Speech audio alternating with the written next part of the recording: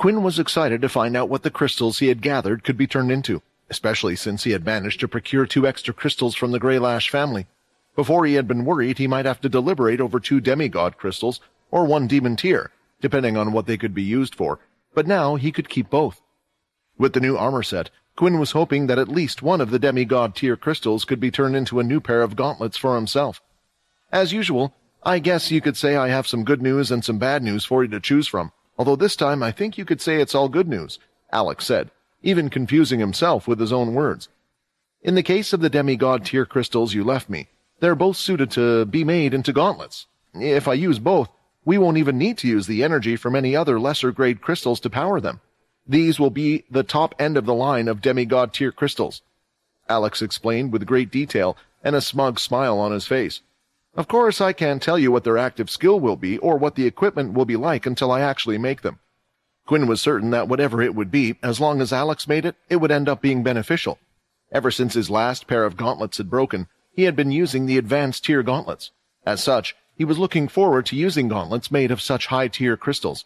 Quinn then pulled out the other 2 crystals from his system and handed them over to Alex. Please check these crystals as well and see if they could be useful to make something even better, Quinn requested. Yet after just a glance, Alex started to shake his head.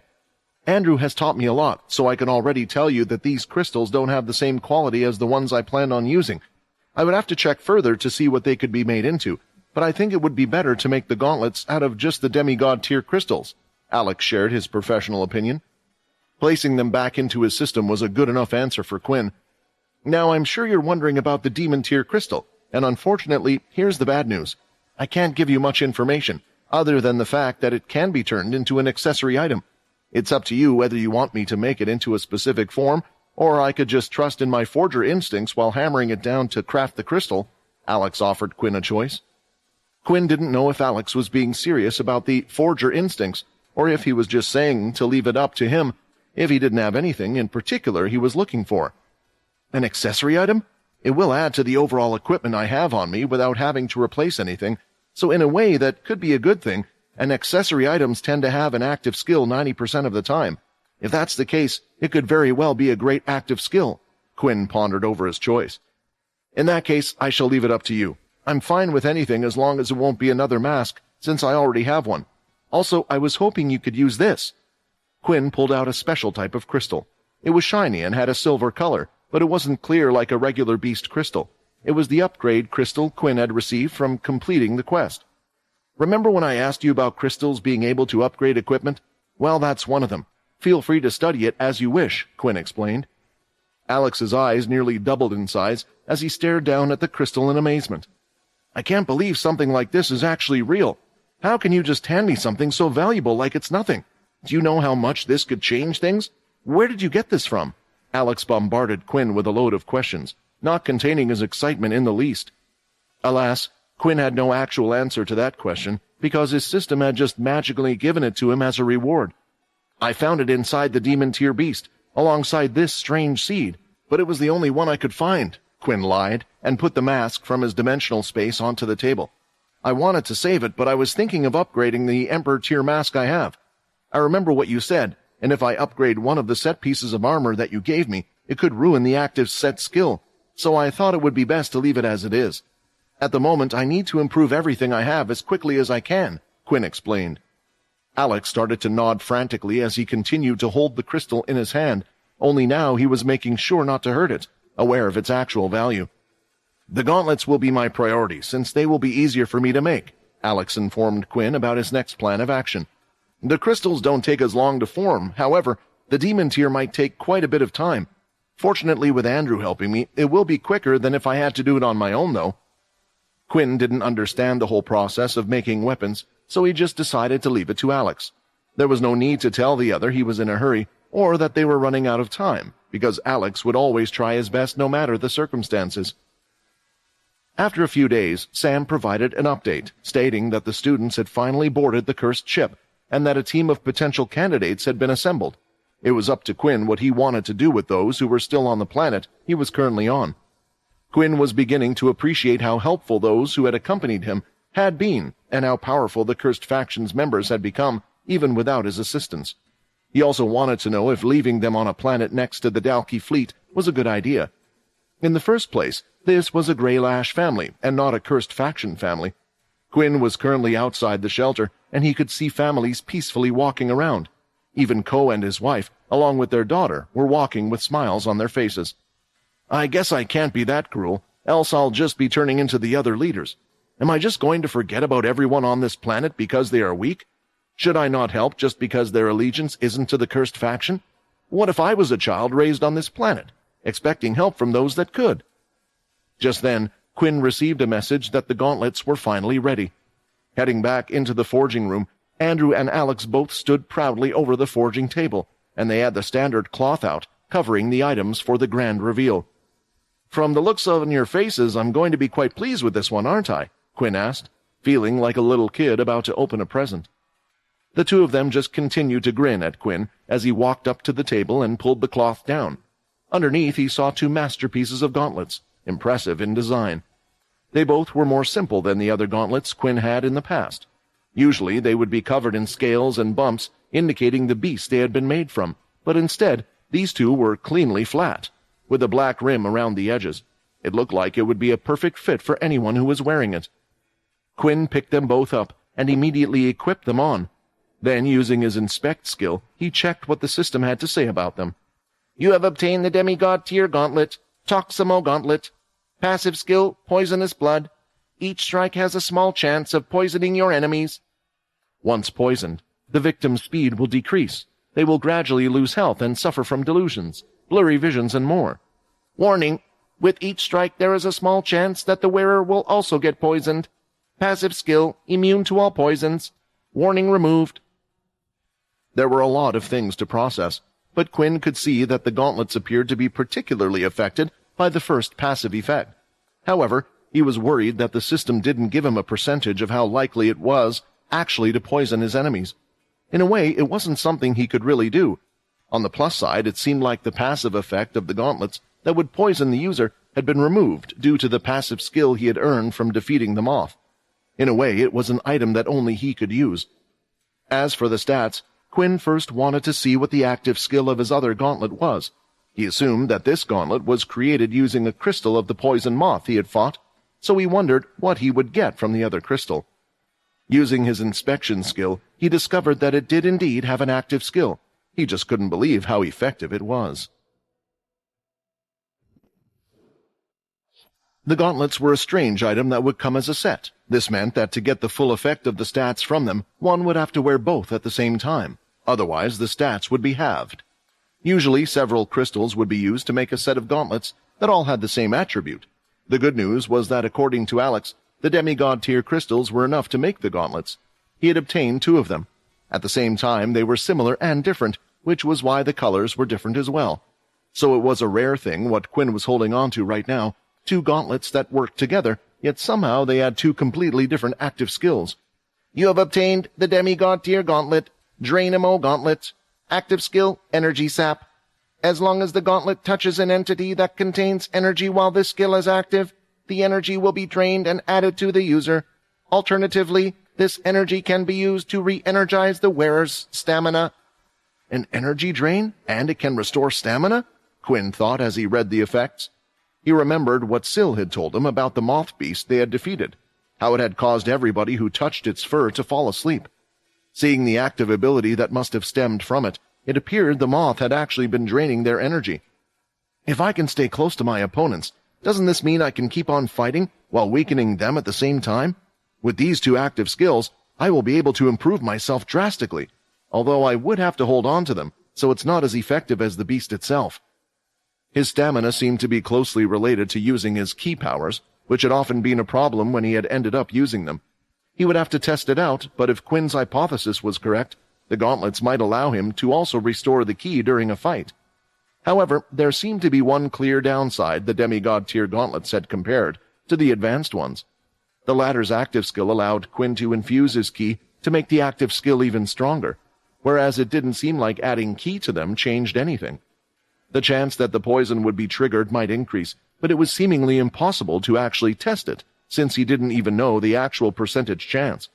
Adding ki to the active skill when it was supposed to be a way for him to recharge also seemed counterproductive. However, overall, he couldn't complain about them. On top of everything, the stats they granted him were nothing to scoff at. Plus 50 strength, plus 5 agility, plus 5 stamina. He was surprised about the power boost, seeing as neither ability had anything to do with strength. Quinn already had 70 points in strength, and with the gauntlets alone, that would bring it up to 120. If all demigod tier equipment gives their user this much of a boost in stats, then it's no surprise how Hilston, who is already plenty strong, can be a match for nearly anyone. Quinn was starting to understand why Hilston was called the world's strongest human, although there had still been one person who had managed to defeat him, and Quinn now needed to be even stronger than that. It looks like you are happy with the job the two of us did.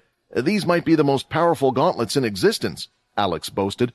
After all, there aren't too many people that choose to fight with their fists, or have it as their weapon, but you are certainly unique. It's a bit of a shame that it doesn't match your armor set, though. If you want, I could certainly dye them and make both gauntlets the same color as well. Quinn looked at them. One had a dark purple color, while the other side was a soft blue, almost white. In a way, the gauntlets were the same, yet so different at the same time, and working together reminded him of himself. There's no need. I happen to like how they are. What about the other stuff? Quinn asked, noticing there wasn't anything left on the table. Unfortunately, the other demon tier crystal will take some more time due to its of it. However, I can promise you that you can look forward to the weapons I make. You're free to wait, but I thought you had plans. It was true. He was sure that if Quinn didn't hurry, that maybe Eno would rally up the crew somehow and head out without him. You're right. Carry on working on the mask upgrade and the demon tier weapon. Send me a message as soon as they're ready. Make sure to keep your shadow skill active. That way I can hop over to you to collect the equipment once it's ready, Quinn suggested. Wait, so you want me to stay here and carry on forging? I don't mind, but I think it will be for the best, Andrew interpreted. I've been informed that there will soon be news that we will be passed on to everyone, and it might shake the world a little, so these people need some order. When Quinn heard this, she questioned whether Andrew was already aware of the information that Oscar would soon release regarding the Vs that existed among all of the factions. As someone who had been tasked with creating the demon tier, he had to be a VVIP. Just for now, Quinn replied. I know it might not be safe, but I have a feeling that the cursed ship might be moving more often soon as well. I'll be asking for Weevil and Linda to stay behind, just in case anything happens here. Make sure the people can relax for a while. I think they deserve it after what they have been through. Since there was nothing else for Quinn to do aside from waiting, he rounded up the rest in preparation for leaving. Ko, the leader of the Orbis faction, could see this, and just before Quinn left the faction, he had called out to him. Quinn, wait, Ko said. I haven't been able to thank you. When you came here, I was just stressed about everything that was going on. My family had gone missing, and more people were disappearing. I thought I would never see them again. If you want, you can hit me. Hit me for everything I said. Ko then closed his eyes, bracing himself ready to get hit. If I did hit you, you might go flying out of this whole shelter, Quinn joked, but was very serious at the same time. Ko, if anything, your frustration was due to you not being able to help the people around you and those that had gone missing. That wasn't a bad thing in the end. It's better than the people who choose to ignore it, like those who are at the top. I hope you continue to stay this way. Quinn headed off as he went to return to the ship, but Ko couldn't help but get a few last words in. Quinn, I will make sure everyone knows what type of person you and the cursed faction really are. I won't let anyone say a bad word about you. As the others traveled through space, on the cursed ship itself, in one of the training rooms, drastic huffing and panting were coming from a small person.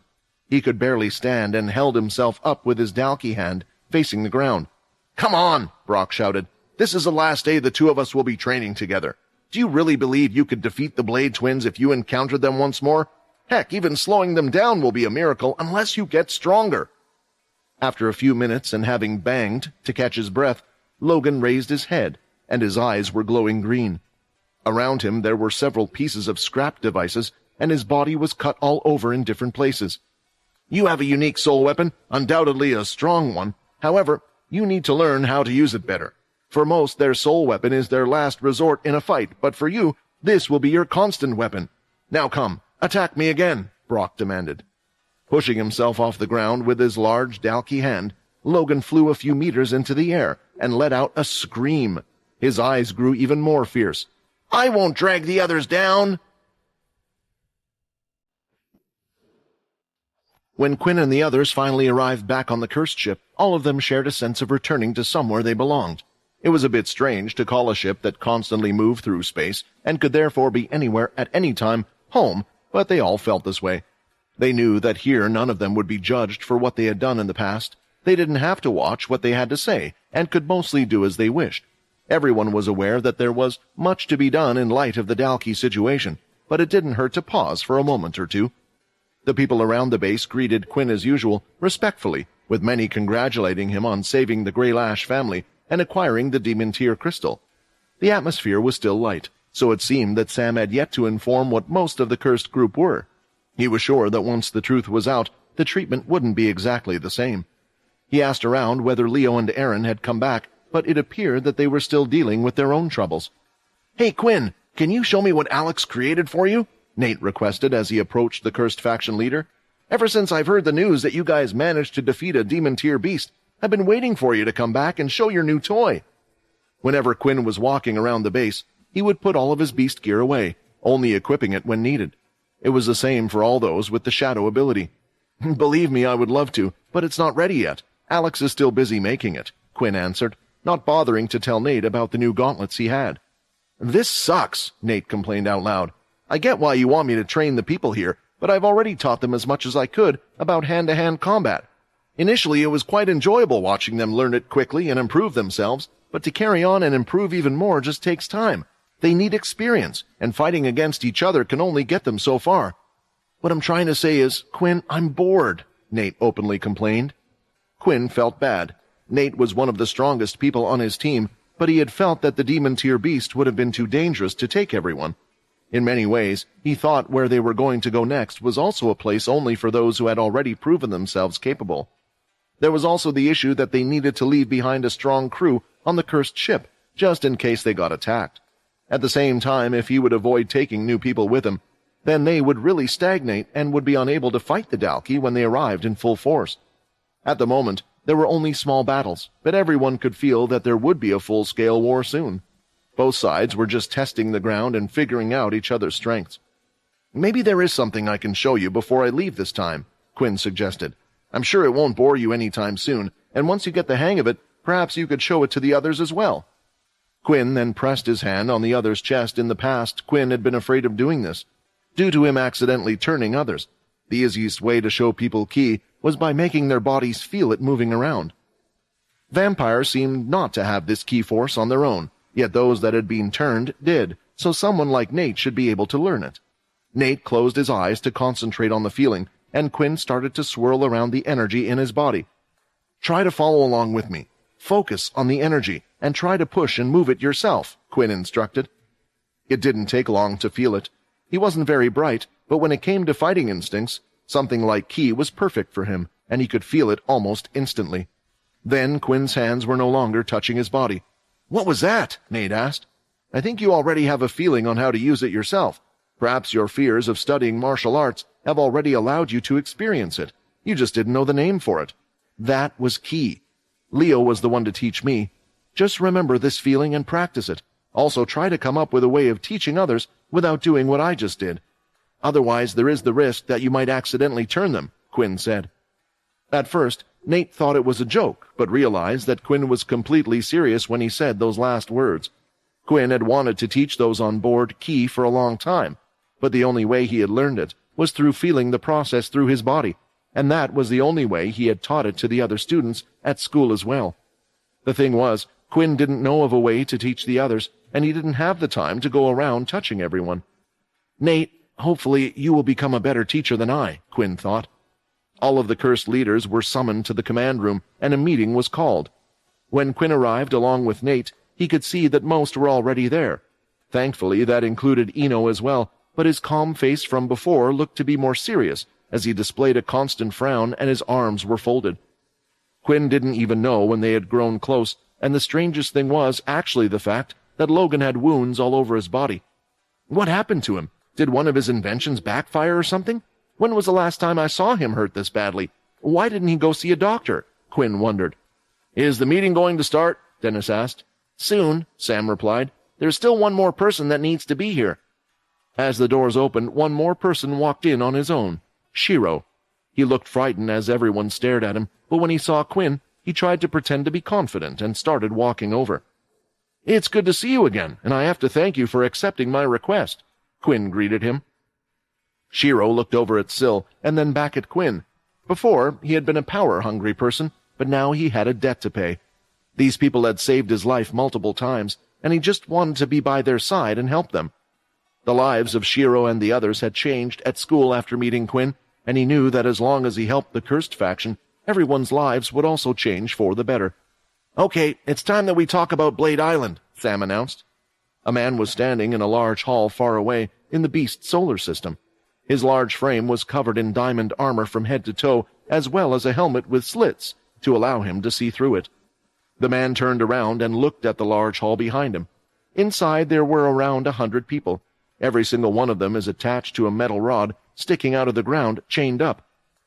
"We have prepared long enough. We must move forward, even though I never imagined I would come across someone superior to me.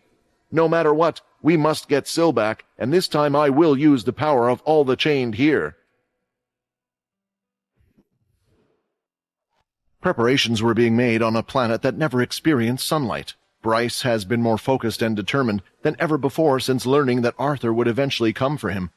Right now he was in the throne room, while Kaz stood by his side. "I did everything I could to finally obtain the king's seat. Others might just enjoy having fulfilled their grand ambition and grow lazy, while letting things play out until it would be time for their final rest, but how can I?" Bryce thought, as he clenched his fist and the veins on his hand showed themselves. "How can I give up when the Punisher, that bastard responsible for killing my family, is still out there? Fortunately, I won't have to go out and find him, now that I know that he will be coming for me." Kaz couldn't hear what her father was thinking. She could only see him act restless, making her worry for him. However, over the years she had grown somewhat used to it. She was aware that around a certain time of year Bryce would act like that. At some point he would proceed to enter the room where the dreaded paintings were and come out more determined. She was unsure whether he was going there to remind himself what he had achieved so far, or if there was a deeper meaning behind it. Whatever the case, what used to seldom occur has become far more frequent in recent times. Today was another such day, and she no longer knew what was the right thing to do. "Don't you think it will be beautiful?" Bryce asked as he started to walk forward. He suddenly stopped as the shadow of an item went over his face. "When Arthur comes back to exact his punishment, his very own powers will be used against him." Stroking his hand over the wall in front of him, he could feel how smooth it felt. With how perfect it was, aside from a few missing pieces here and there, it was hard to believe that the wall used to be full of cracks. "That kid must have taken part of the wall with him," Tempest said, moving from behind the wall. "Using my ability, the whole thing should have returned to what it once was, but it doesn't seem to all be here." Kaz didn't say anything. She was one of the people who had gone in with Quinn, but she had never expected her father to raid the Punisher's castle after his disappearance. When they found the wall, Kaz had never seen a creepy smile on her father's face before. "Don't worry. It seems we have been able to decipher enough information from this to figure out a few things. Bring them in, Kaz," Bryce ordered, and she quickly left the room. A few moments later, she returned with 3 vampires. All of them looked tired and exhausted. Sweating nervously, they were afraid of what was going to happen to them. "Your Majesty, I think you will be quite pleased with our results. Today will be the day that we can show you something," one of the vampires said, as he remained on the floor with his head bowed down. "Are you sure this is a good thing, Your Majesty?" Tempest questioned. "If they learn the ability, it also means that Arthur will be able to use them in some way as well." "Show me what you have learned," Bryce ordered, ignoring Tempest's warning. The 3 stood up and stayed in position for a short while. As they closed their eyes, soon the shadow underneath their feet started to move, and then it could be seen hovering over their back.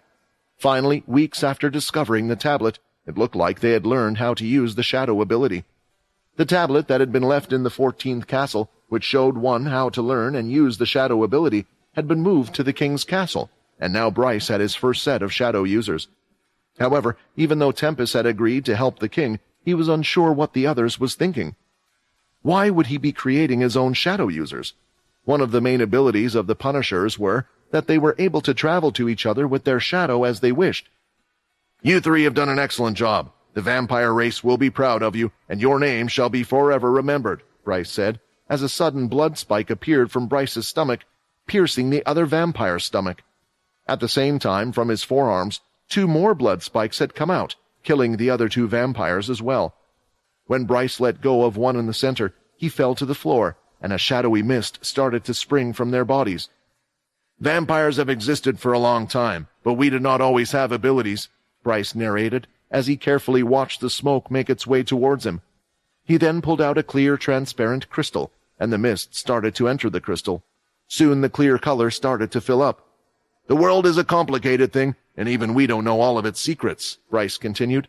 "But it looks like the gods are on my side and wish for me to achieve my goal. Kaz, bring me more people. We must gather and teach the shadow ability to as many people as possible."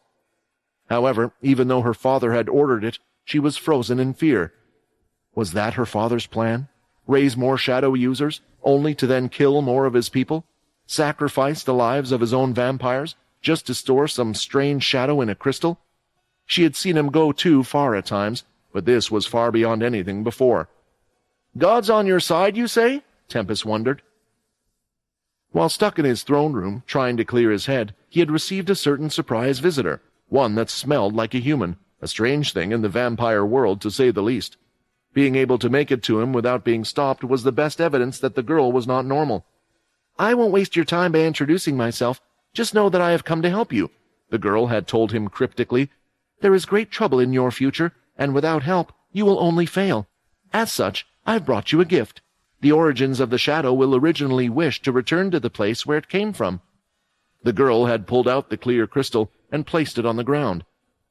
In the few seconds Bryce's gaze had been on the crystal, she had already disappeared, leaving the Vampire King with an empty crystal and a ton of unanswered questions. For a day or two he had tried to ignore this mysterious meeting, but eventually the lack of any solution, as well as curiosity, got the better of him, and he decided to verify how powerful the crystal was. Just from them using the shadow powers, there was no such reaction. The crystal was on Bryce at all times, but then a sound, as if something was calling to him, told him what he needed to.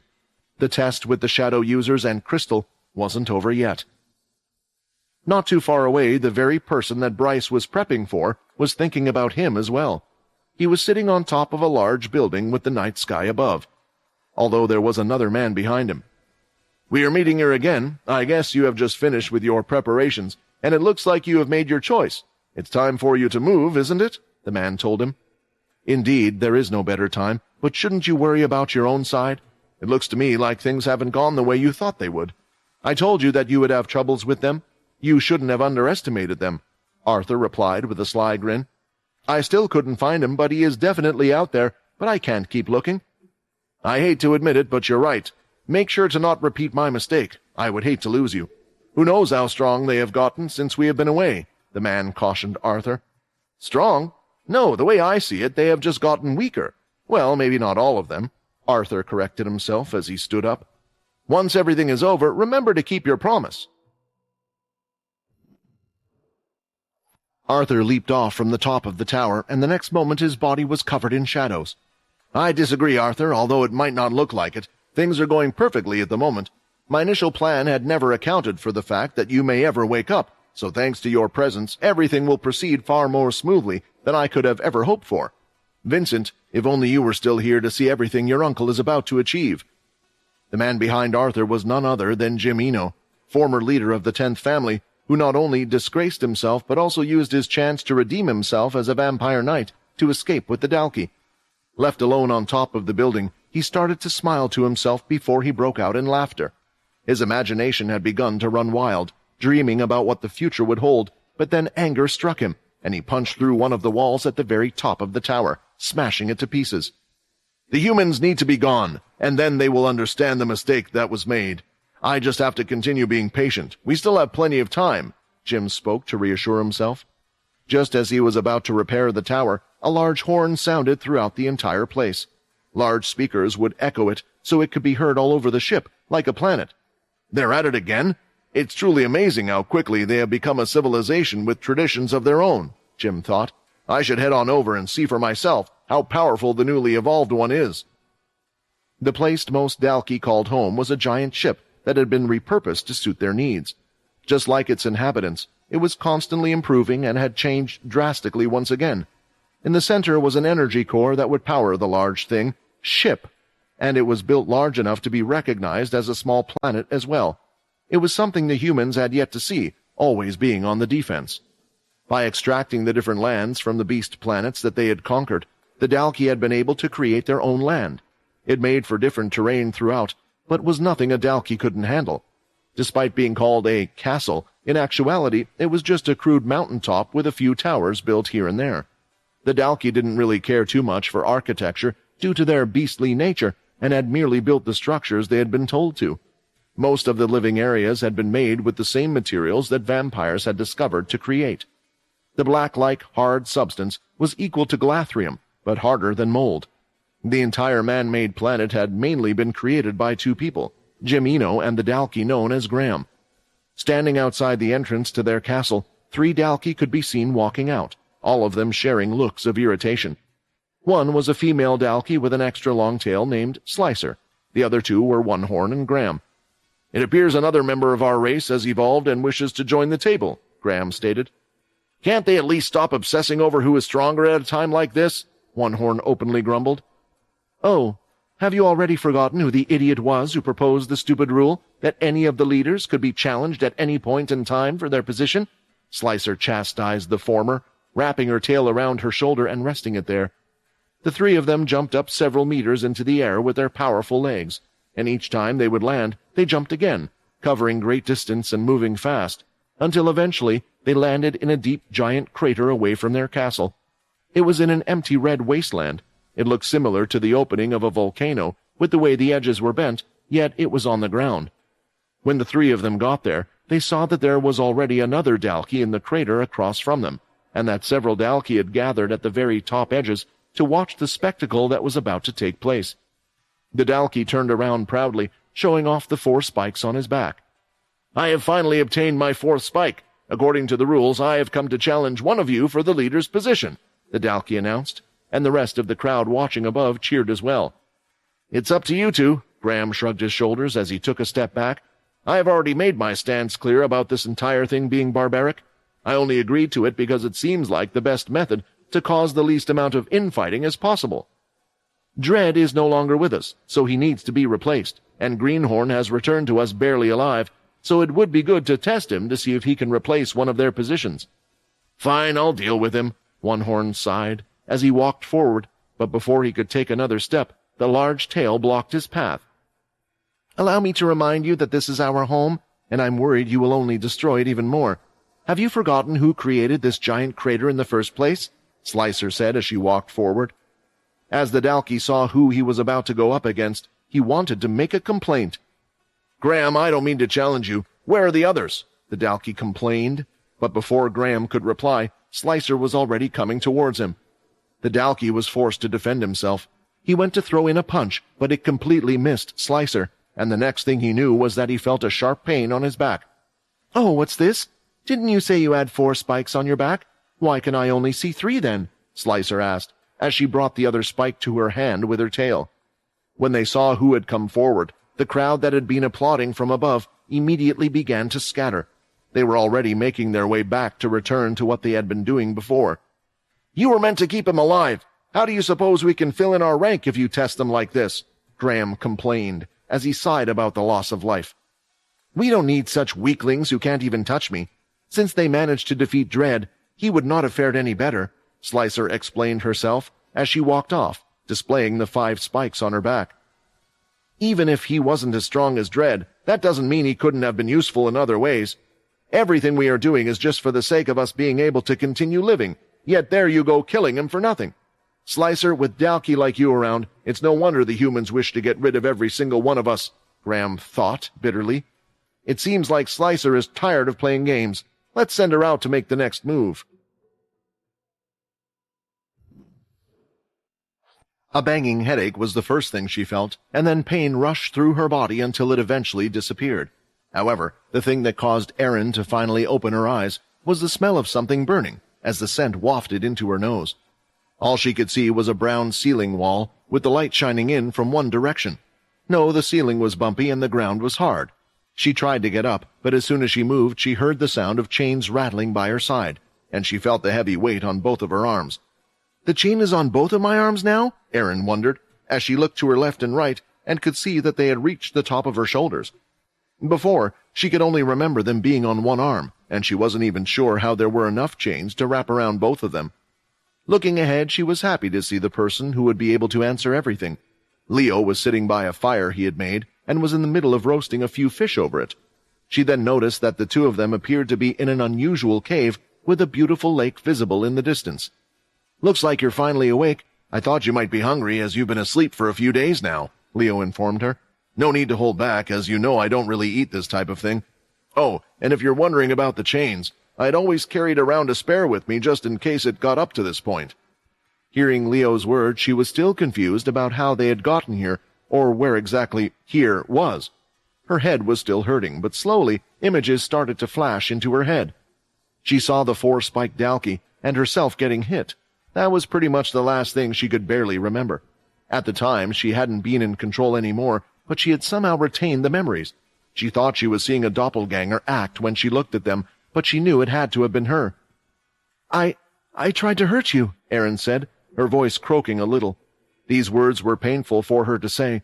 Leo had always tried to help her, yet she had only gotten in his way, and she could only blame her own weakness. "No one has died, and as you can say, There's no need for you to shed a tear for me. You might have tried to hurt me, but ultimately you failed. Perhaps it means I didn't train you hard enough," Leo chided her playfully. Erin's body was fine. She didn't experience any difficulties moving it. In fact, after a while, she realized that she could move it even better than before. That wasn't all. She also noticed plenty of other things. The powers in her body had increased, but at the same time they were being drained. "Did I hit a breakthrough when I took off those chains? Or was it after I got hit by the Dalkey?" Erin started to wonder. The conclusion she eventually reached was that her body hadn't simply improved, but that she herself was slightly different. She had spent enough time with the vampire she had trained before to understand that she had undergone an evolution. In the past, she would have been happy about something like this. After all, this was the fastest way to grow stronger, and she was sure that this evolution would allow her to do some things she might have been unable to before. But fear had taken over her as she thought about this and the words of another. "That girl, she said that I would become chaos," Erin repeated in her head. "If I keep getting stronger without learning how to control this power, then the thing that happened to Leo, what if I attack the others as well? What if it hadn't been Leo but Nate, Sam, or even Layla with me?"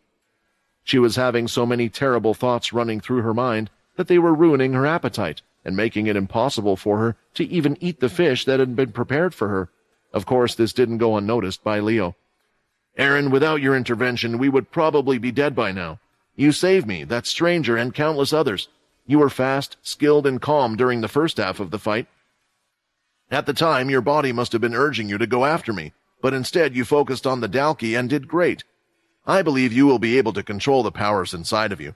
Back then, you were just unlucky enough to become unconscious from your injury, allowing your instincts to take over," Leo explained. "The person who attacked me wasn't the real Erin." Leo's efforts were appreciated, but for some reason it only made her feel worse about herself. "What if it gets worse? We know that if a vampire consumes too much blood, they can become one of those monstrous bloodsuckers. Maybe I'm the same. What happens when it isn't enough?" Erin questioned Leo as she stood up. Surprisingly, she felt the chains falling off her as well. "What are you doing?" Erin couldn't believe that Leo would release them like this. "Can you feel it? The only way to fight your fear is to face it head on. You can't allow it to take over you. Do you think I'm frightened of you? You are far too young to be worrying about me," Leo shouted back, and soon Erin swung her blade towards him, and a large splash of yellow energy came out. Jumping out of the cave they were in, Leo struck the slash with his own power, deflecting it into the air and making it so it hit nothing. Erin was huffing and panting as she slowly walked out. With his ability, he could see the struggle she was facing, this strange energy that wanted to constantly lash out at him, while the girl on the inside was trying to suppress it. "It's strange. This isn't a thirst for blood like other vampires have, and when I attempted to give her vampire blood, it did nothing for her. Is it lust to kill?" Leo worried about that possibility. "The best course of action seems to be to allow her to slowly adjust herself to this feeling, so she learns how to control the urge. The way she currently is, it's too dangerous to bring her back on the cursed ship. How can I help her control it without allowing her to kill enough vampires until she's satisfied?" Leo thought. He kept his distance from her as he waited, and then when the energy seemed to get too much and her consciousness seemed to be slipping, he immediately dashed in and ran straight past her, picking up the chains and wrapping them around both of her arms again. Soon the power within her was dwindling down again, and Leo was left with an exhausted Eren. "You did well. Have a rest and I will decide what to do." Back in the cave, Leo finally came to a tough decision about what they needed to do, but he still wasn't sure if it was the right thing or not. "There are plenty of bad people in the world, and there are also bad vampires that have attempted to kill us. Perhaps the only thing we can do is head back to that place, where you will be surrounded by them. Quinn, I wish I could help you, but I fear if I don't do something about Eren now, that she will be a far bigger problem in the future." Leo pondered over whether or not he should inform Quinn about his choice. He played with a demigod-tier crystal that was in his hand, gifted to him by a certain someone. It looked like it had been slipped in and given to him at some point. "My preparations for meeting you, the master will have to be put on hold first. Some preparations are in order." In the command center of the cursed ship, all the leaders of the cursed faction were present. Sam had just stated that he would be talking about what the cursed group would be doing next, their journey to Blade Island. "I'm going to explain everything from the beginning, just so everyone is clear why we are doing what we're doing, and so we are all on the same wavelength," Sam stated.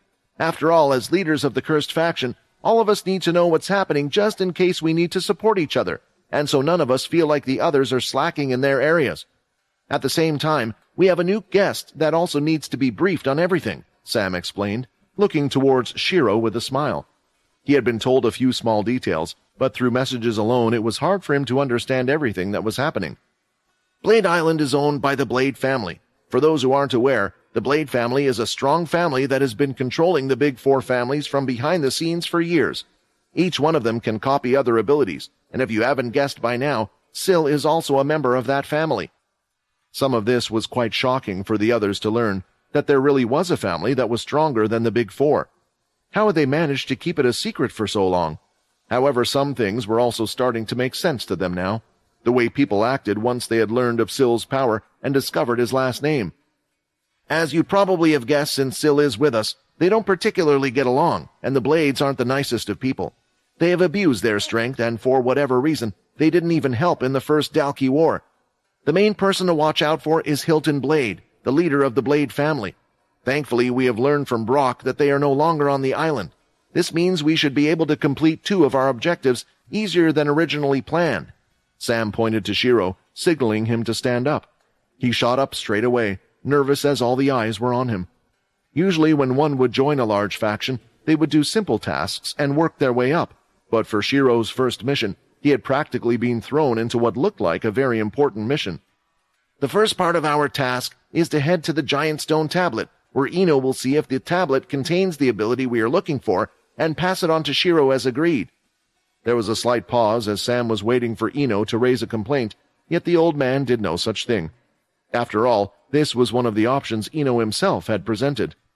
"With that, there is a second part of the task, and that is to use Syl and his ability to try and tame the demon-tier beast and move it." Hearing those words, Shiro spun his head around and looked at Sam, his whole body shaking. Did you just say a demon-tier beast?" Shiro stuttered and felt like he was about to collapse. He was someone who had no such ability and could barely fight intermediate beasts, and now he was meant to confront a demon-tier beast. "I have to add that moving the demon-tier beast may not be an easy task," Brock interjected. "If Syl's ability is enough, then perhaps there will be no need for us to do anything. However, if it rejects or wishes to fight, then we will have no other choice but to weaken it for Syl's ability to work. Although Hilston was able to control the beast, he has what he calls the Chained with him, and it appears he has evacuated them all off the island. Most of the high-level ability users who are here, Syl cannot copy their ability. It would be great if we could call Oscar or Owen for Syl to touch, but they're doing their own thing, and if possible, we would like to refrain from letting them know where the demon-tier beast is." This was something Quinn hadn't thought of. It meant that they would need to take 6 humans along with them for Syl to copy their abilities, adding more risk to the mission. "As long as I can place them in the Shadow Lock, they should be fine, and if the Blades aren't there, the only thing we have to worry about is the demon-tier beast." "Well, I say only, but that's still a big thing to worry about," Quinn said. "Which moves us on to the next point. For who you wish to bring along, I believe that Nate is already busy teaching the others. I have sent a message to Helen and asked her to come along since we will need her to give Syl a boost while leaving her two sisters in charge," Sam said. "Is there anyone who wants to come?" Quinn asked, looking for a show of hands, but nearly everyone had raised their hand. As usual, most of the cursed leaders were fearless, and Shiro looked at this from one perspective. These people are so awesome! Knowing what they were about to go into, many would have backed out, but for some reason, this group trusted and relied on each other. This was what Shiro was looking for, and he didn't even know it before. In the past, all he cared about was power, but why did he need that power in the first place? Brock, Ino, Syl, and Shiro were already a given since they had come. When Quinn looked around the room, he was trying to think of who would be suitable for the task. Last time, the group he had brought along with him had been a great help. "The names I say will be coming along with us," Quinn said after making a decision.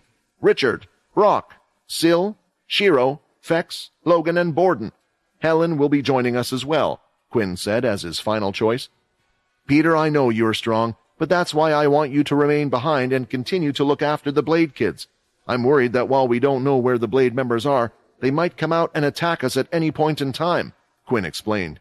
Of course, Peter wasn't delighted to hear he wasn't allowed to come along, but he couldn't exactly go against Quinn's orders. When facing a demon-tier beast, large forces were never a good idea, least of all with this type of demon-tier beast. Quinn was concerned that the cursed faction might experience the same thing that had happened to Owen. Sam was right, even with his ability to travel to their side instantly. Now situations were starting to arise where he had to be in two places at once, and that was impossible. He had to rely on the people around him. "Please remember that we have to wait for one more," Ino finally spoke. "She has still yet to arrive, but I assure you she is on her way. Aren't you also waiting for more candidates to come?" Quinn had almost forgotten that they would need Mona to use Syl's power. "With Mona coming, then that's the one last person that we need to find for Syl. I chose Logan because he's a high-level ability user. I don't plan to use him much for the fighting side of things. With Helen as well, that's 3 abilities that Syl can copy from. Sam, we'll try to find 3 more members with a high-level ability for Syl to copy. In the meantime, we will wait for Mona and Helen to arrive. With this, the meeting is over," Quinn announced, and everyone was ready to get up and head their separate ways. Just as Quinn was about to leave the meeting room, though, he felt someone strongly grab his hand and yank him away. "What are you doing? Why didn't you pick me?" Layla asked him directly, the anger in her voice apparent. "It's one thing for you to avoid me ever since, but now you don't even consider me for such an important mission." It was then that Quinn noticed that touching each other didn't give them the headaches that they had before. Perhaps it was something to do with the feelings he had felt at the time, which made him wonder internally what his feelings were for Layla if they weren't constantly going off, or maybe he just had too much on his mind at the moment. "Layla, this is a demon-tier beast and the Blade Island. You weren't there last time, but I was nearly killed. We all almost died," Quinn stressed the seriousness of the situation. "But it was okay to take me to hunt with you for the other demon tier? You're not making any sense right now. Why are they so intent on avoiding me?" Layla pressed him for an answer. At the moment, she was filled with anger. She hadn't worked this hard or come this far just to be tossed to the side and forgotten about. While feeling her hand on him, Quinn noticed that her grip was incredibly strong, stronger than usual. Layla's vampire subclass shouldn't grant her extreme strength, not unless she had evolved into her second form, so what was powering her at this moment? "Do you mind if I take a look at you?" Quinn asked, and Layla started to blush. She wanted to let go, but Quinn held her hand tightly and closed his eyes. What is this in her body? How does she have such a strong ki? It seems to be even bigger than mine. According to Layla, she had never learned how to use ki from Pure. She had never reached the ranks to be taught it in the first place. There was only one explanation then for how she could have such a large ki capacity. I knew that her mother had passed Layla her ki, but I was sure that it would fade away once she healed and time went on, but this is still as strong as ever.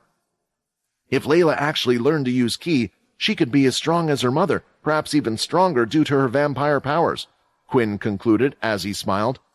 All right, Layla, I will permit you to accompany us, but only if you manage to learn something before it's time for us to leave, Quinn offered. Quinn wasn't a master of ki, nor did he understand all the things it could do. He was even unaware of how Lucy, Layla's mother, had been able to give up her own life to heal Layla at that time. He had been sure that all the effects on Layla would only be temporary. However, since it hadn't disappeared after all this time, it should be safe to assume that it would stay with Layla. Additionally, since she had never trained her own ki apart from what she had done with Leo, there should be room for her to improve.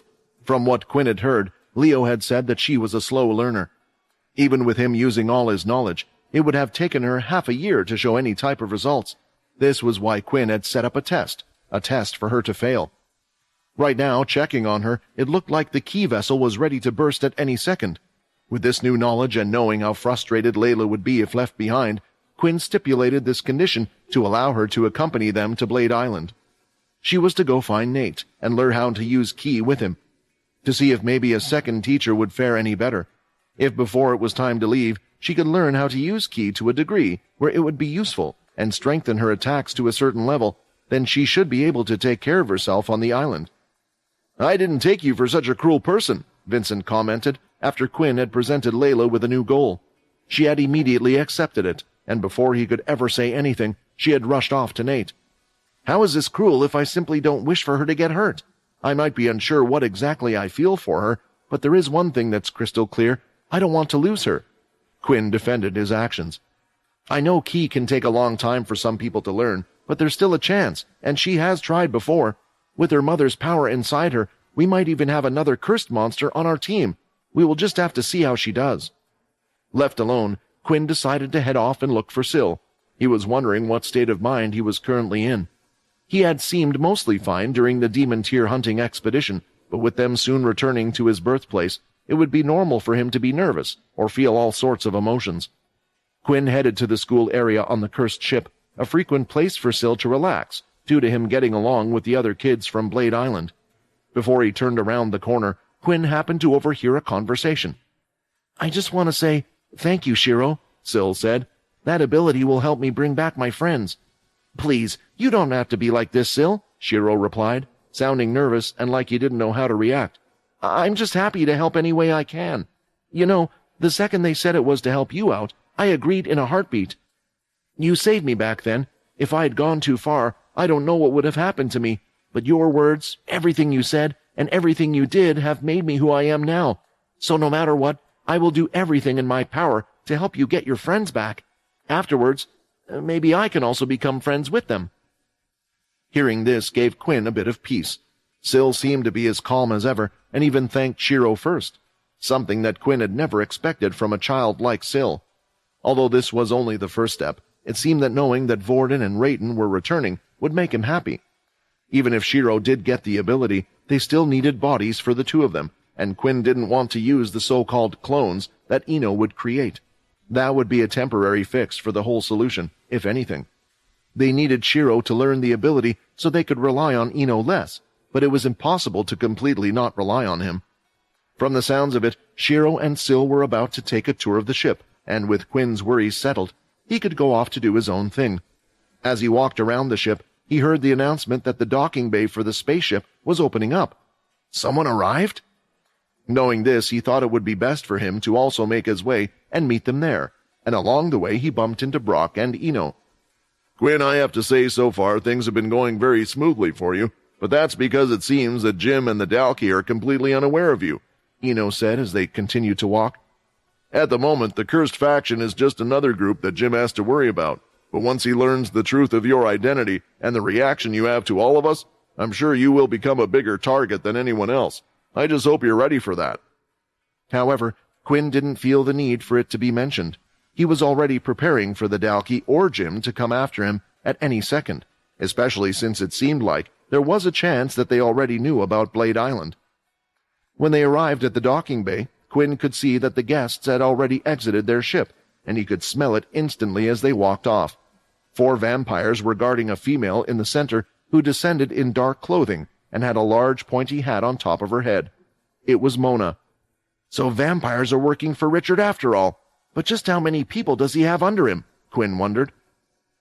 "Have you forgotten that I told you that I had eyes and ears in all sorts of different places?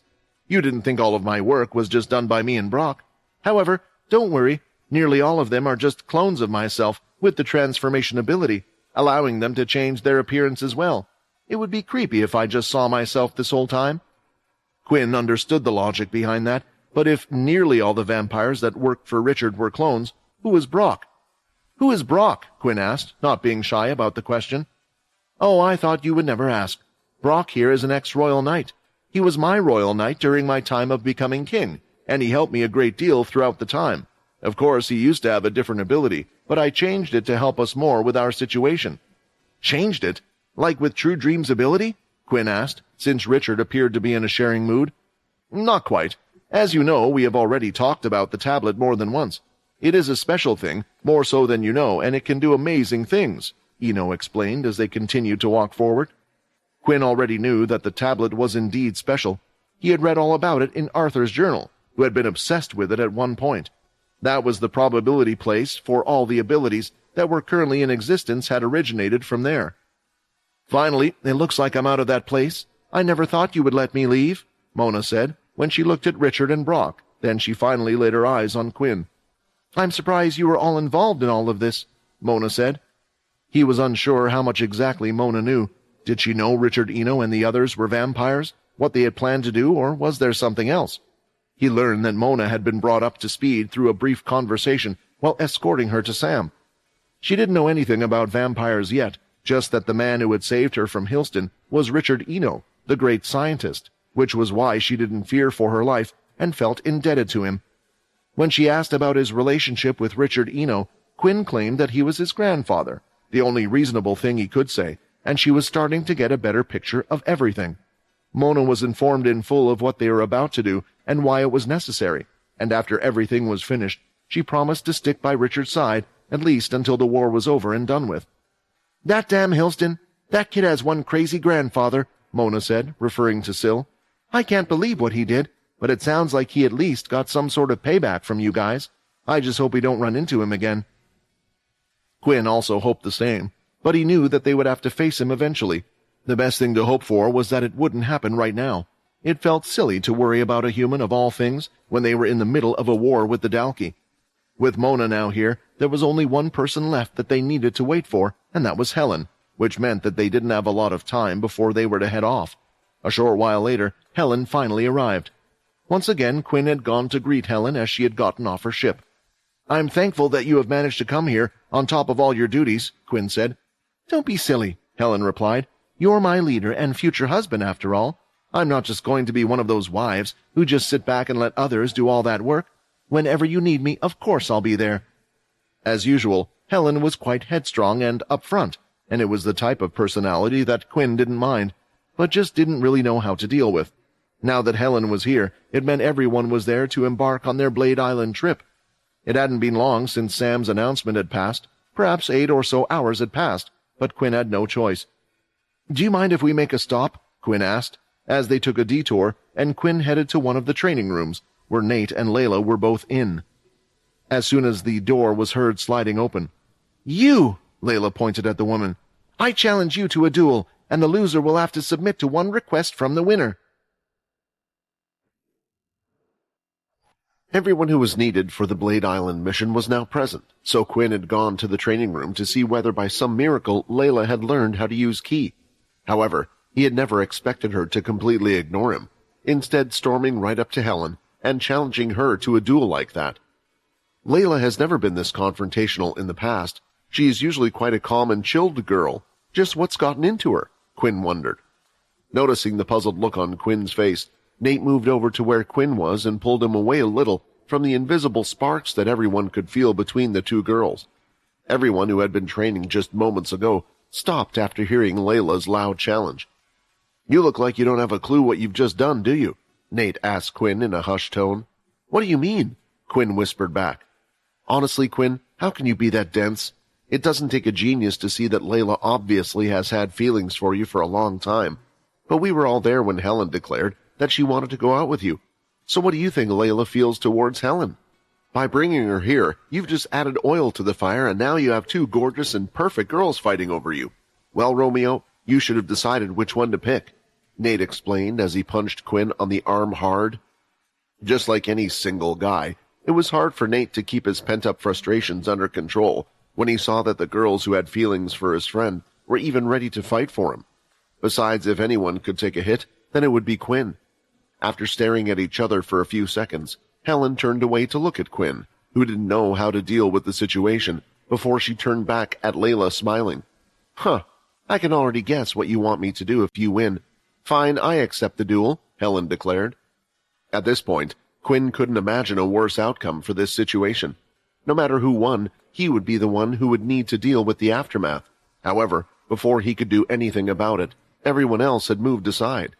Meanwhile, Nate continued to drag Quinn away, letting the two girls conclude their business without him. Helen stood on one side, while Layla stood on the other as well. I don't want to bully you, so this is your last chance to back out, Helen offered.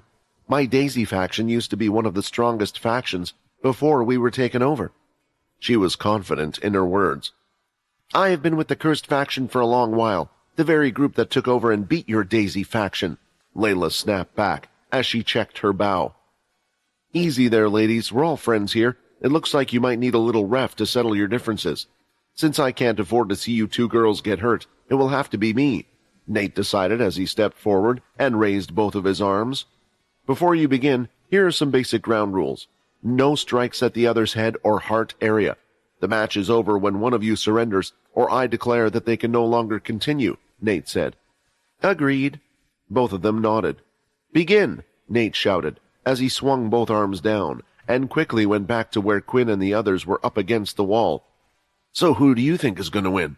Nate asked, as Layla placed 5 arrows into her bow, and was pressing to fire them off, while Helen threw several seeds on the ground, which immediately sprouted into the deadly plants that would fire off spikes. Or perhaps I should ask, who would you prefer to win? Nate asked with a cheeky grin. He didn't even try to hide the fact that he was enjoying every single bit of the situation. He felt like Quinn deserved this, being the playboy he was without realizing it. If I had to answer honestly, I see no way for Layla to be winning this. Even Peter has struggled when we fought against Helen, Quinn answered, not letting Nate's teasing get to him. Oh, really?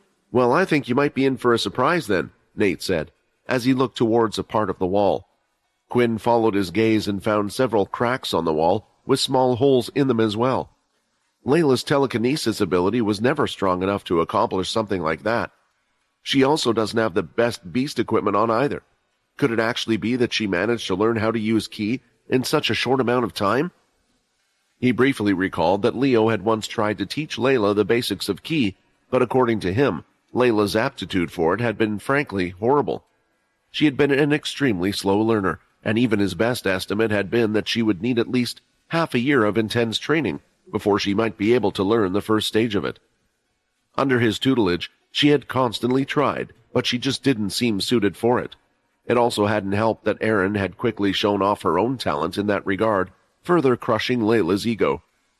As Layla's fingers let go of the arrows, moving faster than anyone had expected, they started to spin and tops of them were infused with great power.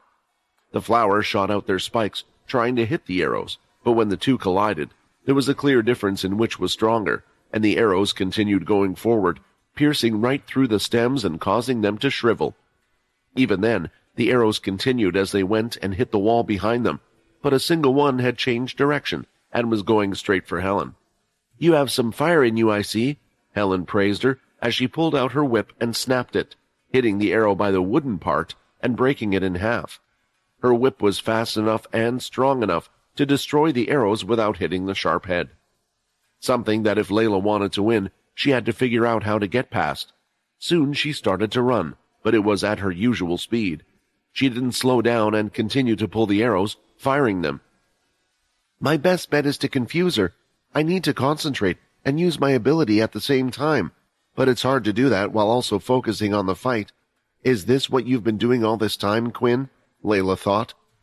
The thought only continued to spur her on, as she saw Helen snapping all the arrows in place and planting seeds at the same time. How was she able to learn to use ki so fast? It doesn't look like she can use it throughout her body yet. Otherwise, she would be able to move faster, but she's able to transfer it from her fingertips into the arrow. This should only be possible with the second stage ki rather than the first.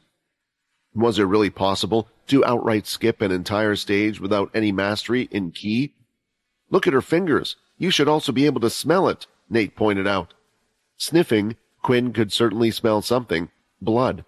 It wasn't human blood either.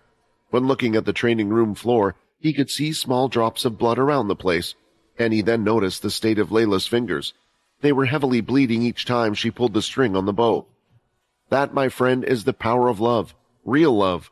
For someone to go that far, she must have never stopped. She seems to know that she doesn't have talent in this area, but there is one thing she certainly isn't lacking: determination. Ever since coming here, she hasn't stopped pulling that string and firing those arrows. She would constantly ask me for pointers, time and time again. I didn't understand why she was so desperate, but now I think I understand. Some idiot must have said something to her without thinking about it, and now she has to prove herself, Nate commented as the fight continued on. The arrows were still moving at a great speed, and they were coming out as fast as ever, but the pain on her fingertips was growing, and her accuracy was starting to take a toll. It might have been different if Layla had taken a break before the fight, but after nearly half a day of training, her concentration was waning. Unlike other abilities, the telekinesis ability took huge amounts of concentration, especially to move around as many arrows as she was doing. "Don't think all I can do is stay still," Helen shouted as she dashed forward, running past the arrows and hitting the ones in front of her with whip. They were destroyed in seconds, but there were still some more coming from behind. With the beast gear on, Helen's speed was greater than Layla's, and throwing out her whip, she tangled the other's leg and pulled to drag the body forward. "I win, little girl," Helen said as she stood in front of Layla. However, Layla wasn't done yet. The arrows from behind were still coming towards Helen. As they inched closer, a wall of vines were raised. Although the arrows hadn't stopped, they had been slowed down. Helen had already grabbed Layla by the neck with her other hand, lifting her and using her own body to stop the arrows. From the looks of it, Layla still wanted to control the arrows, so Helen put some slight pressure on her throat, stopping her feeble resistance. From the look in Layla's eyes, Quinn could see how disappointed she was in herself, but he was extremely proud of seeing her improve to this degree. "Layla, you shouldn't be sad that you lost. You managed to fight to this degree without being able to properly use ki, and you also didn't use any of your vampire powers or take on your other forms. Although Helen didn't use her soul ability either, if the two of you had truly gone all out with a little bit more time and training, it's hard to say who would have won that fight." "I'll think of what I want you to do some other time," Helen said as she walked off. Layla felt frustrated. She had finally felt as if she had made a breakthrough with her powers, but the result spoke for itself. "Everyone around me is improving so fast, but me—" Just when Quinn was ready to go up and console her, a certain alarm was heard through the ship. "Everyone, World Leader Oscar has an important message to announce. Please stop whatever you're doing and listen closely. The World Leader has an important and urgent message to announce." In every room on the cursed ship, large hologram screens appeared, and Oscar was there from the chest up, with a serious look on his face. "I hope everyone is doing okay. You all must be worried about the Dalki attack, but at the moment I have come to share an important message and warning with you all. News should have already spread of what has recently happened to the Grey Lash family. We have decided to make everyone aware of what exactly has been going on." At this time, Oscar's message was being played for all of humanity to see. Whether you were currently in the school bathroom, a spaceship out in the middle of nowhere, or a faction base. If one didn't have a screen ready where they were, then one would appear on their watch, and if they didn't even have that, then it was still impossible to miss the message, since it was being played over intercoms everywhere. "Why does he have to send out this message now of all times?" Sam thought as soon as he heard the introduction. "Now it's going to look like we were trying to hide it from our own people. I was hoping for Quinn and the others to be gone by then, and I was going to explain everything to the faction myself in the meantime." Whether they liked it or not, they were about to be thrown into a roller coaster of a situation, and there was nothing they could do to stop it. As if the war with the Dalki was not enough of a problem, a certain group of people has decided to make use of this chaos for their own nefarious goals, Oscar continued. "This is an important message to everyone out there. As before, we had believed that the Dalki were our only enemy, yet those people have actively allied with them. In a time like this, we should have been able to unite and fight together for the sake of humanity." The general public was still in the dark about all of this, even though this message had already spread among those in the military and those engaged in combat. and it was already beginning to worry them as they looked at each other. "We have come to learn that these people aren't exactly the same as us. They may look like us, act like us, and use abilities like us, and they have even been living peacefully amongst us for at least the last few years. We refer to these people as the V. So far, we have only discovered a few things about them. At the moment, there does not seem to be a surefire way to tell them apart from us under normal circumstances, only when they use their powers. Their eyes start to glow red, allowing them to use a special red aura which grants them access to their weird powers." With this information, people on the cursed ship were starting to suspect something was up. Helen's head immediately turned towards Quinn. It was no longer a secret that he had used certain red aura powers to fight against the Dalki in the war. "We are telling you all this because recently our own groups have been attacked by a number of people they had previously believed to be trustworthy. Perhaps if they had known a bit more, they would have been able to avoid the outcome that has happened so far. We want everyone to be wary, as the V has a way to convert others into one of their ranks, and some of them also seem to be able to control others' actions to a certain degree. I understand that this news comes as a shock to everyone, but we have to stay strong, now more than ever, and all of you deserve to know the truth of who we are facing. Although it won't work on every V, we know that some of them have a strong reaction to blood. If there is someone that you feel is suspicious or that you don't trust, then I suggest a little test, but this is still not a sure way to deal with the problem. Lastly, I want to inform everyone that the V are not a unified force and have split into at least 2 groups. Just like they are those who have allied with the Dalki, the other group has come forward in their wish to help us in the fight against the Dalki. The latter group are those that are part of the Cursed faction. Their help so far has been enormous, and they intend to use their extraordinary powers to continue to help us fight out there. Please, everyone, stay safe and stay on guard." For a brief second, it felt like on the whole of the cursed ship there was silence between everyone, and even where Quinn was, there was no sound at all. In the command room, Sam was banging his fist on the table. "Oscar, I understand your situation, but did you really have to do it like that?" Sam shouted. "How is the human race supposed to stay calm when they don't know who to trust? The way you explained it, the main finger and all questions will now be pointed towards us." Soon, talk started amongst those on the cursed ship. "Hey, you're not a V like what they said, right?" a member asked his buddy. "No, I'm not, are you?" the other questioned back, only for the former to shake his head. "But didn't he say that the cursed faction had Vs? What do you think he meant by talking about blood and betrayal? This doesn't make sense." On the cursed faction ship, the general consensus was confusion, and for Quinn, he was left in a training room with all eyes on him. "If I was to guess, V is just a code name that would stand for vampire," Helen stated her own thoughts on the matter. "Beings that react to blood, wield a strange red aura, and have powers on top of their ability." These statements were clearly being directed towards Quinn, and he could hear the heartbeats of all those who had not been turned, beating rapidly, a sign that they were frightened by this possibility. "React to blood? What do they mean by that? And is the leader one of them?" one of the trainees whispered to another. "Look at him standing there. He's not saying anything to deny it, so he has to be one," her friend whispered back. "Shut up, all of you," Nate ordered as he went to stand by Quinn's side. "So what if we are humans, vampires, or werewolves for all you care? In the end, shouldn't it matter what actions we have done? Have you already forgotten what we had to go through to save you all? Not only did we bring you and your families here, we shared our home and our food with you, made sure to protect you, and even helped you all grow stronger. But suddenly, because of some message, you started to doubt us? Fine. Whoever feels that we don't deserve their trust, get out and leave this place," Nate now shouted in a furious tone, making all of the trainees and even Helen drop their heads in embarrassment and shame. "Come on, Nate. It's not like that. How are we supposed to react after hearing such news? We just know that the Greylash family got attacked by one of their own, and now suddenly we have to accept that the same type of people are hidden amongst us. We're just scared." One of the braver trainees defended their actions.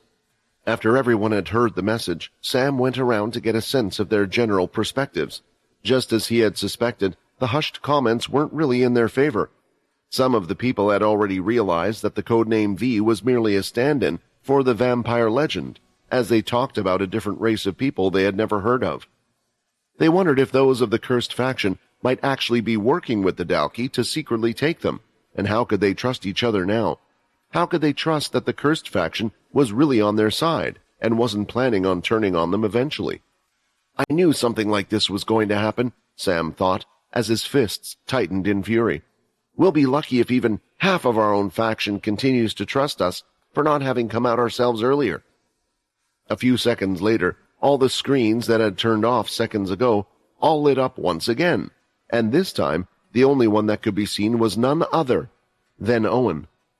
As world leaders, they were able to send out an emergency message like this whenever they wished. Greetings, everyone. I wouldn't be surprised if a lot of you are currently frightened after hearing what has happened and learning of the existence of a new race. Personally, I don't know why they decided on the stupid name V, so let's just call them by their name most of you must have already figured out. Vampires. Owen began in an unexpected way that was guaranteed to get him an earful from Oscar later. First of all, let me start by saying that they aren't like the stories you might have read in books and such. Not all races are like the Dalki, and we have already come to learn that not all of them are bad. I have decided to come out like this because I felt that Oscar's message has left out too much. I wish to rectify that by publicly stating that Quinn Talon, the leader of the cursed faction, has saved my life on multiple occasions. Not just mine, but many of those on my fleet owe him for that. We all owe the cursed faction. You may have your doubts, but there is not a single doubt in my mind that Quinn and his cursed faction are on our side. Right now, I trust them more than even my own family members, which is why if anyone from my family has anything negative to say about the cursed faction in my presence, they will be severely punished. As one of the world leaders and leader of the Greylash faction, we completely stand behind Quinn and his cursed group of vampires. I think it's only right that if we stay on this ship, they should at least tell us everyone who is a vampire and everyone who is not. Don't you think that's fair? A member of the cursed faction asked. I think that's reasonable. After all, Oscar told us to look out for them, but did you hear what Owen said? It seems like he has a lot of trust in our cursed faction. I think that's bull. Why didn't they tell us? If they weren't planning something, they should have told us from the beginning. Yeah, like that would have worked. Would you have believed them if it wasn't such a serious message? And would you really say you were okay with it? The only thing I do agree with you on is that they should at least tell us who is and who isn't a vampire. There was nonstop talking around the world about the two messages they had received, especially those on the cursed ship.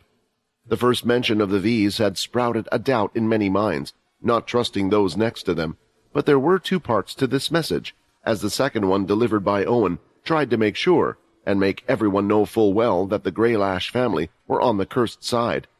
It was because of this that while opinions were originally one-sided with fear, they were now equally split down the middle. But there was one thing they were all waiting for, and that was an answer from the cursed faction leaders themselves. Quinn, what are you doing? Helen said as she went to approach him, while everyone else stood back. Is what everyone thinks true, that you're not really a human? Quinn clenched his fist for a few seconds. The reason he was standing still was because he continued to listen to everyone's opinions before he was going to decide what to do, and he had finally come up with his answer. I'm not human, Quinn replied to Helen. Is that what it looks like to you? Do I really look any different? Does that change how you look at me? How will you treat me from now on? Helen paused for a few seconds and looked at Quinn's face.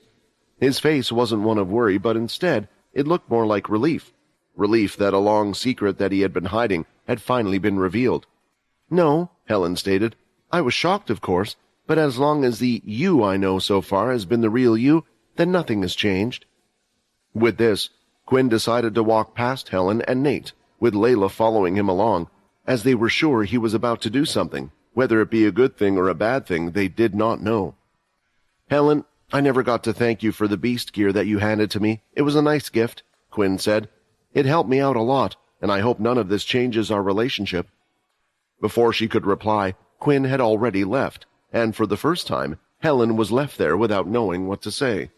Did I say the wrong thing? I thought I was getting closer to him, and then this happened. But the others, they walked with him, and never were worried for a second, even that blockhead boy. While pondering her own thoughts, soon an announcement was to be made. All members of the cursed faction, please meet in the main hall. There is an announcement to be made where Quinn Talon will be present.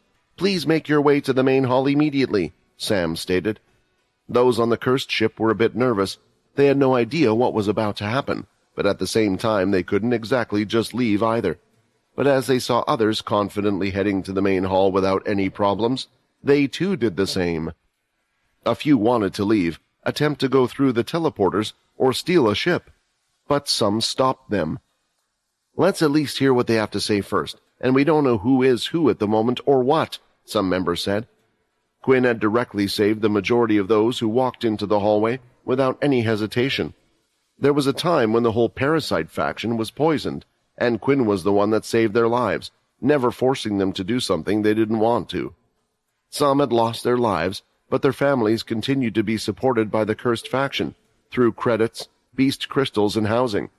Quinn had made sure that everyone who fought for him and had lost their lives would be compensated. At the moment, Quinn and the rest of the cursed leaders who were present were standing on top of a platform, where the bridge would be used to travel between the main hall and the command center. Below are all the members of the cursed that were on the ship. Sam, let's send the whole world one last message, Quinn said with a smile.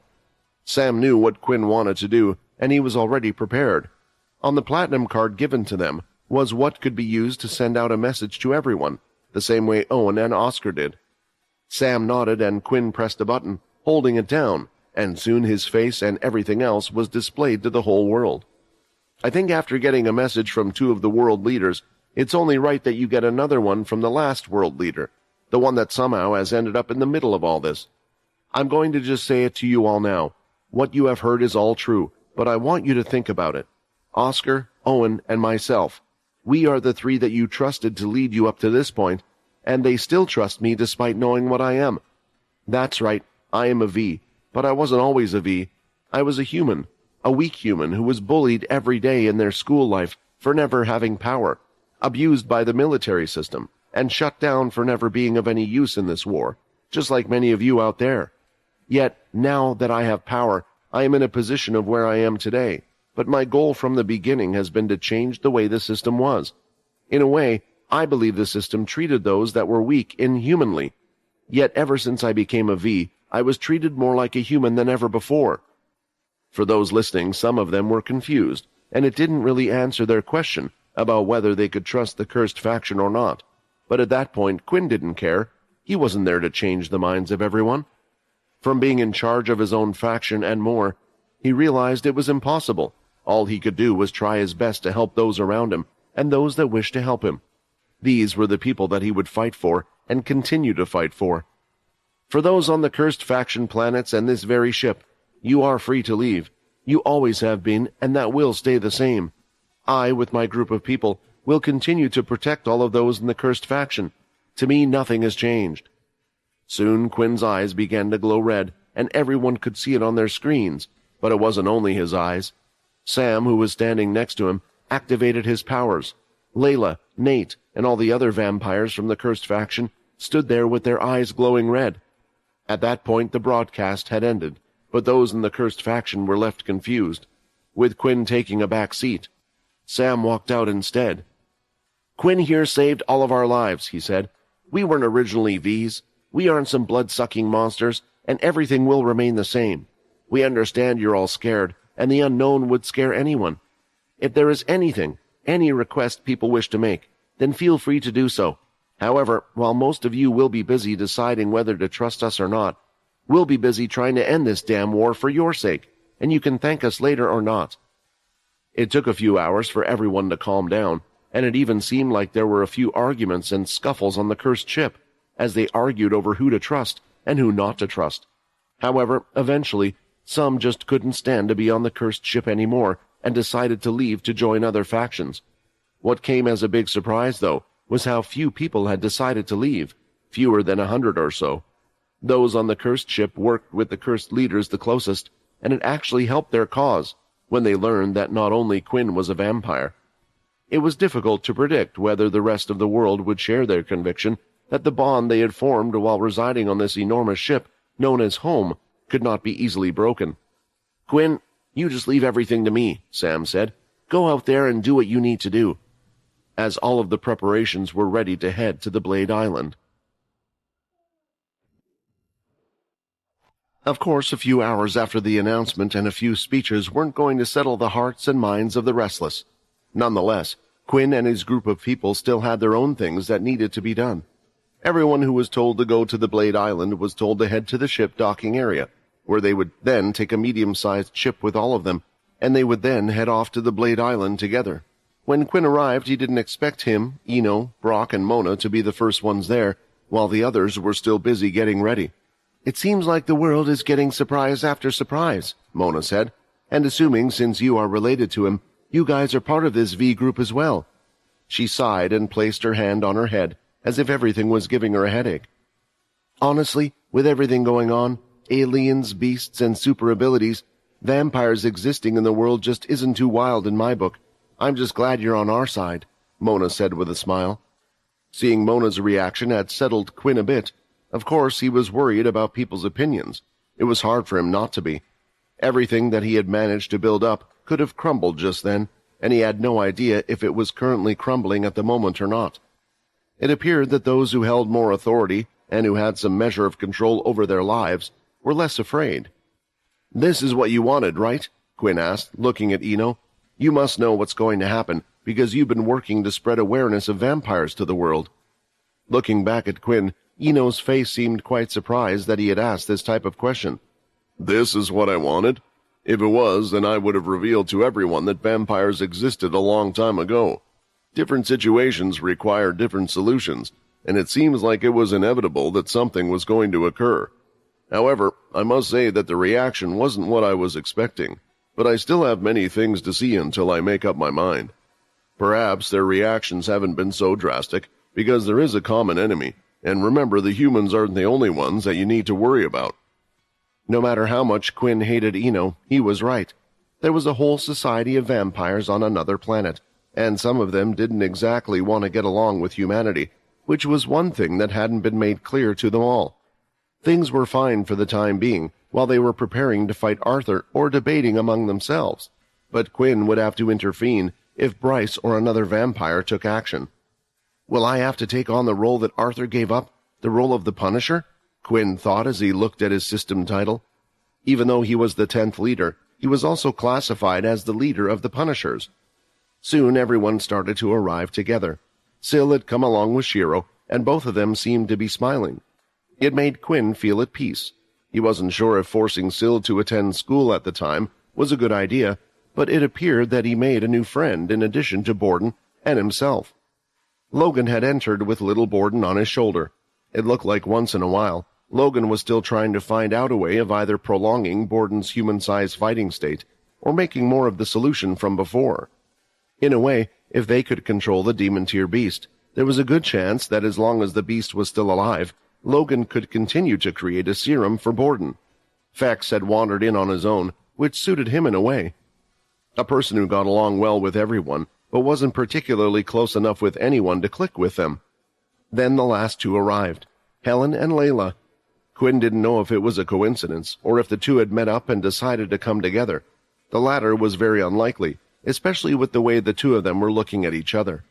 As they walked towards him, they were power walking, with one person trying to get in front of the other. "Do you really think you can win him over because you two are similar?" Helen said. The cat was out of the bag, and from the announcement, it was clear Layla was also the same as Quinn. This meant, in a way, she had one up on her. "Are you sure bringing both of them along is a good idea?" Vincent asked. "The two of them are already butting heads, and we haven't even left yet." "A promise is a promise, and Layla actually far exceeded my expectations in that fight. How am I meant to say no to someone who tried that hard?" Quinn said, looking at Layla, still having the same fire in her eyes. After seeing how she was so upset before, Quinn was a bit worried it would take her a long time to recover, especially considering her subclass, which was more emotional compared to others, but she was back up on her feet and more determined. Shoving Layla off to the side, Helen had eventually won the barging match and now stood in front of Quinn. "Quinn, I realized that before I didn't really show you how determined I was. Look, I've said how much I like you, and I mean it. But I'm not the type to beg," Helen explained. "But if you really think for a second that I care about you being a vampire, or that will change how I think, then you are wrong. You can turn people right, then turn me. Turn me now, Helen said, as she pulled her shirt slightly and started to bare her neck. Quinn briefly looked around and could see that everyone was looking at him. Well, she is feisty and might turn into something good. It might not be a bad idea, Eno suggested. You will need a queen to tend to your needs someday. Look, it's really not like that. Besides, we don't turn people by biting them. Quinn nervously started to speak fast, trying to get all the information out at once. You could also turn into something dangerous. You can't eat your favorite foods. At that moment, one person stood in between the two of them, as one had expected, and it was Fex. He lightly pushed Helen away. Do you think being a vampire is easy? Fex asked. This isn't something that you should choose on a whim, just because there is a boy you like. As much as we didn't want to tell others, we are dangerous beings, and we can turn into monsters. I couldn't do anything. I couldn't control myself as my body called for blood, and then I killed one of my best friends, one of the leaders of the cursed group. Even though I knew what I was doing, I could see everything I was doing, and I couldn't stop it. Being a vampire is not easy, Fex said. The tension in the air was heavy after that, and it was a reminder to everyone there that being a vampire wasn't a pleasant thing. There was a reason Quinn had called it the cursed family in the first place. The doors being heard open had broken the awkward moment in the room, and instead of embarrassing herself any further, Helen chose to just walk past everyone and head into the ship as she waited for it to leave. What has gotten into you, Helen? You have never acted like this before. Is it because of that brat? I need to stop seeing this as a competition, she thought, as she began to cool, her head down. The one who entered was Sam. Before you guys go off, these are the other 3 people that will be joining you on your trip, Sam said. Bucky? Quinn called out. Can you at least remember my name? Chucky replied. After releasing the report to the whole world and having 2 additional world messages sent out, Oscar was sitting in his seat, shaking his head. He had deliberated on when would be the best time and what would be the best thing to say, but in the end, it looked like it still wasn't good enough. Sil, I know you have multiple requests about the V's, and I have filtered those messages off to the side as you requested. However, there is a report about multiple Dalki being seen in a certain area, Jane reported, as she scrolled through her tablet and brought up the report in front of him. It seems like a group of Dalki have been spotted on an X-Orange portal planet of ours, Jane reported. X-Orange? Yes, the second base at the time had sent their students to do an expedition there. It turned out that there were advanced tier beasts and possibly more dangerous beasts on there, so the portals were changed to a red portal. Soon after, our soldiers experienced an attack and decided to abandon the planet. We still had some surveillance technology left on there. While one of the groups was going through it, they found that a small faction had taken base there. If the Dalki had gotten on the planet, it must have been through a different method compared to usual, given the fact that it had gone unnoticed. The main issue was that the old orange portal planet was one of the planets that the humans claimed to own, and it was in the middle of their other beast planets. Are there any humans on the planet? Oscar asked.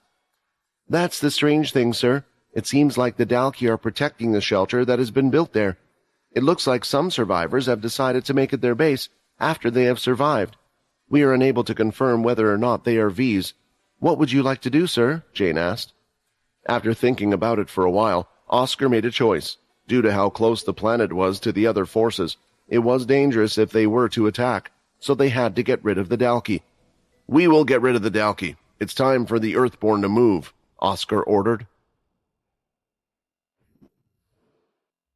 It was a tough ride as they went from the large, cursed ship all the way back to Earth.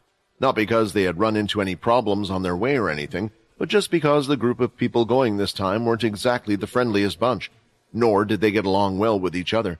The 2 girls who were interested in Quinn had spent most of their time being petty towards each other, while also trying to avoid each other, making sure to shut the bathroom door even if the other was waiting outside, leaving the kettle empty if they knew who the next person was.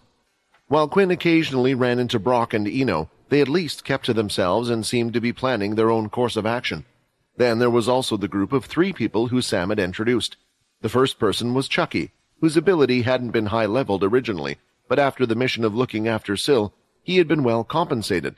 Thanks to that money, he procured the ability books he needed and managed to raise his ability level to 7. The next one that had come on board was another of the cursed leaders, Megan. According to Sam, Dennis had been completely against the idea. If she was going, then he wanted to come along. But Sam had reassured him that with Quinn, she would perhaps be safer from an attack than if something was to happen on the ship, and they needed a certain amount of power to defend themselves. As for the last person, Quinn recognized her, but he was unable to put his finger on where and when they had met. Hannah, a young woman with short spiked hair and hands beaten up to her forearms, somewhat resembled the martial arts god in his eyes. She was a person who was close to evil and part of the Parasite faction, and she had a level 6 ability. Sam acknowledged that although some members of their faction had higher levels, many had asked not to be sent after the announcement because they knew who they were. Although they didn't want to leave the cursed faction and would have gone with Quinn if ordered, he could tell they felt uncomfortable. It might just be me, but this whole atmosphere reminds me of school. People always had their own little groups there as well, Quinn thought. I wouldn't worry about anything, Logan spoke up, as he could see the concern on Quinn's face. The two of them were at the side table that was similar to a bar bench. They could sit on the edge and watch everyone else as they did their own thing. Little Borden was on the table and looked to be doing some stretches. I think with Brock and Eno, we can lower our guard a bit. It's been a while, but they haven't done anything out of the ordinary, and it seems like they really do want to make sure the Dalki don't get their hands on that dragon, Logan explained. Just then, Fex decided to join them, and before sitting down, he raised his hands in the air above Borden, nearly 3 times his height. The next second, Borden bent his knees and leaped up, touching the top of Fex's hand, even hitting it away. I see you're as strong as ever. I'm glad not all the Dalki are as strong as you. Otherwise, I might not be alive and standing today, Fex said, as he sat down next to Quinn on his right side. You might be right, Logan, but I still think we should be careful. He is the one who told everyone he was going into eternal slumber but never did, the person who tricked Arthur, and also the one who justified everything he did with Quinn by calling them tests, Fex argued. So although we can trust that he might not be out there to kill us, I still think we need to be careful. On top of that, what about the vampire world? I think the way Eno sees it, the Dalki need both parts of the dragon, correct? But then, aren't both halves equally important as well? In some ways, I think we should at least warn Bryce that the Dalki may be coming after them as well. There might be a lot of vampires I don't get along with there, but there are a few I really care about. Most importantly, my sister, my father, the 13th family, and other people I still care about are also there, Fex explained. Fex was right, but there was a slight reason why Quinn wasn't too worried. His system. Perhaps he was being over-reliant on it, but if anyone attempted to attack the 10th or the 14th castle, he should get a message, and he was sure he would do so if the Dalki did come to attack.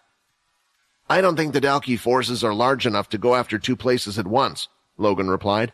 There can't be too many of them, especially since they can't make any more. The energy from the first dragon was almost all used up. That's why I couldn't create enough of the green liquid injection for Borden. However, it sounds like this green one is alive and kicking. Later, Helen pushed Layla while attempting to grab a snack from the table, causing Layla to be thrown to the side and land on Mona, hitting her on her back, making her drop the purple lipstick she had on her lips at the time. Will you stop it? I feel like I'm on board a ship full of children, Mona shouted in annoyance. I'm going to go mad if this continues. Quinn, aren't you the leader around here? Punish them or at least say something before I will. Quinn hesitated, as he didn't know what to say. How much longer do we have until we arrive? He asked meekly. It looks like we're nearly there, Shiro said as he pointed at the vast blue ocean. They had already gone through the space teleporting station and had arrived on Earth, but seeing the water was making Quinn's stomach act a little strange. He tried to avoid looking at the sea while placing his hands on his stomach. Are you getting sick just looking at the ocean? Logan asked. I understood when we were in the small submarine, but we're simply flying over it now. It's not that, Quinn replied. It's just that I'm starting to remember the last time. Who knows what creatures are in there? Logan remembered that they had encountered a huge beast that was also submerged in the water. Are you talking about that giant beast in the water? That beast should also be at a high tier and might be quite handy to have, Logan said. Maybe it will serve as good practice, Eno interrupted their conversation. It appeared that despite him talking to Brock, he had been listening the whole time, but in some ways, Quinn wanted Eno to know what he thought of him and the words spoken about him. Should we really exhaust ourselves like that? We don't even know what level it's at, Fex argued against it. Not for fighting, but we can use this beast to test just how strong Sill's abilities are after copying everyone, Eno explained. Oh, that's how his ability works, Chucky commented, listening in on everything. But he might as well have said nothing because no one had heard him. Soon the eyes turned on Sill, who looked a little shy, raising his shoulders in an attempt to block the eyes on him. I can give it a go, but I don't really know how the taming ability works, like what happens if I can't tame it. Didn't you say we have to beat it up or something? Sill questioned. It looks like you might have to learn on the go, Brock shouted, as he quickly steered the ship to the side. A large tentacle appeared out of the water. The tentacle's width was as big as the ship's, and if it had hit, then they would have all been slammed into the water. Get to land, hurry, Quinn shouted, a little more afraid than usual. After staring out of the way, Brock landed the ship quite quickly on the sandy beach, and soon the large head of the giant creature, which was pointy-shaped, and a large singular eye could be seen, poking out of the top of the water. It looked quite similar to that of a giant squid. Everyone quickly got off the ship, and as long as they stayed on the beach, it looked like the squid was going to continuously attack them. Inspect. Demigod tier beast.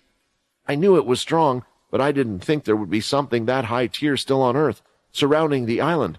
Just what is this place? Quinn thought. Mona stepped out in front of everyone else, poised as always and donning a pointy hat. You need to learn how to use the ability, right? Well, I guess this is a perfect way to show you, and it looks like I might be able to get myself a new pet while I'm at it, she said with a big grin. Remember, I too was one of the leaders of the Big Four. My strength doesn't just rely on the beast I have with me. You guys stay back, she said, as she charged forward.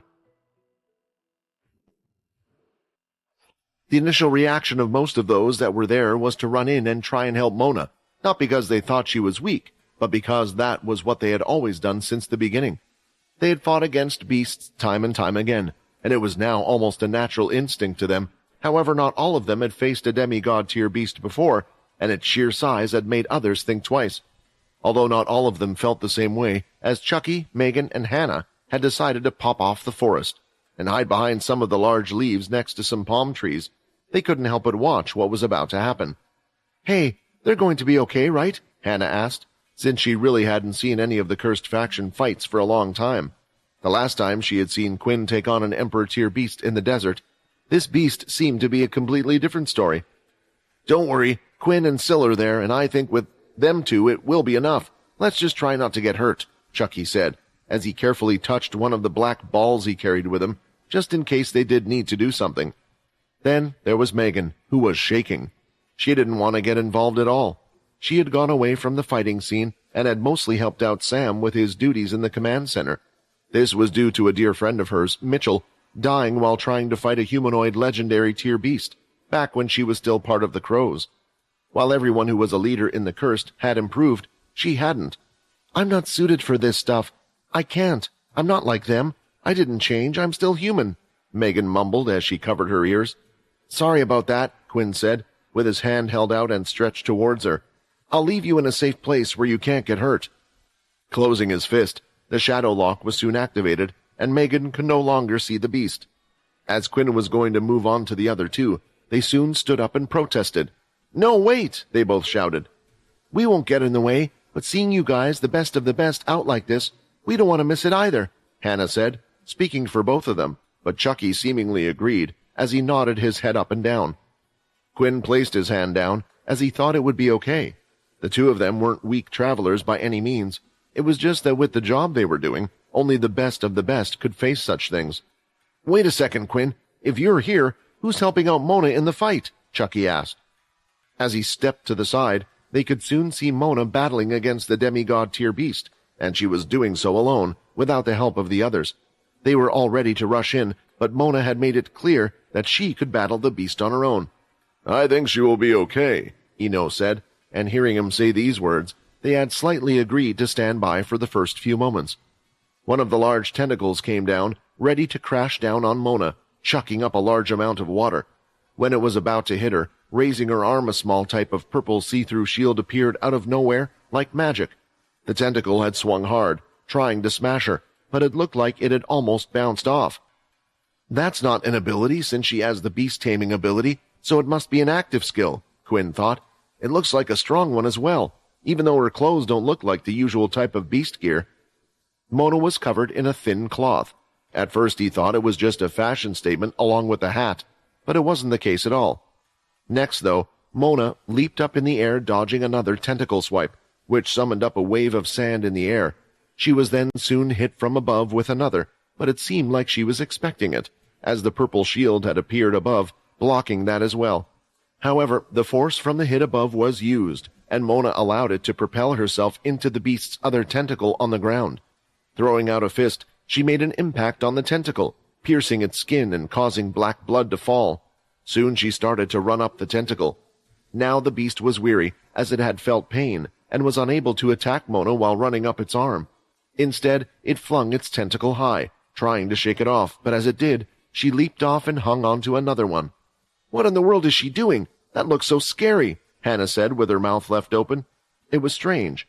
It looked like a small human was going up against a god of the sea, and somehow she was able to avoid the giant tentacles while going from one to another and hurting it along the way. "These world leaders wouldn't get far with just their powers," Ino started to explain. "Think about it. In their family, they probably have many who have similar levels of ability. But what makes them different, allowing them to grow compared to others? For Mona, she is fearless when in battle, and will do anything to control a beast stronger than herself. Watch carefully, Syl. To use the tame ability, one must touch the beast on the top of its head. However, if it's too strong or your MC points are too low, then it will do nothing. You are able to weaken the beast and hope to tame it once more using your MC cells. Once a link is successful, then those MC cells you have used will be permanently lost in your body, connecting you and the beast at all times. However, there are some beasts that will just refuse to connect, but Ilston managed to tame the dragon, so you should be able to as well." Although Mona hadn't damaged the beast much, she had tried it out, and it looked like soon it would dive into the water. Seeing this, Mona then leaped onto the top of its large head and made sure to dig one of her hands in its skin to hold on. A few moments later, the waves started to settle, and the beast's arms were lowered. They were no longer frantically moving about in the ocean. It looked like Mona had successfully captured a beast for herself. While riding its large head, she slowly made her way to shore and stopped. Lifting Mona off its head with its tentacle, it then placed her on the sand once again, and she had a large grin on her face.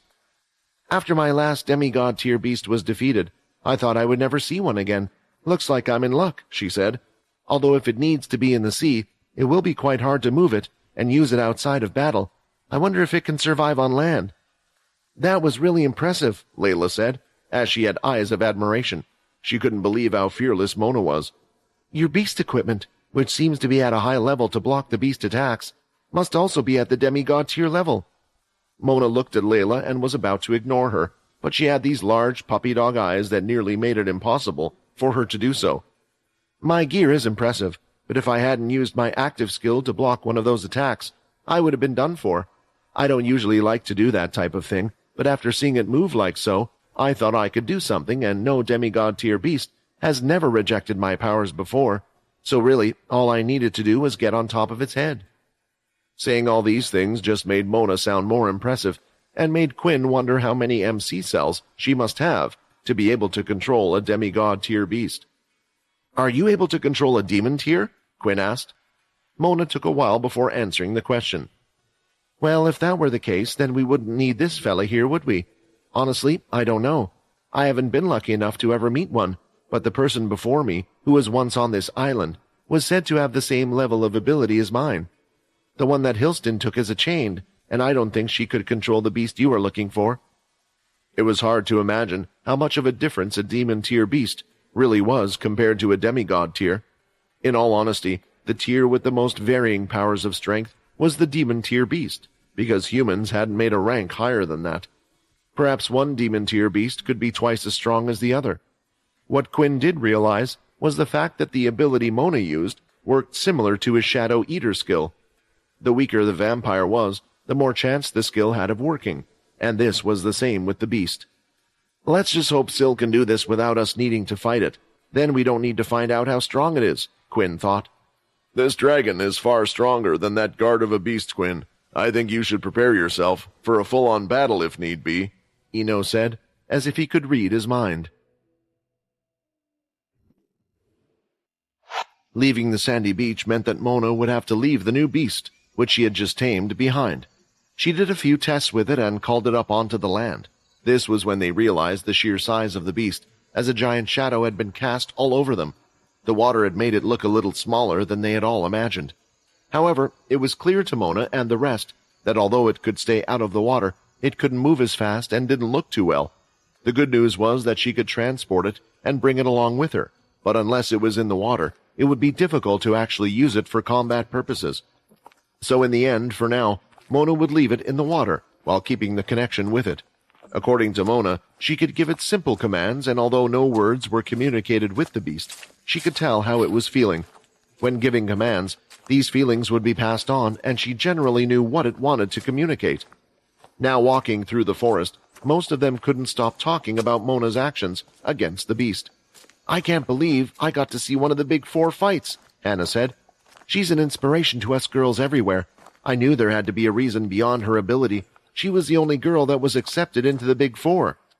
I always thought she would be more like a witch," Chucky couldn't help but say. He hated to admit it, but he had judged a book by its cover. "Those skills she used, they had nothing to do with her ability. She actually fought and swung, diving in against that beast on her own," Layla thought. "I hope maybe one day people can look up to me like that. I wonder if Quinn likes those types of girls." "Come on, if it was me, I would have just tied the beast's limbs up. Piece of cake," Vex commented while pulling back his hair, which had gotten a little wet in the fight. "I could have blasted it with my thorns, exploding them on impact. I wouldn't have had to even get close to the beast," Helen said as well. "Ah, yes, but then you two would have killed it, wouldn't you? But now I get to use it as I wish to help me by my side," Mona replied, hearing everything as they continued to walk through the jungle. Eventually, they started to come to a point in the forest where there were pathways leading to different areas, and they now had to choose where exactly to go. "Whoa, is that a castle? It's like those really old-style ones," Shiro said as he pointed towards the top of the hill it was based on. "Wait, Syl is from this place, right? So is this where you grew up?" Syl didn't answer, of course. He didn't because they weren't exactly pleasant memories that he had of this place, and Shiro, noticing this, now felt kind of bad. After all, they had only come to this place because the Blades currently weren't here, and he had been told they weren't the best of people. "Quinn," Syl finally said as he lifted his head, "do you mind if we take a quick look around to see if there is anything before going to the tablet? I just want to check if there is anything." "I assure you, I checked out the whole island before you got here.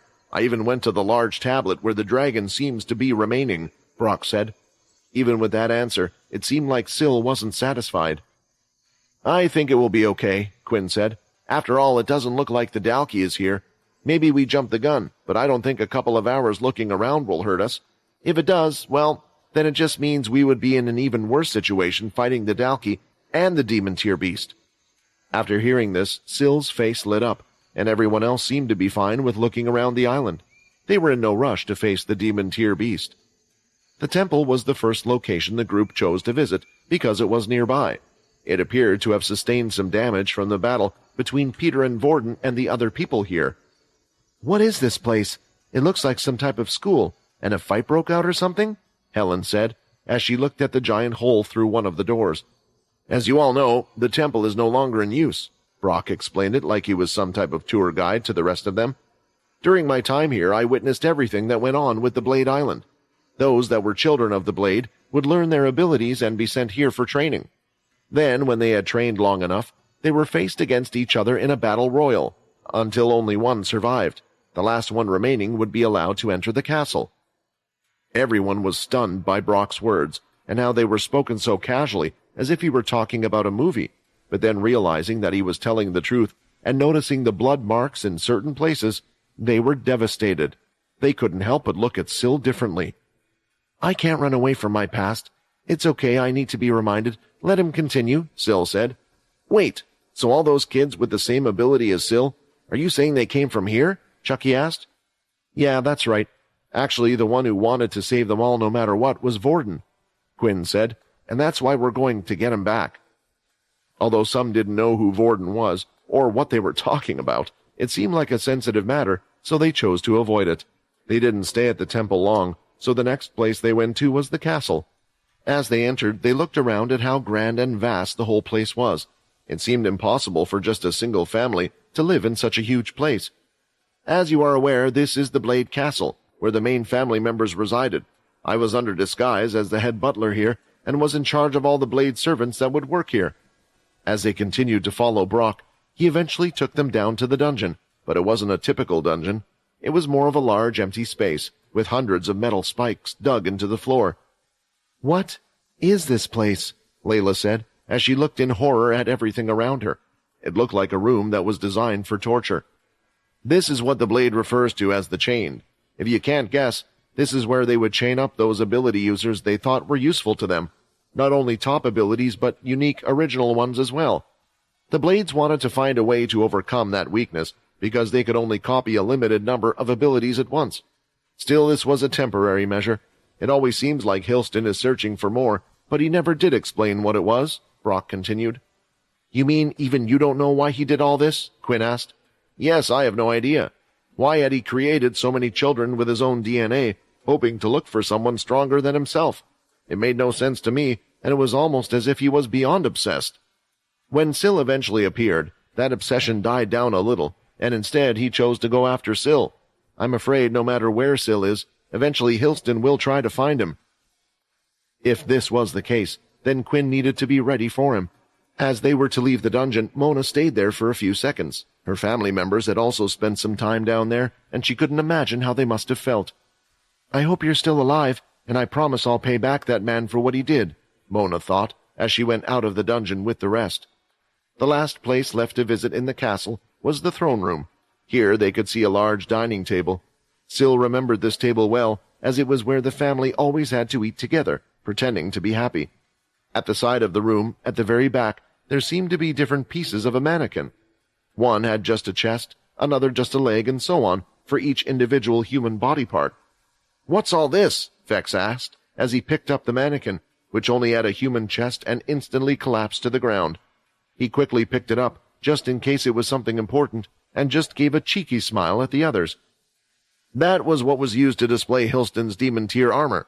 He had managed to make a full set of it from multiple crystals, and at one point had one of the best forgers in the world created for him. That was until he killed the forger shortly after, making it so no one else could create a set just like it. "A set of demon tier armor?" Mona replied, thinking she had misheard.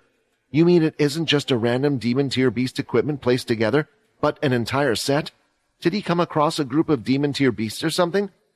"I don't know the full details, as I wasn't with him, but it was the most hurt I had ever seen Hilston before, and even his old demon tier equipment seemed to be quite damaged," Brock replied. At that moment, everyone's body started to shiver as a natural response. Just how strong was Hilston, and was what Brock said true? Back then, Hilston was never able to activate the demon tier equipment he had used against Arthur, but what if he had? Would it have been a different story? "Come on, we can't be that scared. Quinn and the other leaders managed to defeat him after all. You guys can just gather up and beat him again," Mona said, in a half-joking way, just to calm herself down. "We weren't the ones that beat him," Quinn replied. "It was an old friend of mine." "A friend? I didn't hear of this. Did he die, judging from how Quinn is speaking of him?" Mona thought. "Come, let's go to the tablet if there is nothing else here," said Quinn. The giant stone tablet was located at the back of the castle, which was partially built on a hill. However, the tablet itself was even bigger than the castle, so it was pretty easy for them to see where they all needed to go next. Currently, they were making a slow climb up the hill. The terrain was still quite green as they fought through the overgrown trees, but at the same time, a clear, wide path could be seen, as if people had been here multiple times. The reason why they were moving slowly was due to the demon tier beast that was said to be on the giant tablet. "Why can't my body stop shaking? We haven't even reached the top yet," Chucky asked, as his legs continued to feel weaker the closer they got. "Many people are unable to handle the pressure of seeing a demon tier beast with great power. Faced with one, they would just freeze up and end up in their belly," Brock explained. "However, in your case, I believe you are just worrying too much." The girls chuckled at Brock's observation, but that didn't change the fact that they too were a little worried, for they knew that the Dalki themselves, who were so strong, had come from this demon tier beast, so they could somewhat imagine its power. "I did say you didn't have to come along," Quinn reminded Chucky, as he turned and looked back. Quinn and a few others were completely fine, unafraid, even still, because they already knew this was something that needed to be done. The castle looked like a safe place for you to stay. That's why I let Megan out and told her to stay there for now, Quinn said. Come on, Chucky shouted, as he punched his leg a few times, straightening it out, and continued to walk forward. I told you already, there's no way I can miss this once-in-a-lifetime opportunity. A tablet that might be the cause of why the whole world has their abilities, and a legendary demon-tier beast that guards it. I would regret it for the rest of my life if I hadn't come along. On their way, Brock had spent a little time explaining why they were going after the tablet. Ino's ability should allow them to transfer one of the tablet's abilities into Shiro, who had never learned any other ability before. What was troubling Quinn, though, were the senses in his body and head. Ever since they had gotten on the island, his body didn't quite feel like it was working the way it should. The same thing happened last time as well. If it wasn't for this, I wouldn't have struggled so much to find where Peter had been on the island back then. He then went to turn to look at the others with him, but they didn't seem to be feeling anything strange, even when looking at the other vampires. Is it just affecting me then? Quinn wondered. Finally, the hills started to level out, and the path was winding, but at this moment Brock, who had been leading the way so far, decided to stray from the path and enter the jungle itself. His footsteps were almost silent, and everyone else followed him as well, and that's when they could see it. Not only that, but could hear a loud, constant crackle that would disappear, going in and out. A large open area, and the tablet in sight. Alas, that wasn't the only thing that was there. In front of it they could make out the large black dragon. The crackling sound seemed to be coming from the dragon, due to it being asleep. So we have finally reached our goal, and both of them are in front of us. But this brings us to quite the troubling predicament, Logan stated in a quiet tone. Indeed, since we hadn't seen the dragon in any other areas, I assumed that it might be here, but I was really hoping that it wasn't, Brock sighed. Heading away from the edge of the green area, they walked further into the jungle, hiding from the beast, while they decided what to do next. I think this whole thing is quite simple. Syl has already copied everyone's abilities, Ino said, so he should be able to just walk up to the beast and tap it on its head, attempt to control it. If it works, then we can move it away from the area. It seemed like the obvious choice, especially if they wanted to avoid fighting, but Quinn had a different idea. No, Quinn argued against it. Ino, you need to complete your part of the deal first. For one, we don't even know if that tablet has abilities in it, much less the ability that we actually need. I want you to pass the ability on to Shiro first, and once we know we can bring back Vorden and Rayton, then we will move the dragon as you wish. After saying these words, Quinn stared directly into Ino's eyes, and the original stared back. The others began to disperse because they thought a fight might break out at any moment. Do you understand how important this beast is? Ino questioned, the look on his face for once, changing into sheer annoyance. And do you understand how important my friends are to me? Quinn replied, unwilling to take a single step back. Or has a lack of having any distorted your mind, old man?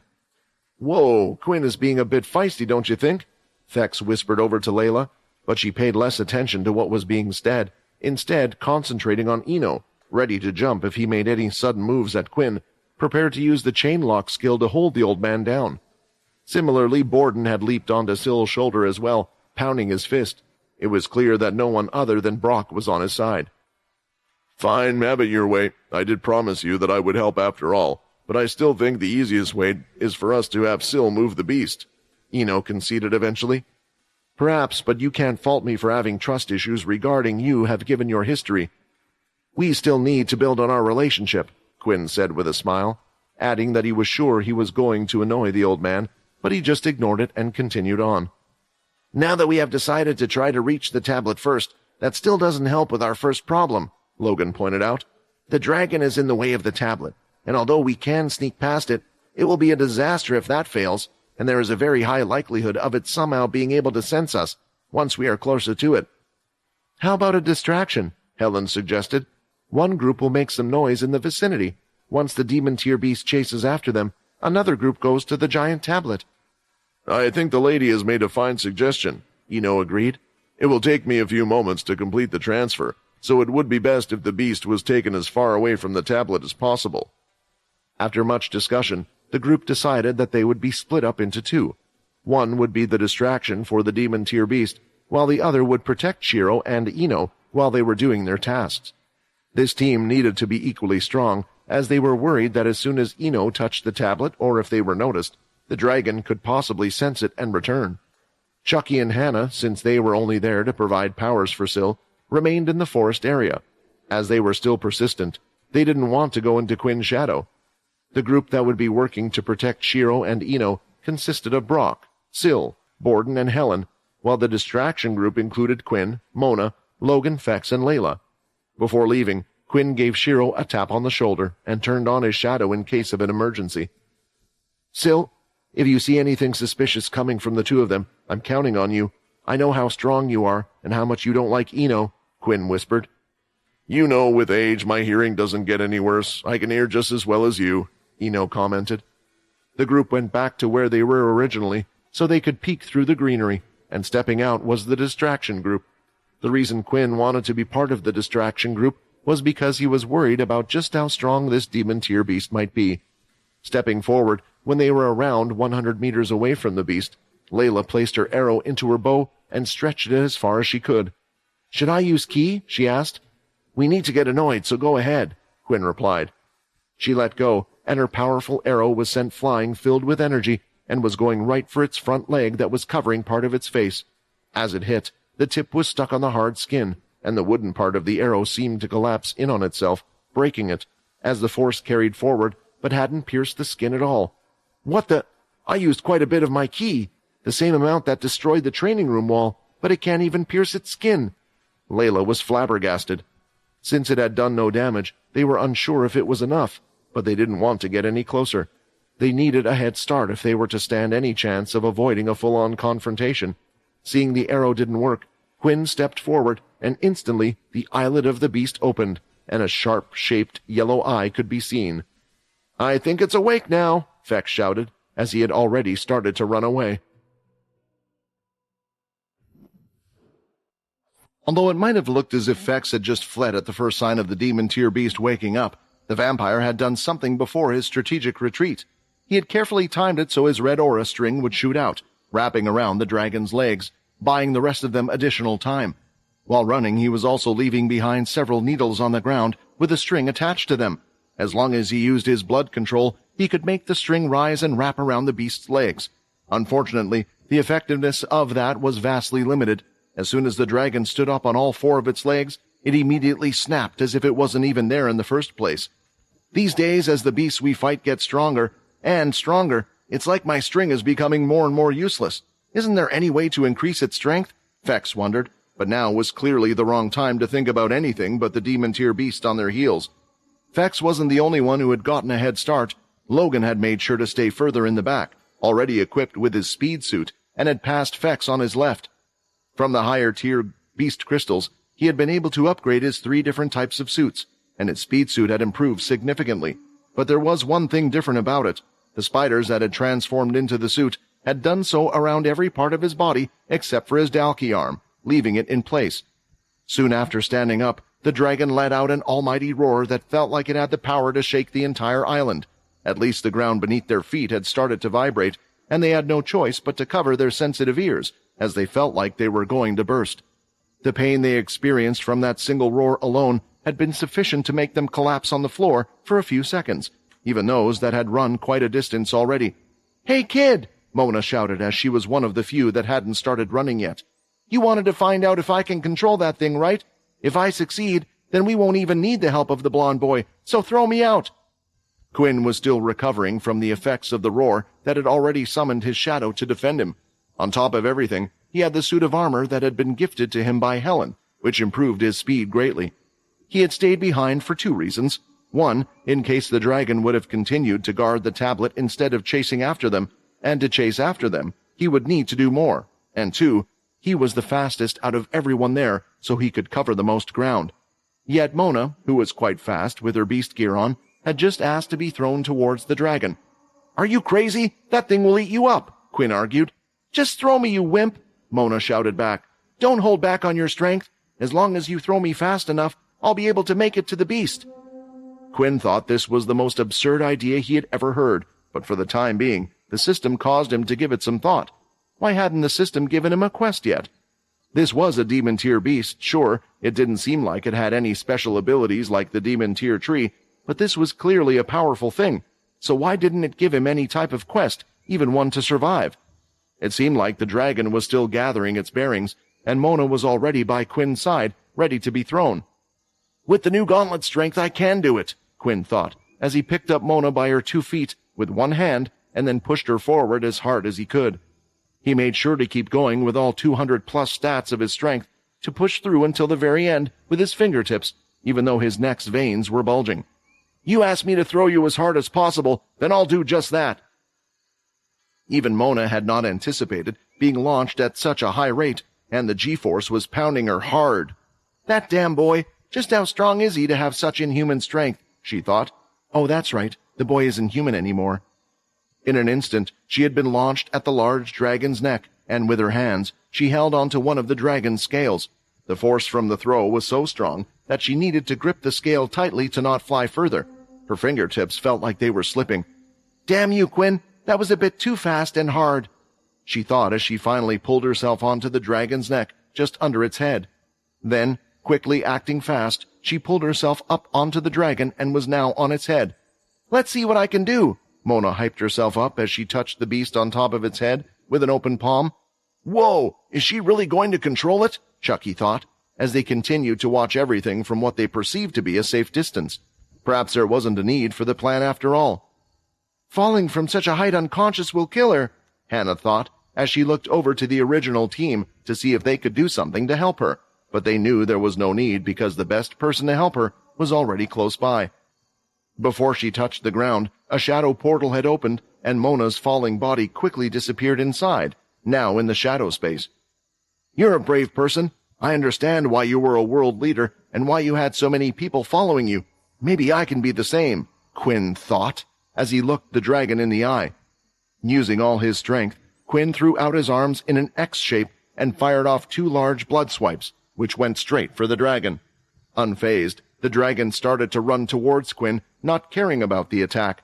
However, as it hit the dragon's upper body, where its chest area was, it could feel something for a few seconds before the attack went away. Did it work? Chucky exclaimed excitedly. However, when looking at the dragon, the beast looked absolutely fine. How can its skin be as hard as the diamond crab? I thought since this was just half a demon-tier beast, it might be a bit weaker.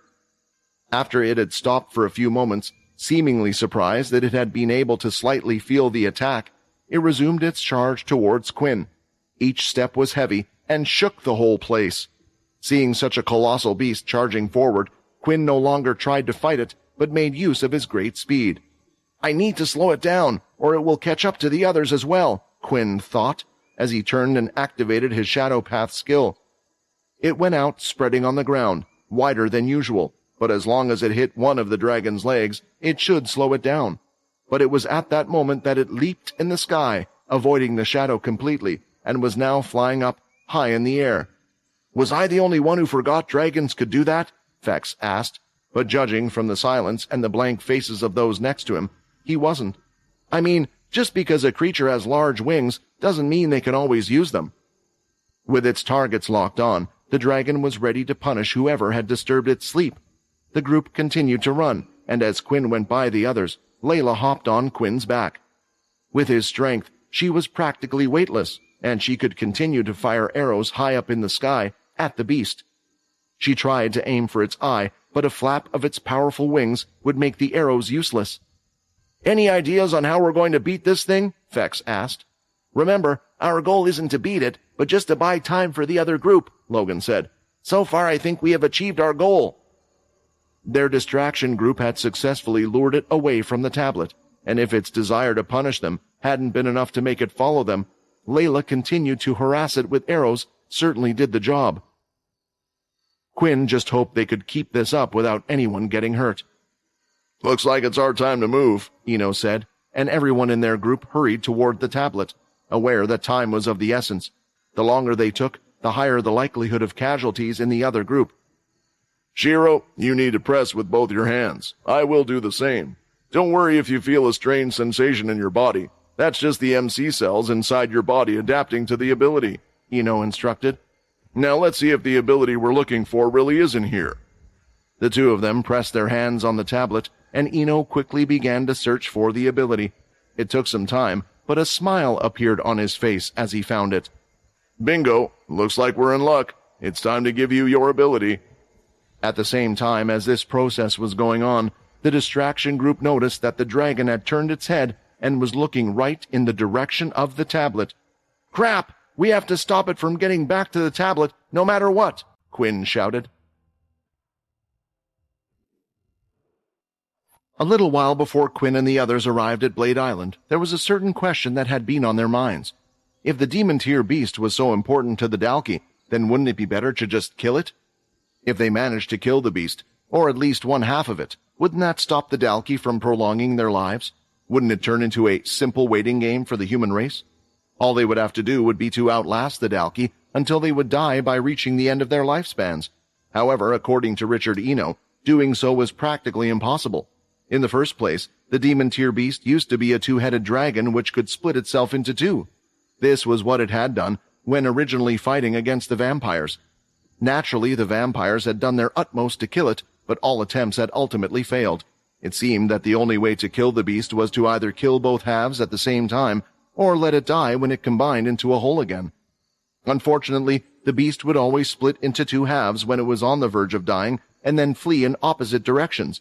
Even after managing to kill either half, the other had somehow been able to sprout its second head.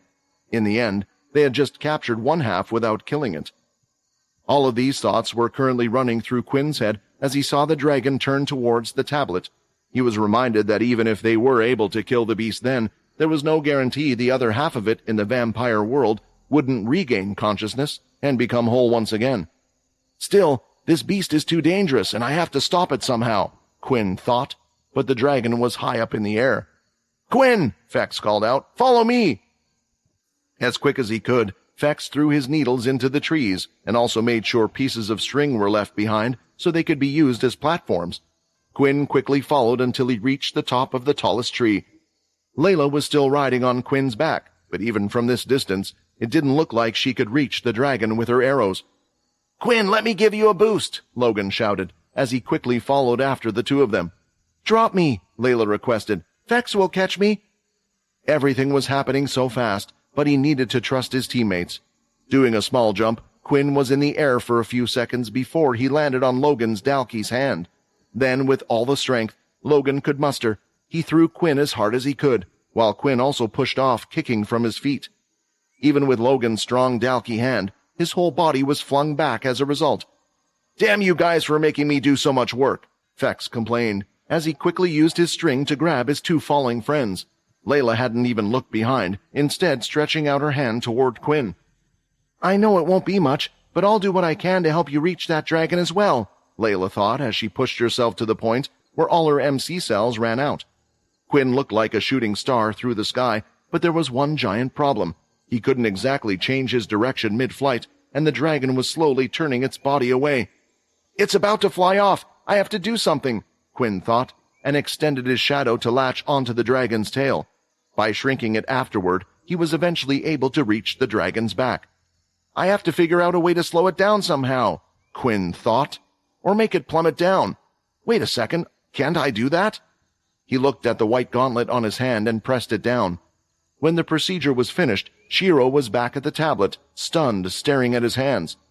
It's over already? Is it really done? I don't feel a difference yet. That isn't too surprising. I practically added a part to you that you have yet to become familiar with.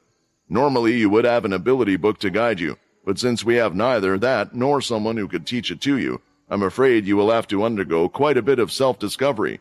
It will depend on your talent as to how fast you will be able to help your little friend there, Ino explained. Shiro looked at Syl and smiled. Come on, let's give it a go, he said excitedly, as he reached out towards Syl, but soon his hand was knocked away. No, Ino said. Just like I held up my part of the deal, Syl needs to hold up his as well. He needs to move the dragon first. Your little actions could possibly make it so Syl goes back to the way he once was. Brother, look above, Borden shouted, as he pointed towards the sky, and that's when they could see a dragon coming their way. However, it wasn't flying straight towards them. Instead, it seemed to be flying drunk? It flew in circles upside down and then left to right as it made its way towards them. It would have been hilarious to see if that monstrosity wasn't coming closer with each passing second, despite its questionable style. "Everyone move!" Brock shouted, and it didn't take long for all of them to split. A few seconds later, the dragon smashed into the ground where they had all just stood, throwing up dust and dirt everywhere. Fex, with the others, had already been in pursuit of the flying beast. Despite its giant size and ferociousness, they were all worried about Quinn. As for the person in question, when the dragon had crashed, Quinn had tried his best to hold on, but the force of the impact had thrown him quite a distance off. "Damn, I think my plan worked a little too well, and this energy I'm feeling inside me, it's so wild and strong." Quinn looked at his hand. While on the beast, Quinn had come up with one of two plans. Plan A had been to attack the dragon repeatedly until it would eventually become poisoned through the gauntlet's passive. The problem with this was the hard skin the dragon seemed to have. He had been unsure if he would have been able to succeed in time before the dragon had reached the tablet. As such, he had gone with Plan B, which had been to use his other gauntlet's active skill, the energy drain. He didn't think it would work so fast or well, but he also had nothing to lose by trying it. At first, Quinn had felt his whole body return to peak condition. He hadn't used much of his stamina so far, but what little he had been refilled. After that, though, his body had entered into some type of overdrive as more energy was flowing into him, the energy of the beast itself. At first, Quinn didn't think it was having much of an effect, but being powered up, he thought he could at least deal a large significant blow to it. But then something strange started to occur. The dragon had started to spiral out of control, as if it was doing anything it could to get Quinn off its back. Most likely it was experiencing something it had never felt before, its power being sucked away, so it had wanted to get rid of the tick responsible. In the end, the two of them crashed together, and Quinn got chucked off to the side.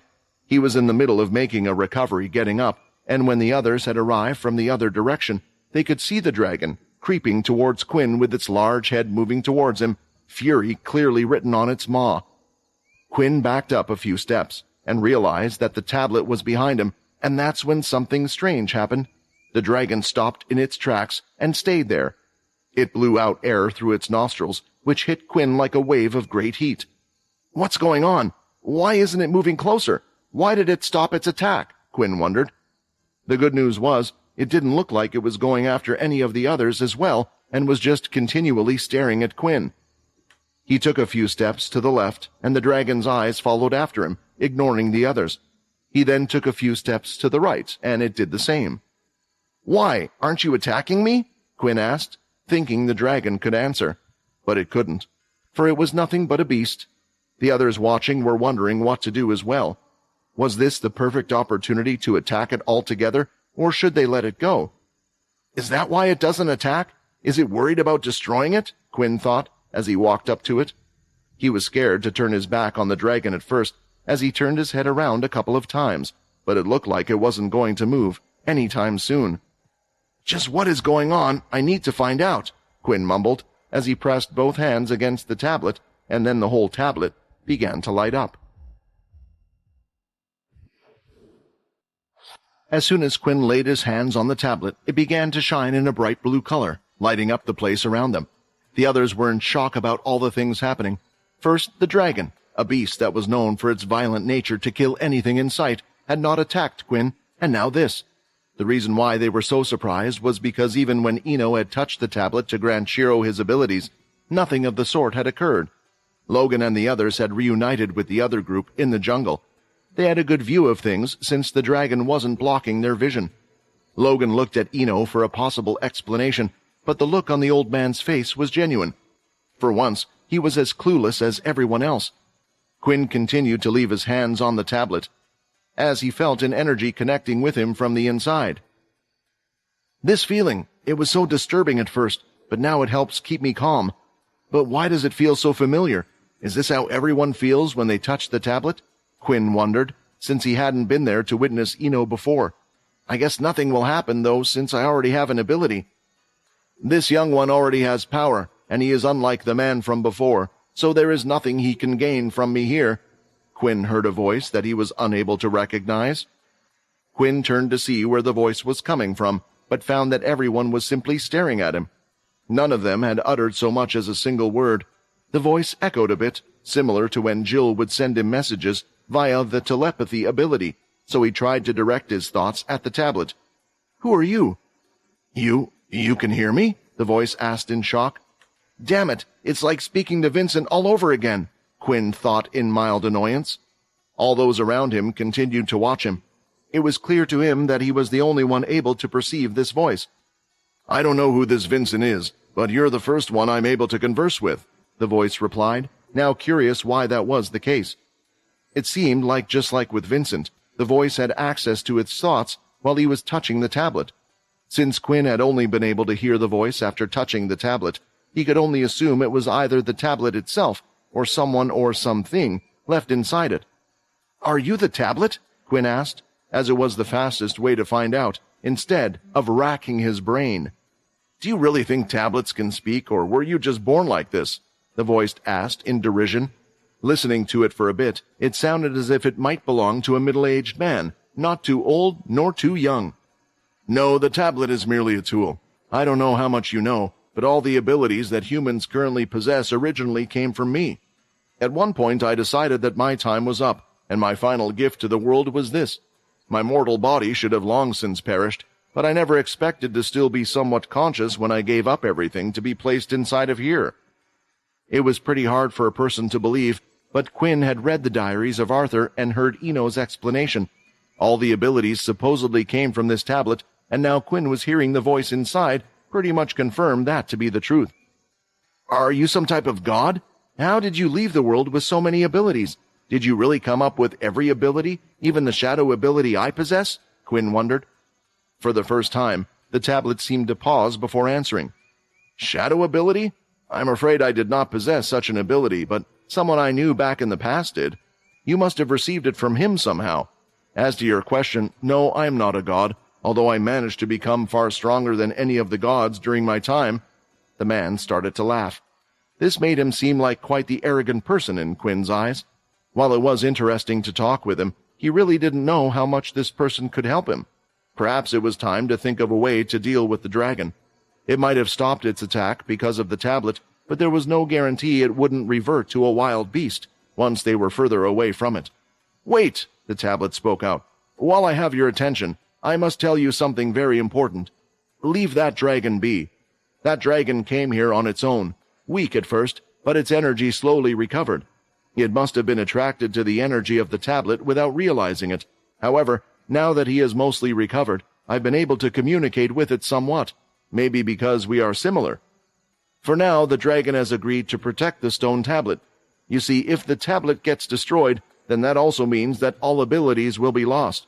The way the system has been set up, the tablet will grant people a suitable ability. When the last person with that ability dies, then it gets sent back to the tablet. Then it will be passed on to a new person who is suitable for that power. However, if the tablet gets destroyed, then there is no place for the ability to come back to. Do you understand? Earth has gone on a long time without trouble, and in doing so it has forgotten its roots, its powers, so this is the only way." He understood, but Quinn now had a new problem. They had come here to move the dragon beast so the Dalki would be unable to find him, but at the same time, it seemed like the tablet was of utmost importance to humanity. While the dragon was one thing, the tablet would be nearly impossible to move.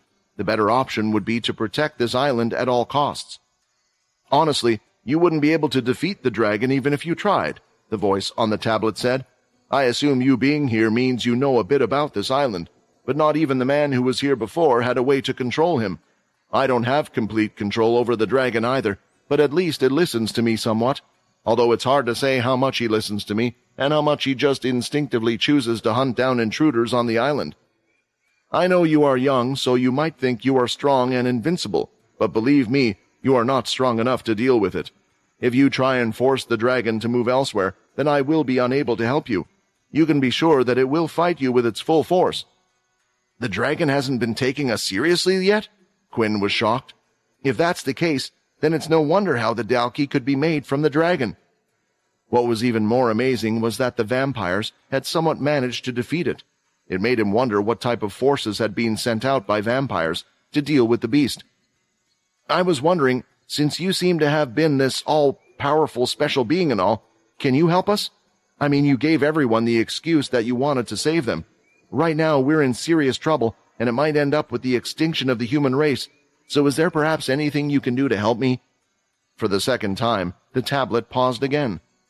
"I'm afraid there is not. You already have an ability, so I cannot give you another.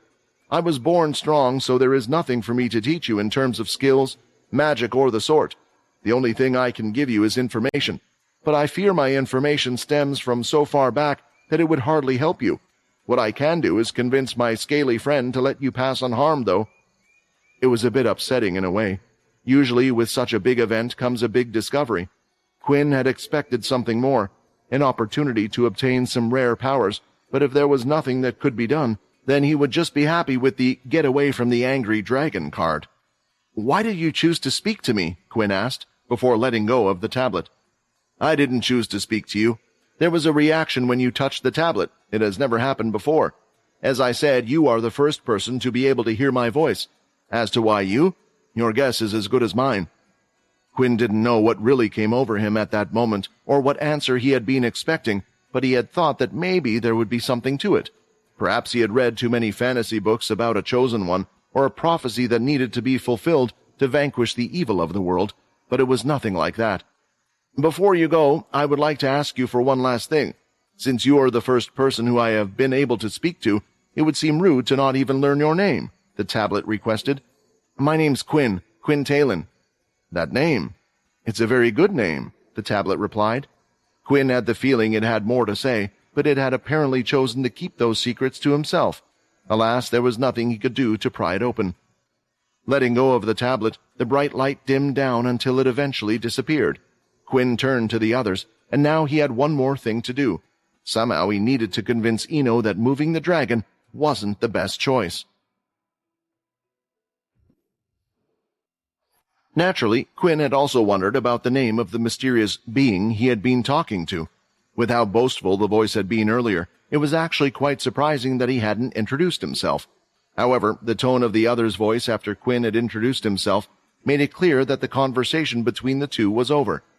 There'd be no way for the others to hear what had just been going on.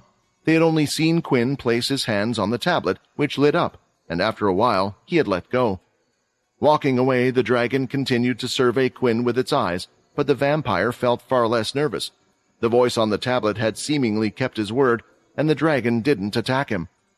The others could see how calm Quinn was, walking over to where they were, so eventually they came out to meet him, worried that the dragon might suddenly change its mind. "Quinn, are you okay? Did you hurt yourself when you fell from the dragon?" Layla asked immediately, and Helen soon stepped forward as well, but both of them were a little frozen in place, for they could see the large dragon's head staring at their group. It didn't do anything else, but the gaze was enough to tell them that it wanted them gone. "I'm not hurt. You don't have to worry about that, but there are a few things I need to explain," Quinn said, and shared the details of the conversation that he just had with the person on the tablet. He didn't leave out any details either, as he saw no need to. The group gave a few odd looks here and there, but they certainly didn't think it was completely impossible. Case in point, the demon-tier beast that was tolerating their conversation. "Someone with so many abilities had to have been one of the strongest beings in existence. In history, we never learned of such a person," Logan stated. "If he really did have all those abilities, then what you are saying and what this person has done shouldn't be too much of a surprise. However, the only thing I can't understand is, why did he choose to speak to you?" Unfortunately, this was something that Quinn had no idea about, although he would have loved to know. "We've managed to get to the stone tablet and grant Shiro the ability, so I would like to suggest that we listen to the being and leave the dragon where it is for now," Quinn said. "I don't see any reason for him to lie to me. Honestly, with how powerful only one small part of the energy I absorbed from it was, I don't wish to fight it. If we try to make it move, some of us might get seriously hurt or outright perish. Besides, since the Dalki know about this island, they might destroy everything on it trying to look for the beast, including the stone tablet." "You're really going to listen to some strange voice you heard in your head?" Ino asked as he stepped out of the trees. "You do understand the consequences of Jim getting his hand on the dragon, right? He will be able to create even more Dalki, everlasting beings that could wipe out everything this whole universe has to offer." Taking one step too close to Quinn, the dragon moved slightly forward, and now its large head was hovering over the cursed faction leader. It was no longer looking at all of them as a group, but its yellow eyes were now directly staring at Ino, perceiving him as an intruder. It was so close to Quinn that he could feel the heat radiating from its large body from his back. Is he controlling it, like the same ability that Mona has? Chucky wondered. That would make Quinn the first person to have more than one ability, Hannah shouted back, as if it was an obvious answer. I, for one, believe he's told us the truth this whole time. Why would he suddenly make up having talked to a being if he had the power to control it the whole time? That voice must have told the dragon to protect Quinn for now. Still, despite the large dragon being behind Quinn's back, it didn't look like Ino was going to back down, or at least he wasn't afraid. It looks like this is the second time today that I will have to concede to you, but hear my warning, Quinn. Humanity's sake is no longer just in my hands. Now you hold a large enough position of power that you will have to play your part in all of this as well. Ino pointed at Quinn. We still need to figure out some things, Quinn mentioned, with the dragon backing away. Sensing no more hostility from Ino, he returned to his role as an annoyed observer. Just as the voice said, the tablet is one of the most important things here, and if the Dalki come here, we need to protect this place. Ino, I was hoping that we could use your army to station a few here, so they could inform us whenever there will be trouble. We can try to build a teleporter, but that might not work. However, the good thing is, the island is on Earth, so any attack should be spotted before they come here, giving us enough time.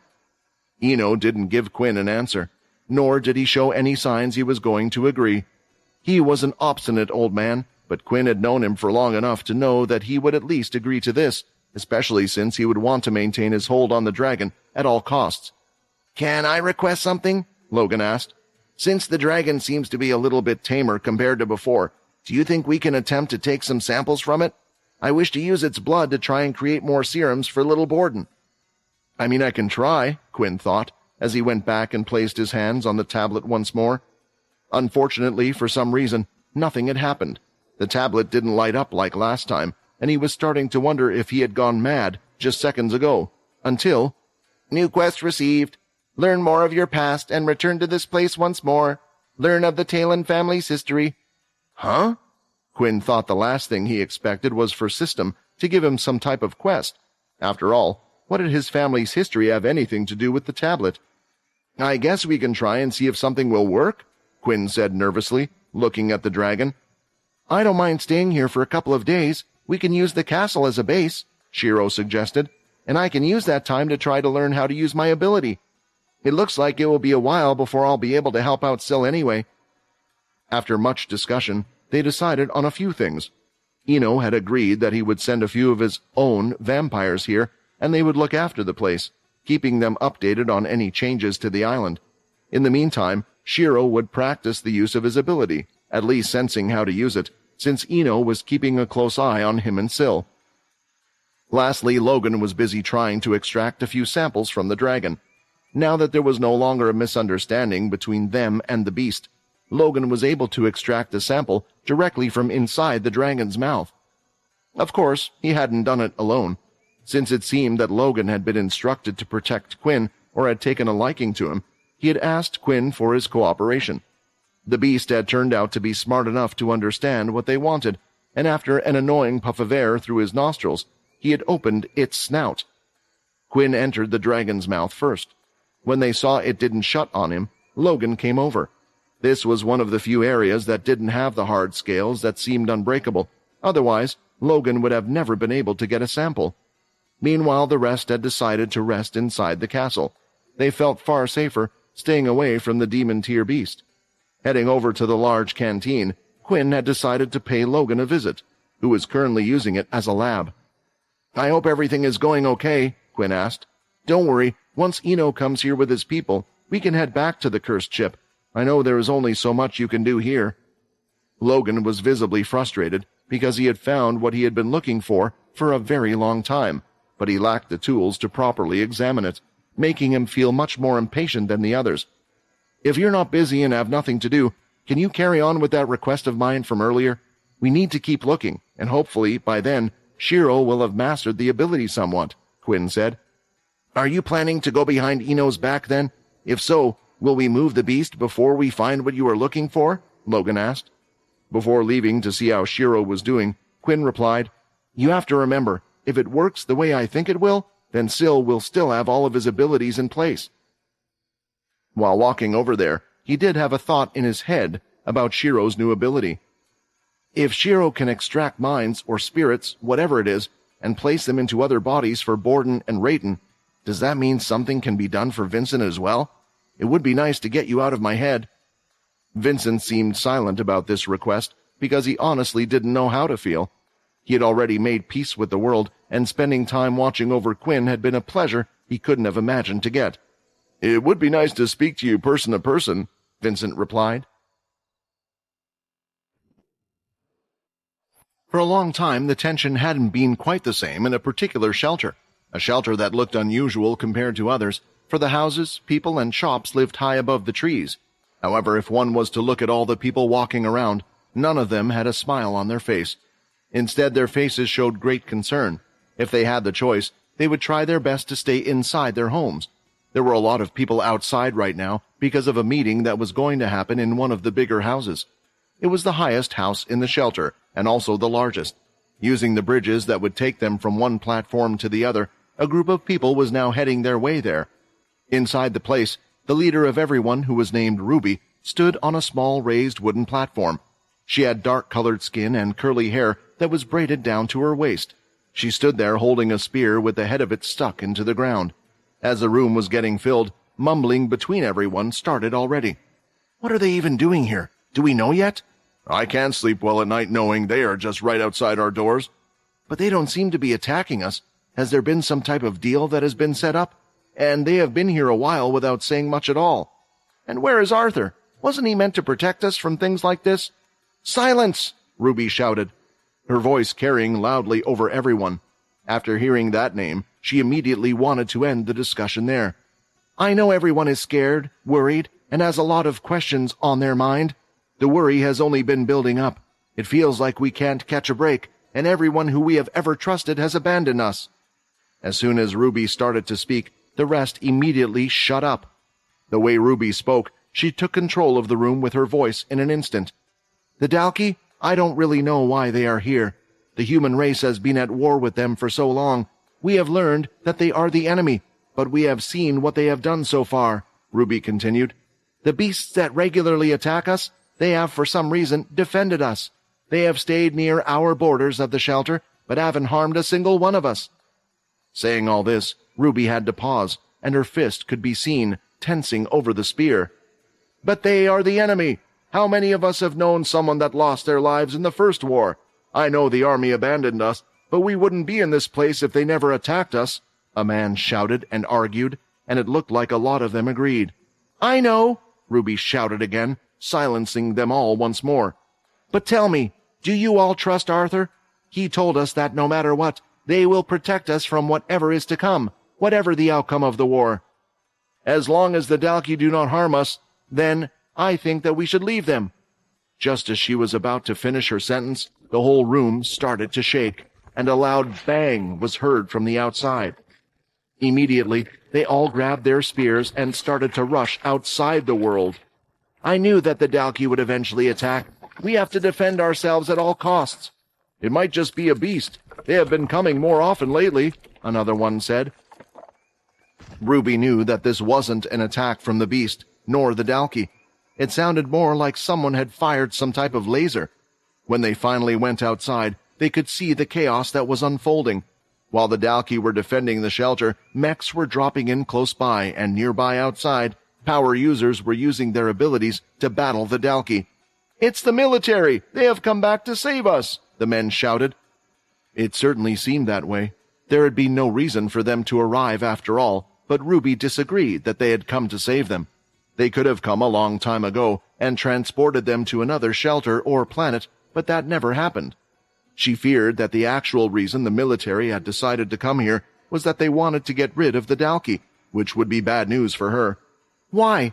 Why couldn't you just leave us in peace? Ruby said, as her face was full of tears, and she just wished one person was still here, Arthur. On the ground floor, 2 head generals had been sent to get rid of the Dalki force.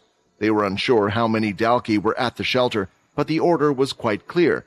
They were to suspect that the humans with the Dalki were part of the V's. The head generals that were down there were Head General Sack, along with Samantha.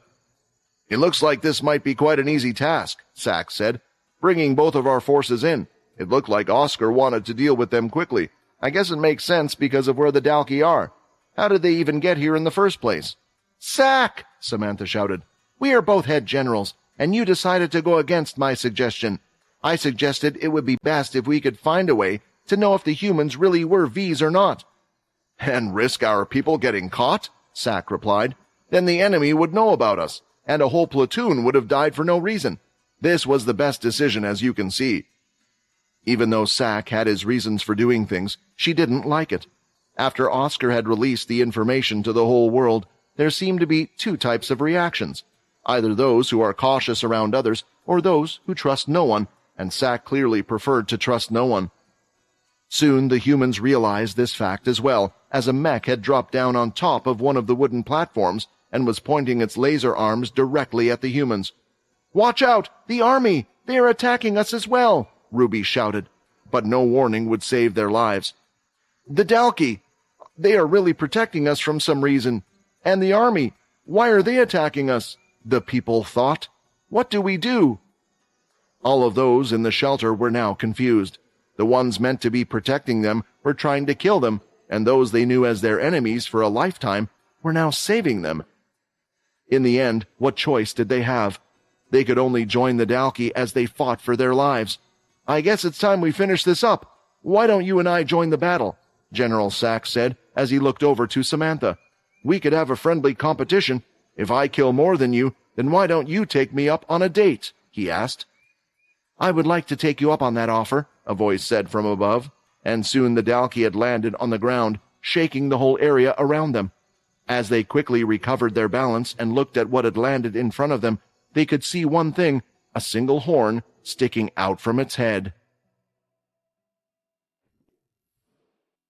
"What did you say?" Oscar shouted, echoing through the office they were in. The reason for his cry was the new report that had just come in. There was a nervous look on his assistant's face, as sweat was running down her face. Jane was afraid to repeat the contents of it again, for the matter was disbelievably serious. "We have received an urgent report from the First Earthborn Group. They have encountered the one-horned Dalki. The leader in the last war has not only been spotted, but appears to have already joined the battle," Jane repeated. At the moment, Oscar was still on one of the Bertha ships that were nearby the teleporting station. The main reason was his gut feeling. It had told him that something would be going on that planet. After hearing the news of the Dalki leader being there, he could only imagine that they were planning something disastrous, and if worse came to worse, he would have to join in the battle as well. "Quickly, I must prepare to leave. Samantha and Sack won't be enough to deal with him. It took all of the 4 leaders to take him on, and even though we have grown greatly since then, I fear that there may be a larger force than we first thought." As Oscar was getting ready to leave to head out to the battlefield himself, he couldn't help but think this planet or base that the Dalki had created must somehow be crucial to them. There was no other explanation as to why One Horn would be there personally. Could this be the base that allows them to communicate with the V? If so, we have to capture it at all costs. Winning the battle might be the key to ending the war, Oscar thought as he rushed over. At the same time, in the Dalki mountain-like structure that they used as their main base, Graham was the only Dalki present today, but he wasn't alone, for a vampire was sitting opposite him. "Do you think it was the right decision? You have sent out 2 of your strongest forces, Slicer and One Horn," Jim asked. "Of course, else I wouldn't have sent them out," Graham replied matter-of-factly. "You should worry about completing your own job. I have already given you a force to help you with that, have I not?" "Yes, but you see, I have lent that force to another, so once again I am left on my own." "Well, not without my own people," the vampire stated. "Jim, you are a smart person. I am sure you can guess what will happen. One Horn was sent out to fulfill the deal we made. Consider it our way to prove to you that we are indeed trustworthy. He won't fail his mission, and neither will Slicer. The humans are still unaware of our true strength. There is no single human in existence that could defeat Slicer or One Horn at the moment. Perhaps if all the powerhouses were to come together, it might be a different story, but that is why I instructed them to strike 2 different places at roughly the same time, Graham explained. Not a single human. I guess you believe the vampires are stronger then, Jim spoke. However, if not a single human can beat them, then what about you? Does that make you invincible? If only we didn't have one defect when you created us, Graham answered with a smile, which showed his vicious, sharp teeth. No matter how much he dressed in human clothing or made himself appear human, his teeth would forever reveal what he truly was. Seeing the partly broken single horn on the Dalkey's head that had landed in front of the 2 generals, they immediately recognized him. It didn't take long for Samantha to activate her soul weapon, bringing up the 9 tails of earth that would come out from the ground and stay around her.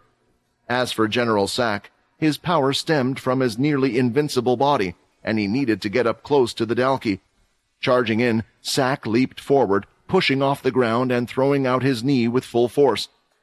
As it hit the Dalkey, the force could be seen coming out from the other side of his body, and Samantha thought this was the perfect chance for her to use her soul weapon, throwing out all of the 9 tails with the pointed tips towards the Dalkey's back. Please be hurt enough so he says still for just a second, she silently prayed. The tails were inches away from the Dalkey's back and were aiming right where their heart would be. It looked like they could possibly deal with this quickly. You've underestimated us. You're not the only race capable of growing stronger, Sack shouted as he prepared to perform another kick. The tails had hit the Dalkey, but they all smashed at that point, including the tips, breaking and chucking up piles of ground that fell to the floor. Samantha's eyes were spread wide open, as it was the first time her soul weapon, the sharp tips she could place on her earth ability, had failed to pierce anything. It would even work on the Dalkey. Sack went to kick Dalkey's head with all his strength. Although the beast gear he was wearing didn't particularly have any active skills, it was focused on the strength aspect more than anything. Having great strength and speed already, Sack was expecting to kill the Dalkey with a single hit. But all he could see was that the formerly unmoving Dalkey finally acted by grabbing General Sack's leg with a single hand. The kicks the military man had trained for a number of years had been stopped just like that. And that's when Samantha realized they were in for a world of trouble as she stared at the back of the Dalkey. Seeing the horn, they had already gauged how much of a threat he would pose, so they had acted fast. One horn, a strong 4-spiked Dalkey, they assumed him to be the leader of their race. However, the number of spikes coming from his back no longer matched their intel. Is this the power of a 5-spike? Even us head generals seem to stand no chance, Samantha thought. Run! Sack shouted. Get out of here and warn everyone! The next second, Sack's body was slammed hard into the ground while being held by his ankle. The ground broke beneath him, but his body was fine. Thanks to his ability, he was pretty resilient. Oh, I think you are the first human I have met whose body didn't suddenly splat into red liquid from doing that. I think I'm going to have a lot of fun with you, One Horn grinned as he looked over Sack. When being told to come here by Graham, One Horn was against the idea. He had thought this job would be pretty annoying, and he didn't quite understand why they were going through with this promise of theirs anyway. As such, the Dalkey was now quite excited to find someone who looked like they could put something up. When the Dalkey attempted to swing Sack again into the ground in another area, he tried his best to press off the ground, kicking off using a force equal in power. It's going to be hard with one leg, but I have to use everything I have. At the same time, the ground beneath him rose and shot up, and the one doing the work was none other than Samantha. With the forces joining together and all of Sack's beast armor powering him, he was somewhat able to equal the force of the Dalkey, and was now at head height with the Dalkey. But One Horn refused to let go of the leg. Spinning his body, not caring about breaking his bones, Sack kicked the forearm of the Dalkey, not once, but several times. Each time the air rippled on the other side of the forearm. You want me to let go that badly, then be my guest, the Dalkey said, as he swung Sack up high in the air, letting him go. He was soon sent flying, as he continued to go higher and higher into the sky. Sack! Samantha cried out. She needed to save him somehow, catch him or create something to cushion his fall, but she knew the Dalkey wouldn't allow her to move. But what can I do? She thought, and it also looked like the Dalkey forces were getting a second wind, as the humans from the shelter were starting to support them, fighting against the military power that was attacking them. Back down now, a voice ordered her, and a tunnel of ice shot out, heading straight for the Dalki. This attack made it clear that he had arrived. Oscar, the supreme commander of the military and leader of the Earthborn group. A 5-spike here of all places? This wasn't in the report, Oscar thought. It looks like we need to call for help as soon as possible. Quinn, Owen, I can't do this alone. Alas, for now, he would have to. There were no set schedules between vampires for when one would sleep or stay awake. Unlike humans, they didn't follow the sun, nor did they need as much sleep as humans. Then there were also subclasses that didn't require any sleep at all. As such, it wasn't too surprising that at any time of day, one could see lights all around the place and people coming and going around in the vampire world. Today, though, Bryce had given an order to a certain number of vampires to gather in the castle once more to hold a special meeting. He wasn't in his usual throne room. Instead, he was in the dungeon of the castle where prisoners would often be kept before heading off to the 14th castle or for execution. One of these deep underground tunnels led to a certain place. A special room that Bryce had created once he had become king, putting a special type of combination on the door. For this door, he didn't even allow Muka to know the combination, and Muka wasn't even made aware that such a tunnel existed in the first place. Going through the tunnels, the special leaders that had been invited could go and visit Bryce without the others knowing. This certainly seems more fun than the time when I was alive, Tempest said out loud to himself as he walked towards the special door. Giving a type of knock on the door that only he would know, it was soon opened from the inside, and Tempest could now see the other leaders that were there. You invited the second original? Susan, the leader of the third family, exclaimed, the shock being so great that she jumped out of her seat. If it had been any other time, she would have shown the vampire great respect, but today things were different for a reason. Calm down. He is already aware of everything that is going on and everything that has happened. I know the second family wasn't involved back then, but after what happened to Cindy, it was impossible to hide it from him. Besides, he has been a great help so far. Learning this fact, the rest of the leaders in the room stood up and bowed to him. The ones attending were Bryce's 2 royal knights, Prima Kilton, ex-leader of the 12th family, and Kyle Harlew, ex-leader of the 7th family. On top of this, Jill, the ex-8th family leader who still had her dead eyes, was standing rather than sitting at the table. As you have all been made aware, Arthur will come to pay us a visit, and there is only one reason we can all think of. He has come to get revenge for what we have done to the other Punishers, Bryce stated. I don't regret what we did. We needed to make sure that they would never come back, but because we didn't finish the job properly the first time, we still have troublesome people coming back now. To rectify our past mistake, I have gathered you here to ask for your help.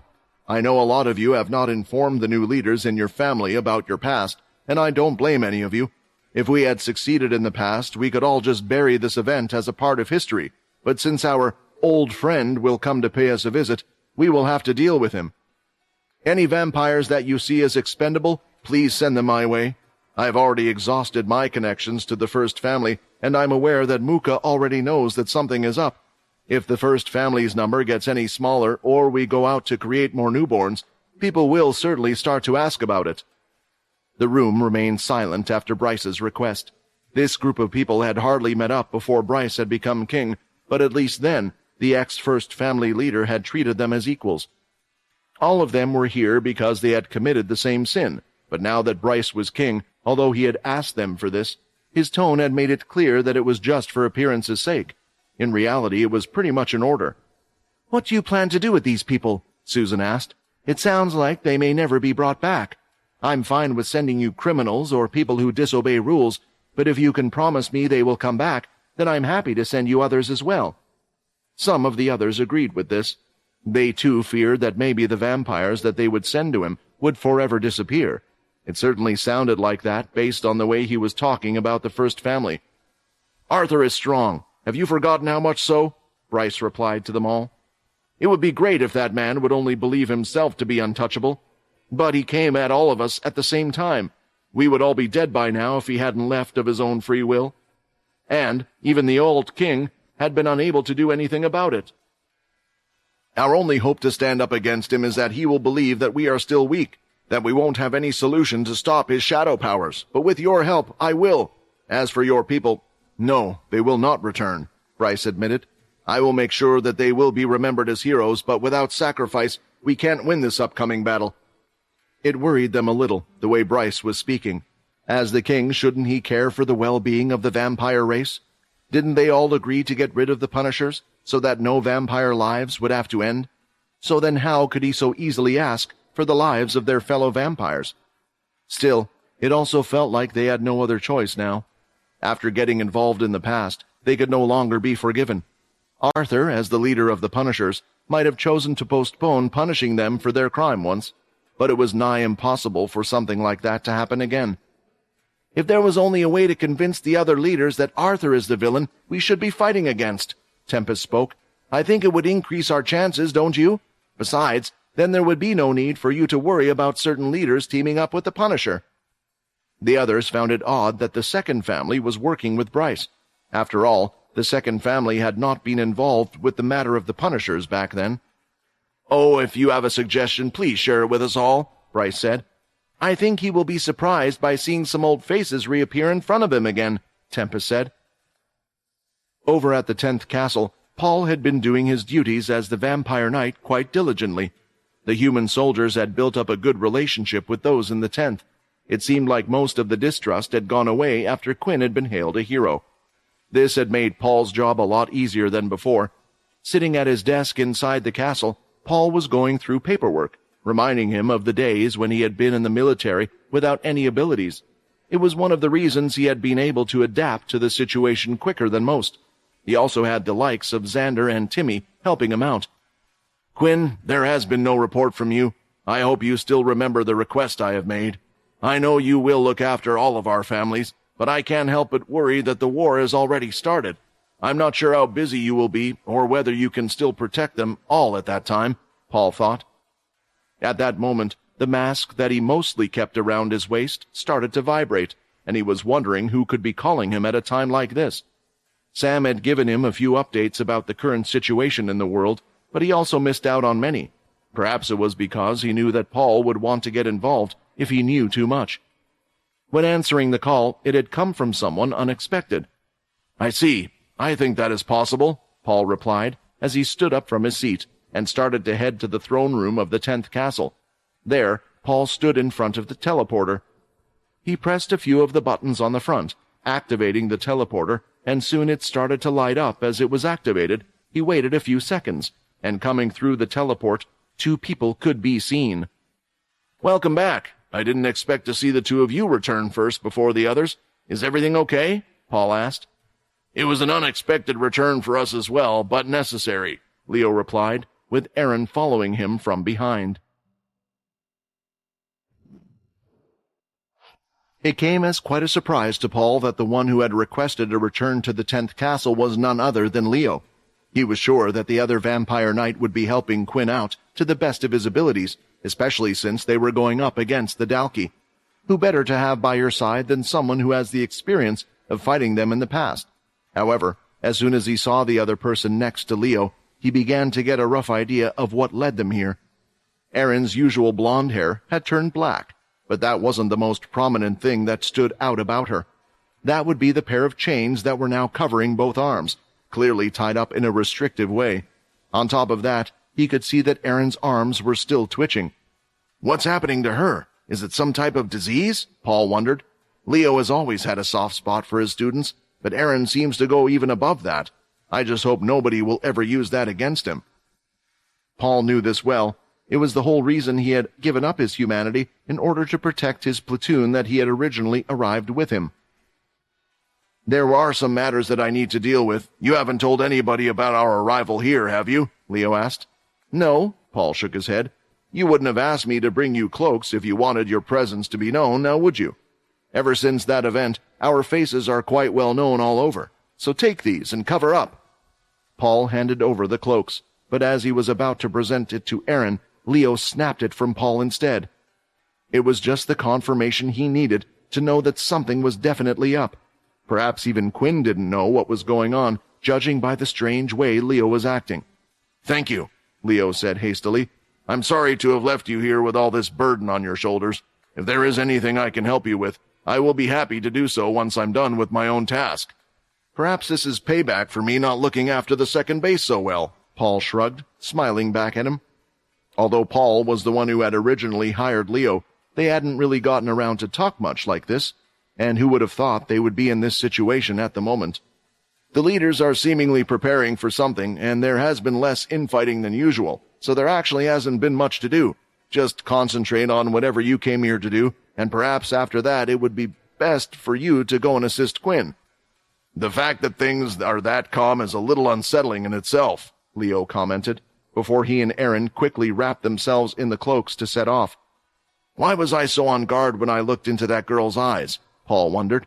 All the cells in his body had been screaming to either kill or be killed. Since they wanted to exit the castle in secret, the duo had to scale out from one of the windows and down from the castle. Then, once they were in the 10th area, they could relax a little. Finally, away from their family members, the two of them decided to go down an alleyway that was between two large houses. The good thing was that the inner castle area was a little quiet around the 10th area.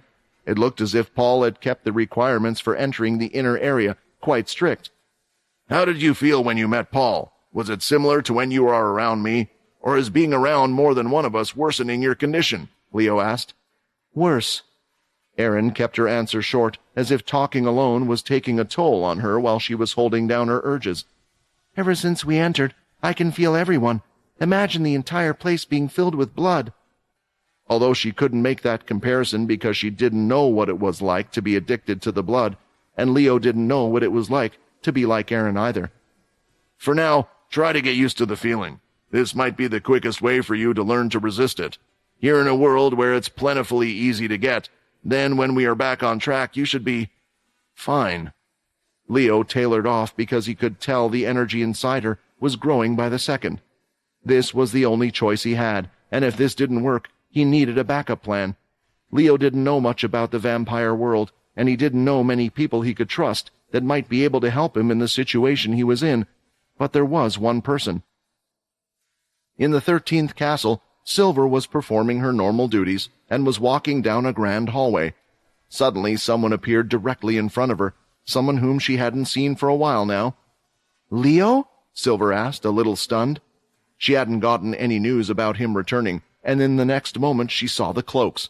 Since they had come unannounced, then they didn't want anyone to know that two vampire knights were meeting informally like this. "Since when were you on a first-name basis?" Aaron grunted.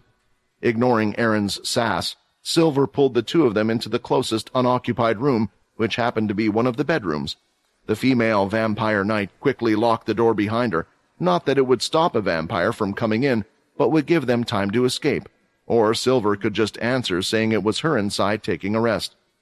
"What are the two of you doing here?" Silver asked in a hushed voice, staring at Leo, but she couldn't help but notice the wincing and twitching that was coming from Aaron either. "I'm sorry, but there are not many I can trust in this place. The king and the others do not know of our arrival, and I would like to keep it that way. We have a problem, and I hope you can help with that," Leo explained. "You are trustworthy, skilled, and I'm guessing a beautiful person who wouldn't mind helping an old man, correct?" "Old?" Silver chuckled. "Perhaps you looked old before, but with your evolution, you look like a fine man. Also, age-wise, I'm probably 4 times your actual age," Silver stated with an amused smirk. "The bloodsuckers are seen as enemies of the vampire settlement, and I believe that King Bryce has said that he has destroyed all the ones that were being made by Cindy. But I was wondering if they were still more out there, and if they would still count as being a vampire," Leo asked. It was a strange question to ask, but maybe Leo wanted to catch the bloodsuckers to find out more about the second family. Silver, too, didn't like the feeling she was getting from the original second leader, Tempest. "There might be some out there, and there are always vampires that seem to give in to the blood, although far less than in the past, since we have taken measures against them now. However, it might be a struggle to find them. As for your other question, of course they are vampires. Some even believe that they are the vampire's true form, and choose to turn into one out of choice and leave the settlement." This was a bit of a problem. They could go hunting in the vampire world to try to find the bloodsuckers, but there was no guarantee that they would be successful, and Aaron might explode by then. bringing her here was a risk as well, as the vampires could possibly find out about her. What about vampires that commit severe crimes, or are to face execution? Does the 13th family have any? Leo questioned. Now, Silver was at a loss, but since it was Leo, she decided to answer. There are vampires that break the code, commit sins, and fight against each other. There are even vampires that talk back to their vampire knights and leaders, and that in itself is punishable by death. As long as the vampire being punished belongs to that family, the leaders are usually left to deal a punishment they believe is fit, unless it is quite a serious matter.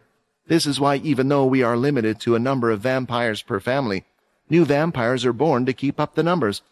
Although, I believe some leaders also use this as an excuse to off vampires, in hopes that a stronger one may come from a new line.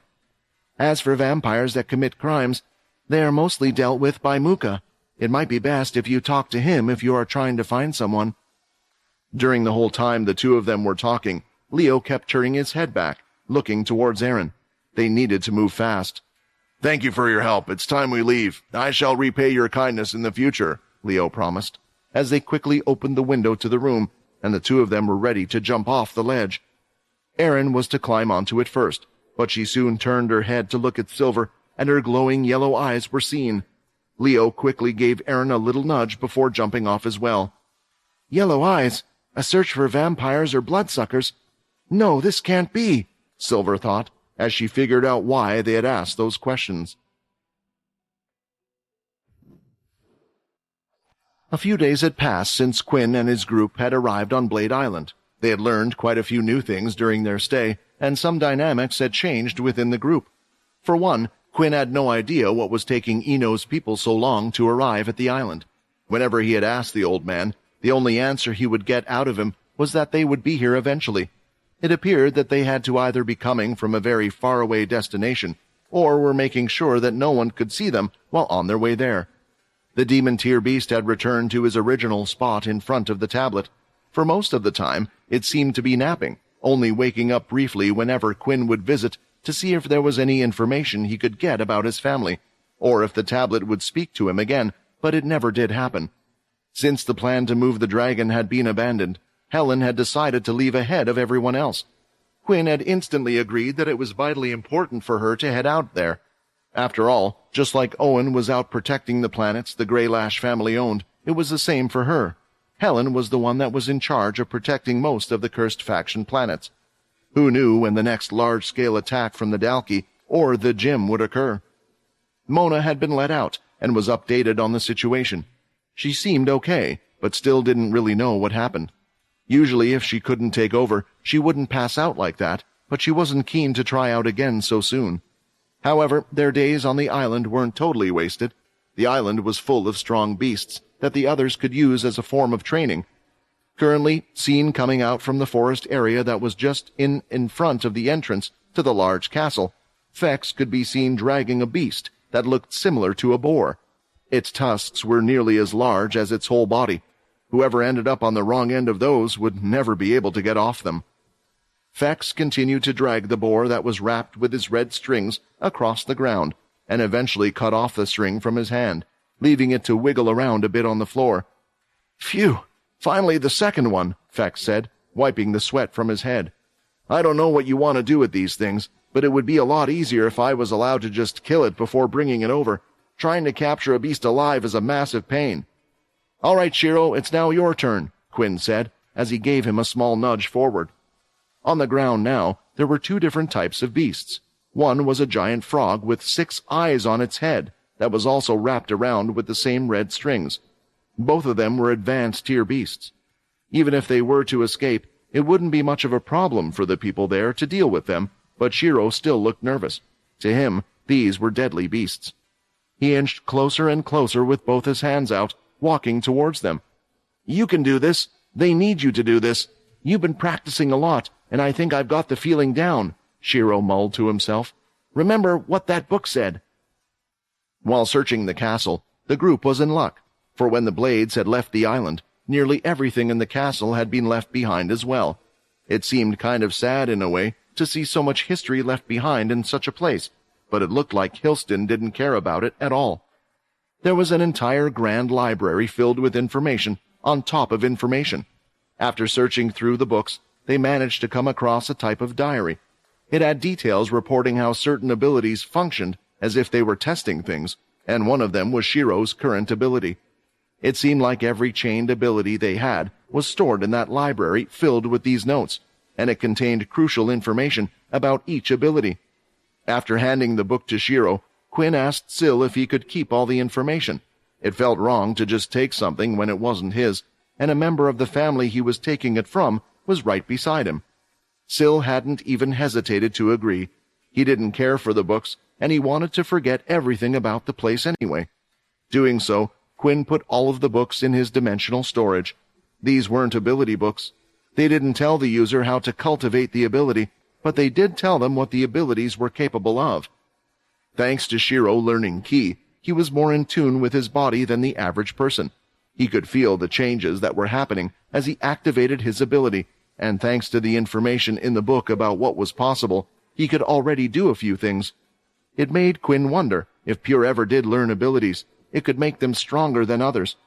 While thinking about this, suddenly the frog beast shot out its tongue straight toward Shiro and wrapped it around his wrist before it could touch him. In less than a second, though, Quinn was there to slice its tongue off. Immediately he went to look at Fex, who looked like he was trying to shy away. "My bad," Fex mumbled an apology. "I just brought them here, and that thing never used an attack like that when I was fighting it." "Isn't it a frog, though?" Layla questioned. "What else can a frog do?" Since the danger had passed, Shiro soon walked forward, now armed with the knowledge that Quinn would be there if anything similar should occur. Placing one hand on each of the beasts' heads, Shiro concentrated. The palm of his hand started to light up softly in a soft glow, and that was the end. "Did it work?" Shiro asked. "Let's find out," Quinn said, as Shiro went running to where Layla and Syl were sitting. Quinn then cut the strings that were made by Fex, and the two beasts were free. As they stood on their feet, something felt strange about both of them.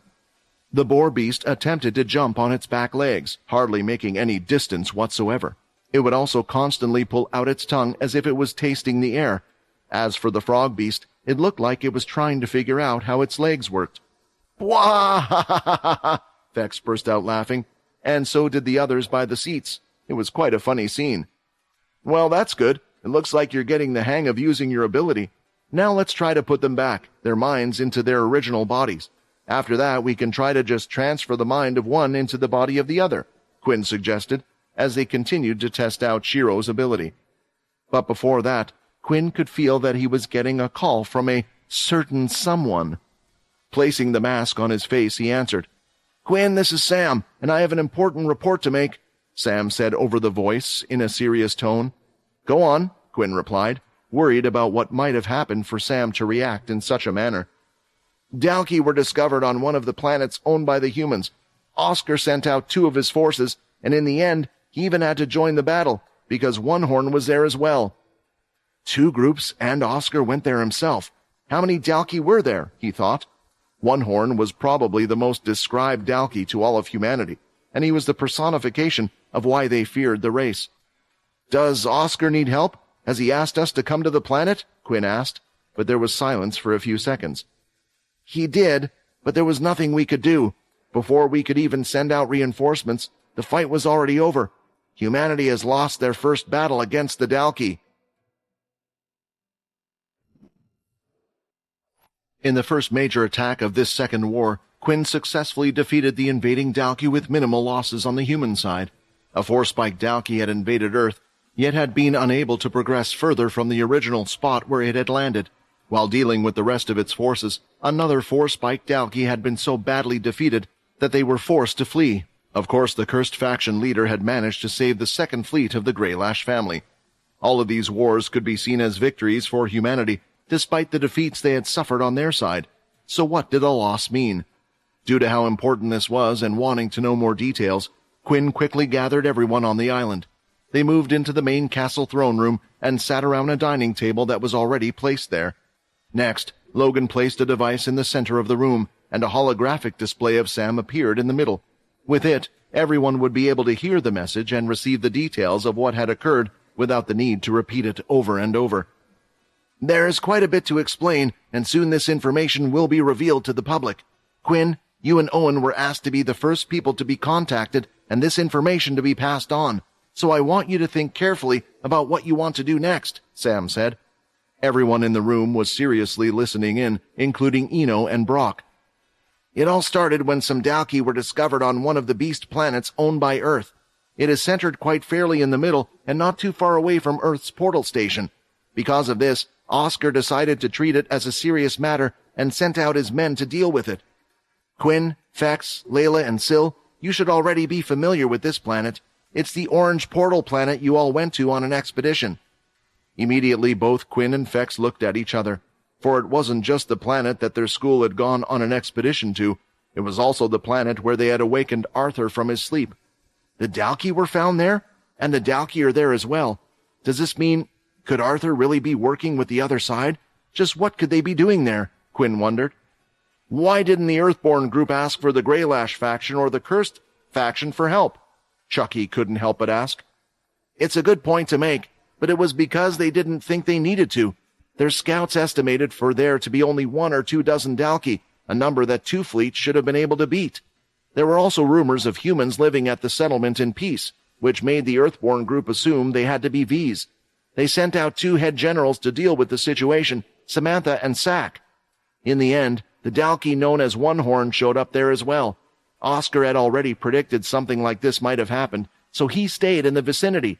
The next thing they knew, the humans were retreating from the settlement. Sack is in the hospital and Samantha has come out relatively fine. As for Oscar, it seems like he is on his last legs. By the time we received a request for help, he was already facing One Horn to allow everyone else to escape. He barely managed to escape, but his arms, legs, and limbs were ripped from his body. His heart has remained intact, but the same with his brain, but he is unresponsive at the moment. They are keeping him alive, but are unable to perform surgery on him, for fear it might end his life. Now Enu is all that's really left for the Earthborn group. Samantha can't focus her attention due to her father's situation and refuses to leave his side. Sack will live, but might never be able to fight again, so Enu is panicking and has called for help from the Greylash and the Cursed faction. Otherwise, things might seriously fall apart.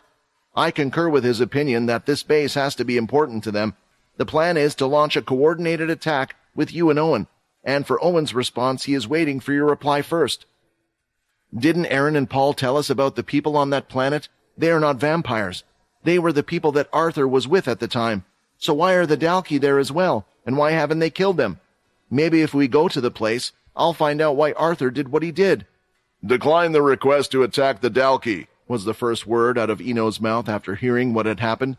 Quinn, perhaps you're curious why they are on that planet, but it is not worth the risk if One Horn is there.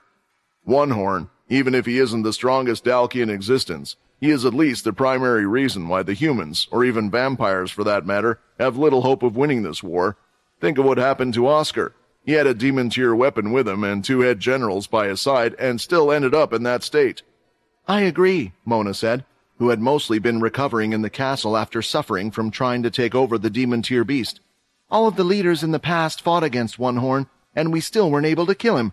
However, he must have gotten stronger to be able to do something like that. Although 2 people were warning him, Quinn felt like they were overreacting. Whenever he had been fighting, he had gotten through tough situations, and the only opponents that were able to completely overpower him had been Hilston and Arthur. Were they claiming that One Horn was on their level? Still, more than anything, Quinn wanted to go there, hoping he might discover something about Arthur. Maybe the people he had protected would know something. Perhaps this isn't my place to speak, Layla chimed in, but I think that Enu is obsessed with revenge at the moment, and since he can't do it himself, he wants to use us to achieve his goal. I think the most important thing is what to do with Oscar. Since he's still barely alive, shouldn't we help him? Did Layla really just suggest that? Quinn was baffled. If a person was on the verge of death, what could they do? The only thing they could do was to turn that said person into a vampire. She's right. This could be the chance to have someone of great influence under your control. But what would the people think if all of their leaders were suddenly something different to them? Eno commented with a smirk. Can I help somehow? Shiro asked, raising his hand.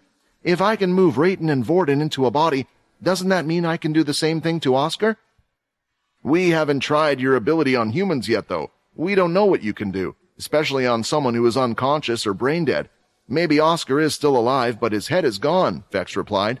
We still don't know until we test the situation ourselves, but using a world leader seems like a bad place to start. The easiest way might indeed be to convince humans that vampires are good if we turn them in. Now the humans in the group were starting to catch on to what exactly Layla was getting at. He should have a choice in that matter, Logan interjected. It's unfair to turn someone against their will. I'm sure many people would jump at this opportunity if it was to become a vampire or death, but I for one don't think it's right to just turn someone because it's more convenient to us. Also, it's not clear yet if he can't be saved another way. Technology has advanced very well. Even without limbs, if he wakes up, he will be able to do everything he could before. In the middle of their conversation, the device in the center of the table started to vibrate once again, noting that there was an incoming call. When answering, they could see Sam again.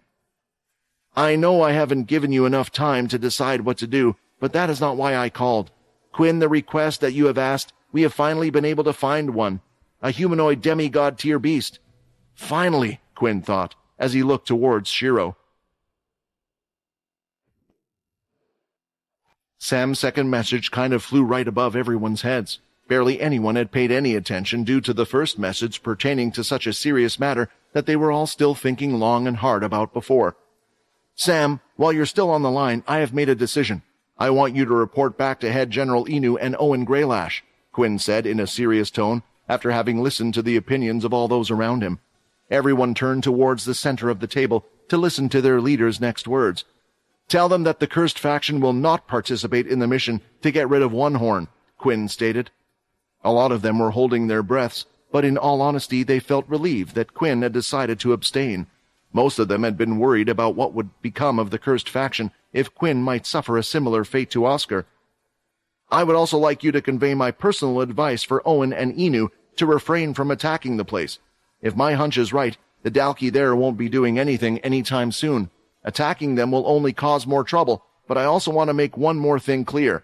The cursed faction is not going to completely leave them be forever either. We will deal with them, just not now, Quinn added. There had to be a reason why Eno was so sure the human race would lose against the Dalki without his help, and it seemed like the Dalki known as One Horn was a major one. Perhaps in the past, Quinn might have rushed in, wanting to learn the truth quickly and wishing to avenge Oscar. However, now as the world leader, he was aware that his decisions didn't just affect him, but the whole world. Although not now, he still intended to find out just why the Dalki would appear near a human settlement without killing the inhabitants, and how exactly Arthur fit into the whole picture. Inu was currently on one of the Bertha ships, the military-owned but not the same one as Oscar. Sitting at his desk, he was biting away at his fingernails, not in fear or anxiousness, but instead in excitement. I can't believe such an opportunity has actually come my way, Inu thought to himself. I saw how strong Quinn was against the Dalki. If it's just one of them, and with Owen, who has already faced a four-spike Dalki in the mix, we can definitely defeat it with the three of us. As long as the three of us can get rid of it, which the other two head generals and the Supreme Commander couldn't, just what position would that put me in? I will be at the top of the ladder, a world leader, the next to become Supreme Commander. Oscar was getting old in the first place, and with how things had been going, it's clear that he most likely was going to pass on the role to someone like his daughter Samantha, or that head General Paul of the second base. However, after seeing the way she acts now, it is clear she is not fit to be leader. There will be a public outcry if she was to be chosen. Everyone will be on my side. Inu was already dreaming about donning the mantle and receiving the praise and admiration of everyone. The much-awaited call finally came through, and Inu answered it rather quickly. However, it was nowhere near what Inu had hoped to hear. It also wasn't so much a conversation between the two of them as Sam merely passing on Quinn's message on the cursed faction's stance. Let me speak to him! Let me speak to Quinn right now! Inu shouted down the receiver, holding back his anger to not crush it with his hand. Sam had, of course, half expected this reaction when delivering the message. He understood why Quinn had left him this task to handle instead of doing it himself. I'm sorry, but Quinn is extremely busy at the moment. He is currently undertaking a secret mission and is unable to get out. I would also like to remind you that we from the Cursed faction do not work under the Earthborn group, so you have no jurisdiction over us. We have our own people and planets that need protection. Sending in more people could just cause more deaths. Sam tried to give Inu a professional reply to get him off his back. Lies! I know why you won't attack them. It's because you're working with them. The reason why the Dalki are leaving them alone are because they are Vs, just like you all. I knew we couldn't trust any of you. Hear my word, I will be sure to let everyone know about this, Inu complained. Head General Inu, get a grip on yourself, Sam cautioned the other. I understand that you must be emotional right now, so I shall pretend you hadn't said any of that. Let me repeat, our cursed faction merely said that we won't attack the planet right now. As soon as Quinn is done... Sam was trying to fix things diplomatically, but from the other end he heard Inu continue his angry rant. The other seemed unwilling to listen to a word he said, so Sam eventually just ended the call. How did someone like him ever become a head general in the first place? I guess this is what happens when you choose people in high positions based on power over brains.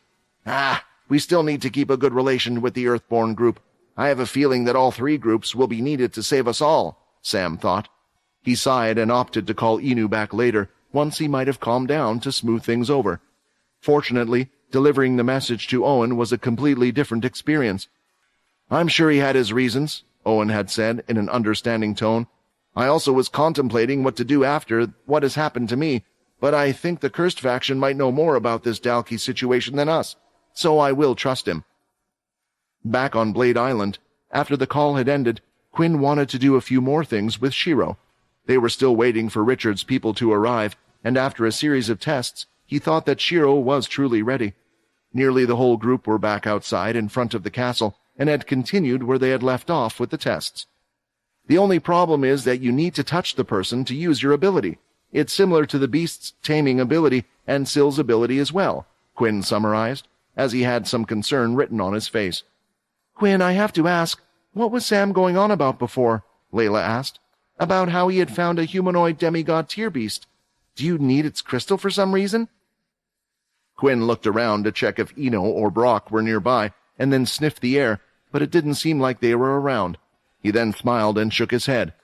I don't need the crystal, Quinn replied. I wanted to use their bodies, and I'm not just looking for one humanoid beast, but two. At that moment, Sill sprung up like a bamboo shot. Quinn, are you? If you're okay with it, Quinn smiled. I've been thinking of a way we can do this for a while now, a way to bring back Vorden and Rayton without relying on Richard. You see, his clones would be a temporary step anyway, and I don't trust him not to have some sort of power over them. Besides, they would have had to learn the ability of the blades again. I don't feel comfortable using another human's body either, and I don't think Vorden would like that either.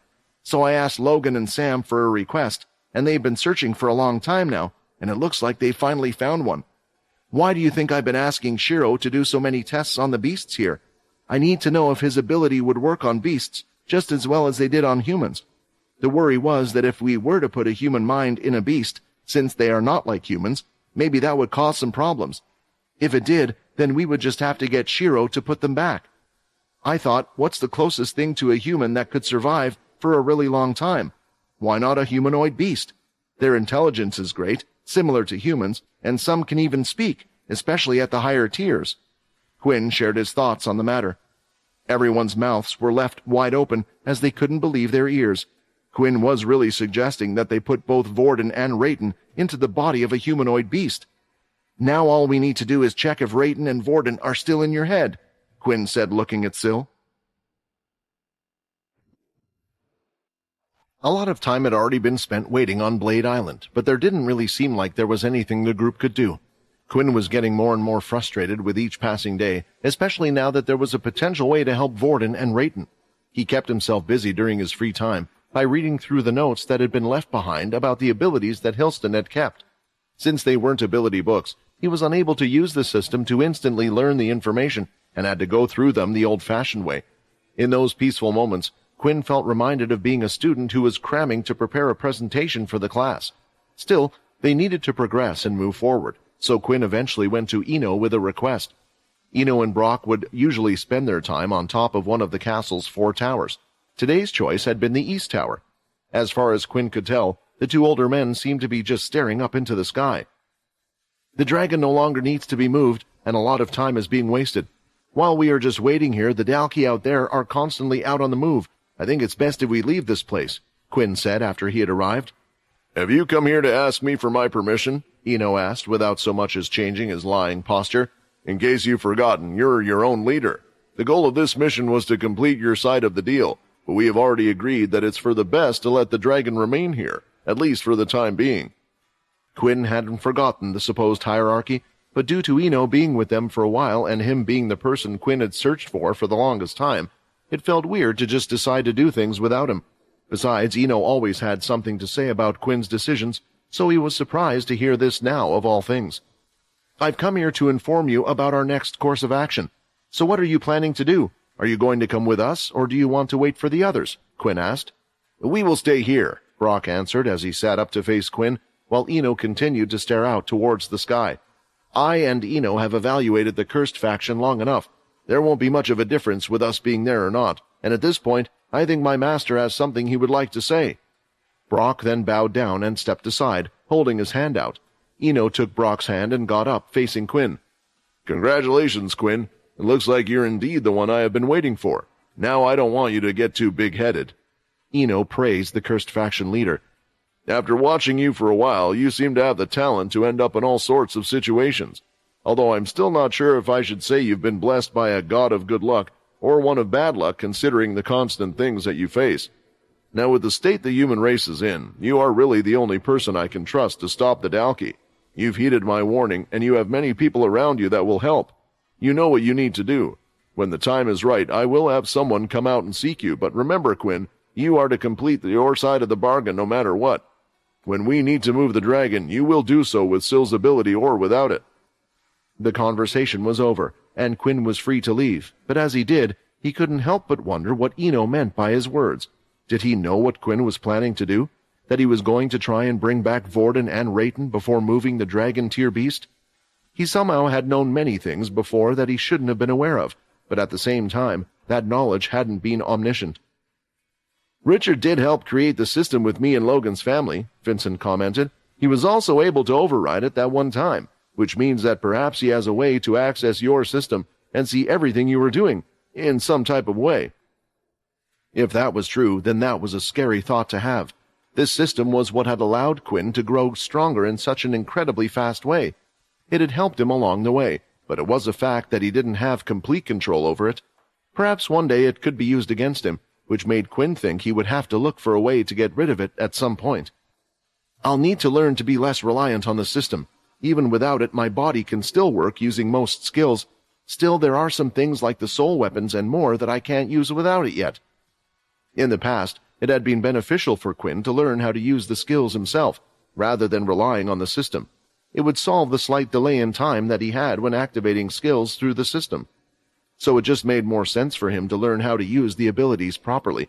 Unfortunately, that required a lot of time, and how often was he really granted such a luxury? Not to mention, there was so much for him to learn and do. Now knowing that they were to head off the island, Quinn decided to head for the tablet one last time without everyone else. The dragon had remained there, and now only half opened one eyelid to see who it was. As soon as he recognized Quinn, he closed it again and continued his slumber. "Who would have ever thought I would make a demon-tier beast grow so accustomed to me that it would just sleep around?" Quinn thought amusedly. He looked at the tablet and checked his quest log. There were 2 main quests still available for Quinn. One, to find out what lay beyond a vampire lord. Only leveling up was taking an incredibly long time these days. He was also worried that this was something no other vampire had ever reached or heard of before, so when would he evolve again? Level 70? Level 80? Level 100? There were perhaps other conditions the system wanted him to fulfill. As for the second quest, that was to find out more about the Talon family. How do I even start that? Quinn wondered. When checking out his system, his eyes went towards one of the items that were there, something he still had no idea what to do with. The seedling from the demon-tier beast. I was thinking about putting it somewhere on the cursed ship so I could observe it, but that might be too dangerous. It would be a catastrophe if it turns into the same demon-tier tree again, Quinn thought. He could just try to plant it on the original planet it came from, but none of the inhabitants would want that for obvious reasons. Then there was Blade Island. Currently it was inhabited by a large dragon and several beasts. In the middle of the open ground, Quinn dug a hole and planted the seed there, covering it up. He really didn't know what to do or what he expected to happen with the seed now. He just watched it for a few seconds, and then the ground where it was buried started to light up, glowing slightly pink. A strong life energy could be felt from it, but at the same time it was only a baby. Will this really grow into another demon-tier beast? I guess this island will be the best place to put it. It won't do harm to the tablet, and even if the Dalki attack, they would be in for a surprise. Quinn smirked at the thought. For a second, the dragon turned its head and got up on all fours, looking at the area where the seed was planted. It looked like it was about to do something, but then soon sat down. Did it not like that to put the seed there? Maybe that guy from inside the tablet told it to calm down. Hey, big guy, I'm leaving now. Make sure you look after this little seed for me, all right? You already protect the tablet, so that can't be too hard of a job for you, right? Quinn asked. The dragon blew through its nose once. Quinn had no idea if that was supposed to be a yes or no, but one thing was clear. It could somewhat understand what he said. Going back to the seed, Quinn placed his hands on it once again. The higher tier a beast was, the more advanced its intelligence seemed to be, so maybe it was the same with this seedling, even though it was a baby. Grow up big and strong, okay? And when I come back, try not to kill me. Quinn spoke to it softly. The pink lights shone brightly for a few seconds, then dimmed down again. I must be going crazy talking to a seed, Quinn mumbled once he was a bit away. After more than a week of relaxation on Blade Island, the cursed group had finally headed off again, back to the main cursed ship. There they wanted to retrieve further information from Sam on the details of the demigod-tier humanoid beast. Humanoid beasts were said to be the strongest type of beast for that specific tier, not just because of their powers, but more so because of the level of intelligence they displayed. Quinn had now fought against 2 demon-tier beasts, but neither of them had been the humanoid type, so perhaps this would prove to be more difficult than that. In fact, he was sure of it for a major reason. Their goal was not to kill the beast, but to capture it. What's more, since they planned to use its body, they would have to make sure to keep it as intact as possible. Sure, a healer might be able to heal some of its wounds, but that was under the assumption that their abilities would work on the beast's body. Chucky was the last one to enter after taking a toilet break.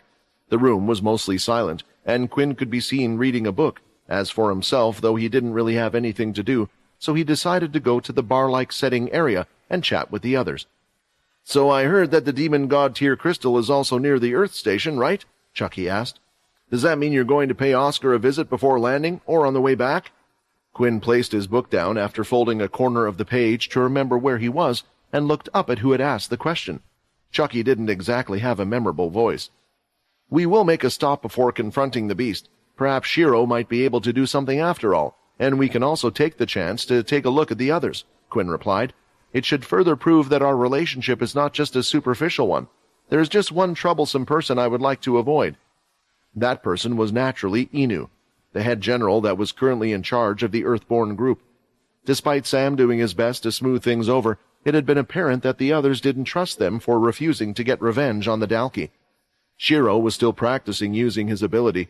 He had yet to manage to communicate with or wake up Raiden and Vorden in Sill's mind. Without that, the whole mission would be useless. The only problem was that this was considered a different skill to swapping minds and such, and one couldn't really practice this on beasts either, so Shiro was left to read the notes left behind carefully. How did they get this much information? They must have really put the original user of this ability through a lot, Shiro thought as he looked through the pages, seemingly hoping it might reveal something new to him. Going by the dried bloodstains, he could imagine them practically torturing the man, putting him in life-and-death situations, while another person sat down and wrote notes. Finally, the ship had arrived at the cursed base, and everyone was free to relax again once more. A quick update showed that nothing bad had happened to the ship while they had been away. Still, Quinn wanted everyone to keep on their toes just in case anything was to occur. However, there were a couple of people that Quinn didn't expect to be around. When he was walking through the halls, he could hear a particular voice from quite a short distance away. So how much has changed for you ever since you found out about the existence of the V? Bonnie asked. Honestly, not much has changed around here. We continue to operate just as we did before. I trust the leaders. They pay well, and so far they haven't shown any signs of planning to break their promise to look after our families even after anything happens to us. That's a benefit that not everyone can guarantee, which is why I decided to stay in the first place. The only thing I will say is we don't really interact much with the leader Quinn, and most things are done through. As the man was about to finish his question, the very person he was speaking about was approaching the two of them. The two that had arrived on the ship in Quinn's absence were Bonnie and Void. They had gone to the break room and explained to Quinn exactly the reason why they were here. It was due to the recent reaction and announcement of the cursed faction having V among them, most prominently Quinn himself. "Don't you think this is a good idea?" Bonnie asked as she took a sip of her coffee.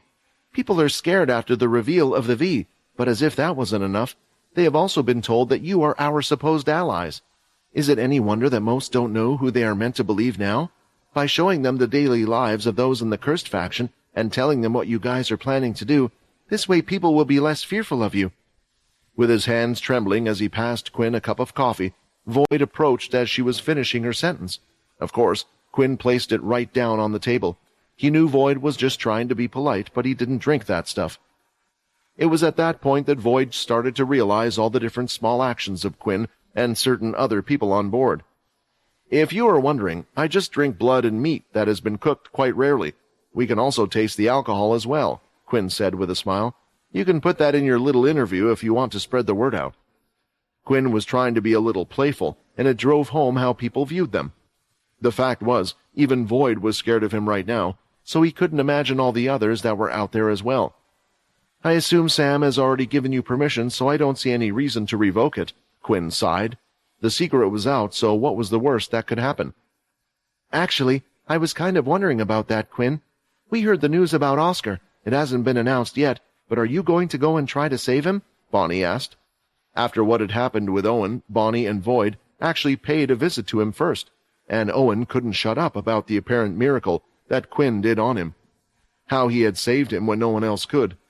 So they assumed that perhaps Quinn would be going to Oscar next and perform something similar. Catching this on video would be sure to change the opinions of everyone around the world. "Unfortunately, Oscar's situation is completely different from Owen's," Quinn admitted. "I will certainly pay him a visit, and there are a couple of things we will try to do to help him, but we have already talked about it, and we will make sure that nothing will be done against his will." To travel to the Bertha ship where Oscar was currently receiving medical treatment, the cursed faction needed to ask for permission and make them aware that they would be coming for a visit. Of course, at the moment, the person in charge was displeased. "You're saying those cursed bastards are planning to visit the Supreme Commander? Did they really expect me to comply when we know what they are? What if this was all a plan? What if he strikes him on his deathbed, or worse, he turns him into one of them? It could be the end of the human race as we know it. I have to put a stop to the two of them getting it," Inu worried. While waiting for a response from the Earthborn group, there was something that Quinn needed to do beforehand anyway. Inside his own personal training room were Logan, Syl, Shiro, Peter, Fex, and Layla. These people were in the room due to their connection with a particular person they were planning to bring back. "This room looks a lot better than the last time I was in it," Quinn thought as he noticed the walls were no longer covered in blood. Shiro was standing on one side of the training room, with Quinn just behind him. While standing opposite the two of them was Syl.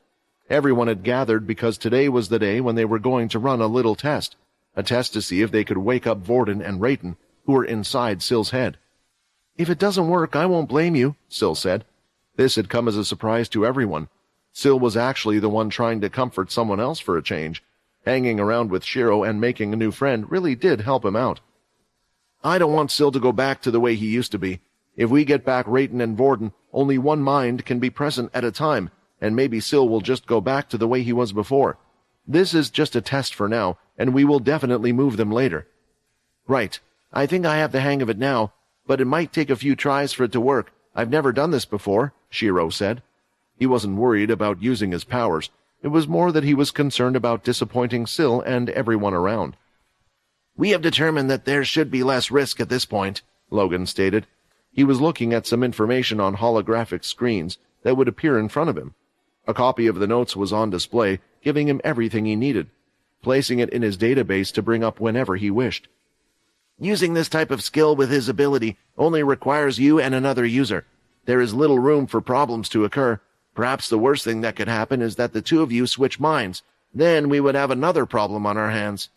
Still, we wouldn't have lost the ability, since even if you were to end up in Syl's body due to the two of you touching, you would still have the same ability to fix the problem that has occurred. In a way, doing this with Syl due to his ability is probably the safest person one can do it with. It was clear that Logan's explanation was meant to calm Shiro down, but it didn't help one bit.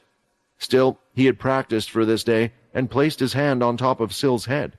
Everyone waited silently for a few seconds, and Shiro's hand started to glow slightly. "It didn't work," Shiro said, looking at Syl's disappointed face, but Quinn quickly placed his hand on Shiro's shoulder. "It didn't work yet," Quinn said. They repeated the process over and over again, and Shiro carefully tried to remember how to use the skill. Even Logan would reiterate the words and how the ability user of the past felt when using this skill. After several tries, it seemed like Shiro had finally gotten somewhere. His body was currently in a dark room, or perhaps it was safer to say that his mind was. He had done this several times and had gotten to this step, but before, he couldn't see anyone. Now he saw something for the first time. 2 glowing lights are out there in the dark space. As he reached out to them, his hand went through it like it was nothing. "I thought that would work. What should I do?" Shiro thought. He was unsure if this would work, but maybe things were complex because several minds were in one, instead of swapping minds like he had done before. On the outside, he was already using the ability and had to concentrate, focus on using the body while exploring the black space. But what if this version of him, the one in the black space, also needed to use the ability? Shiro held out his hand again, touching the bright ball of light. Then his hand started to glow, and he was transported inside another dark space. Only he wasn't alone, and another could be seen. "What is this?" the person said as he turned around. "Am I dreaming? I've been alone in this place for so long, but I've never seen anyone before, and I don't even recognize you?" The speaking boy looked identical to Syl, only he stood quite confidently, was tall, and had a calm look about him. "Based on what Syl said about the other 2 people, this one should be Vorden.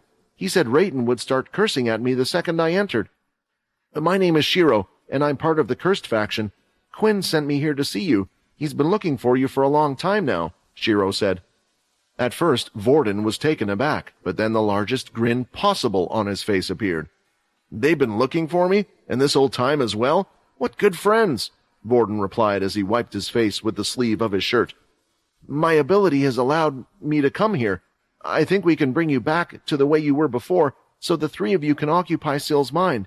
Right now the group is looking for a body to transfer you into, and it looks like he might have found something." Shiro explained Quinn's plan, and how he wanted to change him into a humanoid beast. Initially, when Vorden made his decision, he did so for everyone, not just Syl, but he wanted to protect them all and knew he wasn't strong enough to do it. At the time, he really didn't know what would happen to him. He was stuck in a black room similar to the one before, only he was alone with no way to see or do anything. Here, he had a lot of time to think, and he missed his friends dearly. "I can wait a little longer," Vorden said. "I don't care. Quinn can put me in a regular beast for all I care if it works out. I just want to see everyone again. But I think it would be best to leave me be for now. It sounds like they might need Syl if they plan to capture this powerful beast alive. Our reunion can wait." I promised Syl and Quinn I would bring you back, so I will be back," Shiro shouted. "Oh, before you go, don't worry about the other one. If he knows, he will just complain about it and make him even madder. Let it be a nice surprise for when he's finally free," Vorden said, speaking about Rayton. Finally, leaving the dark space, Shiro was now in Syl's dark space, and he had to leave once more. Opening his eyes, he was finally back in the regular room. "I did it!" Shiro said with excitement, but his forehead and the side of his head were sweating, sweat dripping onto the floor, and Quinn was right behind him, having caught him. Not even Shiro had noticed he had expanded all of his MC cells and a lot of energy doing such a thing that he had fallen over. "I spoke to Vorden. They're both in there," Shiro managed to say, before passing out and going into a deep sleep. Syl had already summoned a wave of tears from his eyes, and he was drenching his shirt sleeve, trying to cover it up. "It looks like they are both there still. Now we just need 2 more humanoid beasts, and we can get all of them back. Just you wait," Quinn thought. "2 more?" Vincent replied. "Don't you remember what I said before, Vincent? We're getting you a body as well." If Quinn had claimed he wasn't worried about the whole Vorden and Rayton situation, he would have been lying. He was incredibly worried, as he had no clue what had really happened to them, only Syl's account of the matter. Finally, Shiro brought them the confirmation they needed, that the two of them were both still present in Sill's mind. Now, everything they had done and everything they were going to do wouldn't be in vain. The one most happy about it was undoubtedly Sill. Ever since, he has been practically walking around the base with a hop and skip in his steps. He greeted everyone that walked past. It was almost like he had turned into a completely different person. On top of that, he would constantly ask Shiro what Borden said and how he was doing, even asking Shiro to speak to him again. Shiro would have been happy to oblige, but using his ability had taken a toll on him, and Quinn had ordered him to rest for the time being. Every human was born with a certain amount of MC cells, and it looked like Shiro had almost hit his maximum by doing what he needed to do. Still, Sill wasn't the only one who was over the moon with this information. Little Borden was as excited that he would finally see his brother again. There was also other good news for him, as the syringes of serum were able to be made from Logan. Right now it's just a temporary measure, though. Logan was still trying to further improve on it so that they could bring Borden back to his full size. Finally, with all that had been done on the cursed ship, it was time for the group to move out again. The original gang, who all knew Borden, was insistent that they wanted to come with Quinn, Logan, Vex, Layla, Peter Sill, and of course Shiro. However, due to Weevil and Linda still being away with Alex, who was crafting the demon tier weapon, Quinn had asked Peter to stay behind once again. "I'm sorry that it's you again, Peter, but you have to understand that I'm only asking you to stay behind because of how strong you have become. You've been training with Nate, right? Improving how to fight?" Quinn tried to explain the reason behind his choice. Peter ultimately agreed to follow the order and was currently seeing Quinn and the group off as they were boarding a medium-sized ship, one that would be used for commercial flights. They weren't traveling far or heading into battle, so it made sense for them to not waste resources. "You know, I was told that a normal white stats usually hit a limit, and that they can be as strong as the leader to a certain extent, but you keep on improving and you are just as strong as me. With your healing abilities, and if you carry on improving your martial arts, I think anyone that tries to take over this ship will regret it," Quinn said, giving him a few pats on the back. In the past, Quinn used to be worried about Peter a lot, especially after turning him, since his personality had changed quite a bit, but lately as he got stronger bit by bit, his friend became able to display more emotions, and he could tell that these few words that Quinn said had pleased him. Regardless, whether Quinn said them just to please him or not, he was very serious about his words. "Take this, Quinn, maybe you'll need it," Peter said, as he handed over the mud mask, Peter's soul weapon. "You don't have to put it on straight away, and who knows when you might need to use it. People don't exactly like us at the moment." Of course, Quinn took it, and thanked Peter for the gesture. It was indeed a valuable item to be able to change into another.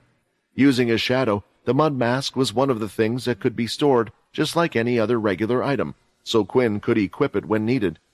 "Just wondering, don't you have to decide who you will disguise me as before you make it?" Quinn asked.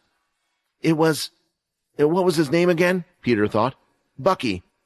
Quinn smiled and gave a wave to Peter as he walked towards the ship.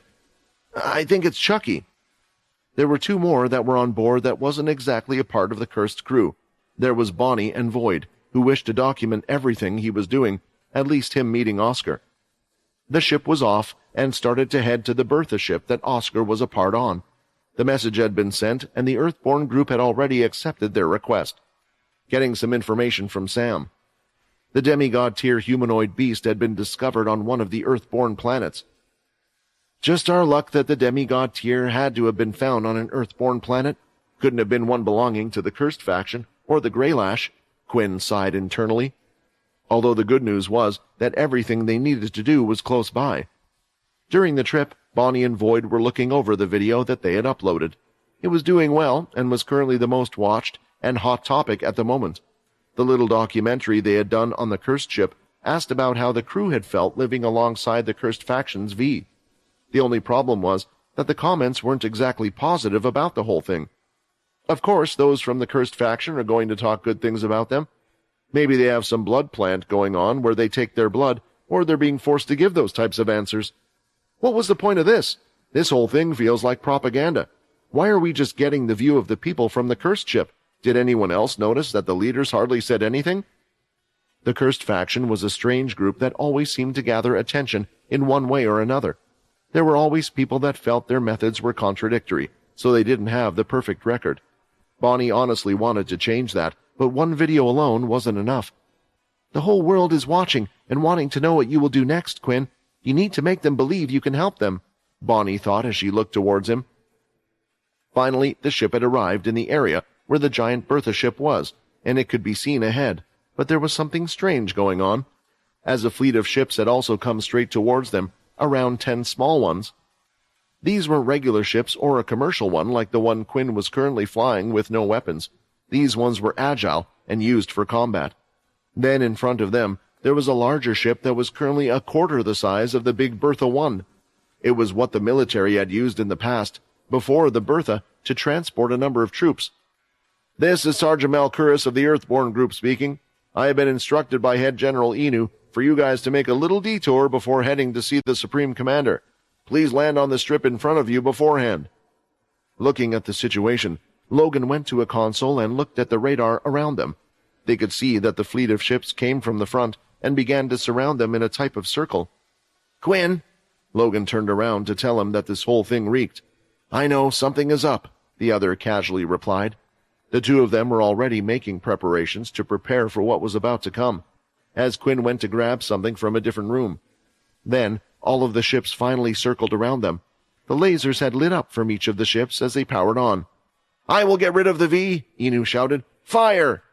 Seeing this, everyone on board was in a state of panic. Right now, they were in the middle of space. If the ship was destroyed and they got shot down, they would all die in an instant. They needed to protect the ship, or Quinn needed to protect the people at all costs. "How the hell do I do that?" Quinn thought while he was still in the middle of getting ready. "Doesn't this ship have any weapons?" Void panicked, as he ran up to the command console as well, but it really was just a commercial flying vehicle. Since they were traveling to a friendly zone, Logan had suggested they keep all the battleships on the cursed faction. "Don't worry, Quinn, I can deal with this one," Logan said, as his eyes started to light up green, and a light was shining from his chest as it went all over his body. "Is this Logan's soul weapon?" Quinn wondered. With the amount of lasers that were pointed towards them, their small little ship would be destroyed in an instant. Quinn could probably save himself somehow using the shadow ability, and at most a few others. However, even that was a big if, and he didn't intend to leave anyone behind. "These bastards! Why are they attacking us?" Quinn shouted in anger. He had already expected Inu to pull some stupid stunt to harass him, but he hadn't thought a head general could be crazy enough to outright execute the visitors. Quinn quickly went to grab one of the spacesuits. It was quite fitting for the skin, allowing the person to move about as they would on Earth. They also used a special jetpack of sorts on the back that would allow for movement in space as well, but still, the moment wasn't quite the same, and it would be near impossible for a single person to go fighting them all, but Quinn had to do something. After putting on the suit that was all white in color, he came back out and could see Logan at the console, his eyes glowing green, and the center of his chest glowing. "It's his soul weapon," Quinn thought. When the light diminished, Logan's hair stood up and his eyes lit up green. His soul weapon was an enhancement type, which powered his abilities greatly, and due to his ability, was quite unique in its own way. "Quinn, I'll help you out," Logan shouted, and soon Quinn was seen going through the airlock space and exiting the spaceship.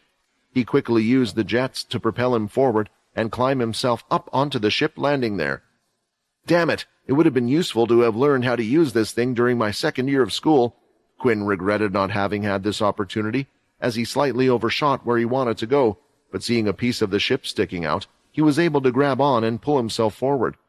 A normal person with their strength wouldn't be able to hold on, as the force from the jetpack was too strong, but Quinn managed to do so with a single hand. He pulled himself forward to see all the ships surrounding them, but he noticed something else as well. The outside of their ship was almost transforming into something. It started to resemble one of Logan's robotic spiders, and then started to take shape in the form of a turret. This didn't just happen in one area, but in multiple areas. Back inside the ship, Logan was concentrating hard. "Bring me as many beast crystals as possible. I need to use them to power my weapons," Logan instructed, and Layla and the others were moving as quickly as they could as they headed into the storage to bring out the crystals. Logan had figured out how to use his soul weapon a while ago, but the problem was it didn't seem that useful, so he didn't really know how to use it for combat. His natural ability already allowed him to communicate with machinery and order them around. which was why he could show great power when he was surrounded by different types of technology and made it so his suits were made up of small spiders. However, he couldn't do the same with other equipment. He couldn't change or transform a computer into something else. His soul weapon allowed Logan to have complete control of the matter that he was touching, and also to turn it into a computer-like system. With Brock, the two of them had practiced finding a way this could be used. The easiest thing that Logan could do was to transform something electronic into his little spiders, and then use them to form something else. Logan always had his own type of computer system with him at all times, in the form of his suits, which carried vital information with him whenever he went. He had multiple blueprints and designs of things he wanted to create. By simply bringing up the blueprint and commanding the robotic spiders, Logan could turn these into them. What he also found was that just like his suits, which could be powered using the crystals, as long as he was touching crystals, he could also power whatever the small spiders turned into, temporarily giving them the same effect. Whatever his spiders created while holding the beast crystal, it would essentially be the same level of beast gear for it. On top of that, there was one more thing his soul weapon could do, and that transformed non-objects temporarily into computerized objects. Something as simple as a book he could turn into a computer system and then be broken down into the spiders, either adding it to his own suit to create something significant or more. This would use up more of his MC cells, though, and would mean he would have less time to control things. For this reason, while he was on the ship that was already controlled using a computer system, Logan was completely in his element. He had transformed it to create 5 cannons to combat those that were against them. He also changed his suit into a 4th form, which created a large, thick tube on his back that would directly touch his skin as well. This form was for when he was using his soul weapons. The others were placing the crystal into this tube, and Logan was able to use the power of them all. As soon as the enemy fired out their shots, Logan did as well. They both hit mid-space, causing huge explosions. The attack was a little too close to the ship, and it looked like they were going to get hit slightly, but with Quinn at the top, he had spread his shadow all along the ship, covering it from the explosion, then soon let it go again. If I didn't have as many MC cells as I do now, this probably would never work. And what the hell is Logan's soul weapon? Quinn thought. Still, they needed to focus on the problem ahead of them. The ships were too far for Quinn to hit with any type of attack, and the cannons seemed to be equal in power. However, when Quinn noticed that some of the turrets started to turn into something else, something Quinn recognized quite well. Are those mechs? Is Logan controlling unmanned mechs now? Half of the turrets were still on the ship, while the mechs began to fly into space. While Logan was continuing to fire shots after his first attack, the shadow from Quinn could protect them like some type of shield, and the mechs could do the rest. This made it so the enemy had to focus on one of two things, either firing off and hitting the mechs that were flying about, or the cannons.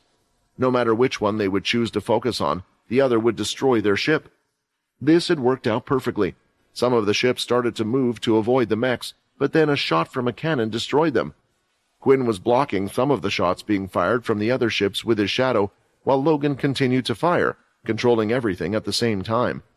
Since Logan's ability allowed him to communicate, he could program the mechs and turrets to act in a certain way, so there wasn't too much control he needed to expand on this part, other than the distribution of energy. Eventually, this continued as the fleet ships were destroyed one after the other, and finally, only the large ship remained. "Logan, can you hear me? Dock on board the large ship," Quinn ordered. "Bring back the mechanics. Let's take down whoever pulled this crap on us in person." Everyone inside the ship, as they watched what had happened, was relieved. They still couldn't believe how they had just managed to get out of that pinch. As for Bonnie, she was worried because she had never heard Quinn sound so furious before.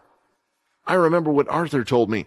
I can't allow myself to remain soft to the people who actively try to kill me," Quinn reminded himself as the ship rushed forward. It looked like the two were going to crash, but with Logan in control and with his soul weapon out, it seemed he could do all sorts of things. As it slowed down and the two of them were connecting, Logan could override the other ship's system and forcefully open the docking bay.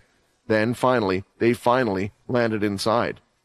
Still on top of the ship, Quinn looked at all the panicked workers who were inside. "Speak! Who the hell ordered this attack?" Quinn demanded to know. Inside the ship, many of those around Logan wanted to hug him as he put his soul weapon away. He was kneeling on the floor, gasping for air. In fact, Fex actually went up and hugged Logan in a bear-like grasp. "We made it, man! You are the coolest little guy out there," Fex said, but it was clear that his shaking of Logan was just making him sick, and Layla eventually had to tell Fex to stop. "I hope that idiot doesn't shake you too much," Layla said, as she placed Logan in one of the operating seats near the command center. "Seriously, though, you were really amazing. I've never seen you do something like that before. Was that your soul weapon?" she asked. "Yes, any object I can control with my body after breaking them down into my little machines. They can then be used to create whatever blueprint I have," Logan explained. No matter how tired he was always willing to tell people how his little inventions worked. "Wait, anything? So those little mech robots we saw, could you have created a bigger one? Or even made the whole ship into a giant fighting mech?" Fex shouted, still had not calmed down. "Yes," Logan replied. "The only reason I didn't was because everyone was still inside.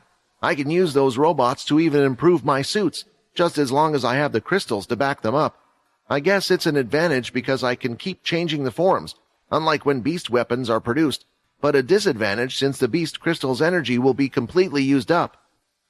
They understood what Logan was saying. They could see that the crystals they had given Logan no longer had the bright glow they would have. They were the crystal that was also meant to power the ship as well. While everyone was busy celebrating, the ramp could be heard being dropped from their ship. 2 people on board were eager to go out. Bonnie and Void had their camera and his drone rolling. "What are you doing? They just tried to kill us," Shiro said, still not understanding why the Earthborn group would have attempted such a thing. He was a little afraid to step off the ship. "That's why we need to catch everything," Bonnie replied. "Quinn is still out there, and if I was him, I would be pretty pissed at what just happened. If that's the case, then who knows what is going to happen to whoever is responsible. If we don't get the truth out, then the world will only know that the cursed faction had attacked the Earthborn, when that is not true at all."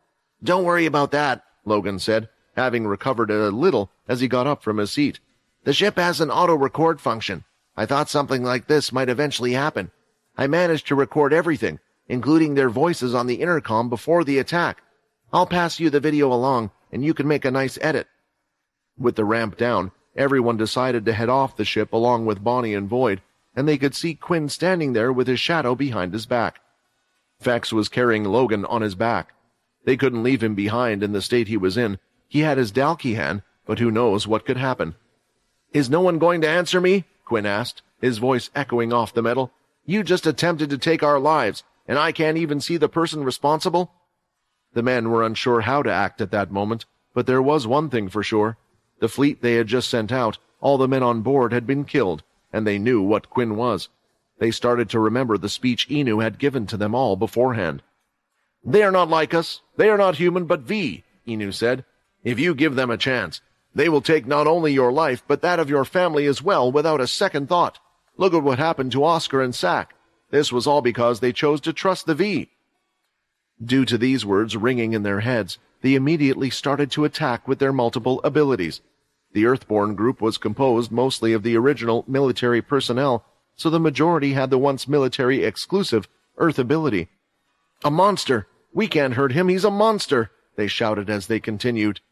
Quinn then looked at them with all his eyes glowing red, and was suddenly in front of 2 of them on a ramp above. "Sleep!" Quinn commanded. The 2 fell drowsy as something took over their heads, and they collapsed to the floor. "Get out of the way! Move!" Quinn continued with simple commands as he walked from the docking bay and continued to head towards the command center. He would continue to use his influence skill to control each one of them, while at the same time not lifting up a finger. Only the shadow would be used to stop the attacks. "Hey, are you getting all of this? He is somehow able to control them all with just simple words," Bonnie whispered over to Void. She was worried about how this would play out if the world saw how strong Quinn was, but at the same time, nothing else stood out as well, and it was the fact that Quinn hadn't hurt a single one. He just incapacitated them via his orders. "Your influence skill has leveled up. The skill can now be used in a wide range. Its effectiveness depends on how close one is, how fearful they are, and the user's charm stat point." It was a skill Quinn didn't even know could level up, which is part of the reason he hadn't used it that much in the first place, but on this ship, he had used it more than he had expected. It's a bit vague with its explanation, but let's see how it goes. Finally, he had arrived in front of a sealed door that led to the command center, but with Logan, it didn't matter. He could unlock it. Even if they couldn't, Quinn could bash it open with his fist. As the door was unlocked, the open area of the command center could be seen. Inside, there was Inu in his full beast gear, surrounded by 10 men, ready to use their abilities and weapons. "Attack him!" Inu shouted. "Everyone lie on the floor!" With his eyes glowing red, Quinn gave the order, and everyone in front of them instantly fell to the ground as if they were carrying an invisible burden. All but one. Inu was resisting the command, his legs shaking. "You can stay up," Quinn said, looking towards him. "Ha ha! I knew you were like this. I knew it was right to try and get rid of you," Inu said, looking at them all. "I'm trying to save all of our lives. I will gladly sacrifice myself and all these men again if it's to save the human race." "Has something gone wrong with him?" Shiro said, as best as he could tell. Something wasn't quite right. It was like he was almost purely afraid of Quinn and the others.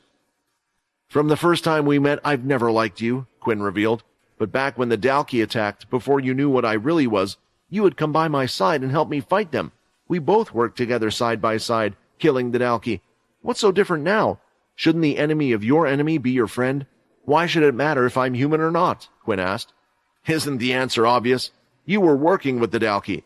Who would believe you could kill that many? Now I also understand why you came to the school. You knew they were going to attack.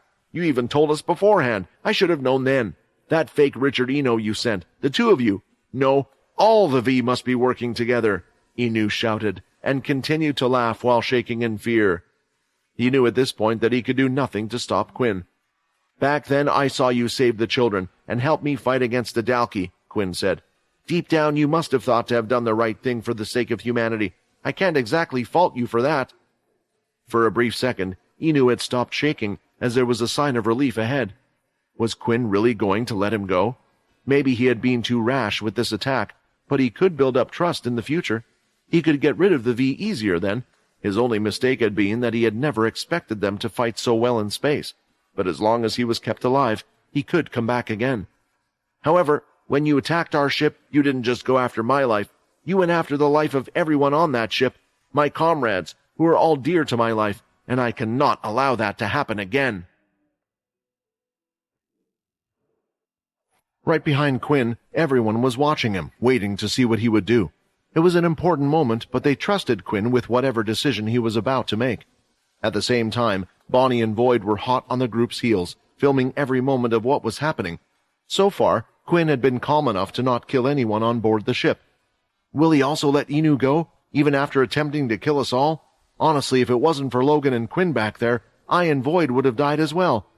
Quinn was furious.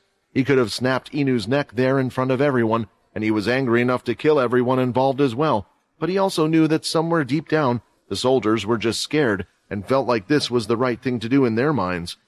However, a certain person had told them to pull the trigger, amplifying their fear, and that was Inu himself. With him being filmed, Quinn had to be careful how he acted. He couldn't just act in rage.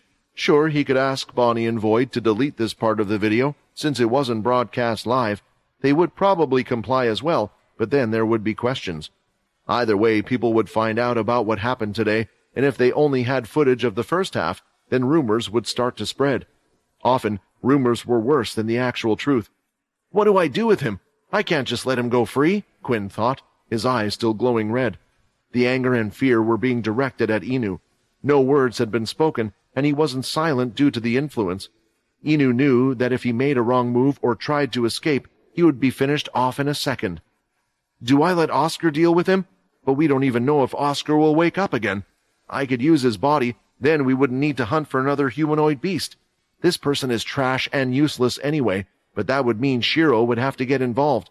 I wouldn't want to put Shiro through that. In the end, Quinn thought it might be best to allow Oscar to deal with this one if he was awake. But Quinn looked into Inu's eyes one more time, and he could tell. The hatred in his eyes was the same way people felt towards the V, and it was how Quinn felt towards those who had bullied him for a long time. Inu wouldn't give up here. He would continue to fight. For some reason, he truly hated vampires. You really hate us that much? Quinn asked as he walked over to Inu and whispered, telling him to kneel. Due to them making eye contact, The influence skill was a lot more powerful, and Inu couldn't fight it, falling to his knees. At this point, Inu knew that perhaps his time was up. "I'll kill—" "Shut up," Quinn said as he walked over and sat down at eye level with Inu. At the same time, he made sure to use his body to block the camera. Quinn had then cut the tip of his finger and shoved it quickly into Inu's mouth before the camera could see anything. Then, just before leaving, he stabbed the top of Inu's thigh with his clawed hand, falling to the ground. Not a large enough wound to kill him. "The blood ritual has been activated." "Let's see what you are like when you become the thing that you have grown to hate," Quinn whispered. Inu's eyes opened wide, and he wanted to shout, to say something, but the order from before had kept it shut. "I wonder why you hated us so much," Quinn said out loud, standing up and making it clear so everyone could hear him, including the camera. "Oscar and Owen have both claimed that the cursed faction, although we are V, we are on your side. So why did you suddenly attack us? Why did you disobey Oscar's order?" While Quinn was saying all of this, something strange was happening to Inu's body. He could feel it changing inside him as he spoke. The pain was real, but the influence skill was still working, and his mouth refused to open. "However, he didn't tell you one thing, that us V who are on your side can tell if there is another one among us. Of course, we have been open about telling everyone who we are.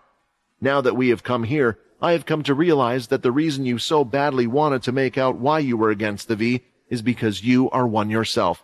You were trying to fool everyone," Quinn said. He walked up to one of the men who was on the floor and lifted him up. He then canceled the influence skill on all the others that were on the floor as well. They were slightly confused by Quinn's words, so they didn't act out. Quinn's plan was working, and he waited just for the right moment when the evolution was complete. He cut the palm of the soldier's hand, the blood dripping onto the floor. "Do you remember what Oscar said, that the V reacts to the scent of blood? You see, we V, of course, are not affected by this, because we did everything we could to stop ourselves from being consumed by this curse. But some of the other V that are working with the Dalki are consumed by blood like a lust." Breaking the influence skill off from Inu, his eyes started to glow red as he became a vampire for the first time. He had never experienced the smell of blood before. Quinn had purposely made wounds in his thigh so he would experience blood loss, craving for the blood even more. At the same time, due to what had happened, he was consumed with anger and unable to control his emotions. His eyes had turned red, he could feel the fangs on his body, and immediately he started to run towards the soldier by Quinn's side. Quinn, doing nothing, watched the soldier. He drew his beast sword and was ready to attack Inu. However, before he could get close, one of the other soldiers blasted Inu with an energy blast, an ability. "It's true! Head General Inu was a V in disguise!" he shouted. Inu didn't know what was happening, but he just wanted to get the blood in front of him. With his mind a little clearer, he attempted to use his ability, but nothing was working. His MC cells were gone. "Everyone fire!" the soldiers said. They threw themselves in and used their abilities one after another. With Inu having nothing, he was hit over and over again. It didn't take long until he eventually died there on the spot, falling to the ground, unable to heal. He was the one who had planted the fear of the V into his own men, and now he has died due to that very fear they had. Although a bit cruel, this death is fitting for him. I can't say it wasn't deserved," Vincent said as he tried to rationalize why Quinn had done what he had done. The others were left a bit stunned. They were unsure about what to do, and due to Quinn turning Inu, they thought maybe he would get him to work for them. They could also feel the bond activating as they were near Inu, but the 10 high-level ability users that were at the level of sergeants had defeated Inu far too quickly for them to be able to do anything. "Did you get everything?" Quinn asked, turning to the camera Void was using, and Void just nodded along. "Remember, although we are V, we are on your side, and we are also the best at fighting against them. You may not like us, but we are something that you need. Let's go see how Oscar is doing," Quinn said as he went off. Bonnie and Void stood there along with the sergeants, not knowing what to do or who to trust. How will the people react to this? Bonnie thought. It was clear that the soldiers in the room were at a loss of what to do. They stood there staring at each other, waiting for the next one to speak up, someone to take command. It was a rare sight, seeing their feelings were clearly being put out on display. Right now, the reporter inside of Bonnie wanted to speak to each of them, to see how they were feeling, but this story wasn't over yet. Sure, she could make a video about the cursed with what had happened so far, but she had a feeling that there was still a little more that Quinn was going to do. "Come on, we have to film the rest of this story." As the two of them turned around, she said to Void and went along to catch up with Quinn and the others, whose next destination was the Bertha ship to see Oscar. They didn't have long to travel on the ship. They could even see the Bertha through the window ahead of them. Yet there was still this awkward silence between all of them, who were there until Layla had to say something. "Quinn, he tried to kill us. I don't think what you did was wrong, and I guess you did it for us. A way so our hands wouldn't get dirty," Layla said, trying to cheer Quinn up, but honestly, he wasn't thinking about Inu too much, but what would happen after. "What will become of the Earthborn group, right?" Logan said as he was enjoying a nice lie-down, making his chair vertical so he could see only the ship's ceiling. He was hoping that they wouldn't get any more surprises along the way. "The main leaders of the Earthborn group, there is a good chance that none of them is fit to lead anymore," Logan went on to explain. "We don't know what state Oscar is in, but apparently such a bad state that he allowed something like that to happen. Then his daughter Samantha is probably heartbroken, and Sack, we don't know what he's like either. From Sam, it sounded like Inu had temporarily taken control of the Earthborn group, and Quinn? Sorry, not Quinn, but due to his own actions, Inu has ended up dead. There is no leader of the Earthborn group currently, at least no clear one. What tends to happen in a situation like this is either someone takes over they can all agree on, or there are internal disputes until a new leader arises." Internal disputes at a time like this. The Earthborn group was the largest group out of the three. If they were to fight internally, then a large chunk of their attack force against the Dalki would be gone. As usual, sooner or later, the blame would get pinned on a particular faction. "I wanted to ask this question as well," Bonnie piped up. "Sure, we all know that Inu was the one that attacked us first, and although I don't believe in killing others, he did attempt to take all of our lives. You handled it well, not harming the crew members and only dealing with the single person responsible. But I can say this because I am looking through things with a clear mind. During times of war, people's minds aren't so clear. Did you have something planned for after dealing with Inu? You must have known what state the Earthborn group would have been in." "Cool your head and just chill with all the questions, hot stuff," Fex said, as he went over to Quinn and wrapped his arm around his shoulder. "And you did good dealing with the situation. If you had done it vampire style, every single one of them would have died, so they should be thankful. The cursed group can just take over the other army groups. We already have 2 of them, and Nathan and Haley trust us, right? So why won't the others?" Bonnie scoffed at the naive thought from Fex, but what she didn't realize was that, unlike the others, Fex was a vampire from birth, not understanding how humans felt. "You saw how Inu reacted. Do you think he's the only one that feels this way?" Bonnie asked. "The Dalki are an alien race, and for some people, they view the V as the same. Do you think they would be happy with the cursed faction taking over? You should see the comments on the videos I uploaded, if you really want to see what people think about you." Tapping her watch a few times, a large holographic display appeared, and then several smaller screens filled with comments had come up. Everyone could now read them and see what the world thought of them. It was heartbreaking for the group to see the comments. All they had done was risk their lives, fighting in hopes to save the world for these people. And this was their reward. Sam knew that seeing such things would demoralize them, and he also knew that their group was far too busy to even have time to look at such things. This was why he had kept it to himself. The only other person who knew about the negative comments was Logan. "Screw them all," Fex said. "Quinn, you do this to help all of us. You know what you're doing is right, and we know that everything we have done is for the sake of these people. These keyboard warriors can shove the damn thing up their backside." "So this is what people think about me?" Quinn was relieved and just smiled. "You know, for some reason, it doesn't hurt too much. Maybe it's because when I was a level 1, I would be called trash, worthless, an oxygen stealer. But now there is attention on what we are doing. I will take this as a good thing, and Bonnie, don't worry about the Earthborn group. We will solve this issue one way or another." When they had finally arrived on the large Bertha ship, their treatment compared to what had happened with Inu was utterly different. There was a group of people there to welcome them, but something odd was going on. "Quinn, I am so sorry," a man said as he charged in with a few others, pushing past the initial introduction group. This man was someone that Quinn hadn't seen for a while, and was one of the generals at the second base, Nathan. He now also worked under the Cursed faction, and was in charge of one of the army groups given to them. "We could see what had happened on our radar, but Inu's rank, he's—" Nathan said in a panic. It was clear that perhaps there was already infighting going on in the Earthborn group with Oscar gone. Sooner or later, if nothing was done, there would be a collapse. In the first place, the two army groups that belonged to the cursed faction were given by Oscar. They weren't wholly loyal to the cursed faction. If it wasn't solved, the cursed wouldn't know who to trust either. It's okay, Nathan. We could tell that Inu had used his own personal group for the attack. I will just assume that no one else knew about it, Quinn said. When he finished, Nathan was peeking his head, looking at those coming off the ship as if he was expecting someone. Where is Head General Inu? We will bring him in and give him the appropriate punishment. I will talk to Samantha. He's dead, Quinn said.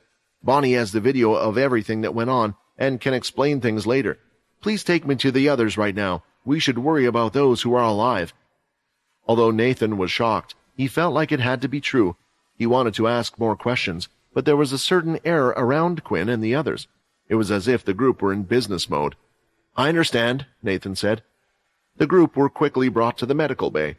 It was mostly filled with white light, and the walls were colored the same. There wasn't a single speck of dirt anywhere in the rooms, and they were now walking down a hallway with several large oval doors. First, I will take you to see Head General Sack, since he is a bit more responsive, Nathan said. Putting in a code by the side of the oval door, a beep was heard and the door slid down into the ground. Quinn! Sack called out, a little excited, but then his mood seemed to dampen just as quickly. It looks like you put up quite a fight against the Dalki to end up in this state, Quinn said, trying to lighten the mood. Although Quinn wasn't close to Sack, he was close to his other side, his role-playing teacher in the Power Fighters game. I wish. I tried everything on that Dalki, but there was nothing I could do, Sack replied as he tried to move parts of his body, but it was useless. You know, I thought my martial arts were the best in the world, and when I saw you using them, I felt even more so. As long as someone could keep advancing the martial arts, improving upon it, nothing could stand in my way until I met the five-spiked Dalki. My ability strengthens my body, and since then, I have never broken a bone in my life. Now look at me. My whole body has been shattered, and they say it's due to my ability that they can't heal it or put it back together? Nothing can work. It was a sorry state to see someone like this, and all of them imagined if they were put in the same situation, they would feel the same way. Quinn, Sack said as he looked up at him, I already asked you for one favor, and it's shameful for me to ask you for another, but I heard you were able to heal Owen. Can you heal me? For a second, Quinn could see the hope in Sack's eyes. Quinn placed his hand on top of his legs to see if Sack was suffering from the same thing as Owen was, but this was different. He wasn't partially infected. As the doctor said, it looked more like his indestructible ability made it so healing techniques wouldn't work. Abilities and the human body were a strange thing, and honestly, the way his body was, he wasn't sure that technology could heal this unless he was to turn mostly into a robot man. From the look on Quinn's face, he could tell that it wasn't an option. He hadn't given up yet. I heard from a report from Samantha, Sack said, that the teacher known as Fex was badly injured, and when he was given blood, all the wounds on his body had healed. I'm assuming he is a V. If I was turned, would I be healed? Sack asked. This was the second part of the story Bonnie was looking for, and she and Void continued to film it all.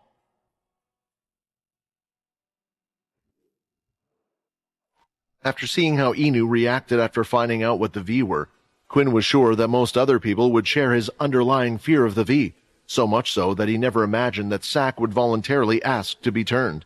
Unfortunately, there was an underlying problem even if Quinn did agree to Sack's request. He had plenty of spaces left to turn others, numbering 18 as of now. Whenever someone Quinn had turned to died, one of the available slots would return to him as well. Turning Inu hadn't caused any problems in that department, but the troublesome fact was that he had no way to control what Sack would turn into. You were a little lucky when you turned Inu, but you can't guarantee that Sack will turn into a vampire as well. He could turn into something else, Vincent cautioned Quinn, just reconfirming his worries.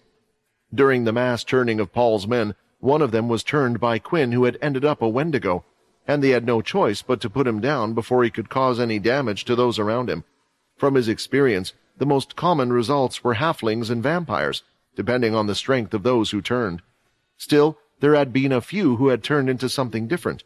In Inu's case, Quinn had already been prepared to use his mind control to make him act a little crazy should he have turned into anything but a vampire. The only rare form that could be explained away was something like a Dhampir, but so far Aaron had been the only one which meant the chances were incredibly low. Either way, the problem was that there was no guarantee that Sack would turn into something that was more helpful to him. "Sack, you are a skillful person, and you taught me a lot," Quinn said. "I've used your techniques to help me get out of quite a few pinches lately. The thing is, there are a lot of things about us that the world doesn't know or understand. If I turn you into one, it means that you will be thrown into that world." A huge grin appeared on Sack's face upon hearing these words. "The fact that you said that means you can heal me if you turn me. You're just worried about what comes after that fact. Quinn, look at me. Does it look to you that my life could be better if I stay in this state? Whatever happens to me, I can't imagine it being worse than not being able to help the people around me. No matter the result, I won't blame you." Putting himself in Sack's shoes, Quinn would have requested the same. He often wondered what would have happened if he had had a choice in the matter of accepting the vampire system. If Quinn had been asked whether he wanted to accept it, especially with what he knew about it now, he would have agreed. The answer was of course he would. It was thanks to it that he could play an active role in deciding humanity's future, something he always wanted to do. "Before we do anything, I'll explain everything to you, including the risks, and only then should you make your decision," Quinn stated as he stretched his shadow across the floor, and it had risen in front of Void, blocking the camera's view. "I think that means he wants you to turn it off for now," Fex whispered to them. Bonnie looked over at Void and nodded. They had already learned a lot, and she couldn't fault Quinn for wanting to keep some things hidden from the whole world. She just hoped that at some point she would be allowed to show these things. At the same time, the two doctors were told to leave the room as well, with Nate escorting them outside and making sure they didn't listen in. "Some important things to note," Quinn started to explain. "Once I turn you, I will become your turner. That means you will be directly under me and part of my family. There will be a connection between us that you will be able to feel. If I order you to do something, it will be nearly impossible for you to disobey, even if it is something you might never do as you are now. The reason why I'm telling you this is because of your position in the Earthborn group. If they find out I've turned you into a V, I'm afraid it will sour our relationship with everyone. Right now, there's a good chance that Oscar and Samantha can't recover, and I doubt they would be happy with you taking up such a position." "So, you want to keep this a secret?" Sack addressed the core of the issue. It was tough because if he did get found out, it would be natural for them to assume he had been a traitor all along, and there would be no getting out of that one for him. "Indeed, although in your case it might be easier than with others," Quinn replied. "I healed Owen with my key, and I can claim I did the same to you. You see, once I turn someone, their abilities disappear. Due to your ability being so unique, the others shouldn't notice that it has disappeared.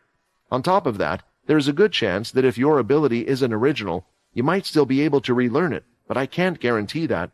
As a silver lining, you will be able to learn another one if you wish, as long as you are compatible with it. Finally, for the last part, let's talk about all the bad things that come with being a vampire." Everyone was listening in carefully. Bonnie and Void couldn't believe the changes that someone would have to go through. Losing the ability one had built up for so long would be heart-crushing for many. Quinn went on to explain about the bloodlust he would feel and how they would help him with that. He later whispered about how they would overcome the weakness of the sun. The reason for whispering this was because he still couldn't fully trust the reporters that were behind him, and if they knew about this large weakness, it would be trouble for them in the future, perhaps. The last thing the two of them talked about were the possibilities of what he could turn into. "I see," Sack said after taking everything in. "So you can't just go around changing people as you like. The bad types of vampires. Have you ever seen someone turn into them before?" "Yes." It was clear that this one single word was connected to painful memories, but he needed to make sure that Sack knew what he was getting into.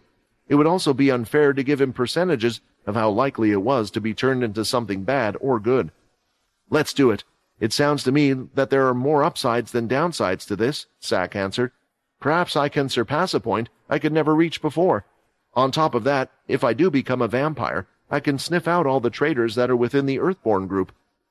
Although this was something Bonnie desperately wanted to report on, she knew for the sake of humanity she shouldn't. This would help the two groups come closer together. It was better for people to believe the cursed faction leader was also able to help Sack get back on his feet, like he had done for Owen as well. Initiating the blood ritual, Quinn did the same as he had always done.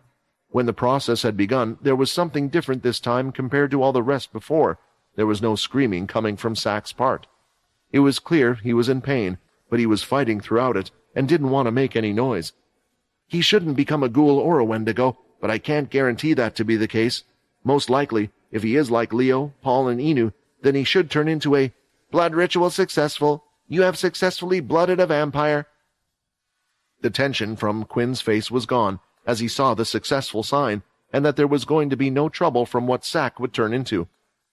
You have a really strong will. All the others screamed at the top of their lungs when they turned, Quinn praised him. With that kind of willpower, I'm sure it should be easier for you to fight against the craving for blood. Take this. Quinn handed him a flask that appeared in his hand through the shadows. Drink a little bit of it, and you should start feeling better. It doesn't look like your body is healed yet. Drinking a little bit at a time will help with your control.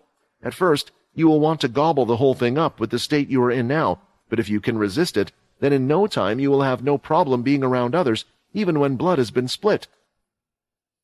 The group was quite pleased and glad that they now had another strong new ally that could probably help them just as much as Paul and Leo did, maybe even more so, working in the Earthborn group.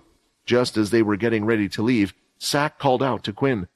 Please, try your best to save Oscar, but honestly, with the state he is in, you might not be able to, Sack said. All of them had left the room, and now it was time for Nate to lead them into the next room. He typed in the code by the oval door once more, and there they could see it instantly, a large glass tube similar to what the Dalkey had been kept in. They could see Oscar's head floating and his life's heart beating, with only half his torso remaining. With the state he was in, it was questionable if he could even be turned. From Sam's explanation and the words that everyone else had said, Quinn and the others believed to have a rough idea of Oscar's current state. However, confronted with the reality of seeing Oscar float about in a strange green-colored liquid, it was beyond all of their imaginations. The Supreme Commander had no limbs, and a strange mask covering most of his face that was meant to help him breathe. Only the left side of his chest was intact, his neck still connected to his head, which had to have been the only reason he was somehow still alive in that condition. Quinn wasn't even sure that with what was left, turning him was an option, much less if it could help him recover. Upon entering the room, they noticed someone else as well. A girl with long hair was sitting on a chair with a table in front of her, head knelt down on the table facing away from them. Samantha hasn't left this room ever since she got here. She's convinced that her father will just wake up at some point, and she's determined to be there when it happens, Nathan explained as he sighed. Samantha didn't seem to have noticed their presence. From the looks of it, she was either asleep or too lost in her own thoughts. He's still alive, right? Layla questioned, since it was hard to believe anyone could survive that much damage. We actually aren't 100% sure on that. We've put him through various tests, but there seems to be no more activity in his brain. Honestly, we aren't even sure what happened that day. Sack seemed to have seen everything, but still hasn't spoken about it much. Our best guess is that One Horn has allowed him to live. Perhaps he got bored playing around with him, or this is some sort of sadistic ploy to let us watch Oscar die. We don't know. Live seemed to be a strange term given Oscar's situation. They had already thought Sack had it rough, but if there was no activity in one's brain, it also meant the only thing that was keeping him alive was the machine. Suddenly a thought went through Quinn's mind.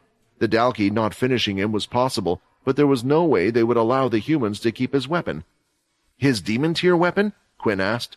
He knew it was insensitive to the situation, but it was something important for their survival. Lost. It's either in the hands of the Dalkey or the V now. Nathan looked down as he explained the situation. One of humanity's strongest weapons was now in the hand of their enemy. Before the news wouldn't have been so bad, as it was well known that the Dalkey were unable to activate beast gear. They could still wear the items or use them as weapons, but they were unable to bring out their full power. However, things changed with the V joining their side, as they did not have such a weakness. Eventually, the group started to walk forward. Even Bonnie and Void put the camera down. It felt insensitive to film Oscar in the state he was in. They didn't want to shatter his image as the Supreme Commander and as the one person who had done the most for everyone in the battle with the Dalkey. Stepping forward was Quinn and Fex, while the rest followed behind, but at a distance. It would be quite intimidating for a single person to be faced with so many new faces all of a sudden. Shiro started to speed up as he walked behind Quinn. From what he had heard so far, there was a good chance that maybe he was the only one that could help Oscar in his situation. As the footsteps got closer, Samantha finally turned her head. She had dark, heavy bags under her eyes. They were puffy and swollen, and the white of her eyes was all red. "Vex!" Samantha uttered the name of the first person she already knew. She spoke in a tired voice, as if the girl had just woken up. "I'm sorry for telling everyone about your secret. I didn't keep your—" "It's okay. The whole world was going to find out sooner or later anyway." Feck shook his head as he gave her a light smile. The news had already gone out, and Samantha obviously had far bigger problems to deal with. He went a bit closer to see how she was dealing with things. "When's the last time you've eaten anything?" the vampire asked as he noticed how frail she looked compared to the last time he had seen her. Hearing this, she soon realized that it wasn't a dream she was in, and looking next to Fex, she could see Quinn, the leader of the cursed faction. "Food. Energy. Wait, are they really here?" she thought, as she picked herself up from her seat, but her vision was going dark from standing up too fast and having stayed in one position for too long. As the closest one to her, Fex gave her a helping hand. "Help him, please!" Samantha shouted, but even her voice lacked any indication of strength. She sounded sore from the endless amount of crying and screaming. No one should have to see their father like this, and she also blamed herself for being there, but was unable to do anything when everything had happened. "You can do it, right? Quinn, you can do anything. Please help him!" She pleaded again, moving to Quinn, and she practically threw her body weight on him. She was so weak, but it did nothing. He looked at her. He had never seen someone in so much pain before. A bond between family, one between a daughter and her father, was something he never had. The problem was that Quinn didn't wish to give her any false hope. Honestly, he didn't know if there was anything he could do. Before coming here, he had agreed that if Oscar didn't want to be turned, then they shouldn't do so against his will while he was unable to make a decision. "I'll try," Shiro said, clenching his fist, and he looked motivated. "Quinn, please let me give it a shot." For a brief second there was hope in Samantha's eyes, but what could this little boy do that all the learned doctors and those with healing abilities couldn't? For Shiro to use his ability, he needed to touch the head, which meant he also needed to get into the glass tube container. Nathan ordered some men who were stationed outside to help out, as they brought in breathing equipment that looked similar to a diving suit, but there was no gas tank of sorts, since everything was done through the large helmet he had on his head. Then from above, he was elevated by a platform, like an evaluator. All Shiro did was take a step forward, as he splashed into the liquid and now was face to face with what was left of Oscar. "I don't know if I could do that, being chucked in like this," Layla mumbled as she realized how brave Shiro was. He hadn't been in the battle for very long, and had only recently learned the ability. Then he was thrown into the deep end, with one tough request after the other, and Shiro was the one who had actually volunteered this time. Pressing his hand against Oscar's head, Shiro closed his eyes and concentrated. His hands started to glow as they did before, and a few seconds went past, which soon turned into minutes, and then finally, "Get Shiro out of there, Quinn!" Logan shouted. "He's going to kill himself if he uses his MC points for too long, and he runs out of energy like last time." Quinn quickly went to grab Shiro out of the container, jumping and hanging onto the edge, before reaching out his hand and pulling on him. Just as Logan had suspected, Shiro had already passed out from overusing his ability. The rest of them waited for a while Shiro to wake up, as they took him out of the strange wetsuit. During that time, they kept monitoring Oscar, but no change was showing up on the equipment at all. Eventually, Shiro started to come, and he could see all the others had gathered around him. He looked at Oscar in the container, and his face started to be filled with tears. "I'm sorry. I tried to find him, but I couldn't," Shiro cried. He could see how much pain Samantha was in, and he wanted to do his best to help her father. He had been quite confident he could do something, but after saying all that, he had done nothing but waste everyone's time and give them false hope. "You tried your best. Don't cry, I know. My father would be happy to see this many people try their best to save him," Samantha said in an attempt to comfort Shiro, but she was now sobbing too by his side. "Is it really the right thing to do?" Quinn thought. "To just sit here and do nothing? Wait until his mind comes back? What if it never comes back? What if he's like this until the end unless I try to do something? Oscar, would you be happy seeing your daughter in this state? Zack told me to do what I can to help you. It's okay, right? You can hate me later if you want, but I can see that the world still needs you."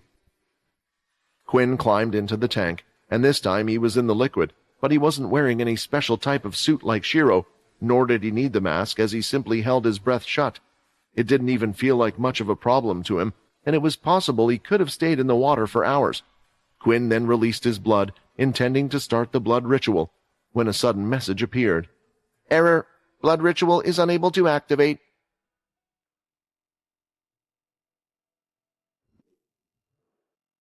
"Error. Blood ritual is unable to activate. It is not effective in this situation." Despite Oscar being in front of him, this was the first time that Quinn had gotten this type of message. He had been worried that turning him might not be enough to save him, but he hadn't been mentally prepared for the fact that it was actually impossible. He tried a second time just for good measure. Perhaps he had done something wrong. Unfortunately, it only resulted in the same error message appearing once more. "Again!" Quinn repeated in his head as he attempted to activate it through the system, yet nothing changed. "Quinn, I don't think it will work no matter how many times you try. It is clear that there is some type of underlying problem, just like when Shiro tried. In this type of situation, there's nothing we can do," Vincent said. Hearing these words from a man Quinn knew to be many times wiser than him, and who also knew far more about the vampire world, his hands started to feel weak as he started to sink down in the liquid. Some could possibly help, like Tempest or the second leader's abilities, but there were problems with getting the vampire world involved. From the outside, Samantha could see this, and judging by the lack of any change in her father's condition, as well as the defeated look in Quinn's eyes, she understood that all hope was lost. Immediately, she fell to her knees. There was no more energy in her body, and they slammed into the hard ground. This time not even Fex was ready to catch her, but as her body was becoming limp, he did manage to catch her with his strings before her head hit the ground. "We need to get her some food and energy. I don't think staying in this place is helping her at all. Force feed her if need be. Just make sure she gets it," Fex shouted, as he ordered the other soldiers as if they were his own people. Due to his assertive tone, the soldiers didn't even question Fex's order. A doctor who had been on standby came to look over Samantha. Her diagnosis was that Samantha lacked enough sleep, hadn't eaten or drank anything, and was mentally exhausted. Since there was nothing they could do for Oscar, the group followed into a larger part of the medical bay, where there were several beds laid out, but at the moment there weren't any other patients currently being treated. It wasn't like the private rooms that had been used for Sack and Owen. Here, a lot of them sat on the seats that were spread around the room, thinking about what they had just seen. Others were trying to comfort each other at the same time as well, while Quinn and a few others continued to stay by Samantha's side, who had a drip that had been placed inside of her body.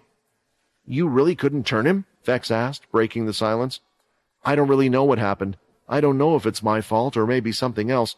I was sure, since he wasn't completely dead, that there should be at least a chance to turn him. Perhaps he would have turned into some type of undead class, but as long as he would have improved, we would have been able to deal with it then," Quinn replied, yet all those worries and thoughts seemed to have been for naught. "Nice reflexes," Sack said with a smile, but it soon went away when he looked at Samantha. "I heard what happened when you went to visit Oscar. I assume you all being here means you couldn't do to him what you did to me?" "Quinn, I'm sure you tried your best. Nobody will blame you for it not working this time. All of this isn't your fault in the first place. It's mine. If only I was stronger, he wouldn't have had to try and hold off the Dalki on his own. Oscar wouldn't have to gone through all of that." Shaking his head, Sack went to take a seat along with the others. "Sack, Nathan told us that you were there when all this happened. Maybe you know what's going on. How did the three of you even survive such an attack?" Quinn asked. "Even if Oscar ended up in that state, surely he could have killed you all, and why didn't you tell us this before?" Right now, certain pairs of eyes were gone. Bonnie and Void, the reporter duo, were currently going around looking at the ship and conducting more interviews. Nathan and his group were back to doing their duty, as they had a ship to run, and temporarily he was taking the commanding role. "I didn't want to say much before because honestly, I don't really understand it myself," Sack replied after he made sure nobody was listening in. "You see, I and Samantha were both fighting One Horn. It was clear from the beginning that we were no match for him, but at the same time we were unable to turn our backs. At this point, the humans, who we assumed were V and the Dalki, were both fighting against us. If we ran away, then it meant everyone else would have died as well, and I'm not sure One Horn would have let us in the first place. That's when Oscar showed up to reinforce us. He told us to run away, but we didn't listen. After seeing Oscar fight with the demon-tier weapon against the Dalki, it quickly became clear that they were stronger. I ended up in the state that I was in, and Oscar was getting pulled apart by One Horn, while Samantha could do nothing but watch." He had a giant grin on his ugly face, like a young boy enjoying the fact that he was ripping the wings off a fly. He could have killed him straight away, but he didn't. Samantha eventually got the courage to charge forward, hoping to somehow stop the Dalki from killing her father, but I knew it was useless. Honestly, I had accepted that we would all die down there, but then someone picked up the demon tier weapon. It was a girl who looked to be from the shelter. She had long black braids, and she held up the sword, pointing it towards the Dalki. She told One Horn that he should let us go. It didn't make any sense, but for some reason he complied. He had just defeated Oscar wielding the demon tier weapon, but for some reason he didn't seem to be willing to defy that girl. It was then that I noticed that none of the humans that had been attacking us had any of the traits that were described as the V. I didn't understand anything, which was why I didn't want to say anything to anyone yet. The fact that humans were working with the Dalki, and that they were listening to them no less. After that interaction, all of the Dalki stopped attacking, allowing us to retreat and barely come out of it alive. 80% of our forces had already been dealt with. Hearing all of this, Quinn couldn't quite put his finger on what was going on either. But if those groups of people were really the ones that Arthur had stayed with, then maybe there was a reason why they had listened to the Dalki. Are the humans living there actually working with the Dalki? But then why did they save Oscar and the others? Why would someone as powerful as One Horn listen to a girl, unless she was perhaps the only vampire there? Scratching his head, he thought there was just too much to think about. After the conversation had died down a bit, they started to ask Sack more details about the fight that went on. Their number of forces, the Dalki's strength, and more. But Shiro and Syl were busy having their own conversation from before. "It doesn't make any sense," Shiro said as he looked at his hand. "I went into the black space, just like I did with you, so doesn't that mean I entered his mind? So why couldn't I find his consciousness? Did I not go deep enough?" "The others said you were drained, Shiro. Your ability probably won't let you spend more time in there or go deeper," Syl said. "Your ability seems strong, but maybe it needs to be even stronger." Hearing this, Shiro was kicking himself for being overconfident. He still couldn't believe that he had given them all hope, and he felt like he was to blame. But their conversation and seeing how Shiro was had given Syl an idea.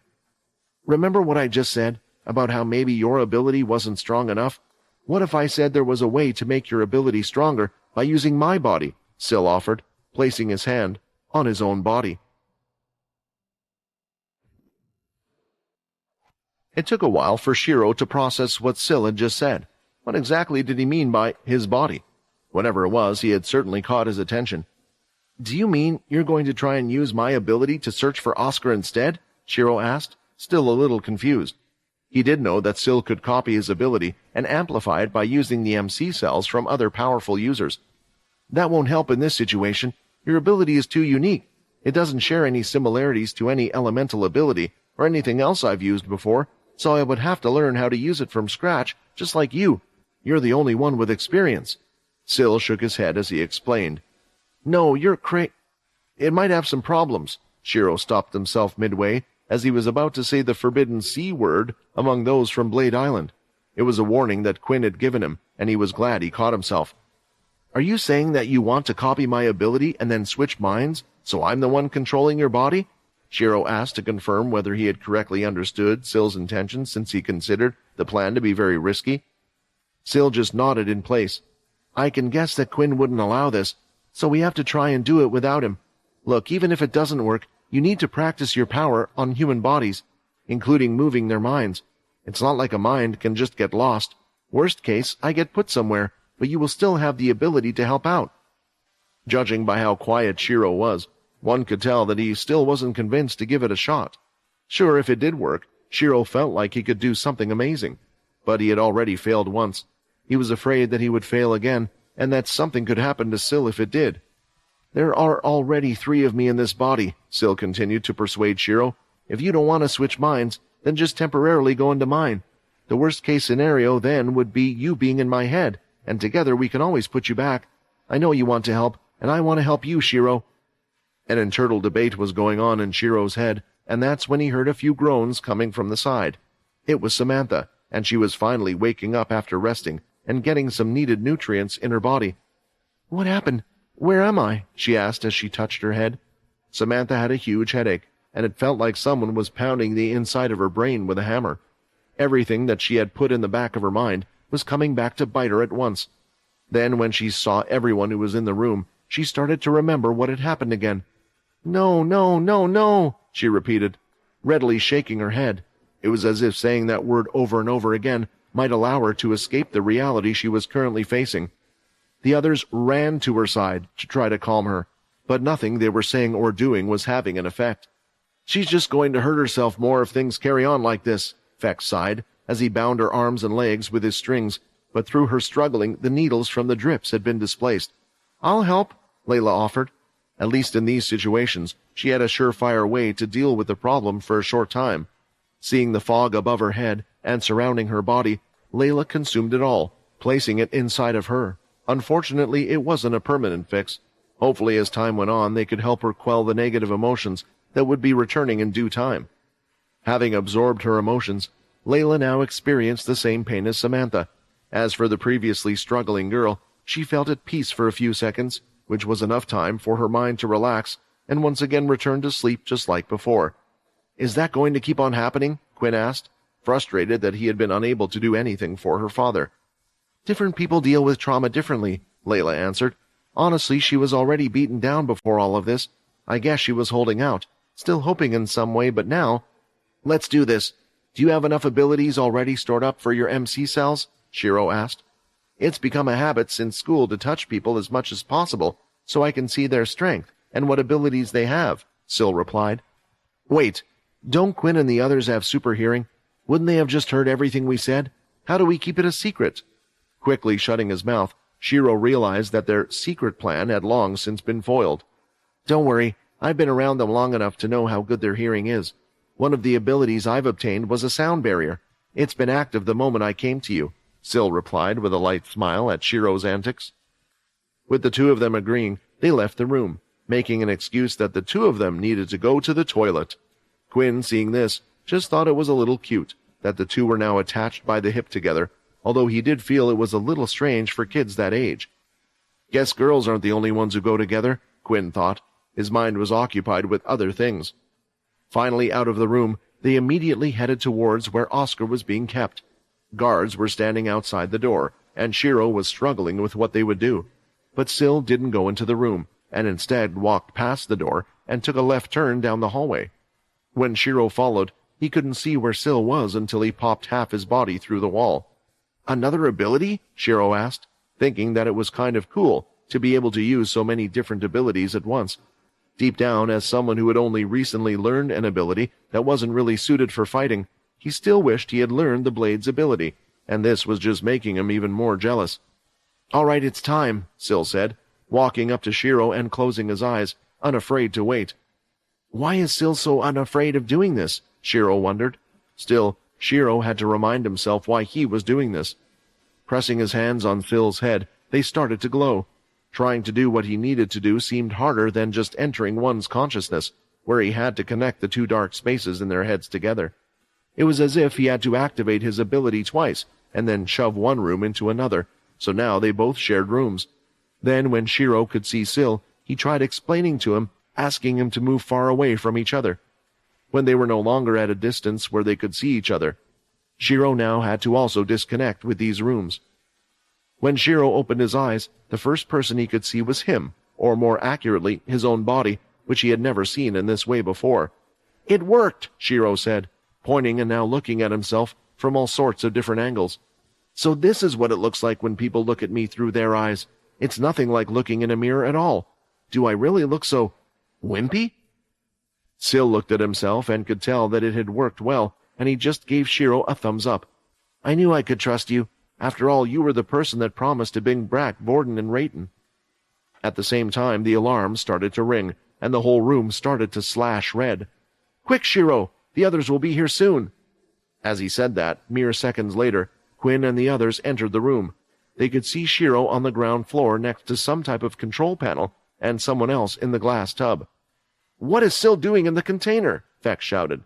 Touching Oscar's head, his hand started to glow. "Come on, this has to work!" Safety precautions had been put in place ever since the Earthborn group had learned about the V.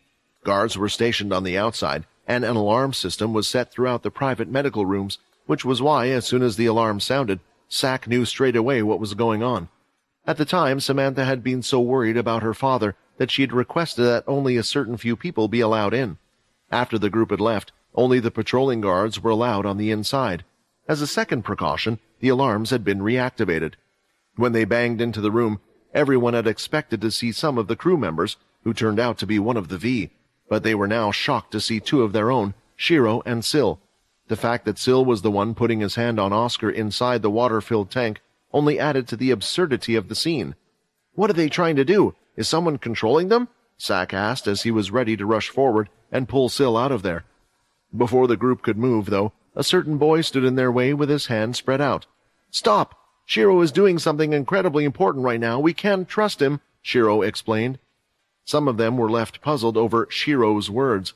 Did he hit his head and mistake the person who was with Oscar? But how could he mistake it for himself? Sil was also conscious of the fact that even if he wanted to stop them, there wasn't much he could do.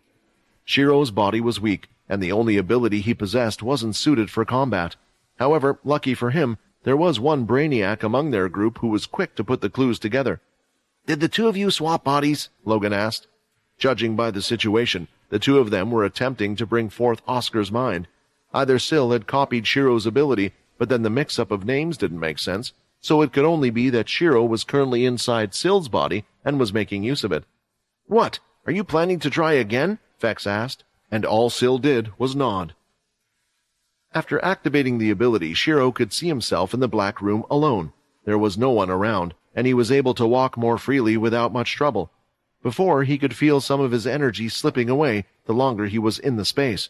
If he was concentrating too hard, it would be unnoticeable, which was why he would often push himself past his natural limits, causing him to faint on the outside. "Is this because of Sil's ability? It feels like I'm not being affected by my powers at all. I could stay in here forever," Shiro thought. Unlike with Sil, where he could see two floating balls of energies that contained their own spaces inside, it truly felt like Oscar's mind had just gone. But if that was the case, then why could he appear here at all? "Is there really nothing we can do?" Shiro worried, even after going behind Quinn's back and using Sil's powers. Trying to think hard, Shiro eventually needed to try something, and for some reason, although he didn't think it could help, he started to activate his ki energy, something that every human had and something he had been practicing. Even though it wasn't his body, Shiro knew the process, allowing him to access a bit of ki energy inside of Sil's body. It was strange because technically his body wasn't in the black space, only his mind, so he wasn't sure if it would work or how useful it was. When activating it outside, though, a connection was made as his hand was touching Oscar's real body on the outside. For a split second, something appeared in the black space for the first time, or more correctly, he felt the presence of something, albeit very vaguely. "It's over there!" Shiro instantly moved to where the anomaly had occurred. It felt like a sense of hot and cold. As he moved further away, the energy was weaker. Moving to the right area, the energy was stronger, but still nothing could be seen, until he reached a point where the energy felt strongest, in the black space. "But there's nothing here!" Shiro couldn't see anything, but he was certain the energy was here. "No, I need to think of this another way. If this would be all it takes, then I could have done it with my own body. I need to use the ability better." Shiro started to think back to what the notes had listed, the connections inside that he needed to make to travel deeper into the consciousness. He focused on activating his MC cells even more, going deeper into the person's mind. His hands were glowing so brightly from the outside that it was blinding the others standing nearby. Then there was finally a change of scenery for Shiro. He was no longer in a black space, but was in a white space. In front of him was Oscar, in all his glory. He had no injuries and was in his usual military uniform. "I don't quite understand what's going on," Oscar said, "but at the same time I feel I do." "Oscar!" Shiro shouted, ready to hug the Supreme Commander. All of his efforts weren't in vain. He really was somewhere inside his mind, but it was deep, too deep to control his body. "I work for Quinn. He sent me here to come to get you. We're trying to save you." Shiro spoke, all at once out of fear that the other might suddenly vanish once more. Oscar started to shake his head and raised his hand to stop him there. "I'm assuming you know what happened to me if you're here. You appear to possess some kind of mental access power, but even if you were to bring my body back, what would become of it? It is beyond healing." Oscar sighed as he looked down on himself. Right now his appearance was pristine, but he remembered what had happened to him on the outside. "Quinn," Shiro replied quite confidently. "He managed to save Sack even though he was in a bad state. The doctors couldn't help him, but Quinn did. I just know that as long as we can bring back your consciousness, Quinn will be able to get you back." There was a slight pause from Oscar before answering, and then a small smile, as if he had made up his mind. "I assume his way of saving me isn't by usual norms. If others couldn't and he can, does that come at the cost of turning me into the same thing as him?" Oscar questioned. "When the others around him claimed they had been turned, not out of choice, I assume Quinn had been put in similar situations. I'm honored that you must have put in all of your effort to try and save me, but I do not wish to be saved, not like this." For someone as young as Shiro, nearly 17 years of age, he couldn't understand. Why would someone refuse to get saved when there was the possibility? Oscar could tell this from the look on his face as well. "I have grown tired of all of this fighting. I have given it my all throughout my life, and I just think now it's my time to go. I hope you respect my decision." "What about Samantha? Do you have any idea how heartbroken she is? Don't you want to at least see her for a final time? Say some words or see her off?" Shiro asked, hoping to convince him. "I can't deny that seeing my daughter again does have a certain appeal. However, because she is my daughter, I know that she is far stronger than she looks. I know she will come out better from this. I understand that you are trying to convince me, but I've already made up my mind. However, there is one request that I have now that you have presented me with the opportunity. It has been a long time coming, but if possible, I wish for a final talk with Quinn. That boy has a lot of questions on his mind, and he deserves to have them answered, especially as he's this world's future. I need to pass the mantle," Oscar requested. Shiro was trying to think of other things to say to convince Oscar, but if his daughter wasn't enough to get him to reconsider, he didn't know what was. "How can I face the others again? This time I was actually this close, but I failed again," Shiro thought. Still, there was one more chance, as Oscar had requested to talk to Quinn, and he was hoping at least Quinn could talk some sense into him. "It's all up to you, Quinn." With everything done, Shiro returned to Sill's body inside the container. He easily pulled himself out, noticing his well-developed muscles. "Oh yeah, that's right, this isn't my body. I always thought he was more scrawny than me, but boy was I wrong." Shiro then tensed up Sill's muscles and pressed on his hard abs. His finger was practically hitting a solid wall, showing he was in tip-top shape. "It's so much different than when I use my ability in my own body. I don't even feel tired after having to search for Oscar. How can one person have so much power?" After experiencing it for himself, he was starting to understand how the Blade family had been able to secretly rule over the Big Four in the past. The things they could do with all those different abilities, and the fact that their powers could multiply, meant that they would be scary enemies. There is still that Hilston guy everyone is worried about out there. If Sill is already this strong, does that mean he is even stronger? Shiro gulped as the thought crossed his mind. The Blade family leader would not only have had decades more time to gather multiple powerful abilities, but also that extra time to have experience with them. When Shiro went down, he was expecting everyone to start yelling at him and to get told off, but it appeared that Sill had already made everyone aware of what they were attempting to do. When Quinn walked up and held out his hand, he squinted, almost flinching. "Are you okay?" was the first question that came out of Quinn's mouth. It wasn't a telling off like he had expected, and Shiro nodded in response. "Wow, that's kind of cool that you can make people swap bodies, and they can use the ability in that body?" Vex questioned. "Does that mean I can see what it's like to be a girl for one day?" Now his imagination was running wild. "Does the ability work on vampires? Maybe it's like Sill's," Logan theorized. Despite everyone's comments, Quinn was just happy that there weren't any problems in the process. In all honesty, he had been afraid that something might have happened to Shiro and Sill when trying to do something like this, which was why he had only made him run the tests on wild beasts rather than humans. However, it was inevitable that at some point Shiro would have had to attempt to do this, and for someone to do it with their own mind. Quinn couldn't imagine how scary that would have been. "You should have said something instead of running off," Quinn berated Shiro. "You were lucky that it worked out, but what would you have done if something went wrong? If something happened to you, then it would have been my fault for getting you dragged into this whole mess in the first place. Promise me that next time you try something like that, you do it under supervision." Shiro understood his concern, but didn't really know what to say. He understood that just seeing Samantha in that state and wanting to help her wasn't a good enough excuse. Fortunately, she didn't seem to be with the others either, In the end, Shiro just nodded weakly. What's done is done, but we need to make sure we don't have to take these huge types of risks in the future. So did you get any results? Quinn asked the question that was on everyone's mind. The conversation between the others in the background died down after this as they were listening in carefully. Connected to him. I connected to him, Shiro answered, which sounded like good news, but Quinn couldn't tell by the sound of Shiro's heartbeat that something was up. If Shiro could have connected to him, then why were there still no active signs on the monitoring equipment? He said, he wanted to speak to you, Quinn. I think it might be for the best. Right now I can use my ability to touch both of you at the same time and pass you along with me, so you can have a conversation. It was his. He said that was his last request.